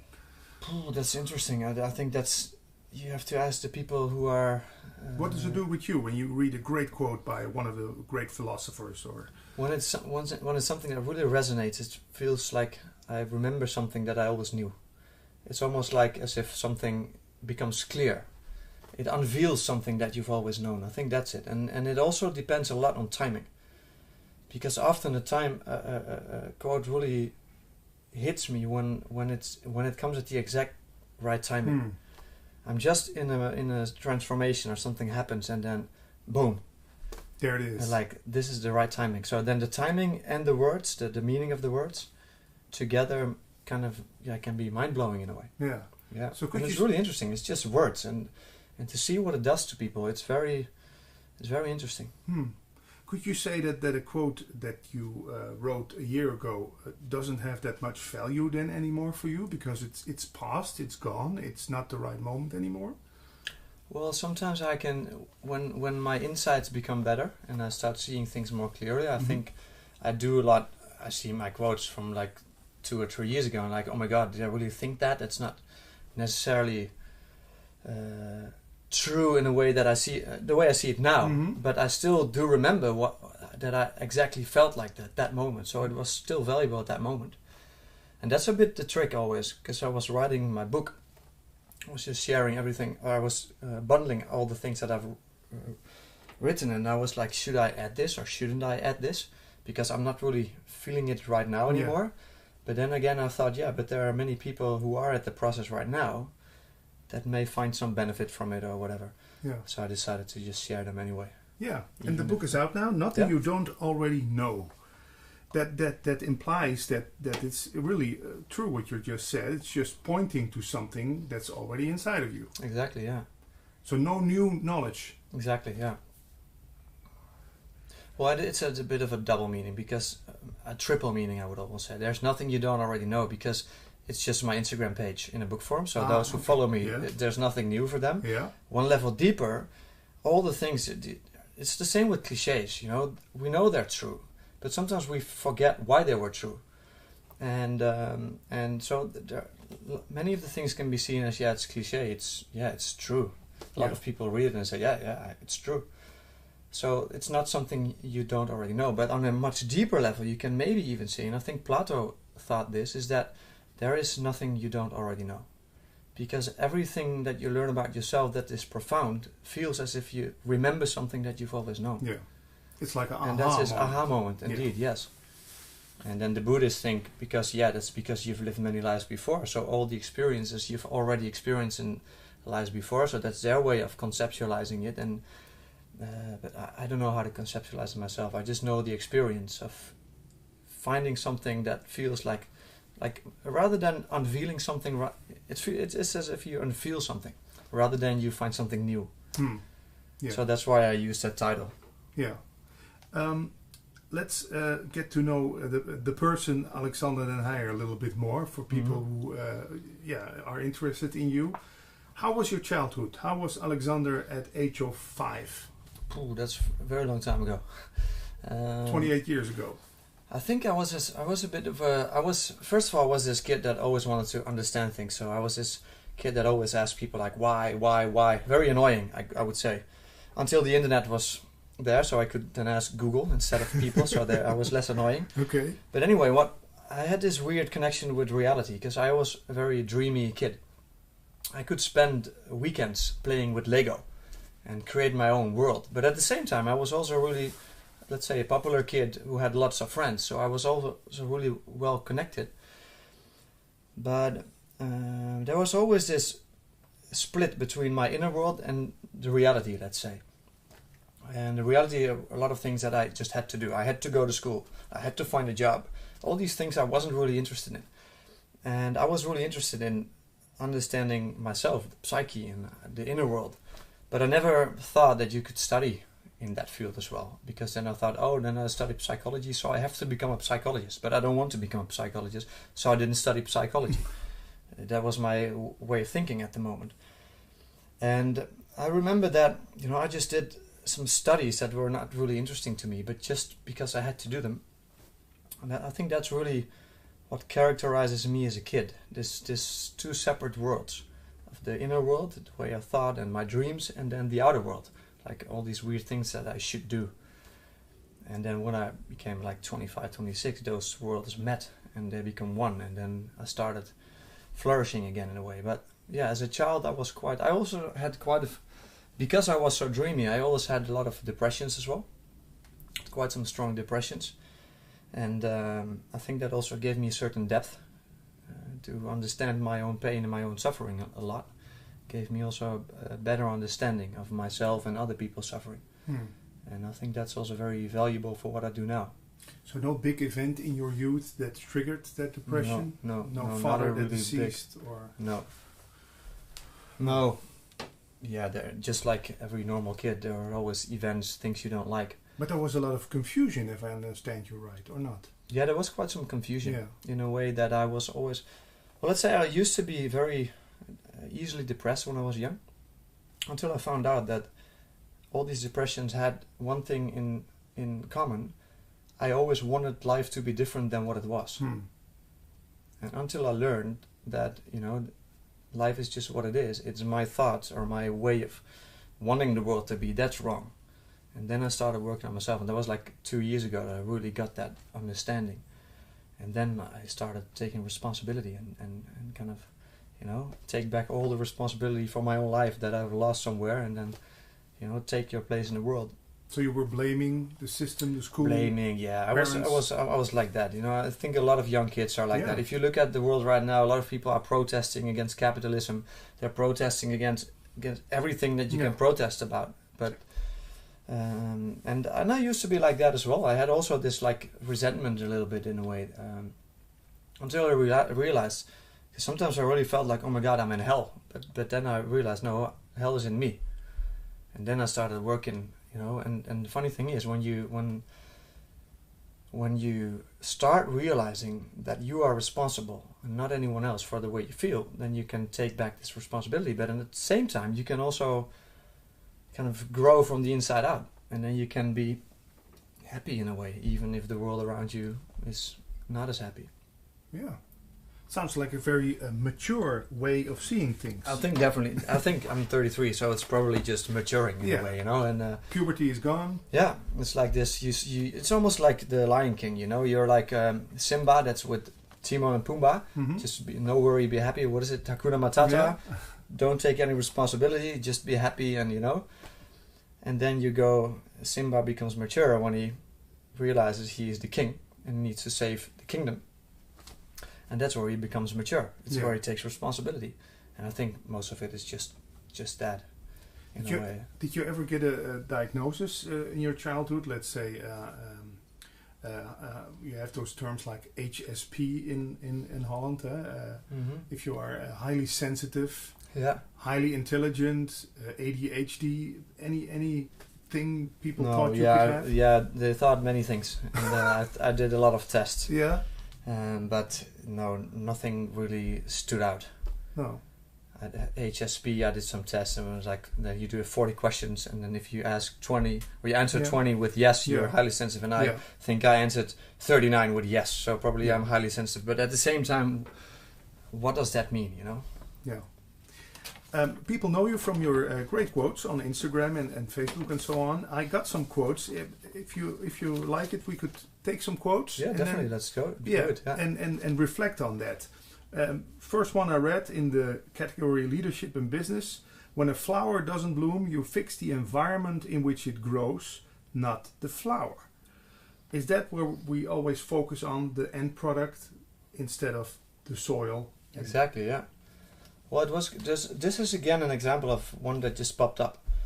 Because what happened, I used to, as a trainer at that time for a corporate business, I used to go on a lot of teams. And then we had to work with the manager to make the teams better. And a lot of times what I've heard the manager say is like, all my people need to change. Because they didn't do this better, they didn't do this well. And there was once a manager who constantly tried to replace his people who were not motivated enough. And so to get in new motivated people, but within no time the motivated people also lose their motivation. Yeah. And I was thinking about that problem because I was really emotionally engaged with that. And I was walking in the Vondelpark and I was just looking at the flower. And I was like, when the flower doesn't bloom, you just give it water, you make sure the soil is right, you take care of the conditions so that the flower can flourish or bloom again. And all of a sudden, when I thought about that, I understood the problem, because this person was focusing on fixing the people rather than on creating a proper environment, which and as a leader, that environment starts with you. You are the environment, because they're exposed to your way of leadership all the time. And if you are, let's say, demotivating them, of course they're not motivated, because that's the problem. We always want to motivate people. But often, if you go deeper, they have to just stop demotivating the people. And that's what I learned, so I just wrote that down. And it's interesting, because I have a bit of a love-hate relationship with that one, because I posted it and I think it went viral. Like millions of people shared it. Because we recognize something in this. Everybody has been in this situation where people, also in relationships, people want to change you, but the circumstances stay the same. Yeah. In a workplace, again. Let's take some from personal growth and effectiveness. Champions don't show up to get everything they want. They show up to give everything they have. When did that pop up? During the Olympics? It was a bit, I'm not sure. I think Gandhi said something like, true satisfaction lies not in the attainment, it lies in the effort. And I thought about that a long time, because when I was a kid, I always wanted things. You know, I wanted I wanted to finish school. So I was always thinking about the end.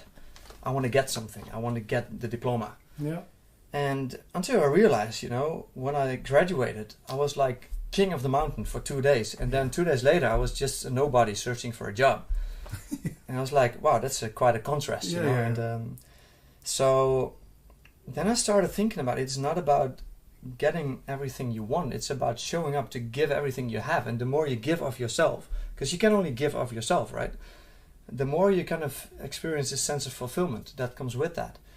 And that's how I realized that. And when I looked to sports people, and I think I saw this at the Olympics, I don't remember who it was, but someone won the golden medal, but she didn't feel right because she didn't give it everything she had.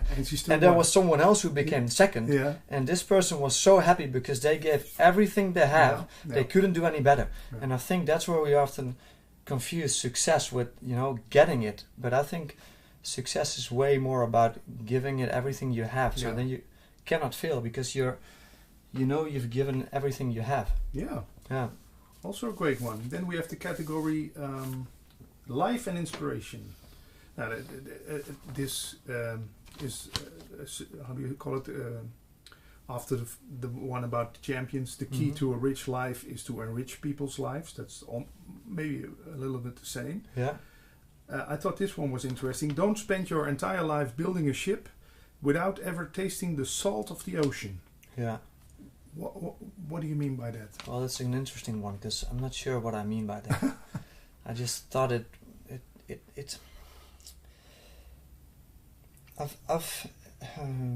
I know. I was thinking about protection. What do you think about it when you read it? Protection. I was thinking I can protect myself of everything. I build a great ship that I will never go into the water. But then I stay wondering all my life, what would it be? What would it be like to go into the water?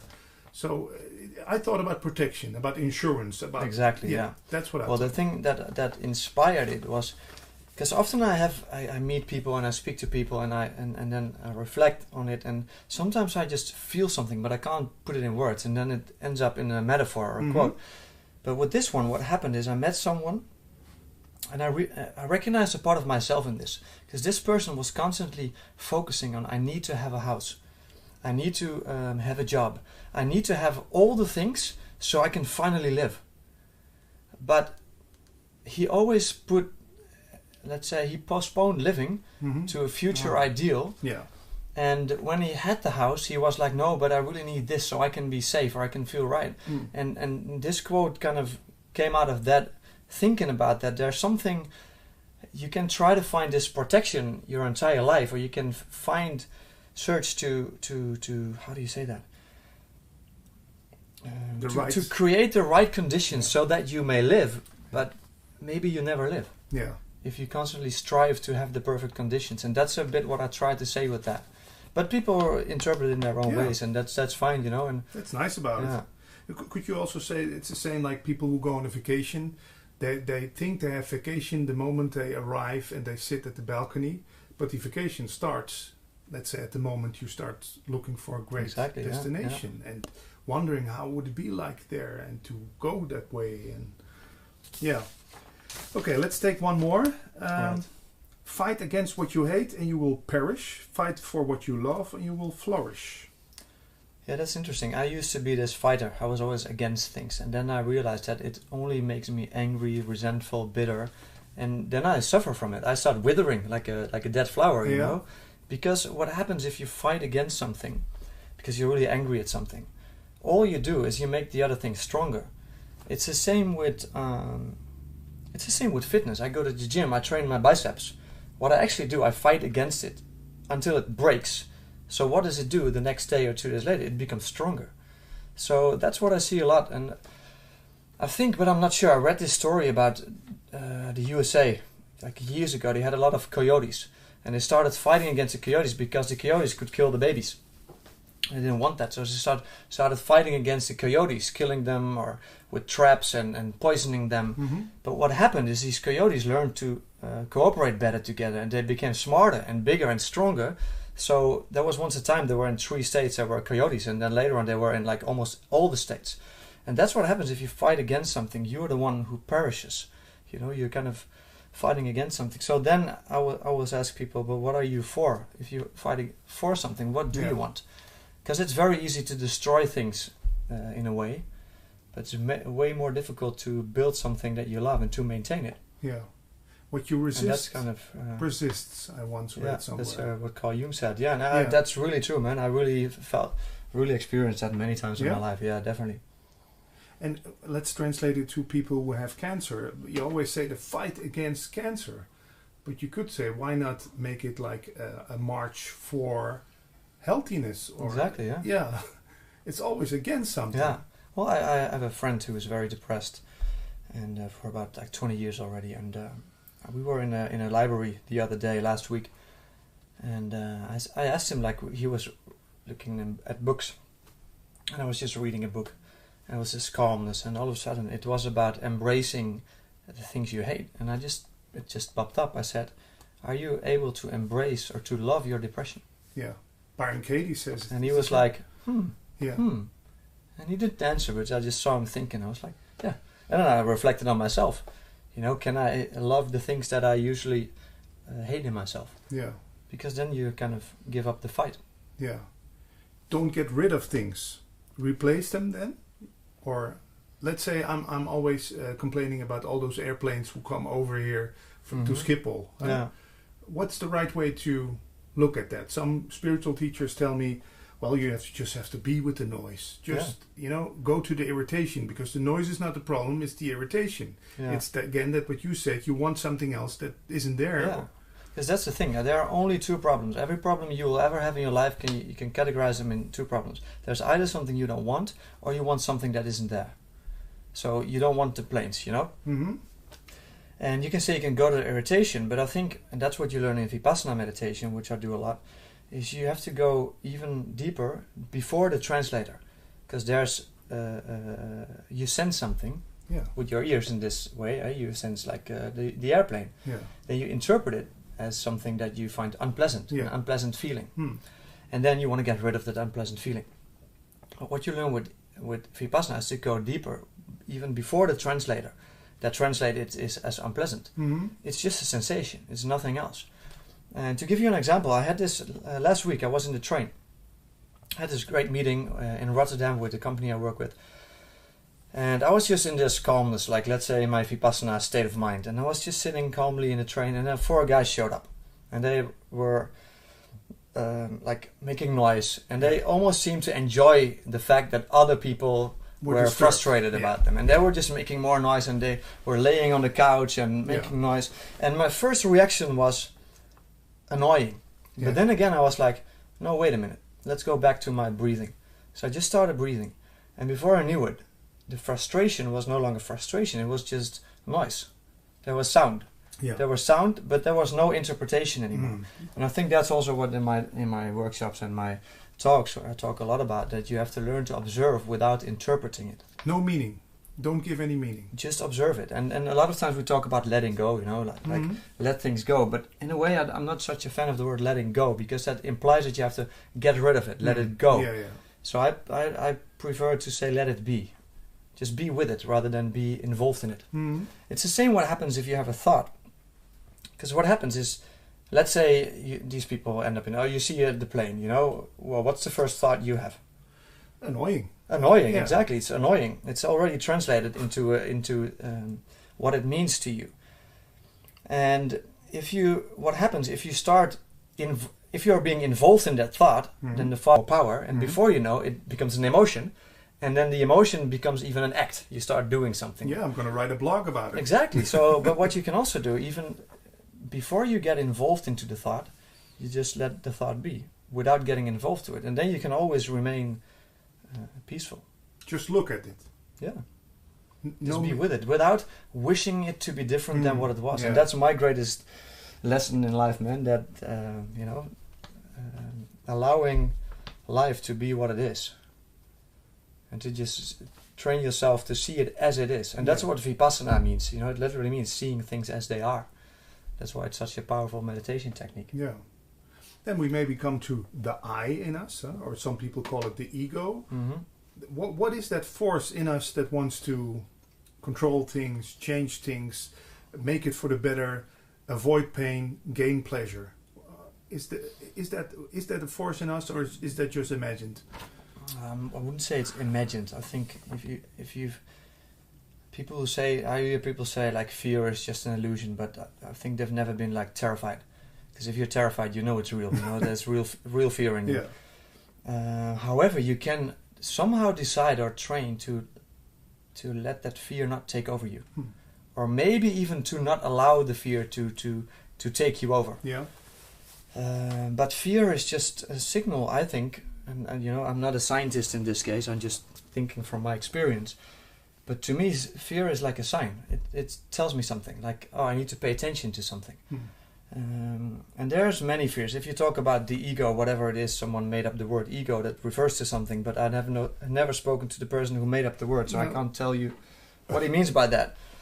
But what I think it refers to is this like survival mechanism in a way. It's like, and the most urgent survival fear is like, I do not have enough resources, oxygen, food, drinks, whatever.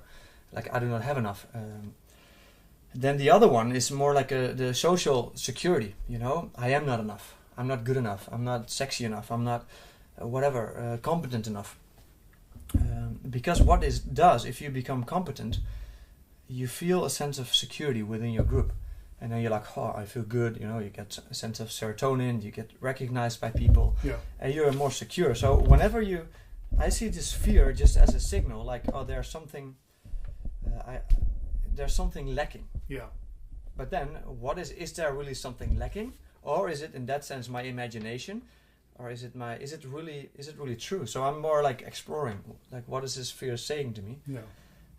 Is it really necessary? I have a good thing I want to share with you about fear. Go ahead. But it may take a couple of minutes to because I need to start somewhere. I had a very interesting experience when it comes to fear, because when I did my first Vipassana meditation was a 10-day silent retreat 1.5 years ago. My theme was fear, like real fear, existential fear. And what happened is it was very synchronistic in a way, because a week before I went to my first 10-day Vipassana, I didn't know that I was in the Vipassana because I was on a waiting list and they didn't email me with the available spot yet. And a week before the Vipassana would start, I was in a leadership program myself, so I was being trained into a certain concept by a very good trainer, Pleun van der Meer. And I don't know what happened, but her way of training kind of triggered an entire transformation within me. And I remember that at the second day of that training, it was in Scheveningen, at the beach. We were having dinner with a group of 12, all participants of the training. And when we walked back, I was walking together with a woman. And there was kind of a chemistry between us. She was kind of an attractive woman, so there was a kind of a chemistry. And I don't know what it was, but we made jokes about it. And then we talked about it, and then I went to bed. I said, you know what, I'm going to bed, and she went to bed. But what happened, I started laying in bed, and I had my first ever, like people call it vivid dream. I didn't lucid know dream? What it was. Yeah, not like a lucid dream, because in a lucid dream you know you're dreaming. Yeah. But it was like, I was convinced I wasn't dreaming. So maybe it's I don't know the term, but what happened is, I lay in bed, and I closed my eyes, but then all of a sudden I felt as if this woman was still in the room. But I looked, she wasn't there. Yeah. But her presence, I felt it so strongly, and it was on the left. But the funny thing was, I experienced this, let's say, this tension, this like sexual desire, attraction. Yeah. And I even experienced this in my whole body. And what happened, I wanted to surrender to that feeling, but it felt as if I had to bend over, and if at the moment of surrendering, I should fall out of my bed. So I didn't have the courage to do that. So what happened, I went back and like, I'm not doing it. And then I felt it again very strongly. And I wanted to surrender, and almost at the tipping point of surrendering and like securing yourself, I was like, forget about it. I'm surrendering, you know. And surrendered to this feeling. And what happened, of course, I didn't fall out of my bed because I was just laying. So I fell deeper and deeper in my bed. That's how it felt. And the first 3 seconds was terrifying because falling is terrible. But then I realized there's no floor. And when there's no floor, you're no longer falling. So you're floating on air. Yeah. And all of a sudden I felt like my whole body started like vibrating. Because floating is in a way vibrating. And then this sexual desire switched into like kind of self-love. So my whole area around the heart started opening up and you know, like weird like vibrations everywhere. And then it turned into some divine, I don't know what it was. So my whole head, everything around my head started a sensation, and then my whole body. And it felt as if I was floating above my bed, and I was completely vibrating, my entire body. And there was no sense of fear, nothing. It was just warmth and bliss and whatever. Yeah. And all of a sudden, people started appearing in my... Because I was out of my bed all of a sudden, and I was somewhere, I don't know where exactly. And then people started appearing in front of me. And everyone who saw me was just smiling and peaceful. And it was first like this stressed, like a businessman or whatever. And he saw me and he was calm. And then this little girl, like, I think she was about 16, she came to me and she said, "You can't be so happy because the world is stupid." And I started vibrating less. And then she got a grip on me in a way that she felt like I'm having him. So she became more angry. And all of a sudden I realized, wait a minute, I'm in control. And when I realized that, I started vibrating like 10 times harder. And this girl started shaking and smiling. And she was also like, yeah, I don't know, relaxed or whatever. And then I was back on my bed. And all of a sudden I heard all these people call me names. Carl Jung, Abraham Maslow. And I was like, I'm not Carl Jung, I'm not Abraham Maslow. And they said, yeah, look. So I went to the mirror and I saw Carl Jung, I saw Abraham Maslow. And faster I saw all these men, which I don't know the names of. And then I went back to my bed and then I woke up. And the weirdest thing was that for about 2 days I felt completely calm and relaxed, as if there was no fear. And then, you know, you go back into normal life and you start losing that experience. But the funny thing was, I was in Scheveningen. And the next day I still had this training. I was extremely calm. I went back to Amsterdam at the end of the day. I opened my laptop and I saw a mail from Vipassana, a spot available in Vipassana. I was like, hey, that's interesting. So it's probably the right time. So I went to Vipassana the next week.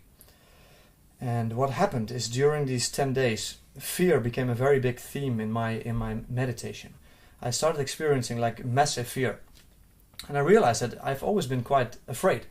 And my response to fear was always avoidance. So I remember that I got, when I was a kid, about 6 or 7, you get a vaccination, you know. And I already ran away when I saw the needle? No, not the needle, but the thing they put on, like the jodium, we call it in Dutch. Yeah. But anyway, it was not yet the needle. And I was already running away, so my mother had to run after me. And all of a sudden, in this meditation, I could see all my moments. I could relive them. All the moments I felt terrified and I ran away. Yeah. I was in a fight, and when I was at school, high school, there was this kid, kind of a criminal kid. And every time he saw me, he did like this. And I was like terrified because I thought he would kill me. And he had already been in prison. I heard that from someone. So I was like, you stabbed someone? Exactly, something like that. So I was terrified. So I started avoiding places on the school. And all this came back to in my meditation. I was like, wow, there's a lot of fear still in me. But the funny thing was, I felt like, yeah, I have to face it then. So what I did, I used to be terrified in the dark when I was a kid. So I was like, okay, first thing I do, in the morning, 4 o'clock, I go walk into the forest, and in the night I'm going to walk in the forest on my own, no lights, nothing. So I remember the first time I walked into the forest, it was like 10 at night, it was dark, or 11, I don't know. I couldn't see anything. And it's almost like I was so aware of every noise, like really tension, you know. And then all of a sudden a guy appeared in front of me, like 2 meters.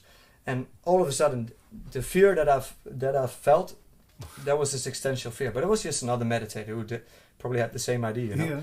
And so what happened, instead of running away, I just observed it.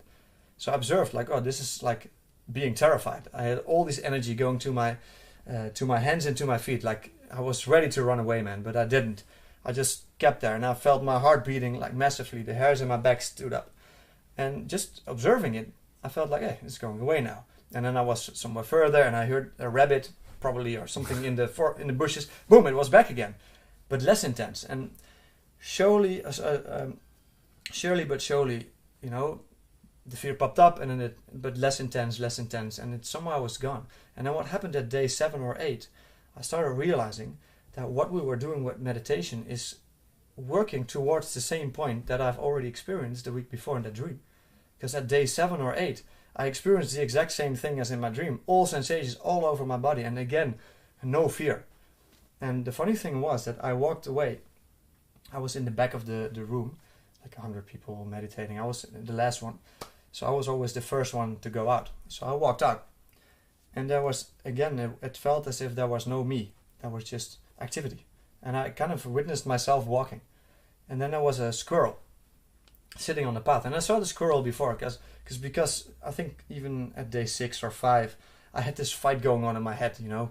And then I saw 2 squirrels running after each other in the tree. And I was like, hey, they're having the same fight as I have in my head.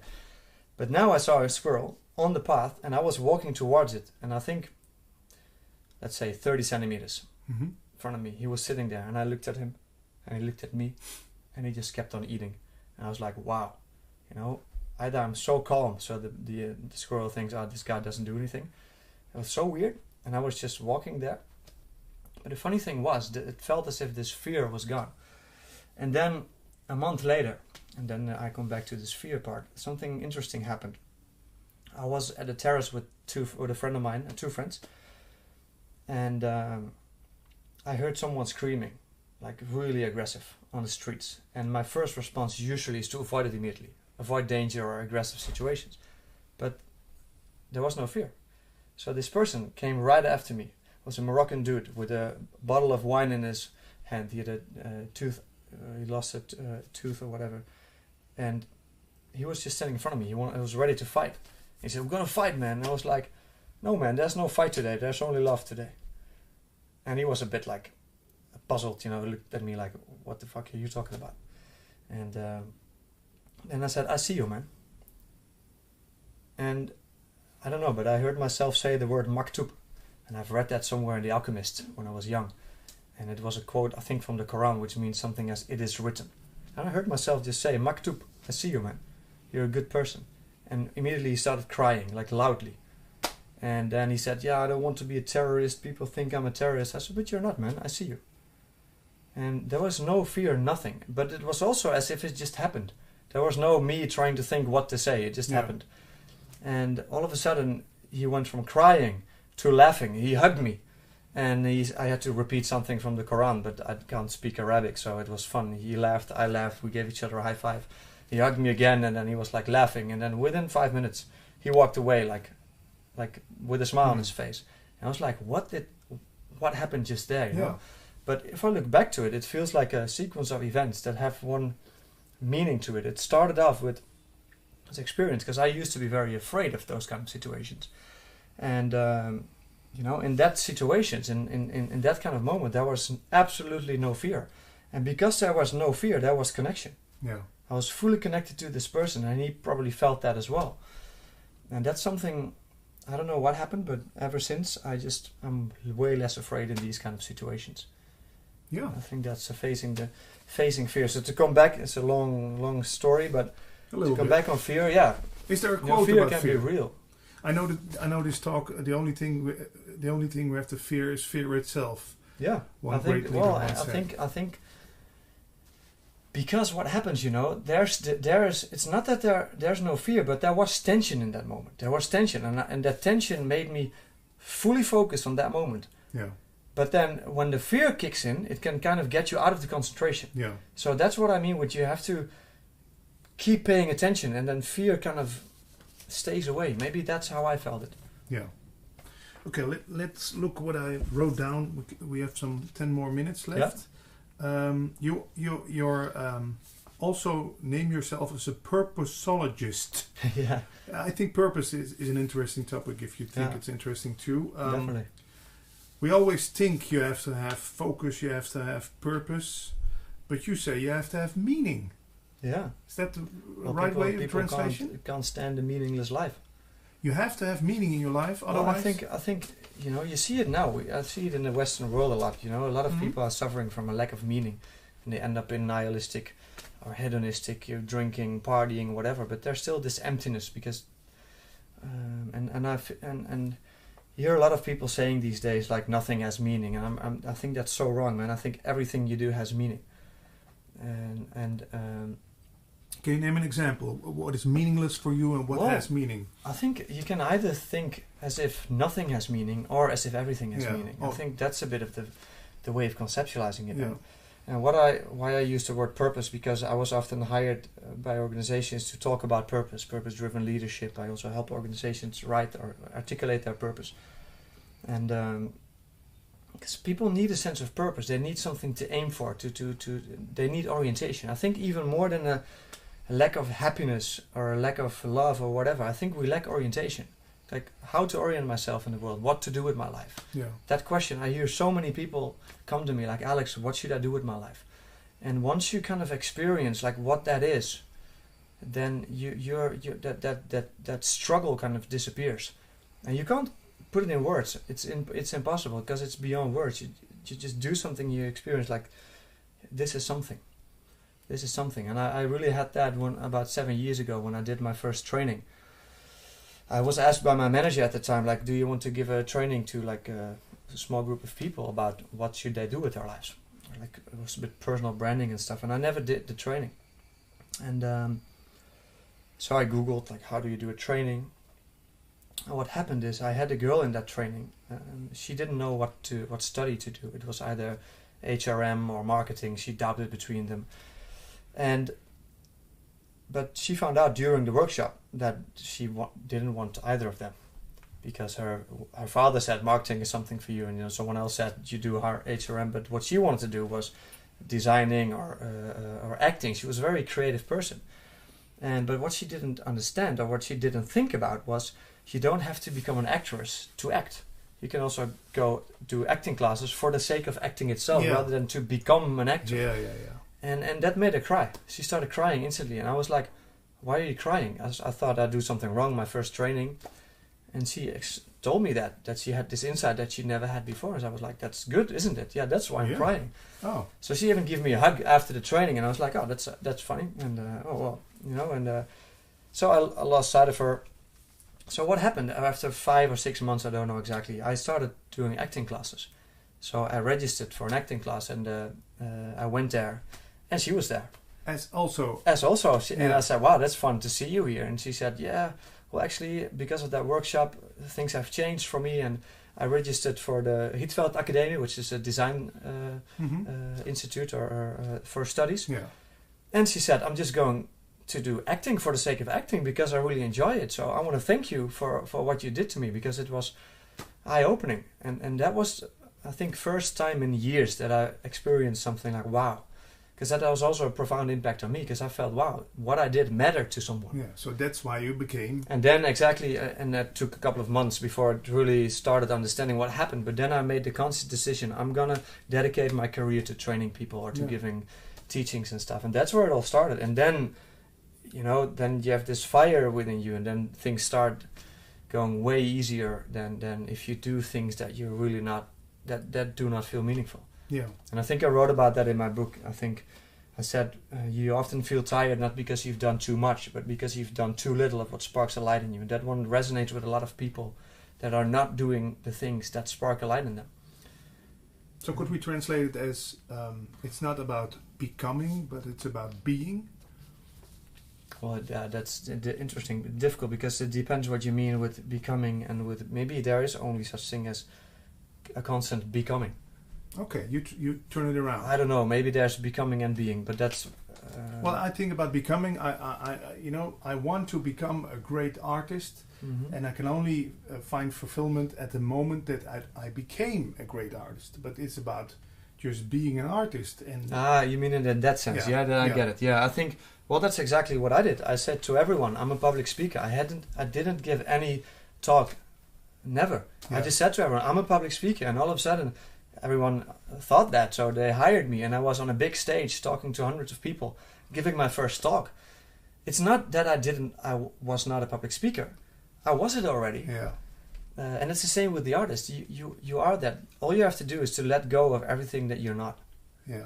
And I think that's what self-realization in the end is also a little bit about. It's about letting go of everything that's not you. It's so like the real mummy. you kind of... The mummy, in Dutch we have the word ontwikkelen. Exactly. You take off your... Take off the wiggles. The wiggles, exactly. I don't know what the English word is, And then the real you, if you could call it that, comes out. Yeah, and that's something you can't describe because every word kind of puts it in a concept, in a frame, and then it's not free anymore. Yeah. And I think that's also what I mean with purpose, because that's people often don't understand what purpose is. And I'm not sure if we have another 5 minutes, so I can articulate that. Because purpose is often seen as a goal. You know, I've been in boardrooms and they were like, our purpose is to be the best customer-centric company in the world. And I said, no, that's a goal. That's not a purpose. And the way to conceptualize purpose, the best way that helped me a lot is, and I've learned this from James Cars. He wrote the book I think in '86 called Finite and Infinite Games, where he said that there are actually, in game theory, let's say, there are actually two games. There's the finite game and there's the infinite game. In a finite game, there's a goal because there's an end. It's finite. And the goal is most often to win. And to make sure that the goal is the game is finite, you need set rules that are agreed upon up front. So you can't go to the referee at football after 90 minutes and say, come on man, give me 5 more minutes, then I can win. Yeah. No, it's agreed upon up front, fixed rules. And that's a finite game, and it's played to win. But there's also an infinite game. And an infinite game doesn't have a goal because there's no end. But it does have a purpose, and the purpose of an infinite game is to continue the play. And therefore an infinite game has flexible rules because the rules only exist to keep the game in play.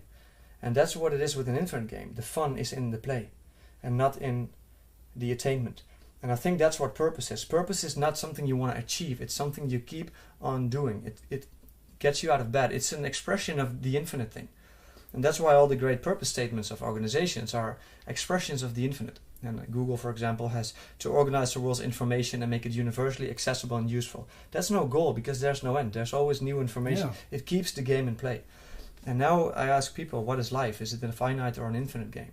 And then you have these people who say, it's a finite game because we all die. And then someone else says, yeah, but, you know, the story's not about you. Life continues. So, so are we just finite players with an infinite game? Or are we finite players? But the funny thing when it comes to purpose is that it's more a direction.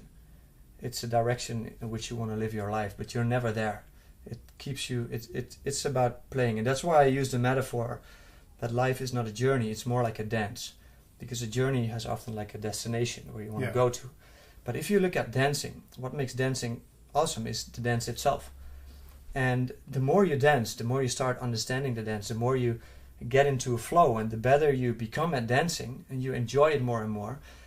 But what is interesting about dancing is the beautiful, let's say, mix between effort and surrender. You put in effort, you practice, you train, and then you are in the dance, and then all of a sudden you surrender to the dance, and you're in this moment of flow. And I think that's something that goes on all the time, and it's constant striving, but you're never there, you're never finished. That's the infinite game. And then purpose is an expression of that which you want to do every day again, rather than something you want to achieve. And that's what a lot of people have difficulties with understanding. Great explanation. Thank you for that. If people want to get in touch with you, what's the fastest way? The fastest way is to call me, but I'm not giving my phone number. But the best way, I think, if they like what I say, I would say Instagram, because I post all my thoughts just on Instagram. And people who want to get in touch with you, let's say for a meeting or for my website, there's all my contact details. Okay. alexanderdeheyer.com. Or LinkedIn. People can find me there as well. They can find my book. Unfortunately, it's only on Amazon yet. Can you put it in the screen for people who want to know? It's nothing you don't already know. It's actually my page, my Instagram page. There's all these quotes in it. It's just made to make people think. It's not going to tell you anything new, but it may trigger you thinking. It's on Amazon. If you're in the Netherlands, the best way is to get it from Amazon.de, the German version, because the Dutch one is not up and running yet. But it's, I think, free delivery, and it's within a couple of days. But okay, thanks, Alexander. You're welcome. And, we're going to take a little break and then do another talk in Dutch. In Dutch, for people who are exactly the same one, right? Yeah, exactly. And for our Dutch viewers, I would like to recommend also to type in Alexander's name on iTunes or SoundCloud, because you can find some great talks you did with other podcasts. Thanks. All right. Thank you, man. Thanks for the invite.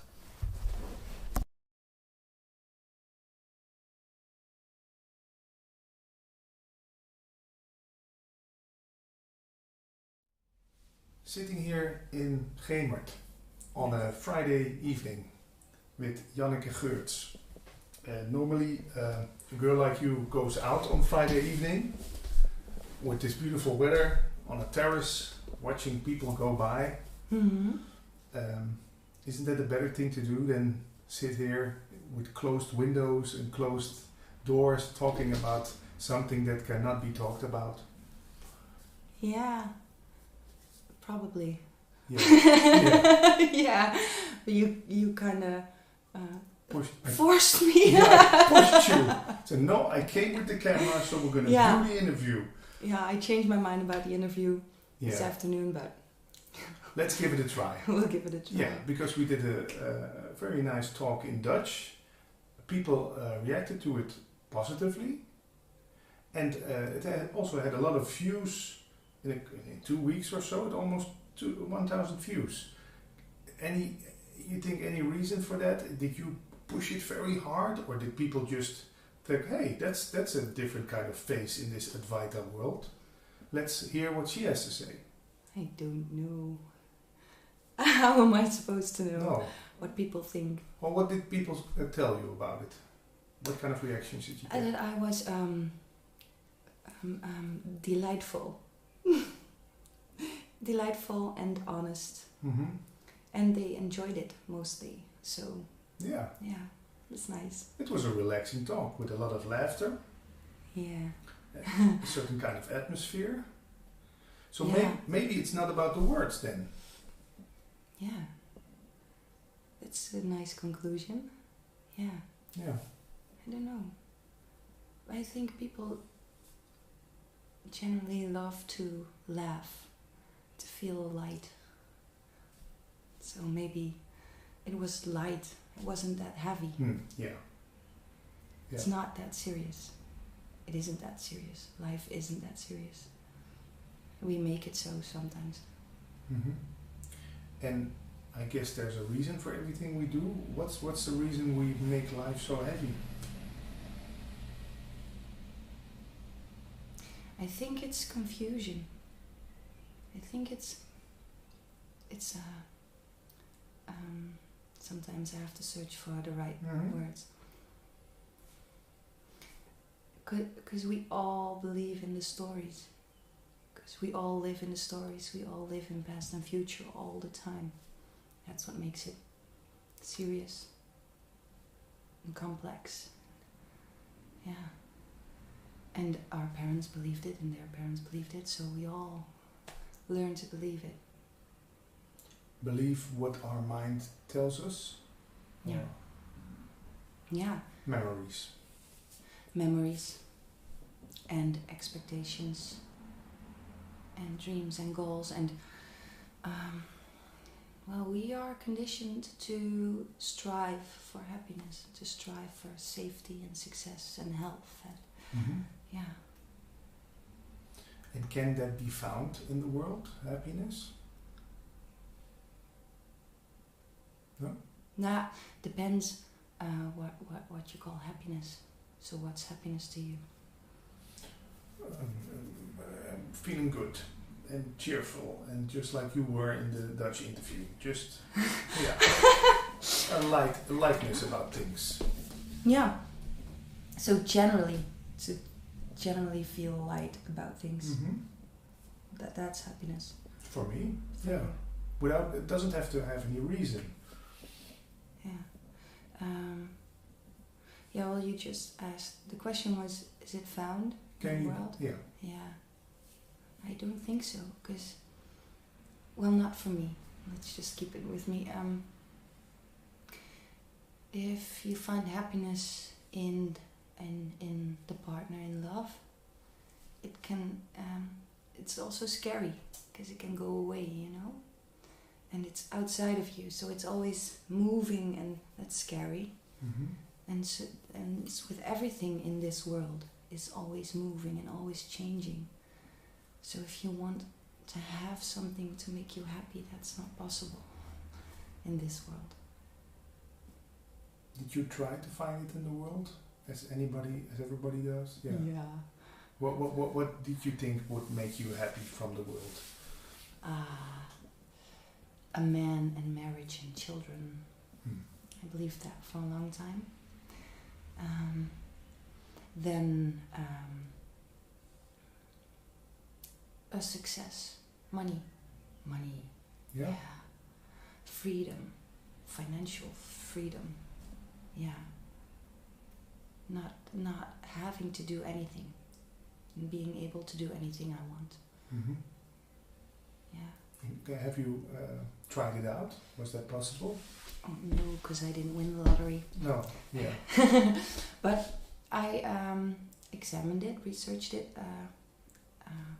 Is that a good word? Mm-hmm. And it's a state of mind. Freedom is much more a state of mind than circumstance.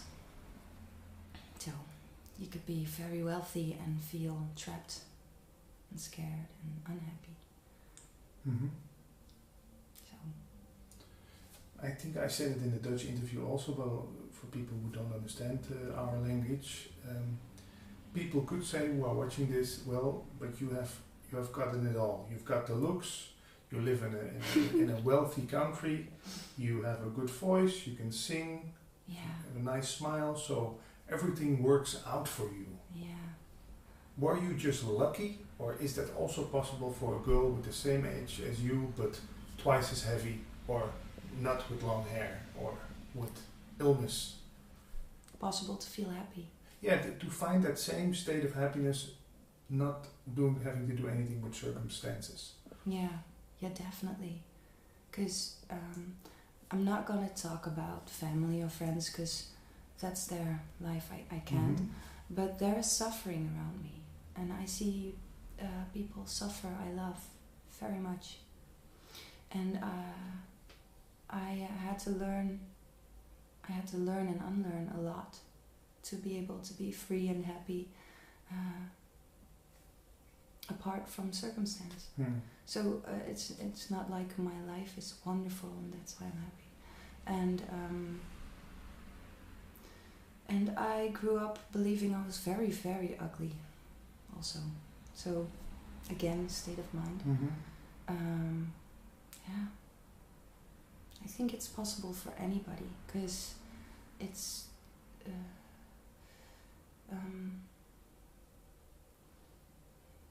it's a state that has nothing to do with stories, and it has nothing to do with ideas. Being beautiful is an idea. Being rich is an idea. Mhm. Everything is an idea, so everything can drop. Yeah. Yeah. What age were you when you started to investigate this kind of stuff? 27, I think. Yeah. Yeah. It's always difficult if you ask me several times things about time and Yeah. when and where. Yeah, it's all blurry. Yeah, so why? You don't live according to time? I just live. I don't Yeah. know, but I'm not good with Yeah. periods of time. And sometimes I find out I have something, I remember something wrong. It's like a memory, and I always thought I was 6, and then my sister told me, no, you were 12. Oh. Oh. So stuff Yeah. like that. It's just Yeah. all messed up. I don't know. Yeah. So you're not someone who lives for the weekend. No. On Thursday you think, Oh my God, no. Oh, nice, it will be Friday. Or No. on Sunday you think, oh, tomorrow it's Monday again. But it never felt like an option to live that way. It feels like I can't. I Mhm. cannot. I cannot live for a couple of days a week. Mm-hmm. I cannot work towards a couple of days of fun Mhm. a week. That just never felt right. Yeah. So you want to have fun every day? No, it's not that. It's just like I love what I do, Mhm. working with people with singing, and a non-duality a little bit as well. I love doing that, and I love doing fun stuff, and I love sleeping in, and I love the things I do. I don't know. If you tell me you have to go work in a I don't know, someplace I don't belong, I'd be so unhappy. I'd go crazy, I think. Yeah. It's not an option. I don't know. Yeah. Even if it would mean financial wealth or freedom. Yeah. Yeah. I don't know. So. Yeah. And you give singing lessons to people? Yeah. You sing yourself on stage. How does that work with a human voice? Is that something that takes over you when you start singing? Or are you the one who's performing? How does that work? Does the music get you? Just like when you're on a dance floor, the music gets you and you get into the music. Yeah. I like that question. When people had an amazing performance and they say I was really into it, I was in flow, I was... So that's when the feeling of a separate self is gone. And actually I think almost all of my performances are almost completely gone right afterwards. Just it's that yeah I'm gone. I'm gone. Yeah. And when do you come back? When the applause starts, or when you're off stage, or? No, I just know I don't really remember the performance. It's strange, right? And then there are flashes of thoughts that came up. Like, oh, look at, he's so sweet. There was this guy in a wheelchair and he was cheering, and I was really in love with the guy. So there are flashes of memories, and the rest is gone. I don't know, and I remember again. Yeah. And when you're performing, how do you feel? Yeah. That's gone. Yeah? Yeah. Yeah, if I'm into it, I'm gone. I've had performances acoustic with people standing right in front of me and being so intimidated. Yeah. And that I was constantly in my mind, like, chill, it's okay, it's fine, you can do this, I don't even know your question anymore. Well, we're talking about singing and how that works out, and if you're still there as a person, or the person drops off. So it varies. Yeah. Yeah. Sometimes you become self-aware. Yeah. And does that influence? Sucks. Yeah. Yeah. It influences the singing in a bad way. I think so. I'm not really sure, but I think so, because you start thinking about it, and singing freely. I think is the most beautiful, singing freely. And when you start thinking about it, or you cramp up because of fear, or I don't know, it's just Yeah. And have you ever auditioned for a show like The Voice of Holland or Idols? I did once, X Factor, but I was too scared back then. And they saw it. They saw that you were too scared. Yeah, they advised me to not pursue this. Yeah. And thinking afterwards or backwards, are you in regret of that? You think, man, I blew my chance on becoming more famous as a singer, or that doesn't make any difference? No, I don't know if I'd like to be famous. I don't know. How can I know? I don't know what it means. Reach more people. Enjoy it. Yeah, I love that though. I love to reach a lot of people and encourage self-love and stuff like that. And I'd also love to do a lot of volunteer work, because I have the means or something like that. I'm so blank. What did you ask me? If you ever auditioned for The Voice of Holland, it was X Factor. Oh yeah. And you were too scared back then. Yeah. Too self-aware. Yeah. Well, confident. I had a lot of trauma to cope with. Yeah. So I couldn't have done it any differently. And I'm glad they. I feel blessed they protected me. Yeah. Yeah, because that would have been hell to be in that competition. My God, I always challenged myself with my fears. And that also was a challenge. I was very aware. I was very scared. Mm-hmm. And then they protected me, and I think that was a good thing. Yeah. And why not now? Why not now make a little recording and go to the media city of Holland and present yourself? Yeah. I don't know. Maybe I will. Yeah. Maybe I will. It's not a no, Yeah. but it hasn't happened yet. Yeah. That's a thing we talk about often, also my friend Paul and I. Things happen by itself. Mm-hmm. And then the critics of Advaita say, well, but still stuff has to be done. You could become like a very dull person who thinks, well, I'm just going to sit on the couch and wait till people call me. I'm not going to do any initiative. Have you been in that trap, or have you passed that, or? I don't know if I've been passive because I believed someone will knock on my door, and I don't know. Don't think so. I've always been very busy. But I've read some articles about free will and why there have been some tests about that, and people who believe they have free will respond better. Mm-hmm. What's the word? Say it in Dutch. I don't even know it in Dutch. Oh. They accomplish more. Yeah. Yeah, believing there's free will. Okay. Yeah. There's a study that shows that. Yeah. Okay. I've read some articles about that. So it's in some way it's important for people to believe they have free will, but I don't know. My golden rule is whatever works for whoever, and I think for me the most important thing about seeing there isn't free will is the innocence of people, which gives such a feeling of love. Mm-hmm. And then experiencing the freedom of choice is also very lovely. It doesn't have, you don't have to get rid of it, because it's nice to wake up and feel like you have a choice. Yeah. You have a choice.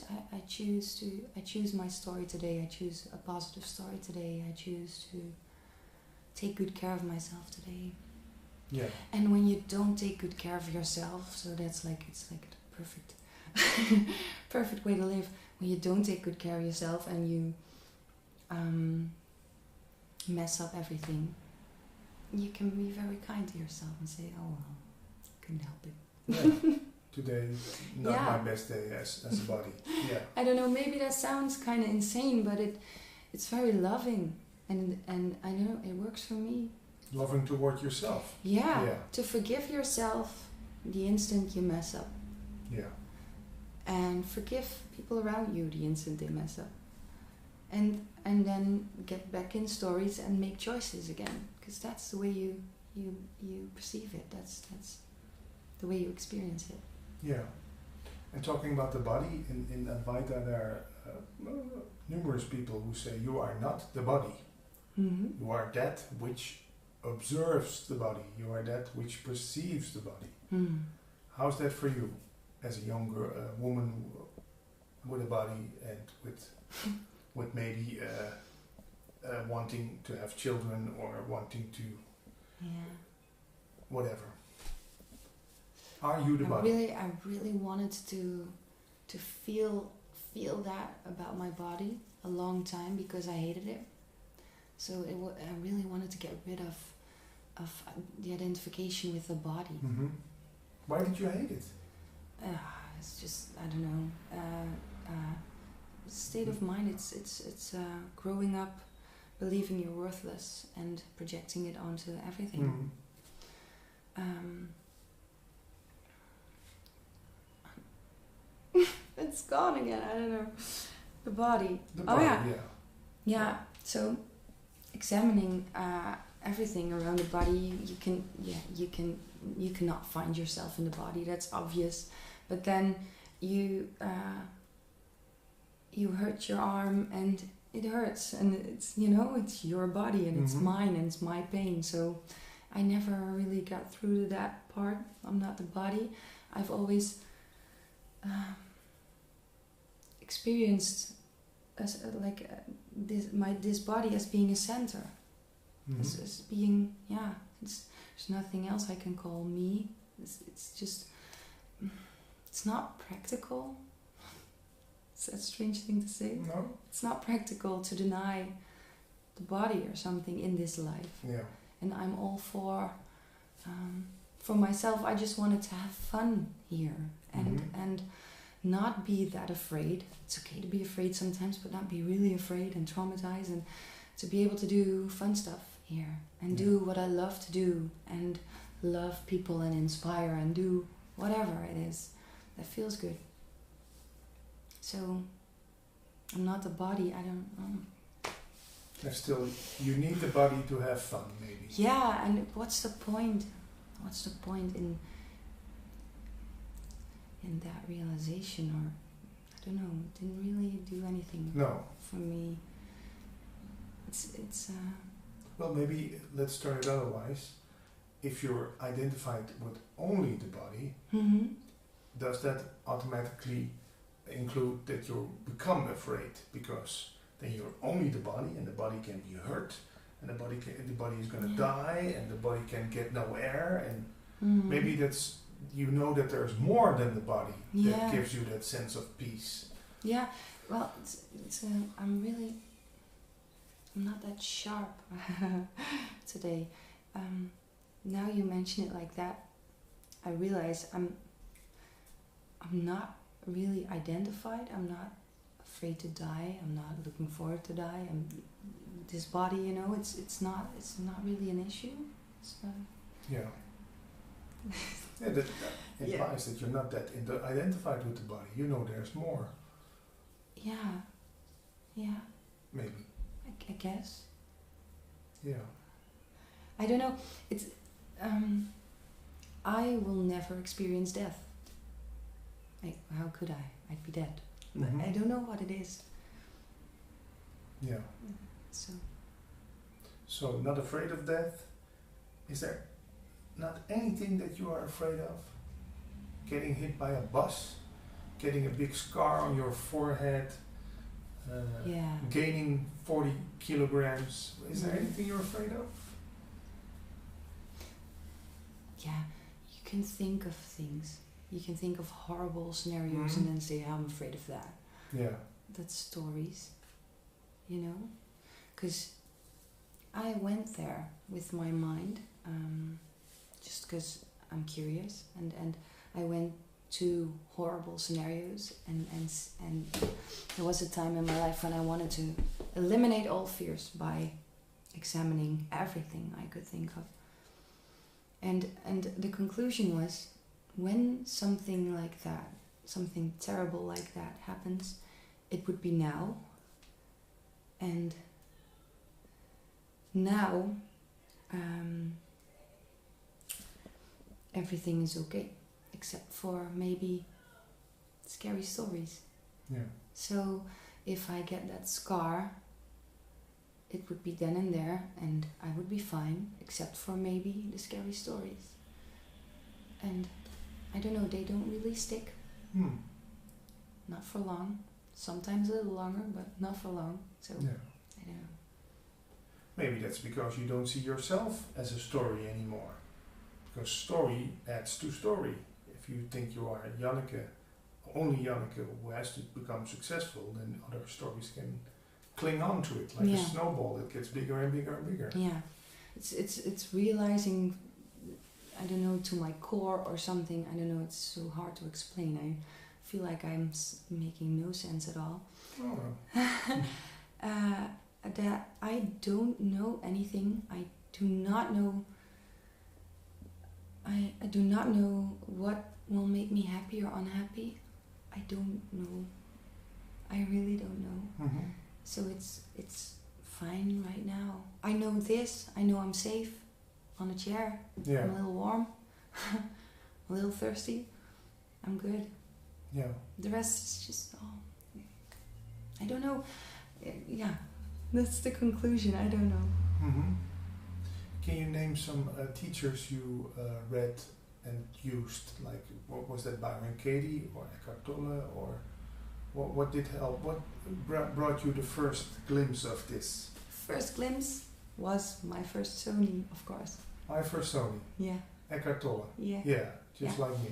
Years ago, and it didn't create a huge shift or something, but I read The Power of Now, and I had love heartache. Yeah, you were heartbroken. Heartbroken, and then I read if you focus on your breath and something like that, then it's not that important, the story. I don't know, something like that. I don't know. And I was laying on bed and I was dying inside. I was very dramatic. Mm-hmm. And I went to my breath, and then everything went calm and I was okay. And I remember dancing in my room because I discovered something for me. Like, I really believed before that I needed him to feel okay again. Yeah. And then that was the first time I realized I could be okay, and I don't have him. Yeah. So I was thrilled. Yeah. Yeah. And then the book became my Bible until it drove me crazy because I wasn't capable of being present all the time. Hmm.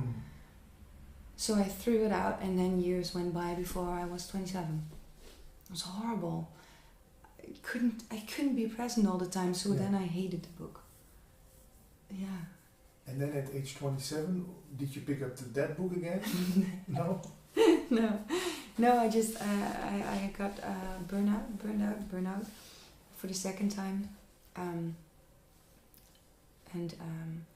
I felt like I was damaged beyond repair because of my, all the trauma and the childhood. And then I ran into a coach who examined convictions, and that's when my life started turning upside down, literally everything upside down. Yeah. And that was, he worked from, inspired by Byron Katie, A Course in Miracles, and 6 Steps, Diederik Wolsak. Yeah.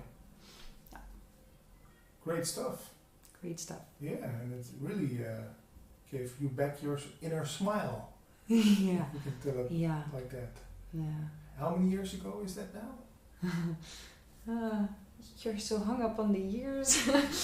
4 years, I think. Yeah. But I was very fanatic because when I found out all my suffering was in the stories, I wanted them gone, all of them. So it was really hardcore on examining. I remember sitting behind my laptop with a worksheet for hours a day. Every thought that came up, you wrote it down. Yeah. And then I made a sport out of it to find the things I believed most intensely, to discover what I believed most intensely, so intensely that it didn't even come to mind to examine it. So normal that was to me. I wanted to examine those. I don't know. And can you name an example? What was a very hard conviction in you? I have to dig deep. I am not beautiful. Or there's something wrong with me. Oh, yeah, I probably examined that. Yeah. Yeah. But that was not very... those were more of the obvious convictions to examine. But more like, I can be somewhere at the wrong time, at the wrong place, or something like that. More the things you'd respond to, or most people would respond to as, sure, of course, you can have bad luck. Yeah. In life. More the common things. Yeah. But how do you turn around that? Bad luck? Yeah. Yeah. You mean really do the work on it? Yeah. Examine it. Did you think you had bad luck all the time? Or? Yeah. Ah, yeah. And Yeah. Yeah, but it's not. That's not why I examined it. This particular thought, you can have bad luck. It's just in general. Mm-hmm. Yeah. I wanted to the general convictions. Everyone would say, yeah, of course. I wanted but you to. wanted to know for sure. Yeah. And to see what's under it. Yeah. Yeah. Because we all believe it doesn't make it true. And there is a lot of suffering. So, actually, what I concluded was we got the game plan wrong. We don't understand the rules of life. We go straight against the rules of life. Life is just happening, and we oppose our ideas on life. Mm-hmm. And then we're wrong, because life is just like whatever you believe. Mhm. I'm doing my thing, and then we suffer. Yeah. And we keep doing that. And I'm very, I laugh a lot today, I don't know. It's kind of funny. And so obvious. Yeah. Don't you think? Yeah. It's strange. Yeah. You also said before we started the interview that the victim role, that's something that people love to cling on to. Yeah, it's not, yeah. It's innocent. It's innocent. Mhm. I have to say, people are innocent in Mhm. doing what they do. You don't blame them. No, I've been a victim most of my life. Yeah. Oh my God, I've been, and I've behaved so badly, so ugly, Yeah. out of believing I was so damaged, but also so much wrong was done upon me, Mhm, and yeah. I saw so much anger in the world. It was all Yeah. me, but I opposed it on Yeah. everybody around me. But yeah, the victim role is it's an identity. It's something you can identify Yeah. with, and it gives you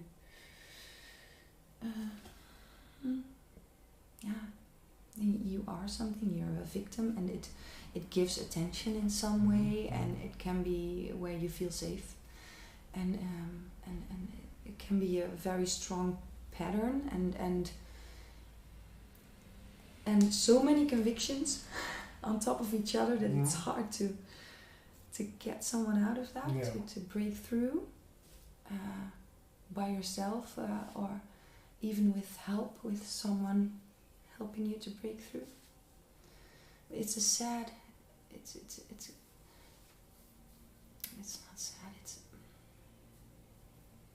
it's just such a shame if you see the potential in someone and the beauty in someone, and you just see them believing all these stories that keep them small, because it's also keeping them small, and it's also you give all your power away. It makes you powerless and scared and mad, and it's not a nice place to be. No. You know what you're talking about. I do. You've been there. Yes. And I was if someone tried to tell me about their misery, I had more. Yeah? And I was usually right. I've been through a lot. It's been terrible, but it didn't help me. I wonder, I'm so sad story everywhere, and I was sad, So, yeah. But I had that. That's what I had, That's what made me something, at least. Yeah. I failed on so many levels, but I was very good at. I survived all these terrible things. So, there must be something good about me. Yeah. Do you also talk to people one-on-one about this? Do people come to you with maybe the same problems you had? Yeah. I forgot to tell you, even after the last interview, some new people. Yeah? Yeah. Oh, nice. Yeah, very nice. Yeah. Very beautiful. Yeah. Good matches. Yeah, I do. And is it for you more difficult to talk to men than to women, or are those issues universal? Universal. Yeah. Yeah. Women don't have different issues than men? Oh, I don't know. That's a very deep question. It's I don't know. I'd have to think of something real quick, but I'd have to. I don't know how it is to be a woman. You don't know how it is to be a man. No. But yeah, I can imagine that the more deep things are universal. Yeah. The insecurities, the stories. The fear. Fear. Yeah. Yeah. But it's mostly people who already know. It's the stories that hurt them. Mm-hmm. Who already believe in the concept of non-duality and are stuck somewhere along the line. Yeah. It still hurts. It still feels like still. And what's the first thing you say to people? It really, really varies, because it's I don't have a method. No. I don't have one. I don't even have a vision, I think. I don't know. It's just they start talking, and then I filter the beliefs out of the story, the beliefs that hurt. And sometimes we examine them, and sometimes it's time for people to examine, and sometimes it's time for people to act. Then it's so obvious that they're stuck in philosophies, in dogmas, beliefs. Sometimes people get stuck. They started out wanting to get rid of some fear, and they end up being sad because they're not enlightened. Just an example. Yeah, so that, you know, I filter where the suffering is. Yeah. And sometimes we go back to the childhood also to see where the pain once started, that they're still projecting, still seeing everywhere right now. Yeah. So if I focus... Forgiveness is a very, very strong tool. Forgiveness? Forgiveness, yeah. But who do I have to forgive? Yeah, if you see that, you're done. Yeah, if you see that, you're done, and then it's complete, yeah. I talked to a Dutch teacher once before, and he says, forgiving is letting go of all hope for a better past. I thought that was a nice quote. Yeah. You still think that your past should have been otherwise than it was. Yeah. So I don't have to forgive my mother, my father. It is letting go of the belief that the story had to be different than it was. Or how does that forgiving work? I don't know if it works that way. That's his thingy, and sounds nice. Yeah. Yeah. But what do you tell people? Do you have to specifically forgive people, persons, circumstances, or is that the first step? Or I don't know. I don't have steps. I don't have steps. It's an intuition thing. It's listening and feeling and noticing where the pain is. But if you're still in pain when you see a picture of your mom yelling at you or whatever, then it can be really, really helpful to specifically forgive. I don't know, maybe what you just told, if you let go and you're able to forgive that whole past thing, you're done. I don't know, sounds great. Love to hear more about it. But the thing with forgiveness is that it really creates little miracles. Because when I talk about forgiveness, it's not even, some people say you do it for yourself. Yeah. And that's true. That's true. But I don't know how to explain it. But the bottom line is, I help people see that what the other person did didn't have anything to do with them. because that's where the convictions start. Mm-hmm. And that's where the pain starts. Pain starts with things you believe about yourself. You did something to me. Yeah, you And did something blame to you. me, and blaming someone else is also de macht buiten jezelf leggen. You give your power away also by blaming someone, and also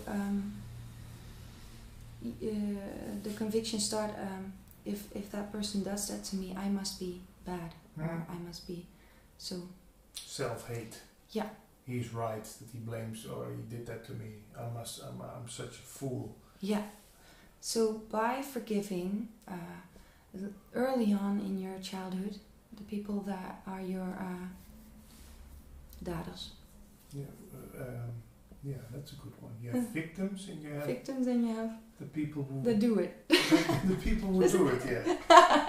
The suspects, the usual suspects. That's not it. What's it called? No, we have to get the word. The daders. The prosecutor. The wrongdoers. No, it's not the prosecutor. The wrongdoers. Now. We know what we mean. Yeah. Yeah, we're gonna find the word. Now I lost track of my story. I don't know what I was talking about. Yeah. But if you forgive the people that hurt you, and by forgiveness I mean seeing that they couldn't do it any differently, seeing that this has nothing to do with you, some deeply seated convictions can drop away. And that's when miracles happen, because these convictions, they form your... the way you see the world, and the way the world is perceived by you. So conflict might drop away, or people being mean to you might drop away, but you don't perceive it that way anymore. And what about this thing that some Advaita teachers tell me, that if let's say that I'm convicted that all women are out to hurt me and get my money. Yeah. I have that conviction that life will still bring me women who hurt me and try to get my money until I get rid of that conviction.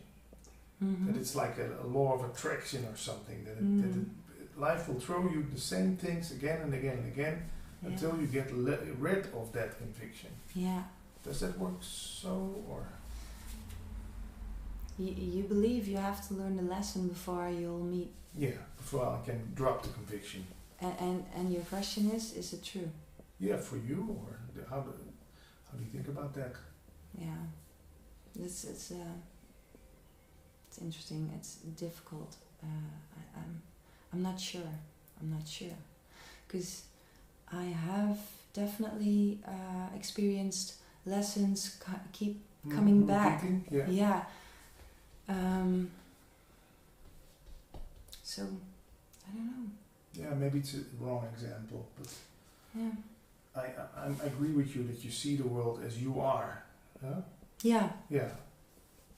But that thing with things have to repeat itself to get rid of the old pain, the old emotions. Mm-hmm. Well, I'm still a little in doubt about that. That's why I ask you, I think. Yeah. But I don't think it really is that way, that it repeats itself, but I think you oppose, I don't know if it's the right word, the story on, you keep opposing the same story time and again, and by doing that you respond the same way again, you do the same things again, so you actually create it, you make it real again. You make it real yourself. So it's not that life is like, ooh, it's the same woman. It's just, and then, it is an energy game.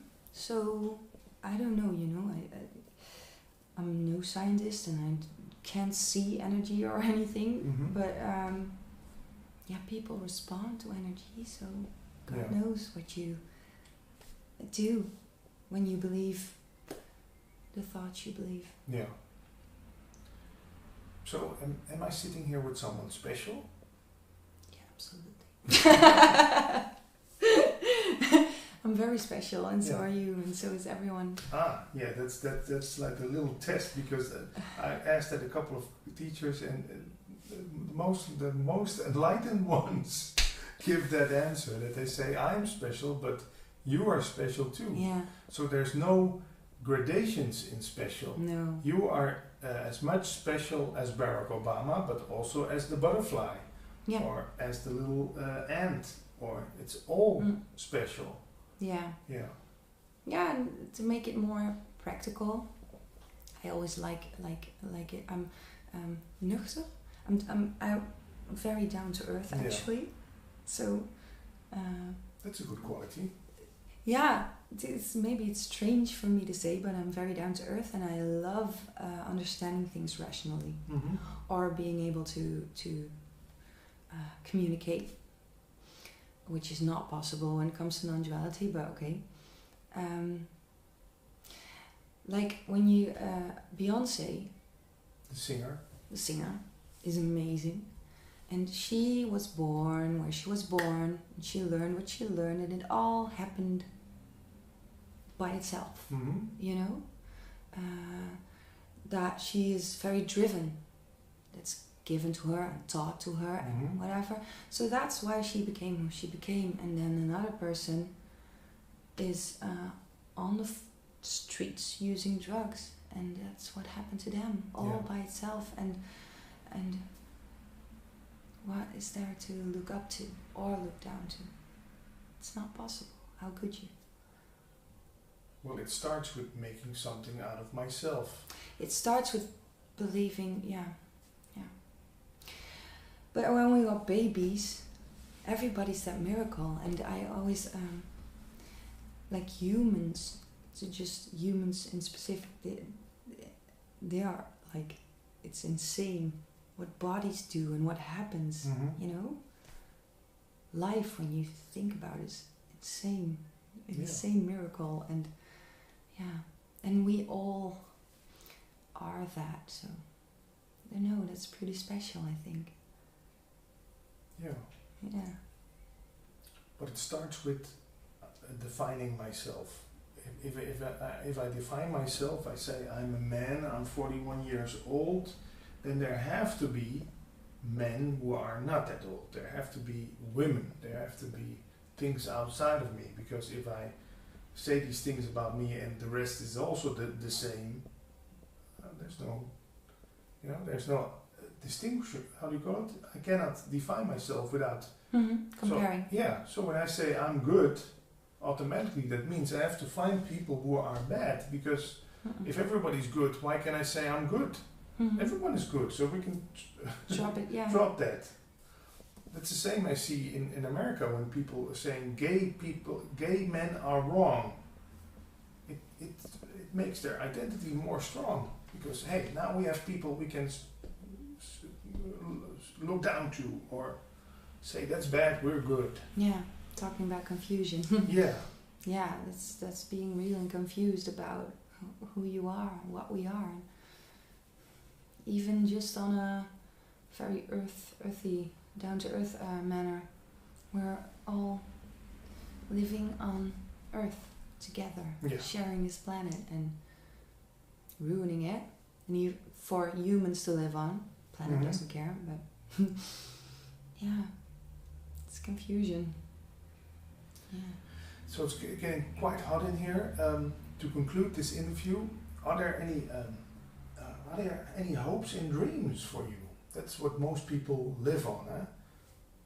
Do you still have the hope of becoming a mother, having a big family, living in the mansion, or driving a fancy car, or do you hope for world peace? Is there anything that you hope for?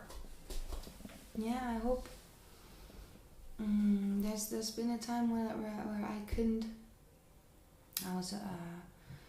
I didn't do what I loved to do. Just didn't do it because of God knows what blockages. Can I say it that way? And now I'm doing what I love in the moment, and it varies from vacuum. Yeah.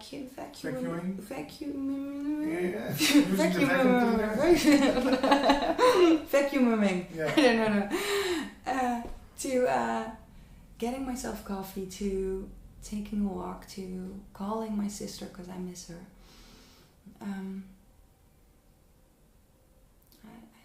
I love living this way, so I hope that remains. Yeah. And I don't know. And that's fine. Yeah. You don't have to know. No. Because you're not afraid anymore. People who are afraid want to know what's coming next. Yeah.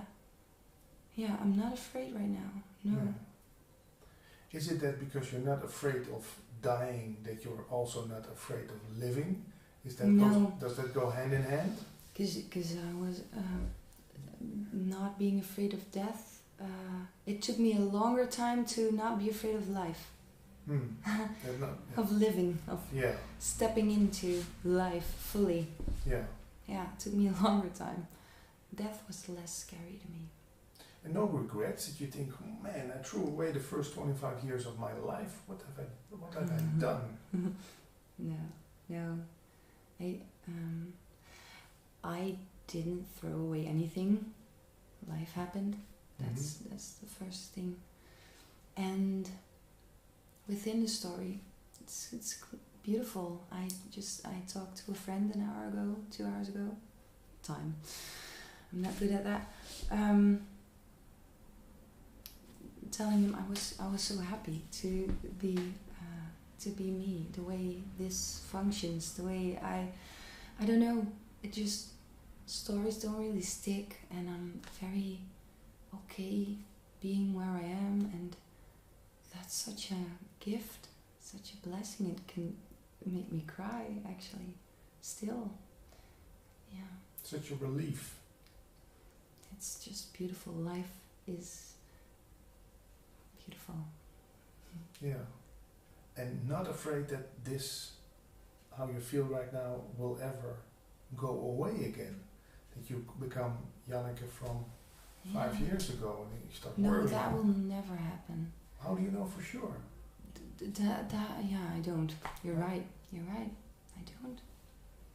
But not afraid of it. No, I hope, because this is perfect. So that would be great.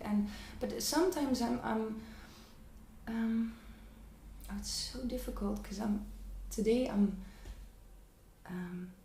very storyless. Sometimes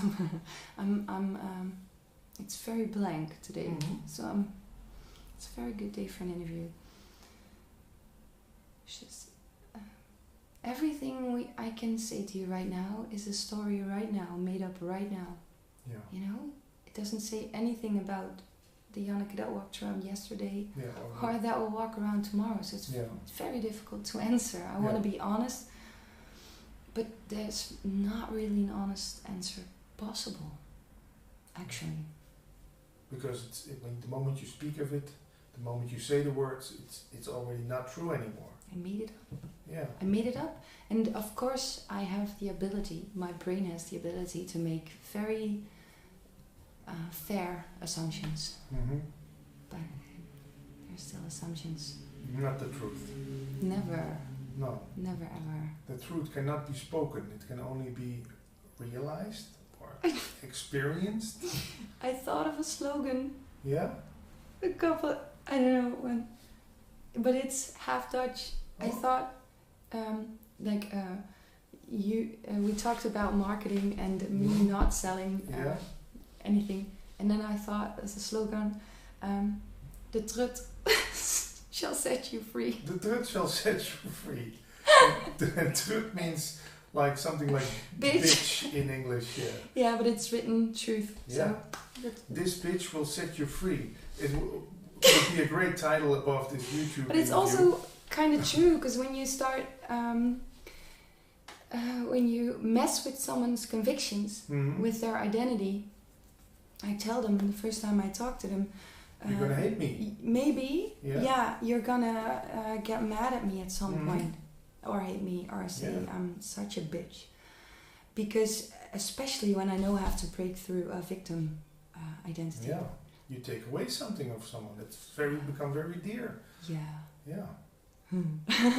So the bitch There shall set you free. There she is. And it takes a lot of courage, I guess, for you not to be just to go there where it's needed, Yeah. and not thinking this person has to like me, because otherwise they won't come back. Yeah.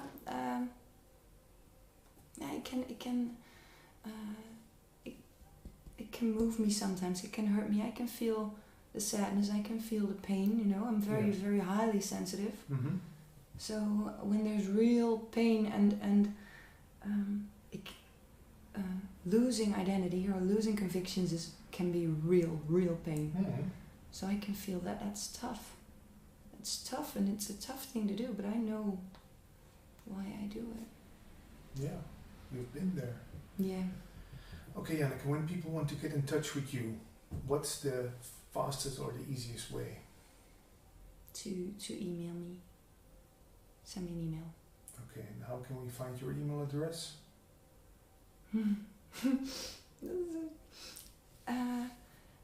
Or maybe on Facebook or Twitter? Yeah, Facebook, Twitter. Just Janneke Geurts. with an S at the... With an S. And Twitter is Jane Singh. Jane Singh. Yeah, with capital J and capital S. Okay. And if people are interested in how you sing, there's a song by Pink, Sober. You sang for national radio here in Holland. That's like 5 years ago. Yeah, that's the old version of Janneke, but still with a good voice, and you can find that on YouTube also. And for people who watch this who speak Dutch, you also have a blog in Dutch. I do. Woordenoverniks.wordpress.com. Yeah. And for people are imagining, where does she live? You live in the south of Holland, so maybe if people are watching this in the provincie Brabant or Limburg.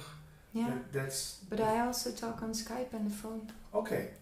Also sessions. You asked me the last interview if it's, but it's not. It's mostly Rotterdam, Amsterdam people. Yeah, I don't know why. And they come here or do it on Skype? On Skype or phone. Oh, yeah. Yeah. Yeah. And what's your name on Skype? Janneke.is.lief. I think people will agree. It was just a battle with finding a new name, you know, that wasn't used. So. Yeah. Maybe we can make it Janneke.is.liefde. Yeah. Janneke is love. Yeah. I don't know. Doesn't matter. Thanks again for this nice interview. Thank you. It was great. Sitting here with my dear friend Lenny. Yeah. Lenny Koer. So nice to be here again with you. Yeah. Yes. Thanks. We did a talk in Dutch about a year ago. Yeah. And we never met before, and it was great to meet each other. And it almost felt like we knew each other all along. It's true. It was. It has had such a familiar feeling in me. It's just because we are connected to what we are doing and what we are talking about. This is such a deep connection that this is already opening yourself. It opens us, and it puts us in the middle, in the center of the oneness, actually. Yeah. So there is, in my opinion, there is no one who's interviewing and no one who's answering. Because what I felt the first time is that all your questions already put in this center already. Yeah. So that there was just no difference in what has been asked and what the answers were, actually. Do you have an explanation for that? How come? It's a desire. Most people, when you talk about a desire, they say as long as you talk about desires, it's not non-duality. Mm-hmm. But in my opinion, a desire, I felt it from when I was very young. And in Dutch we have a word for it, heimwee. Heimwee. Mm-hmm. A longing. Yeah, a longing to go home. Heimwee, heim is home, And weh is the pain of the longing to come home. I felt this from very young, from when I was a child. And this desire itself is like it's implanted in everybody. It's this desire to... Because why do you long for it? Because you know it. You cannot feel homesick when you don't know this home already.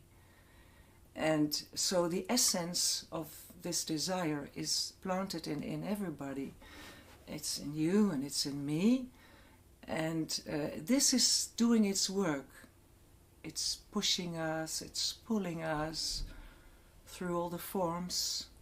When we really surrender to it, when we reached the age or the right time to just surrender to this longing. So this longing itself is already the quality of the awareness itself. You understand? Mm-hmm. When your intentions become reach the same quality as the desire, mm-hmm. because the desire is the highest and the deepest desire for God, for oneness. So when your intentions reach the same quality, then there is no difference anymore.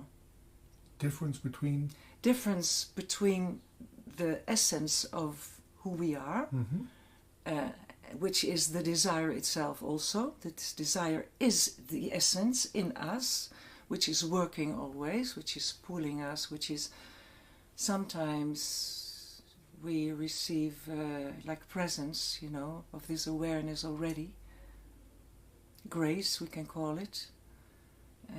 And the more we listen to it, the more we follow it, the more we just go through all these images of who we think we are, of ideas of who we are.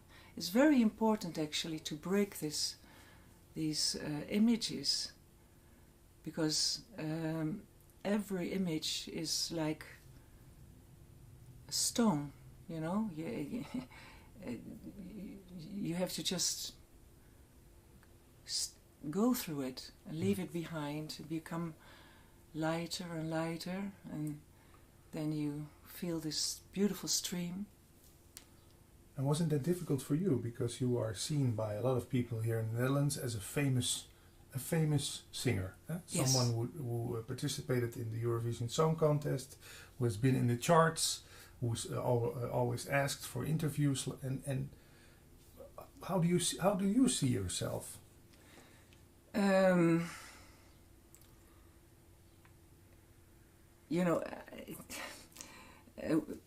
It was not an incident. I think that I was winning with the song "The Troubadour." And troubadour is another word for it's like.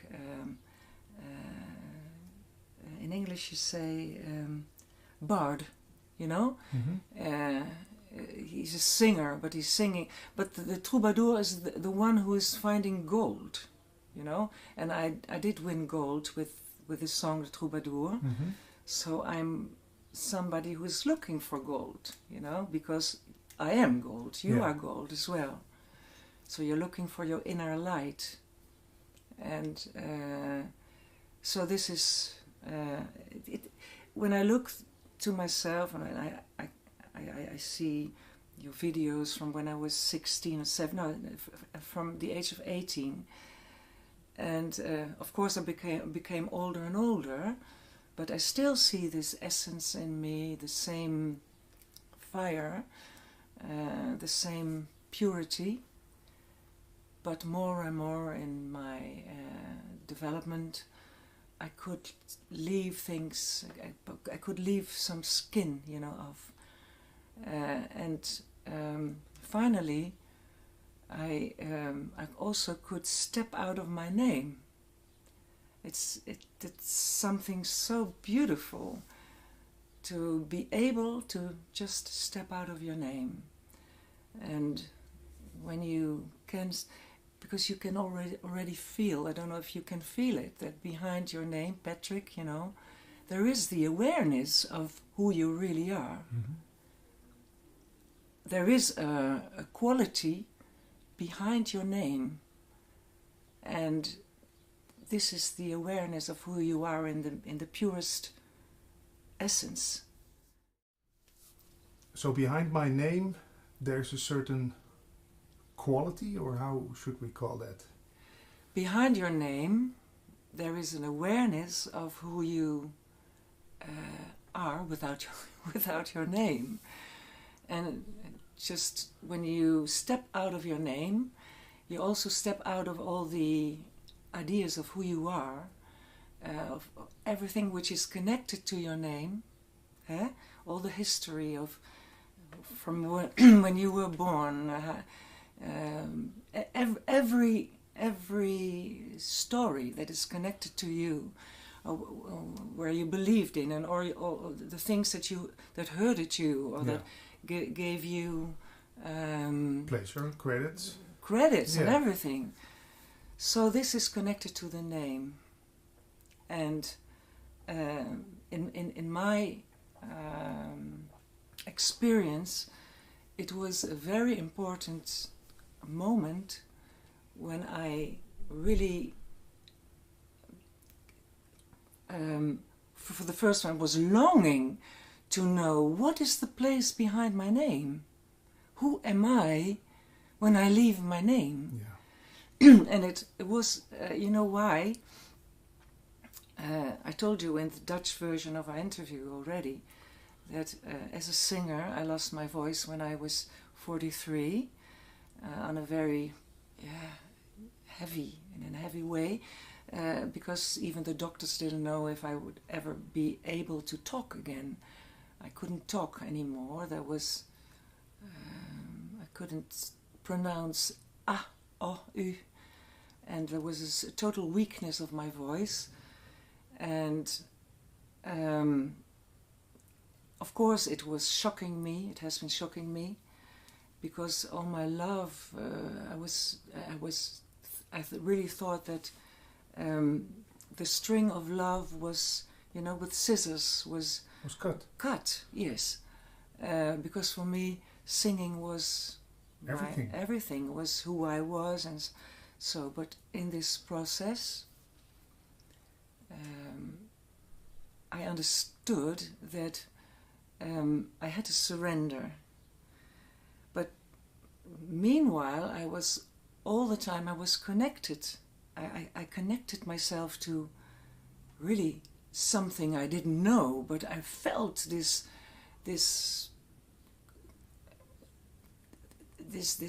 power of essence. I don't know, of God, whatever you call it. I could feel it as if it was just closer than my breath, you know. It was. So I connected myself to it, but I didn't know to what I was connecting. And so in the process I lost everything. I lost something of myself and became lighter and lighter. And I was really streaming with my stream and surrendering. And in the end, there was just a big surrendering, because you really have to cross like the big water. Yeah. Because you don't know to what you surrender. It can be frightening, because when you lose the little things that you still call me, mm-hmm. Who are you then, you know? So I know that that there was just like a voile, but very thin, and I was feeling already what was behind my name. Yeah. And just there was a time that I just slipped through it. I just slipped through my name in a really total awareness of the quality of the silence, of the silence, yes, but silence that has like a compact energy bundled forces. It is so beautiful.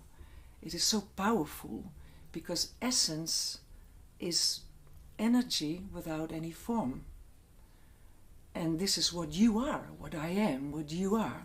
It's so powerful you cannot imagine. And this is the power of the oneness. This is timeless as well. So in this timeless energy, there can never be any judgment, because in the timeless space, and space is not a place that is apart from you. The space is just another word for a state of being, of who you really are. Yeah. So in this timeless state of being, there can never be any judgment, because judgment is connected to time. It has so many qualities, this awareness of all the love, your heart becomes open, and I remember that afterwards it was like I was carrying a very big secret inside of me, and afterwards there came a time that my voice returned a little bit. It was very weak and very vulnerable, but I thought, I take this for 100%, because this is not limited, it is 100% for me, and I can express myself completely with it. So I started to sing, but it was not easy, because every time I was singing there was one moment that I didn't have any connection to the voice, but never mind. People loved it also very much, because they sensed this vulnerable thing, which I was also, and the power of this quality of being vulnerable.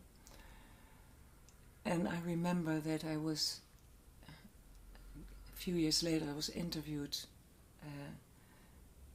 by a journalist from the radio, and I stepped into the studio, and I was thinking, nobody knows that I'm carrying this very big secret with me. And I was just thinking, but what is the secret then? How can you explain it? And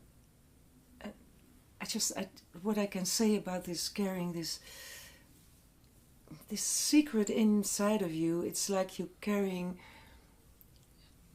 a newborn baby, you know, without name. Yeah. It has no name. It has all the potential of life and of the universe in it.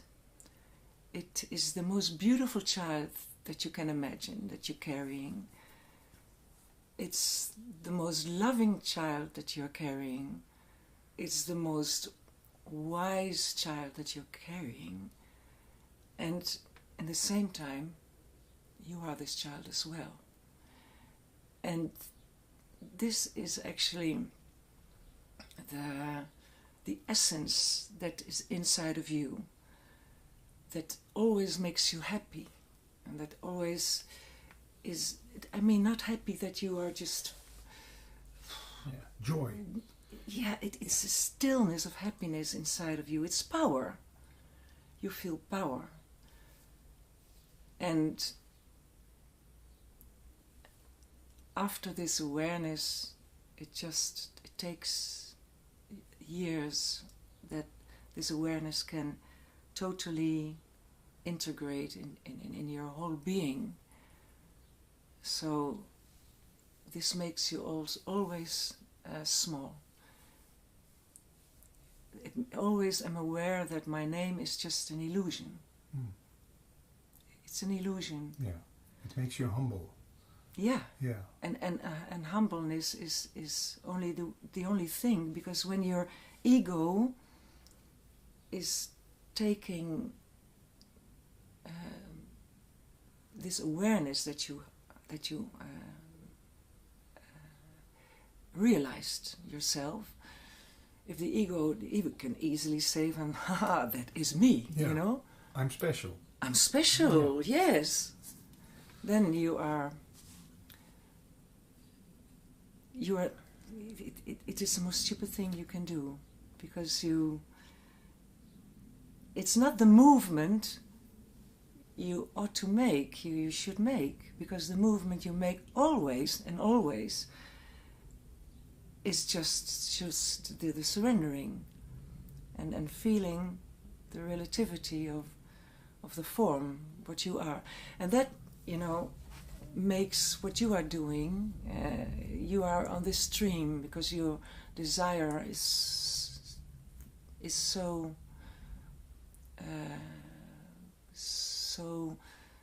huge, actually, to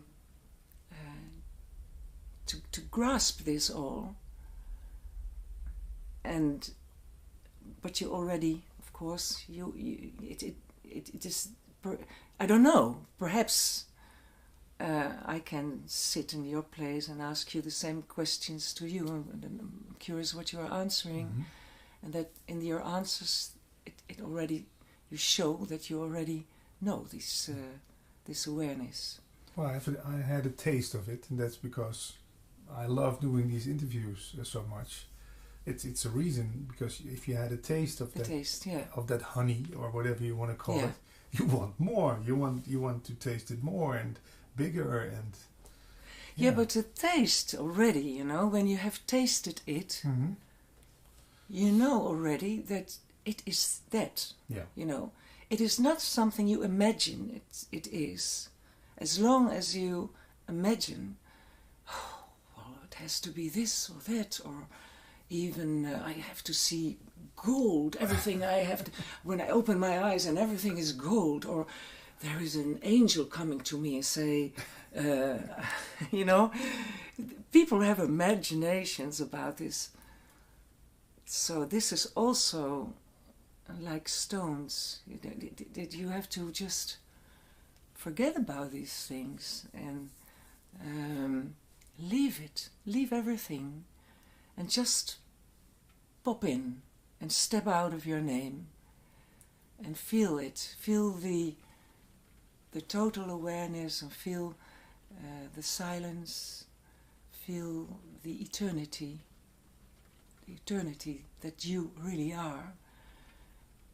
It has no beginning, it has no end.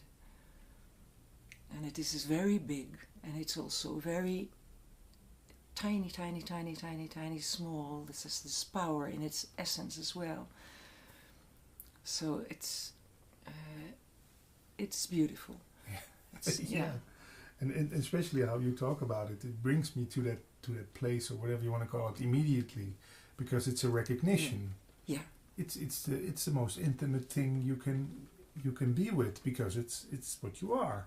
So what we're talking about here is what we are in essence. Lenny, have you ever thought about leaving your name all behind and thinking, well, just like another famous singer, I can't remember his name, but he took on a new name. Yeah. Ever thought about that? Or wasn't it necessary? I didn't think about it. But I can imagine that changing a name can be important, because your name is connected to your story also. Yeah. And the Indian masters do it also. They give people a new name. Yeah. But I don't know the name in English, but you have to translate it for me, please. Yeah. Ik vind het een beetje aanstellerig overkomen. You think it's a little bit exaggerated. Pretentious. Pretentious. Exaggerated. Exaggerated. You see? You say Sri Lenny Kaur Madrati. No. But as deep inside, I'm not connected to my name, and so it's not necessary. but I can imagine that it can help you. Yeah. Yeah. You perform still as a singer. You go to theaters in Holland, and I can imagine that almost every lyric you sing now has this quality. Yeah. And tries to give how do you call it? Point to this. Yeah, it's an expression of it. Yeah. Everything, everything I do is an expression of it. Because you cannot do anything else. Because if you don't do it, if you feel like you're not truthful, you're not. If you're lying or something, right. it doesn't feel good inside. So whatever I do, it's constructive. It is because oneness is when you are silent. You don't do anything. You just sit there and you don't have to do anything. But when you are living and you're expressing yourself, then you're moving, of course. Eh? So then this oneness is the essence which is moving you, like in a stream. So wherever you go, you're on the right stream, and you're on the stream of oneness, and it means that you know that everything is connected. Everything falls into one point. It's so everything I do it has this energy, this quality, and also in the expression of it. I'm performing with two musicians, and they are so beautiful. One is a bass player, his name is Misha, and my guitar player is Reinier. And they are so light and so vulnerable. Vulnerable also, but also very powerful. But they know when to be like fire and when to withdraw. It's breathing all the time, and it's light, So we are so one when we are performing, and I think that I have. It's the most beautiful way of expressing the oneness, in my opinion, because now I can talk about it, but when I talk and when I sing about it, then there's another vibration, and then it really can touch you deeper than just talking. Yeah. I think so, yes. Singing is more powerful than talking. Because actually the singing quality, it is just the trembling of your voice. Mm-hmm. Actually is abstract, even if you use words. The trembling of the voice, which is a trilling. Vibration. A vibration, yes. Vibration. I didn't use the right word. Excuse me. The vibration of your voice has a quality. And even if you use words, the quality itself, it already can break through glass, actually. Mm. Yeah. And it can break through forms, through illusions. Through ego, then. Yeah, because ego is form. Yeah. Everything which is connected to form is ego, and it can be, it can be everything. So it is beautiful to use this art, the art of expressing through words and through music. So it's my way actually to reach people and I don't care where I'm singing, because I have been singing on huge places for millions of people, for television, 40,000 people. I've been singing, in Chile, in huge stages, but now I just don't care. Wherever they ask me, and wherever I can put my nice microphone, I have this microphone, I call it membraan. I'm singing from a distance, and it's beautiful. So also my guitar player, we are not connected to snoer, to cables, monitors. No. So wherever there are people who want to see us, if it's in a little church, or even in a stable, wherever,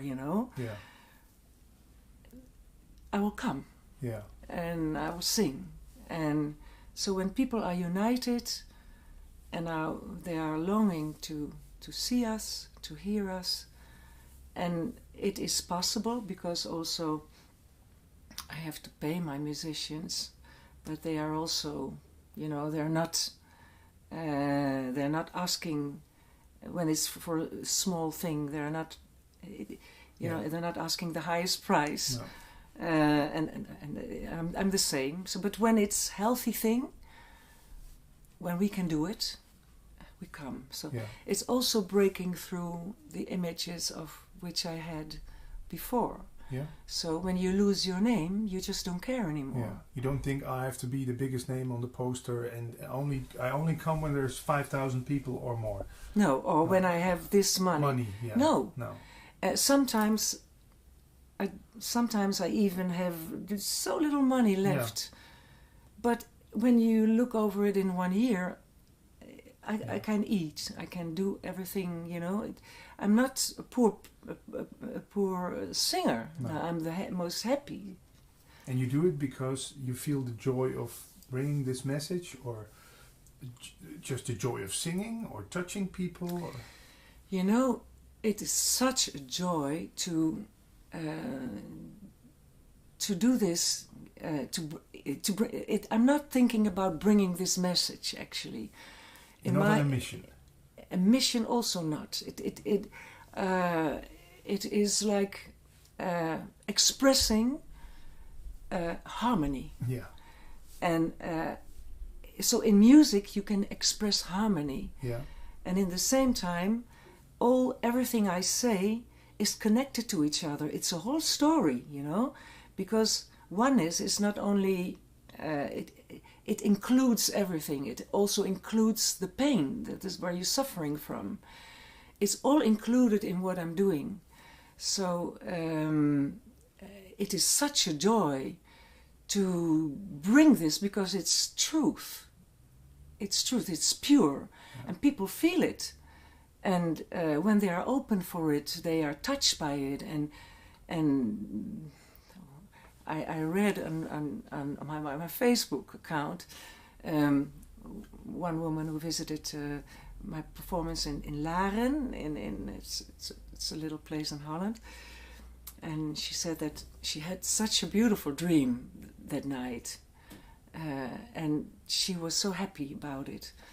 But I won't say what dream she had, because I didn't ask her for permission. But anyway, I'm the most happiest woman when I can do this. Yeah. And also my musician thinks so, because there's nothing more fulfilling than doing this. I know, it's the same for me when doing these interviews. Yeah. It's like the highest of the highest. Yeah. Being involved in this and being able to do this, and that it can come through you. Do you call it satsang? Do you also? Of course, every name. That's the trouble with names. Every name you give to something, it's devaluated. It's devaluated. Because they use it and they misuse it, and then this name is not the same quality as it is in essence also. But it is a sort of satsang, of course. Satsang means to come together in truth. To come together in truth. Yeah, and that's what you do. Yeah. That's the quality you bring in the theater. And it's beautiful because it's just the way we were talking before this recording. We went up the stairs and we were talking already about things, you know. And so we were talking about that this pureness, that this essence is already shining through you, whatever you do. So you told me that sometimes it goes through you, the movement goes through you, whatever you do. You're not well prepared, or you didn't think, what shall I ask her? I can feel that it's very intuitive. So that because you trust your own stream. It's just being available. Yeah. Just showing up. Showing up. Yeah, showing up and come together. And open your mouth and let's see what comes through. Yeah. But you develop a certain kind of trust then, I think, that it will come. Trust is the most important thing in everything. You know, to trust is actually surrendering, because you don't know what you trust, if you can trust, you know. We're sitting in the car, you know. You don't know if somebody comes who has been drinking, and you know you have to trust that it's all right or whatever. It reminds me of an anecdote by Osho. You know him. He didn't have a driver's license, and he was just driving around and going through red lights. Then a police officer stopped him and asked him, "What are you doing?" And he just said, "I trust existence." Yeah. That's it. Yeah. Yeah, but perhaps I think he had some experience of driving. Yeah, of course. Otherwise, because you have not to be stupid, you know. But he didn't need the paper to tell him that he could drive. No. And maybe that's the thing also. You don't have a degree in talking and singing about this. No. Nobody said, "Well, here, you're enlightened. Here's the certificate." No. It just came through you. Yeah. It is. And if you have this awareness, and you carry it always in you, then you know that it's working for you, and you cannot fall. Actually, I came here and I never speak English actually, or I sometimes speak English because my children live in Israel, and so I'm speaking Hebrew, but not 100%. So easily you continue your conversation in English. So, but I'm not so used to speak English, and I never used. This has words of expression, you know, that I can easily express myself in Dutch from what I'm feeling. But I said, so let's do it. My vocabulary is limited, but of course I can express myself. But you're not sitting here like someone who's very nervous about this. When you open up, there it comes. Yeah. There's no. That's the strange thing about this. Yeah. There's no doubt about what you are saying. No, because it's so easy, because you know the point where everything is connected. You know the illusion, the play, where we are in, Mm-hmm. and you know the place where you are Coming from, and also where you are still in. Yeah. Yes, so you balance with these two things, but you always can bring things back to the middle, to where everything is connected, and where everything comes from. So it's Could you call that the source? Is that the beginning and ending of everything? Just to give it a name. You can call it a source, yes. Because it's the source has a connection to purity, and where everything comes from. This is also the purest thing possible, because no form has touched this, and you cannot enter this with a form. You can only enter it when you leave the form behind. Yeah. That's why I say it's nameless awareness.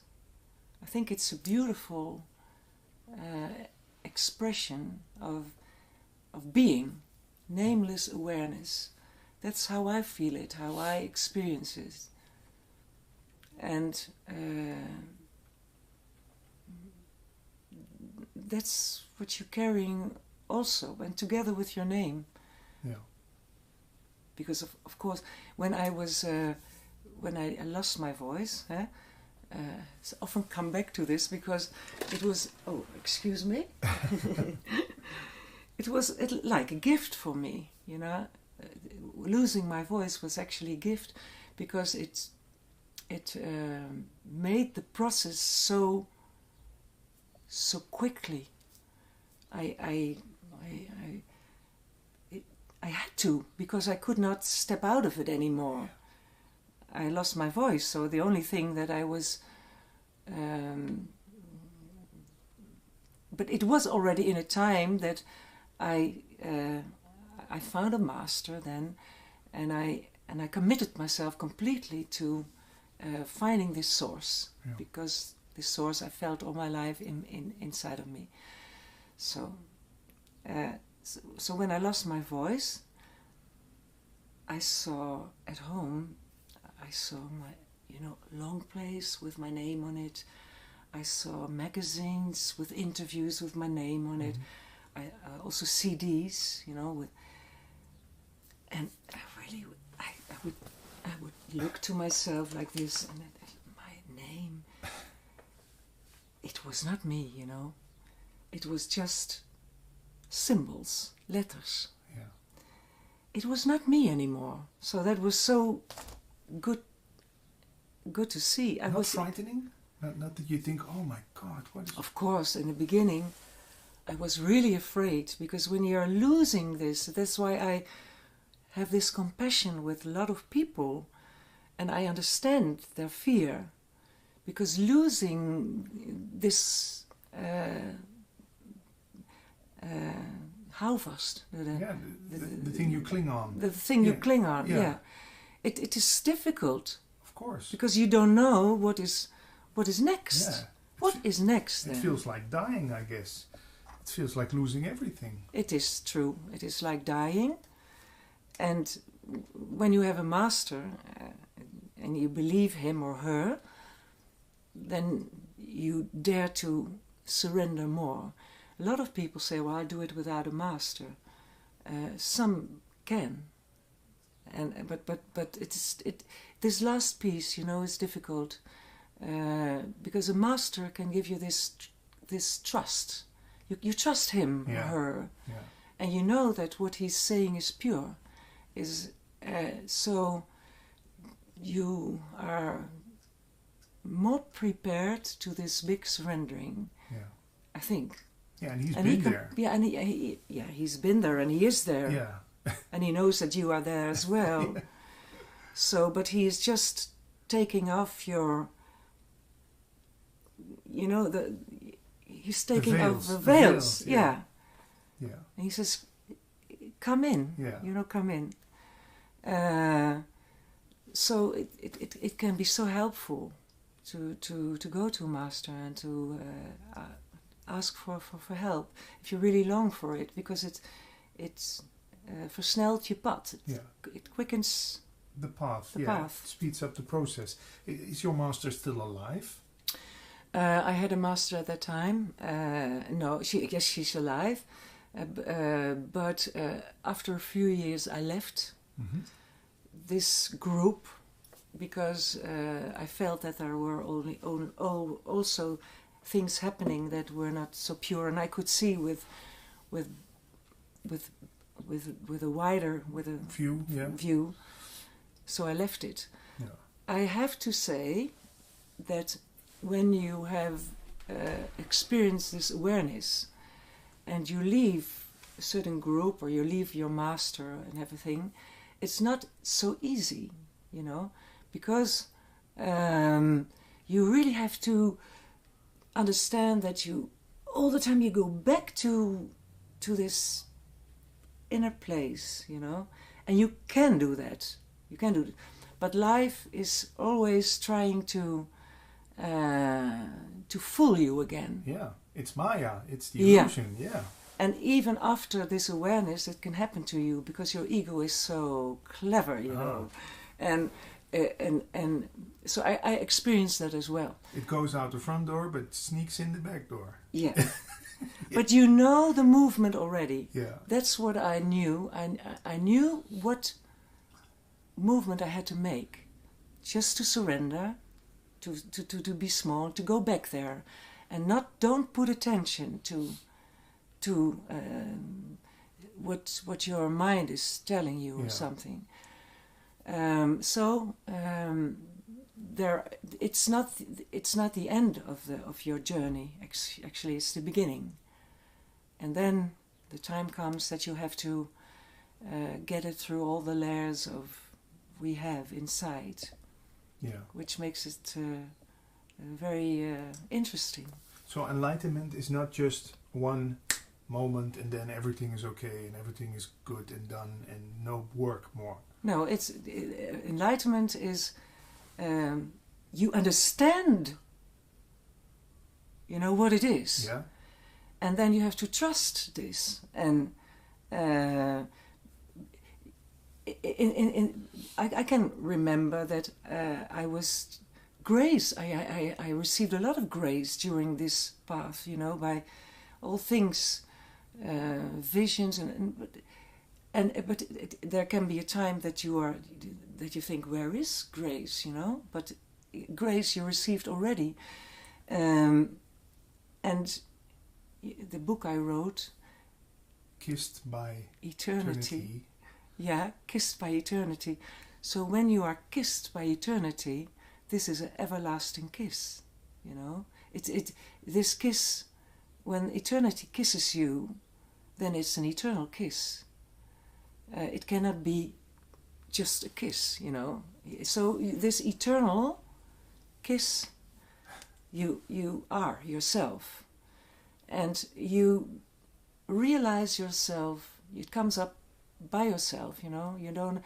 So you realize every time again. You get more realizations of the same source, but there are so many expressions of it all the time, and it just doesn't end.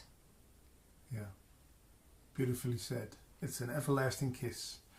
Yeah, you kiss yourself. Yeah. Yeah. And so don't think I'm missing something. You don't miss anything. If you know the silence, and if you know that silence is full of energy, some people think, silence? It's not annoying, silence? No. Because silence is full of this bundled essence, you know, that we are. And it has all the power and the potential of expression that is not being expressed yet. So that's why you feel so much love. It's potential. It's potential, yes. So, but it has no form, and you carry it always in you. It's like what I just said. It's like you're carrying a newborn child, which has all the wisdom and love inside and everything. And you are that child, but you always stay this newborn child. You know, you always carry something inside of you which has never been expressed, because you cannot. This is the power that you carry inside. That is also this non-duality that you are into, because this is when you feel the timelessness. There can be any judgment, and then there can be no duality. Yeah. You mentioned Israel. Ever felt the yearning to go over there and to talk as beautiful as you are talking now in a little place there or something? Or do you think that would be possible? Are people in Israel open to this? Oh, well, I think spirituality in Israel is very big because of the need also. People understand that they feel that the suffering of not being together, and beautiful things happen in Israel. There are a lot of people that feel that, you know, politics, wherever you go, if you go to in Holland, it's the same, in America and everywhere, politics, I even didn't know what to vote for, you know, the last time, because everything was, you know, I don't have anything really with politics, but I do have everything with human movements, and I see that in Israel there is a longing for bonding. Arab Israelis and Jewish Israelis, they're doing beautiful things together. They're making things up together because they know that in the root they are connected. Yeah. And wherever there are connections remade, this gives such a happiness. You start to cry. I always, you know, when I see people, they lost and then they found each other again, it makes you cry. Of course, yeah. And which has torn apart and comes together again, it's such a happiness. And this is happening in Israel. And I'm connected to an organization, Givat Aviva, it's called.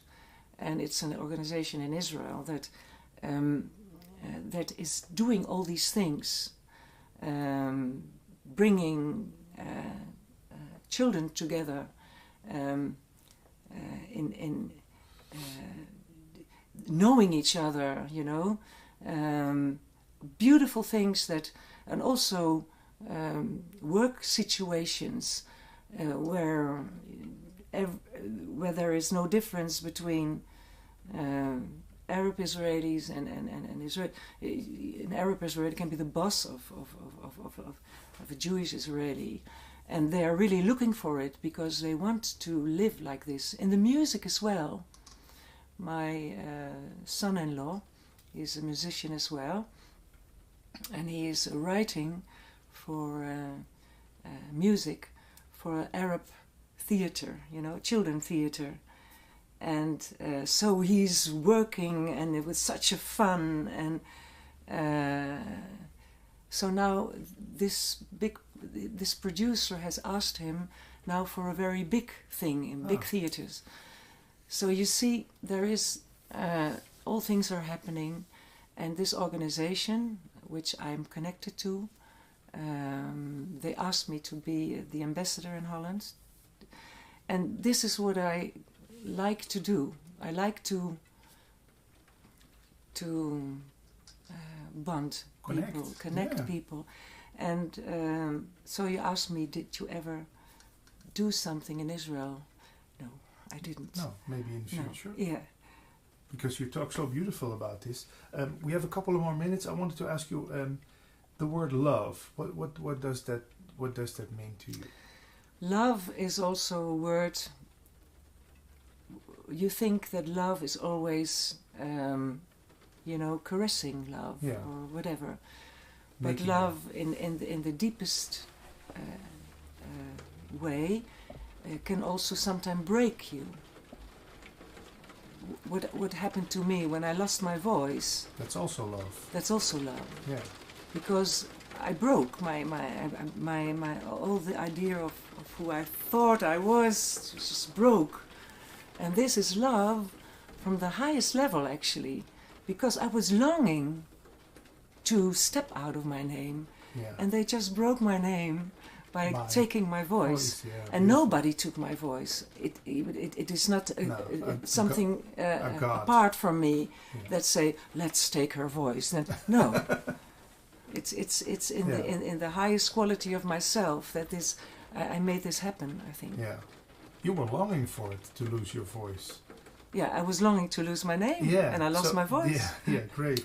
And it was at the age at 43, you say. Yes. There are some spiritual teachers who say that is the age, 42, 43, where almost everyone feels that yearning so much. Pick the flower in this age, really, because this is, I don't know, like... I'm 42 right now. I'm turning 43. So you see, yes. Yeah. And I lost my voice as a DJ, so... you also did, yes. Well, just the inspiration. Yeah. Yeah. So maybe that's... Yeah, because there's... It's like the puberteit. Yeah, adolescence. What? Adolescence. Adolescence. This is connected to a certain age, and 40, 43. With women it's perhaps a little different. Men, I don't know. This is the adolescence of the spiritual puberty. Yeah. So, and then a lot of grace you can receive in this age, just to pick the flower and do it. Yeah. Some teachers say every 7 years there comes like a shift. 7, 14, 21, 28, 35, 42, 49. Yeah. 6, so on, so on. Yeah. That's nice to know for people who are watching this and are around 40. They think, oh, what the God is happening to me? Burnout, crisis. But you can assure them that it's just an opening up. Yes. And don't put too much attention actually to heaviness, to this heavy things going on. You learn just to see that it's a chance for you to bring you to a place where you actually already are, but where you are not, you're not grounded there. Yeah. So you're coming from spiritual puberty to spiritual maturity. That's true. That's yes. It. Yeah. It's starting to rain in our beautiful country. Thanks again for this very nice talk. We've talked almost for an hour right now. When people want to get in touch with you, is there also an English website or is it only in Dutch? It's www.lennycour.com. Okay. Now, yeah, www.lennycour.com. Okay. I'm going to find you on the internet. Thank you very much. It was such a pleasure again. Yeah. Yes. Very nice.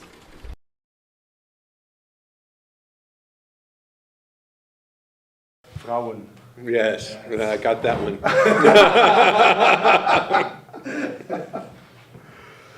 So, we're in Amsterdam. A lot of beautiful women. Yes. Is that the reason why you love to come to Amsterdam?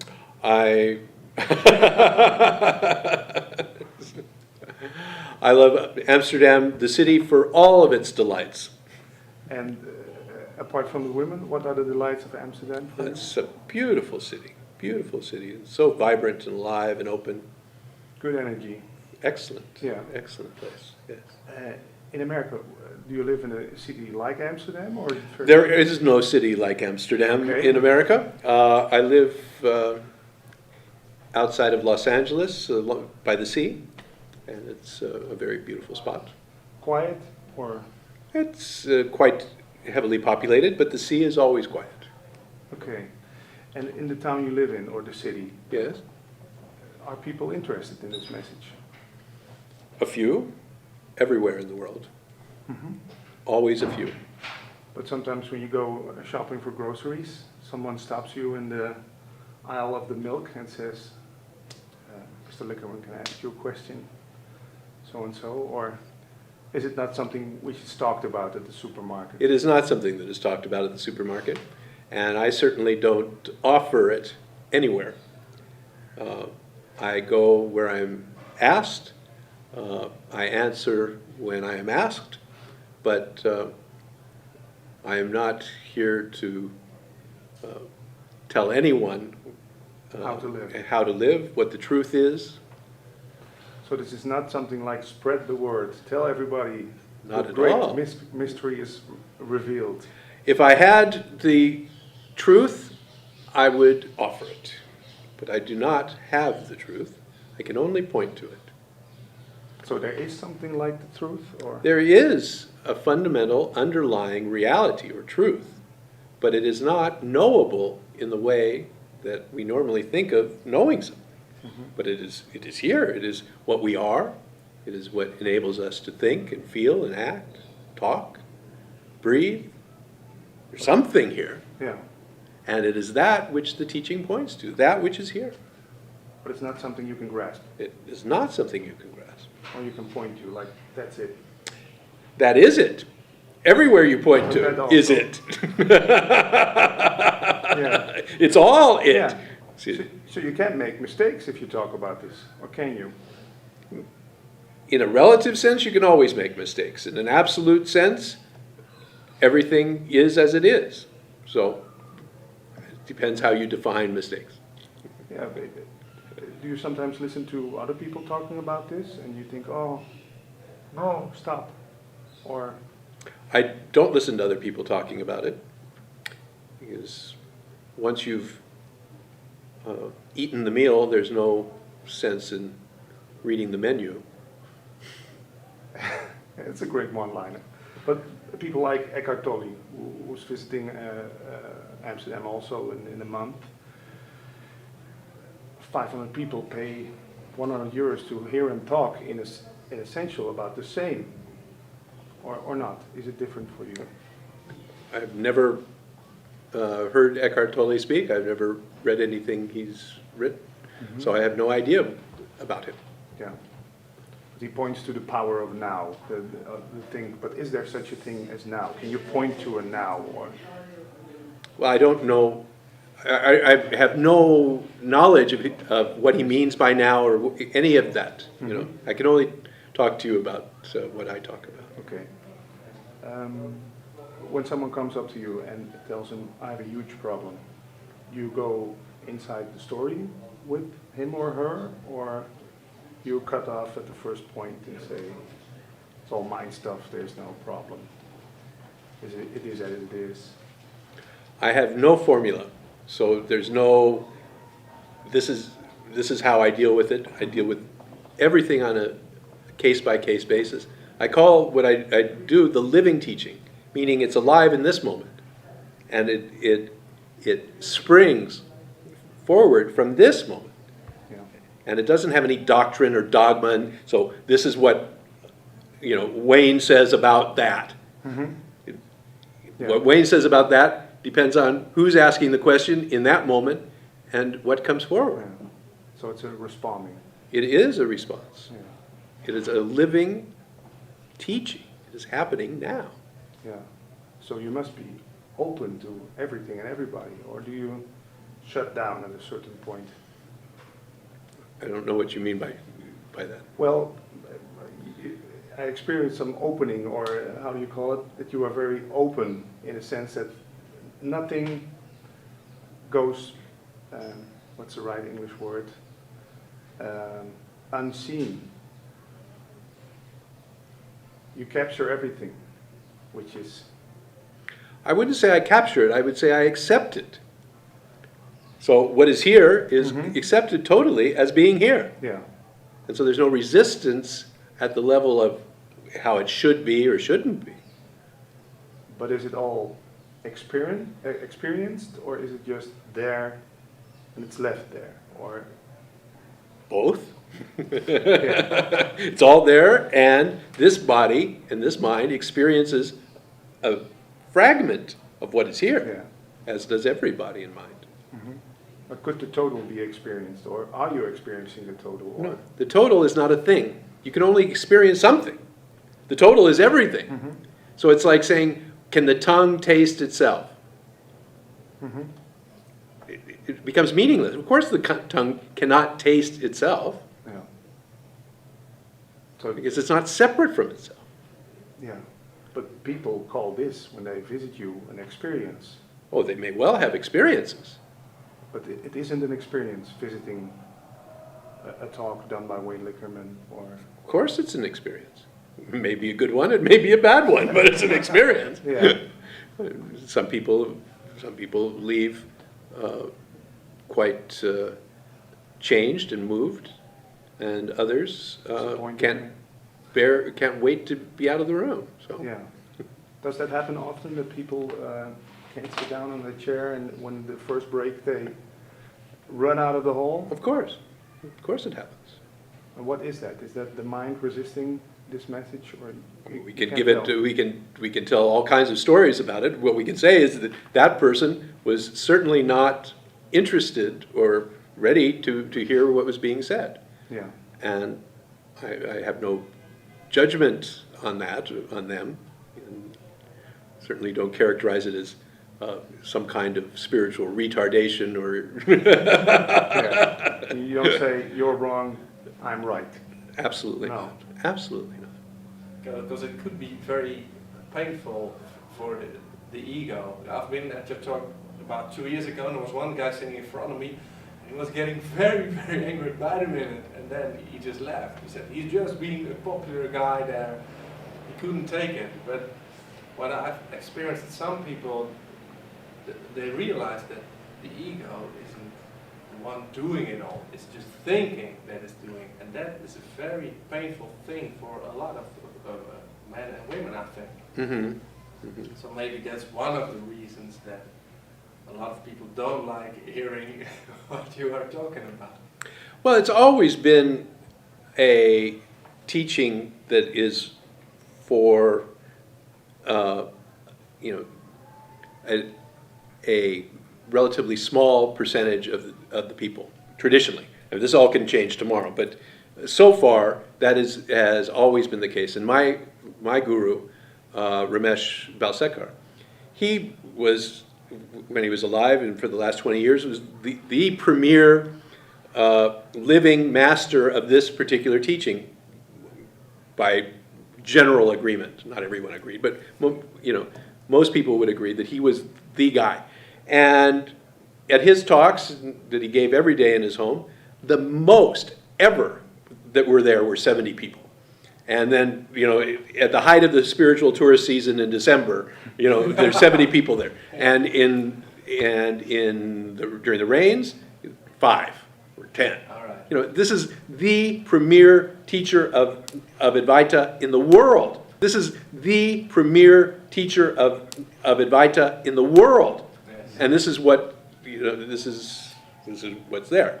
So, as long as it's kept purely that, its appeal is to a lot fewer people. Now, when you mix it with how to live your life, how to manage your relationships, how to have good sex, how to be happy, how to do this, how to do that, how to meditate, how to be in the now, how to be there, how to be here, then you can broaden the application to it, and many more people will come. But when it's focused purely on this question of who is authoring, what is it that is actually at play in the world, what is it that makes you do what you do, what are you at bottom, what is the essence of your very nature. When you're involved in these kinds of examinations and questions, the audience and the appeal is always quite small. But still, there's a recognition in this time of YouTube and internet. A lot of young folks they feel there's a truth or something. Yes.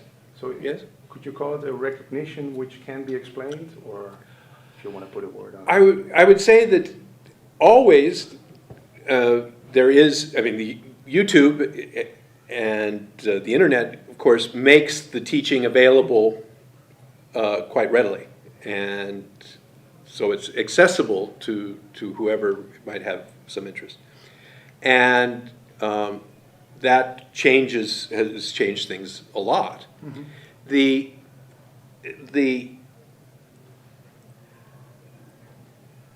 What I call the false sense of authorship, which is this sense that human beings get at the age of 2.5, which is the point at which human beings start to suffer. At 2.5, the sense, I am a authoring entity, meaning I can make things happen from my own body, mind, mechanism. I am the source of things. That sense that develops at the age of 2.5 has to work itself out. You know, and for most people, even when they start to get a glimpse, you know, of a spiritual awakening, a spiritual opening, that they have some kind of insight, some kind, be it through drugs or through meditation or through yoga or through talking, whatever, they get a glimpse of it, and an interest is kindled. As long as this false sense of authorship is present, it will want to know what it can do. What can I do to reach it, to make it happen? And there's a lot to do. There's all of these teachings and meditations and methodologies and processes to do, and which have their impact and their effect, all of them.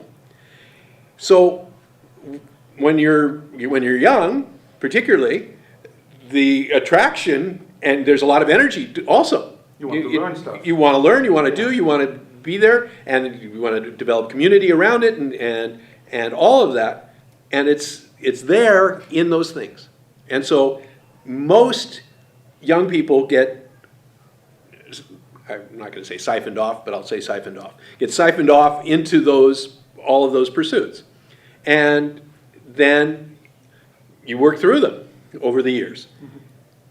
My observation of the people who generally get to me are older. They've done the meditations, they've been to the teachers, they've been to India, they've been to the ashrams, they've done it, got the t-shirts, done it again. You know? And now have exhausted the doing. You know, they give up. The giving up happens. Yeah, of course. Yeah. The giving up happens not because they've come to some conclusion. It's just they're exhausted. There's just like, I can't get it up to do another retreat. I can't get it up to do another, you know, sitting session. I just can't, you know. I mean, and so the fact is that they've extracted there's a lot of juice in that stuff. Mm-hmm. There's a lot to be learned. There's a lot of insight to be gained. There's a lot to know. There's a lot to feel and experience. But you can only get so much out of that. And then there may be the opening to go the other way, which is to go from getting more power, spiritual power via these things, to true powerlessness, to surrender, saying, okay, maybe I can't get it, maybe I can't do it, maybe there's something else happening here.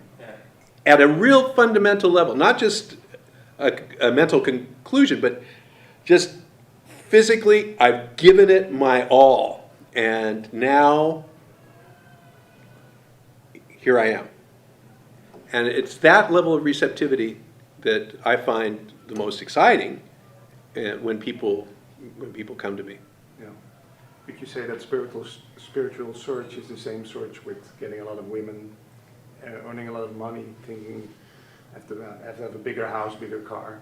Sure. The same mechanism? Yes. There was a old yogi, quite a character, Chongyam Trungpa, as I recall. I may have mispronounced it.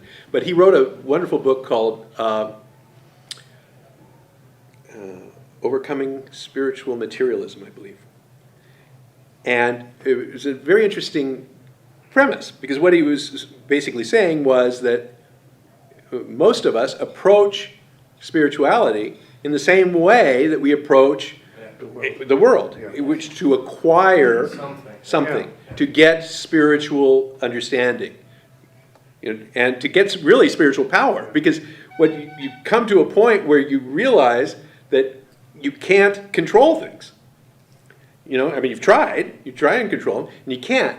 So the conclusion is, well, if I can't, but God or consciousness or source is controlling everything, what I need to do is get align myself with the power, then with my brains and God's power, we can really do something.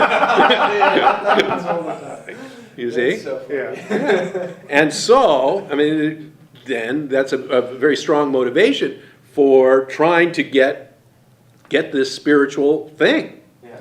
You know. I got the whole cabinet at home with all the books, the DVDs, and I never look at them again. But yeah, it seems that what you say, getting knowledge about this. So what I'm saying is that is often the first step in the process.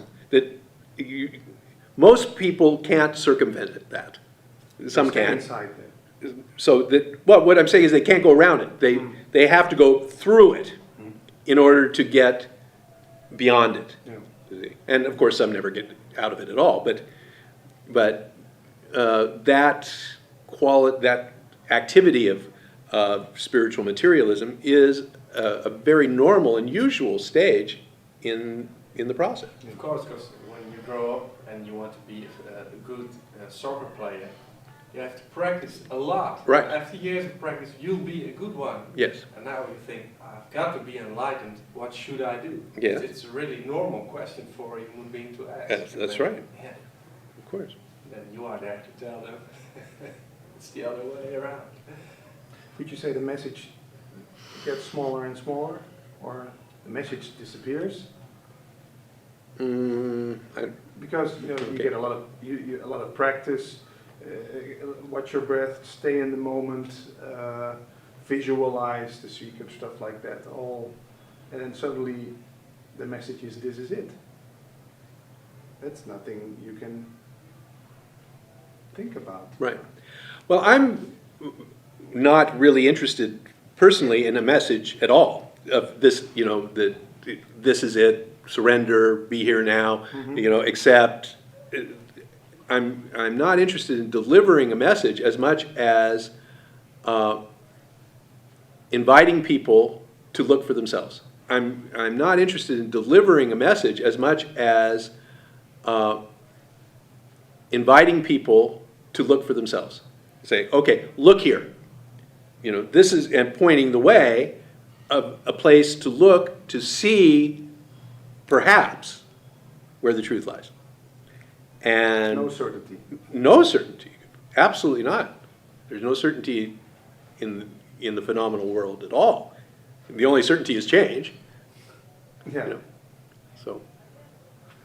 But could you say that's just love, what you're bringing here to Amsterdam? If you're being kind, you can call it love. We can call it openness, acceptance, peace, truth. There's a million words for it.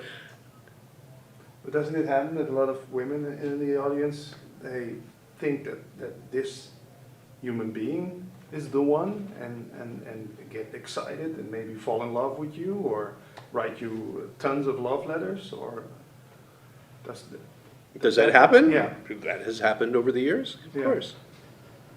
So the mind tries to grasp it and says, he's the one, or... There's all kinds of explanations and stories about people's relationships, men and women, with the guru. And it takes many, many forms. Sexuality is simply one form, but we as human beings have a sexual component to our nature. So it's only natural that be part of life, part of whether it's your spiritual life or your daily life. But isn't the search always the search for love? For oneness, wholeness, love, whatever you want to call it? Certainly we could call it that. So you could say you bring love to Amsterdam. I don't think Amsterdam was lacking in love prior to my getting here, actually. Everything is love. Yeah. But you sometimes see that people are really damaged in their childhood or got traumas. Sure. I've noticed that when you start being busy with non-duality, all these things will come up. You've been holding them underwater, all these balls, all over the years, and then suddenly there's this space that everything is okay, and they pop up. Do you see that often with people? To some degree, yes, but it's not, since that is not really the focus of my teaching.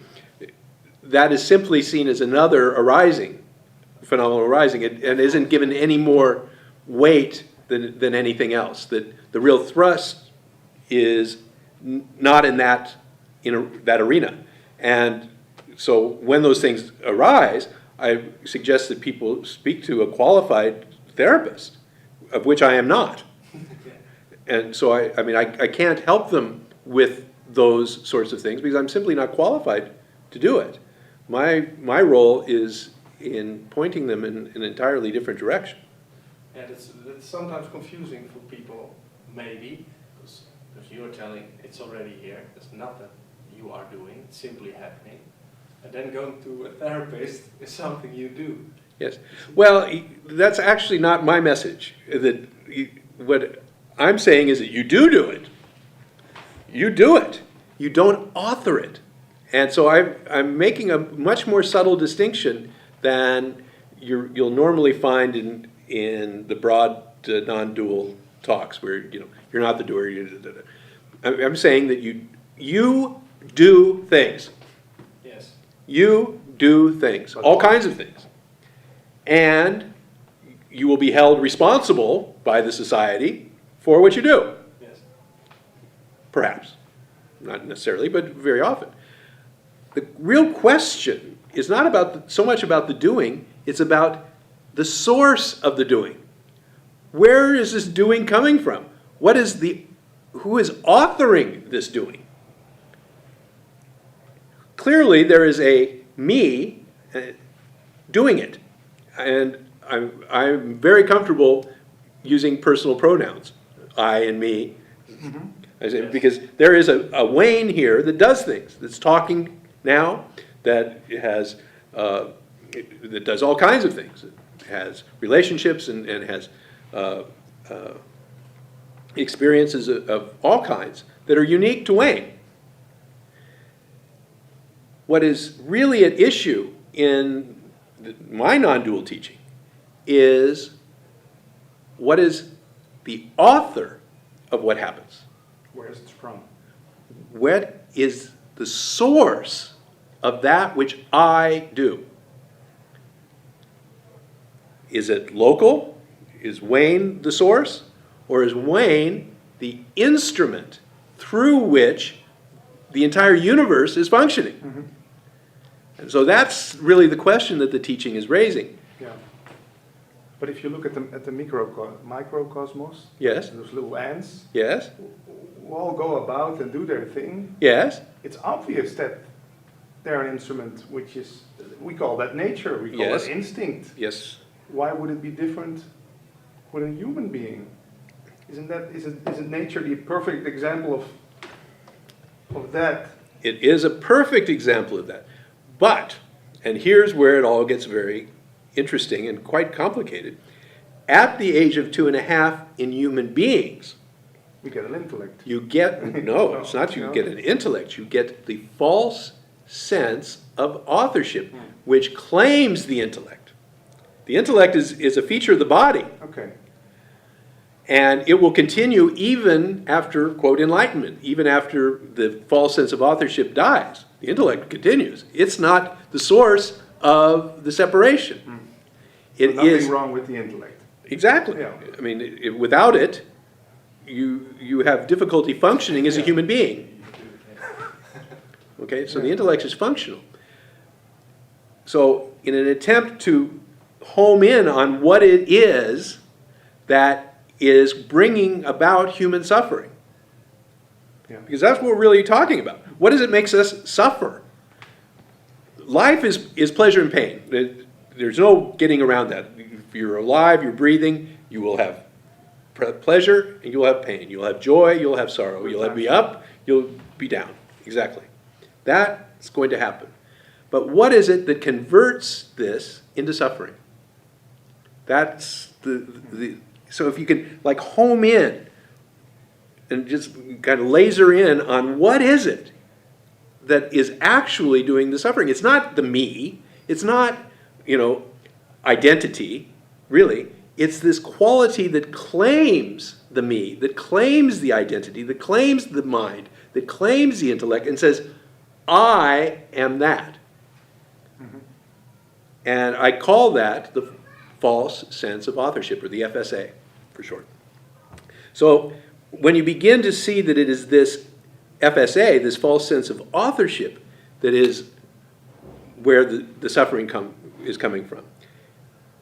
This is a huge first step in having that whole mechanism disappear. Because first, you've got to see that it's even there. Because it is so insidious in its claim on your identity that for most people, they're just one thing. Yes. You see? It's not seen that they're two. It's thought to be one thing. And that's why so many teachings say, you must be rid of the me. The person. Yeah. Because they're just saying, okay, this is where the suffering is coming from. So you got to get rid of it. But you can't. You can't unless you're going to be sitting drooling someplace without any sense of identity, any knowing who you are, where your house is, Yeah. So what we're really talking about is somehow seeing that there are two components in the me. There is the functional me, the identity of who I am, and I do things, and I have a history, and there is this additional, this false claim of authorship, which claims that which the functional me is doing. It says, I'm doing that. I'm in control. Yeah. But of course, it's not. The functional me, which is an expression of the universe, through genetics, through the conditioning of the organism by its environment, all of which is happening through countless influences. Through genetics, through the conditioning of the organism by its environment, all of which is happening through countless influences. And is constantly happening, constantly changing. That is what's doing everything. But it's this false sense of authorship which is claiming that doing. Yeah. And this is what this teaching is pointing at. And when that is seen? When that is seen, it is the first step in the weakening of the claim. First, it has to be seen that there's a claim there at all. Then, as it is exposed for the imposter that it is, its power to claim is reduced. Yeah. And that process is one that is quite mystical, quite magical in how it unfolds. But within these kinds of talks and these books and these kinds of things, which this is where that is exposed. And then we see what happens. And then someone puts up his finger and says, yes, but what about the responsibility? That's the question that always comes around. That's always the question that comes up first. Yeah. Because the false sense of authorship says, I am the one who is making you good. I'm responsible. Yeah. I'm the one who's making you get up and go to work even when you don't want to go to work. It's good that I'm here. Yeah, exactly. Without me, you'd just be a lump laying in your bed and you would do nothing. Yeah. That's the claim. Yeah. But the real question is that true? Because if it were true, we would all be saints. We'd all I mean, we all act in accordance with our values. Not forget society's values, our own. We have things we know are wrong. You know, it's not right to hurt people you love, you know, to be unkind to them and to yell at them and be impatient with them. And we are all the time. It still happens. It still happens, even though we know it's wrong. So how is it that we do this if we are in control, if our sense of responsibility is keeping us on the straight and narrow? So maybe this activity, what we do, is a product of something else. That's just maybe. And this is what the teaching introduces, the possibility that what motivates us, what moves us, what activates us to act as we act and do what we do is something far broader than our own egoic selves, this claiming me. Yeah, the claiming me. It's a good pointer. So then it's seen, Wayne is still there, still acts the same, or can you Wayne is in constant flux. Wayne is changing all the time. You can't say, oh, that's typical Wayne, or Well, typically Wayne. There are certainly behaviors that over a course of time someone would say that's typically Wayne. But actually over the course of my life, there's all kinds of behaviors that have changed considerably, dramatically, immensely. Yeah. And others which have persisted. Now some of those that have persisted this long can change tomorrow. Yeah. So anything can happen. So you haven't designed a perfect Wayne for yourself. I should be like this, or Wayne should be like that. Blessedly not. But that's what society tells you. Yeah. They first tell you have to make a good person out of yourself, and then stick with it. Yes. But it always, you feel... And that's why you suffer. Yeah. Because you don't have the power to do it. They tell you you have to, you see, you felt like you had the power since 2.5. When this happens at 2.5, what happens is the body, the organism, feels I'm powerful. I can make things happen. I can do it. And then it picks out, you say, okay, I'm going to cry and make my mommy come. Come here. It works. And I cry and my mommy comes.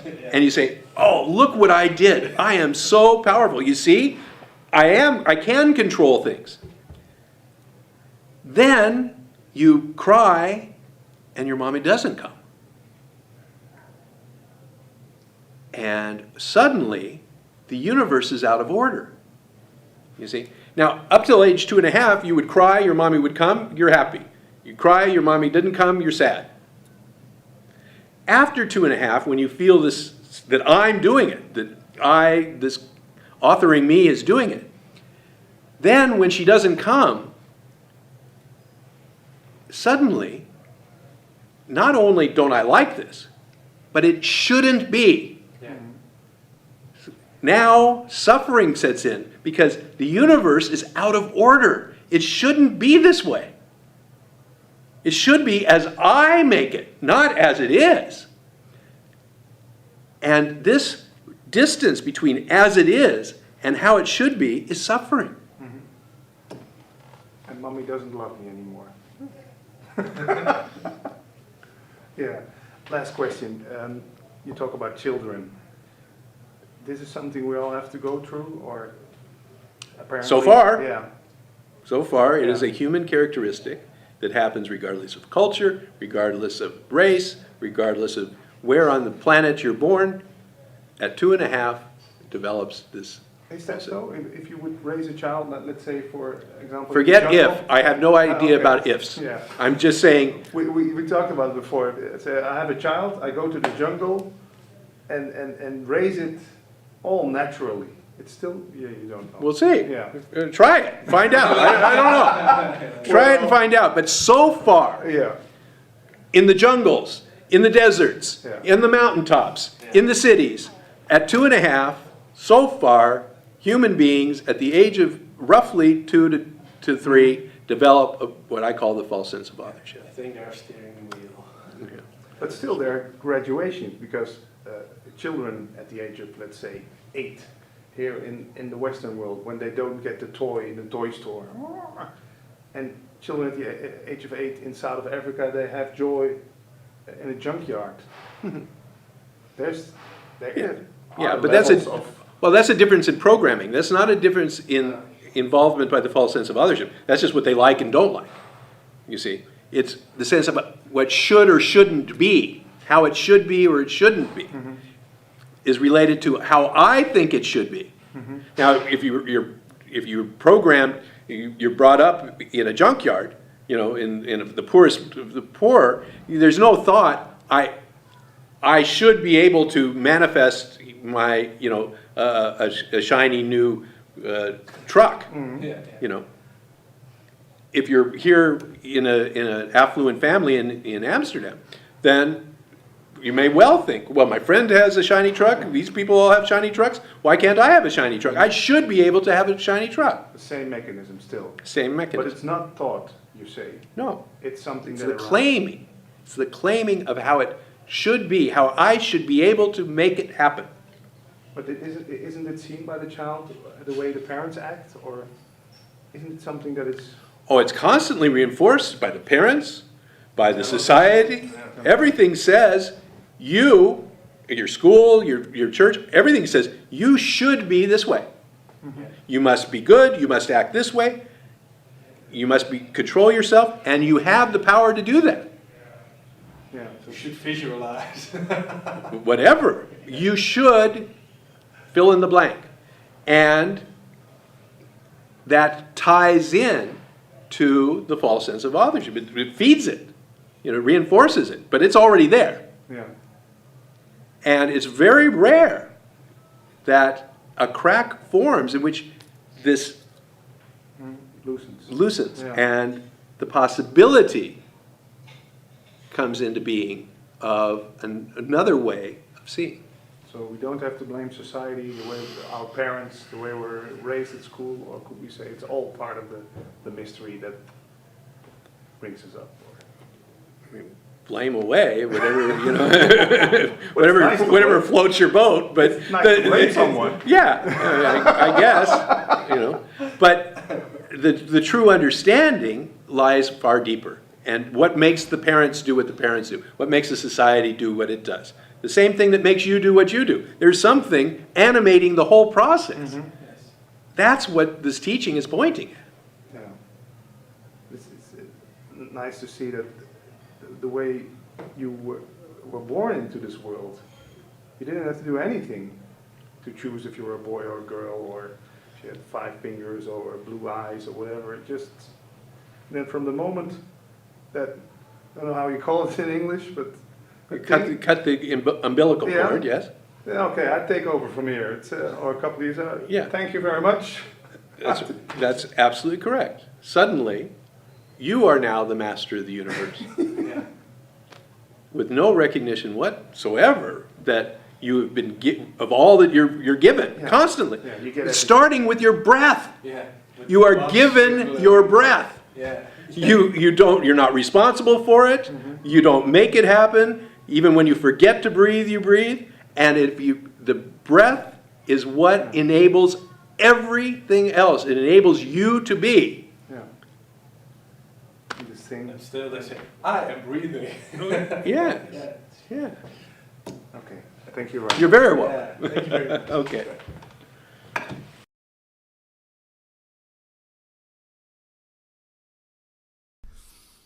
Sitting here at the house of Giovanjali with 2 of her students, I may call you. Can you please state your name for the movie and tell us what your name means and when Giovanjali gave that name to you? I'll start with you on the left for the viewers on the right. My name is Nebo. My name means pure gold. And it's also one of the names of one of the lionesses that we met in South Africa when we made a trip with Giovanjali to meet the white lions. And the first night that we visited the White Lions, we made a tour in 2 groups. I think there's a family of White Lions, and they're separated in different areas. And when we made the trip and we came back, we gathered around a camping fire and we shared our experiences. And that was the moment that Evangeline told me, your name is Nebo. And how did you react? I froze. Yeah? Yeah.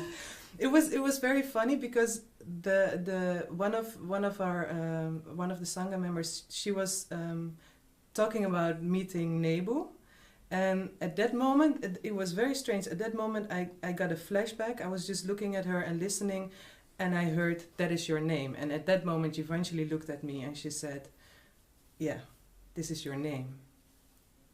And were there tears or laughter or joy? No, it was really, like I said, like frozen. It was... Yeah. No emotions.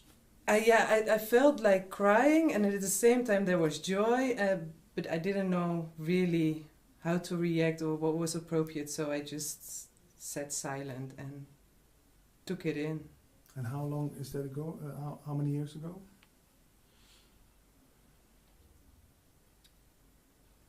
Maybe 4? Yeah, 3 or 4 years. Yeah, no, maybe now 4. Yeah. 4 years. Yeah, it was May or June. Yeah. And do you still use your old name? Yeah, also. Okay. At work I do. Yeah. And with family? No, with family they know that I would like to be named or called Nebu. Mm-hmm. So they do that, but they also use my other name, so they switch. And with friends, almost all my friends call me Nebu. And I also introduce myself as Nebu. Yeah. Yeah. And then people start asking, oh, what a beautiful name, and where's it from? You can tell the story. I can tell the story. Yeah, true. Yeah. And for you, what's your special name? My special name is Arundhati. Arundhati? Yes. I was given the name, I think, 7 years ago. And it was in India.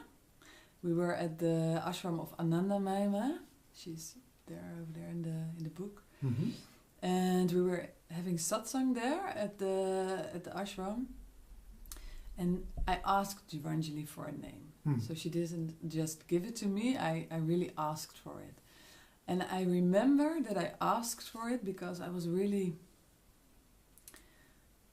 I didn't prepare it like, okay, I'm gonna ask it, but I really felt like if I do that, then there's no way back for me. Then I have to come out for what I'm doing and what I really feel in my heart to do. Yeah.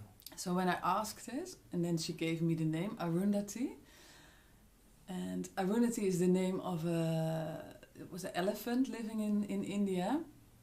It was so called a spirit, a being, and Shanti Mai saw Arundhati the elephant as a spirit, as a being. Mm-hmm.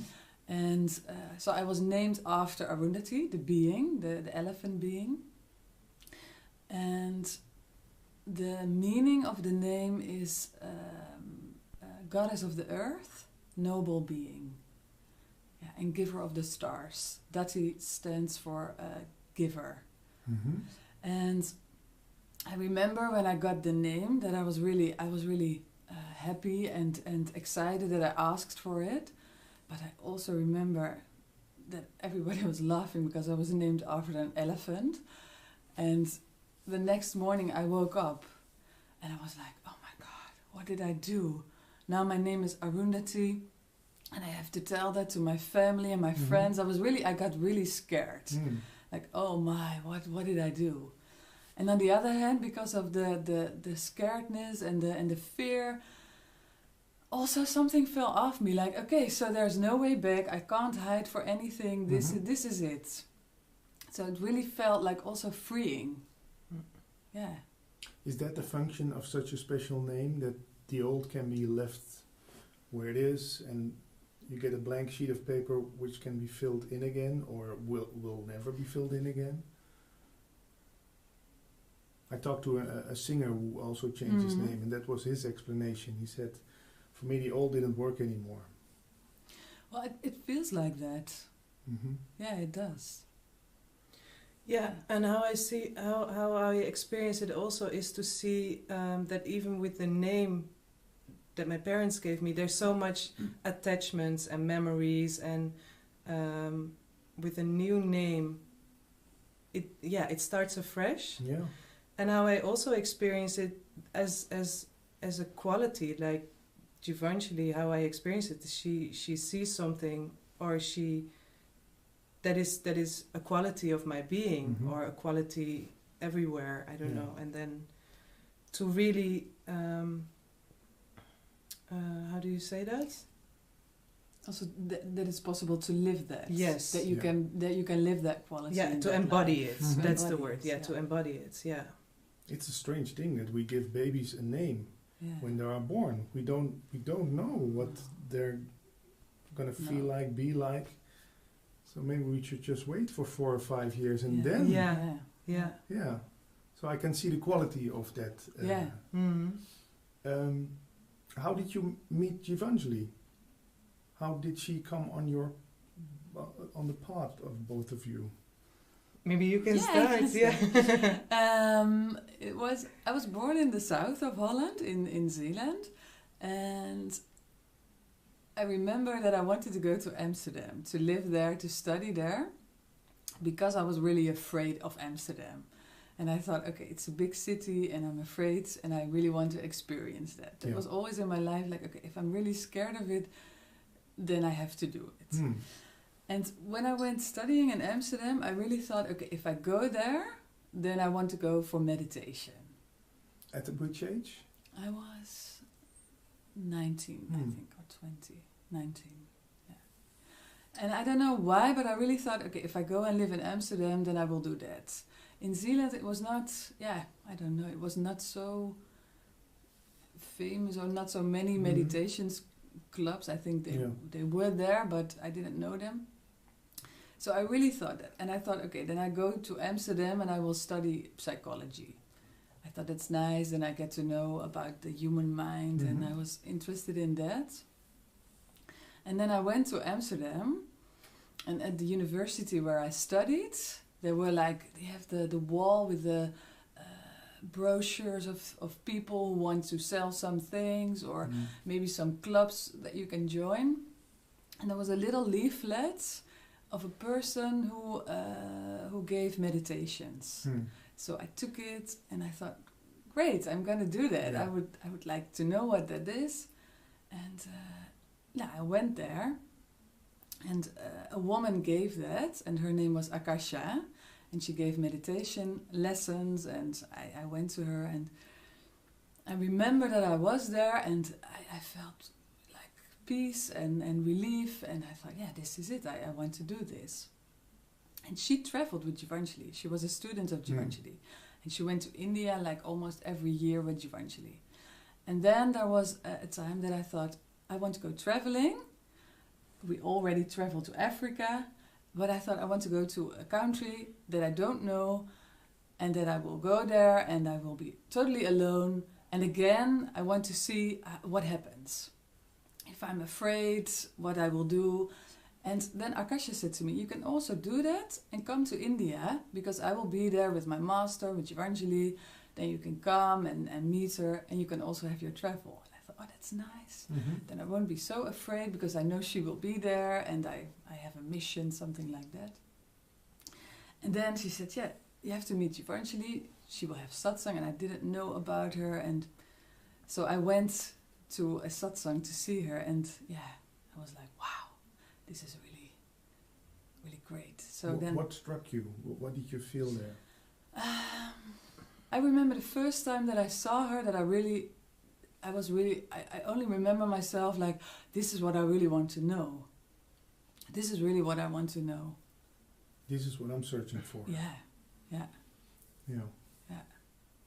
Yeah, I remember you inviting me, because it was in Amsterdam, the satsang, and you called me and you said that you were going there and if I wanted to join.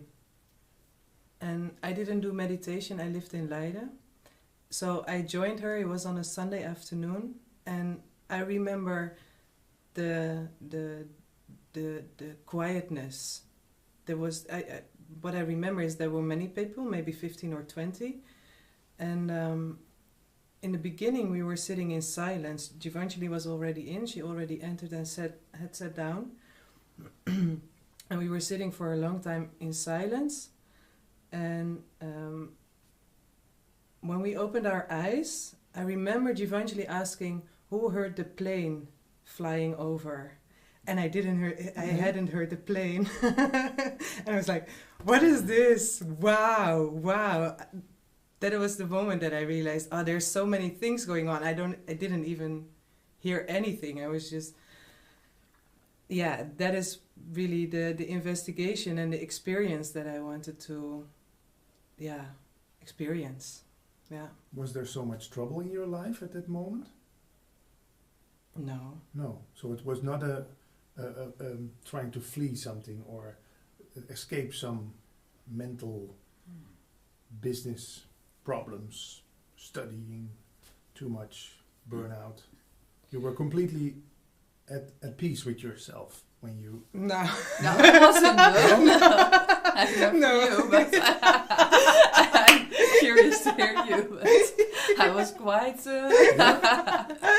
What was the biggest problem then in your life? Thinking. Yeah, the mental activity. Oh my God, I remember was getting crazy. Yeah, I remember so well. I was worried about everything. Like if you would see me, you would think that everything is fine because I was studying, I had my house, I had a job, I had friends. And in the meantime, I was worrying about everything. You were scared shitless. Oh, yeah. Being in groups, how to behave, how to react. I remember even in classes that I would choke and panic attacks maybe. Yeah, and get so nervous, like, I should ask something, I should be very clever, I should be wise, I should know all these things, because most of my colleague students, I thought they were so intelligent and they would connect all different theories and different books together, and I would be like, I don't know. You were studying psychology also? No, I study in Leiden anthropology. Okay. Yeah. Cool. Yeah. Almost. Yeah. It's quite the same.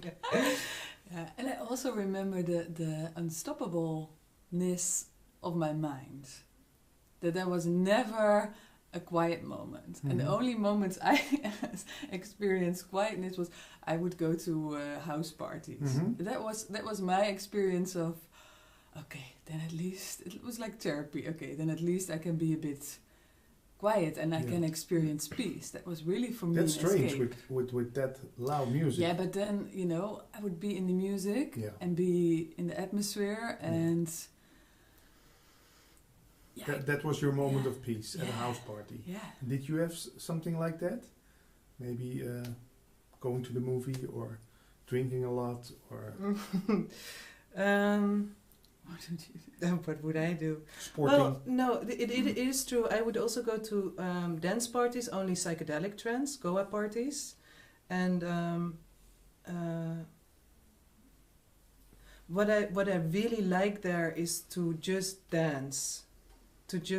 Let my body move, and not think, and not be worried about how I should do. And because everybody there was or high on drugs, or they would be so free, like, to move in any way, that it was just fine being there. I didn't have to pretend. And that was maybe the thing that worried me the most, that I thought that I need to be somebody, that I needed to place myself in whatever situation, that I had to prove that I was worth it, and that I meant some things, as someone. And there it wasn't.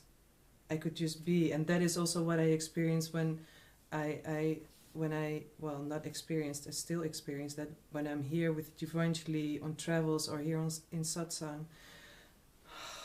Just... You don't have to be somebody. No. Yeah, just be. Yeah. Yeah. You studied psychology. Did you first started thinking about maybe, it's my ego which is playing stupid things, or what was there? Did you find something in psychology that helped? No. Nothing at all. No. And how did your college students react when they heard that you were visiting a guru or a teacher, or did you tell anybody? Mm. Yeah, I remember I told them, because when I'm enthusiastic, then I am really enthusiastic. Yeah. So they really would know. And so I really told about it. But I remember that I was so enthusiastic about it because I really felt like I discovered something. Yeah, you have to tell anybody. Yeah, this is the answer, because I was really also with some students. I went to the house parties, and to be honest, we used quite some drugs also. Mm-hmm. And I think we found like a way of also the mind opening in some sort of experience also. But then I really found, when the first time I came to India, I was like, but this is the feeling I know from. Yeah. And I always remembered on the house parties, if I feel like this, it must be possible also not being there and not. Because I also remember, before I come to that answer, that on the house parties, I really experienced the unity. Being all together, being so loved with all the person. And I knew it is because we are all using the drugs. But still the feeling is there. Mm-hmm. And I remember coming to India, meeting Giovanjali, that was there, that feeling that I already discovered in myself. So with my colleagues at psychology, I think I told them about that, and they were in the psychology, that would be the answer. And that's also why I finished my bachelor, but I couldn't go on with it, because I didn't believe that could be an answer. Yeah. And so, yeah. But, also the name that Giovanjali gave me, they all accepted that. Not that there was nothing not to accept, but they would use that. And they really knew my experience was, I was so enthusiastic about it. It was not something I believed or not believed. Yeah. It is for me. It was sincere. It was no hype or a little thing you joined or no. So yeah. You seem both quite young. You are 30, 31, or? I'm 34. 32. Yeah. So, and you've been doing this for almost 10 years. You maybe longer. Yeah, also 10 years. I think. Yeah. It's quite unique that someone discovers this at an early age, 20, 21. If you watch all the videos on YouTube, you see a lot of people with grey hair. I also have grey hair. Yeah, oh, okay. Me not, but I do many. What does it change in your daily life? Are you still interested in things that other women of your age are interested in? Are you still interested in making career, having babies, getting the new car, the big house? What changed in practical sense?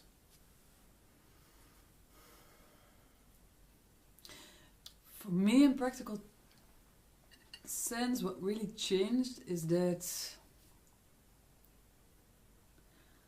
like with many French, things changed actually. Yeah. But one thing that is coming up in my mind is like also being with friends.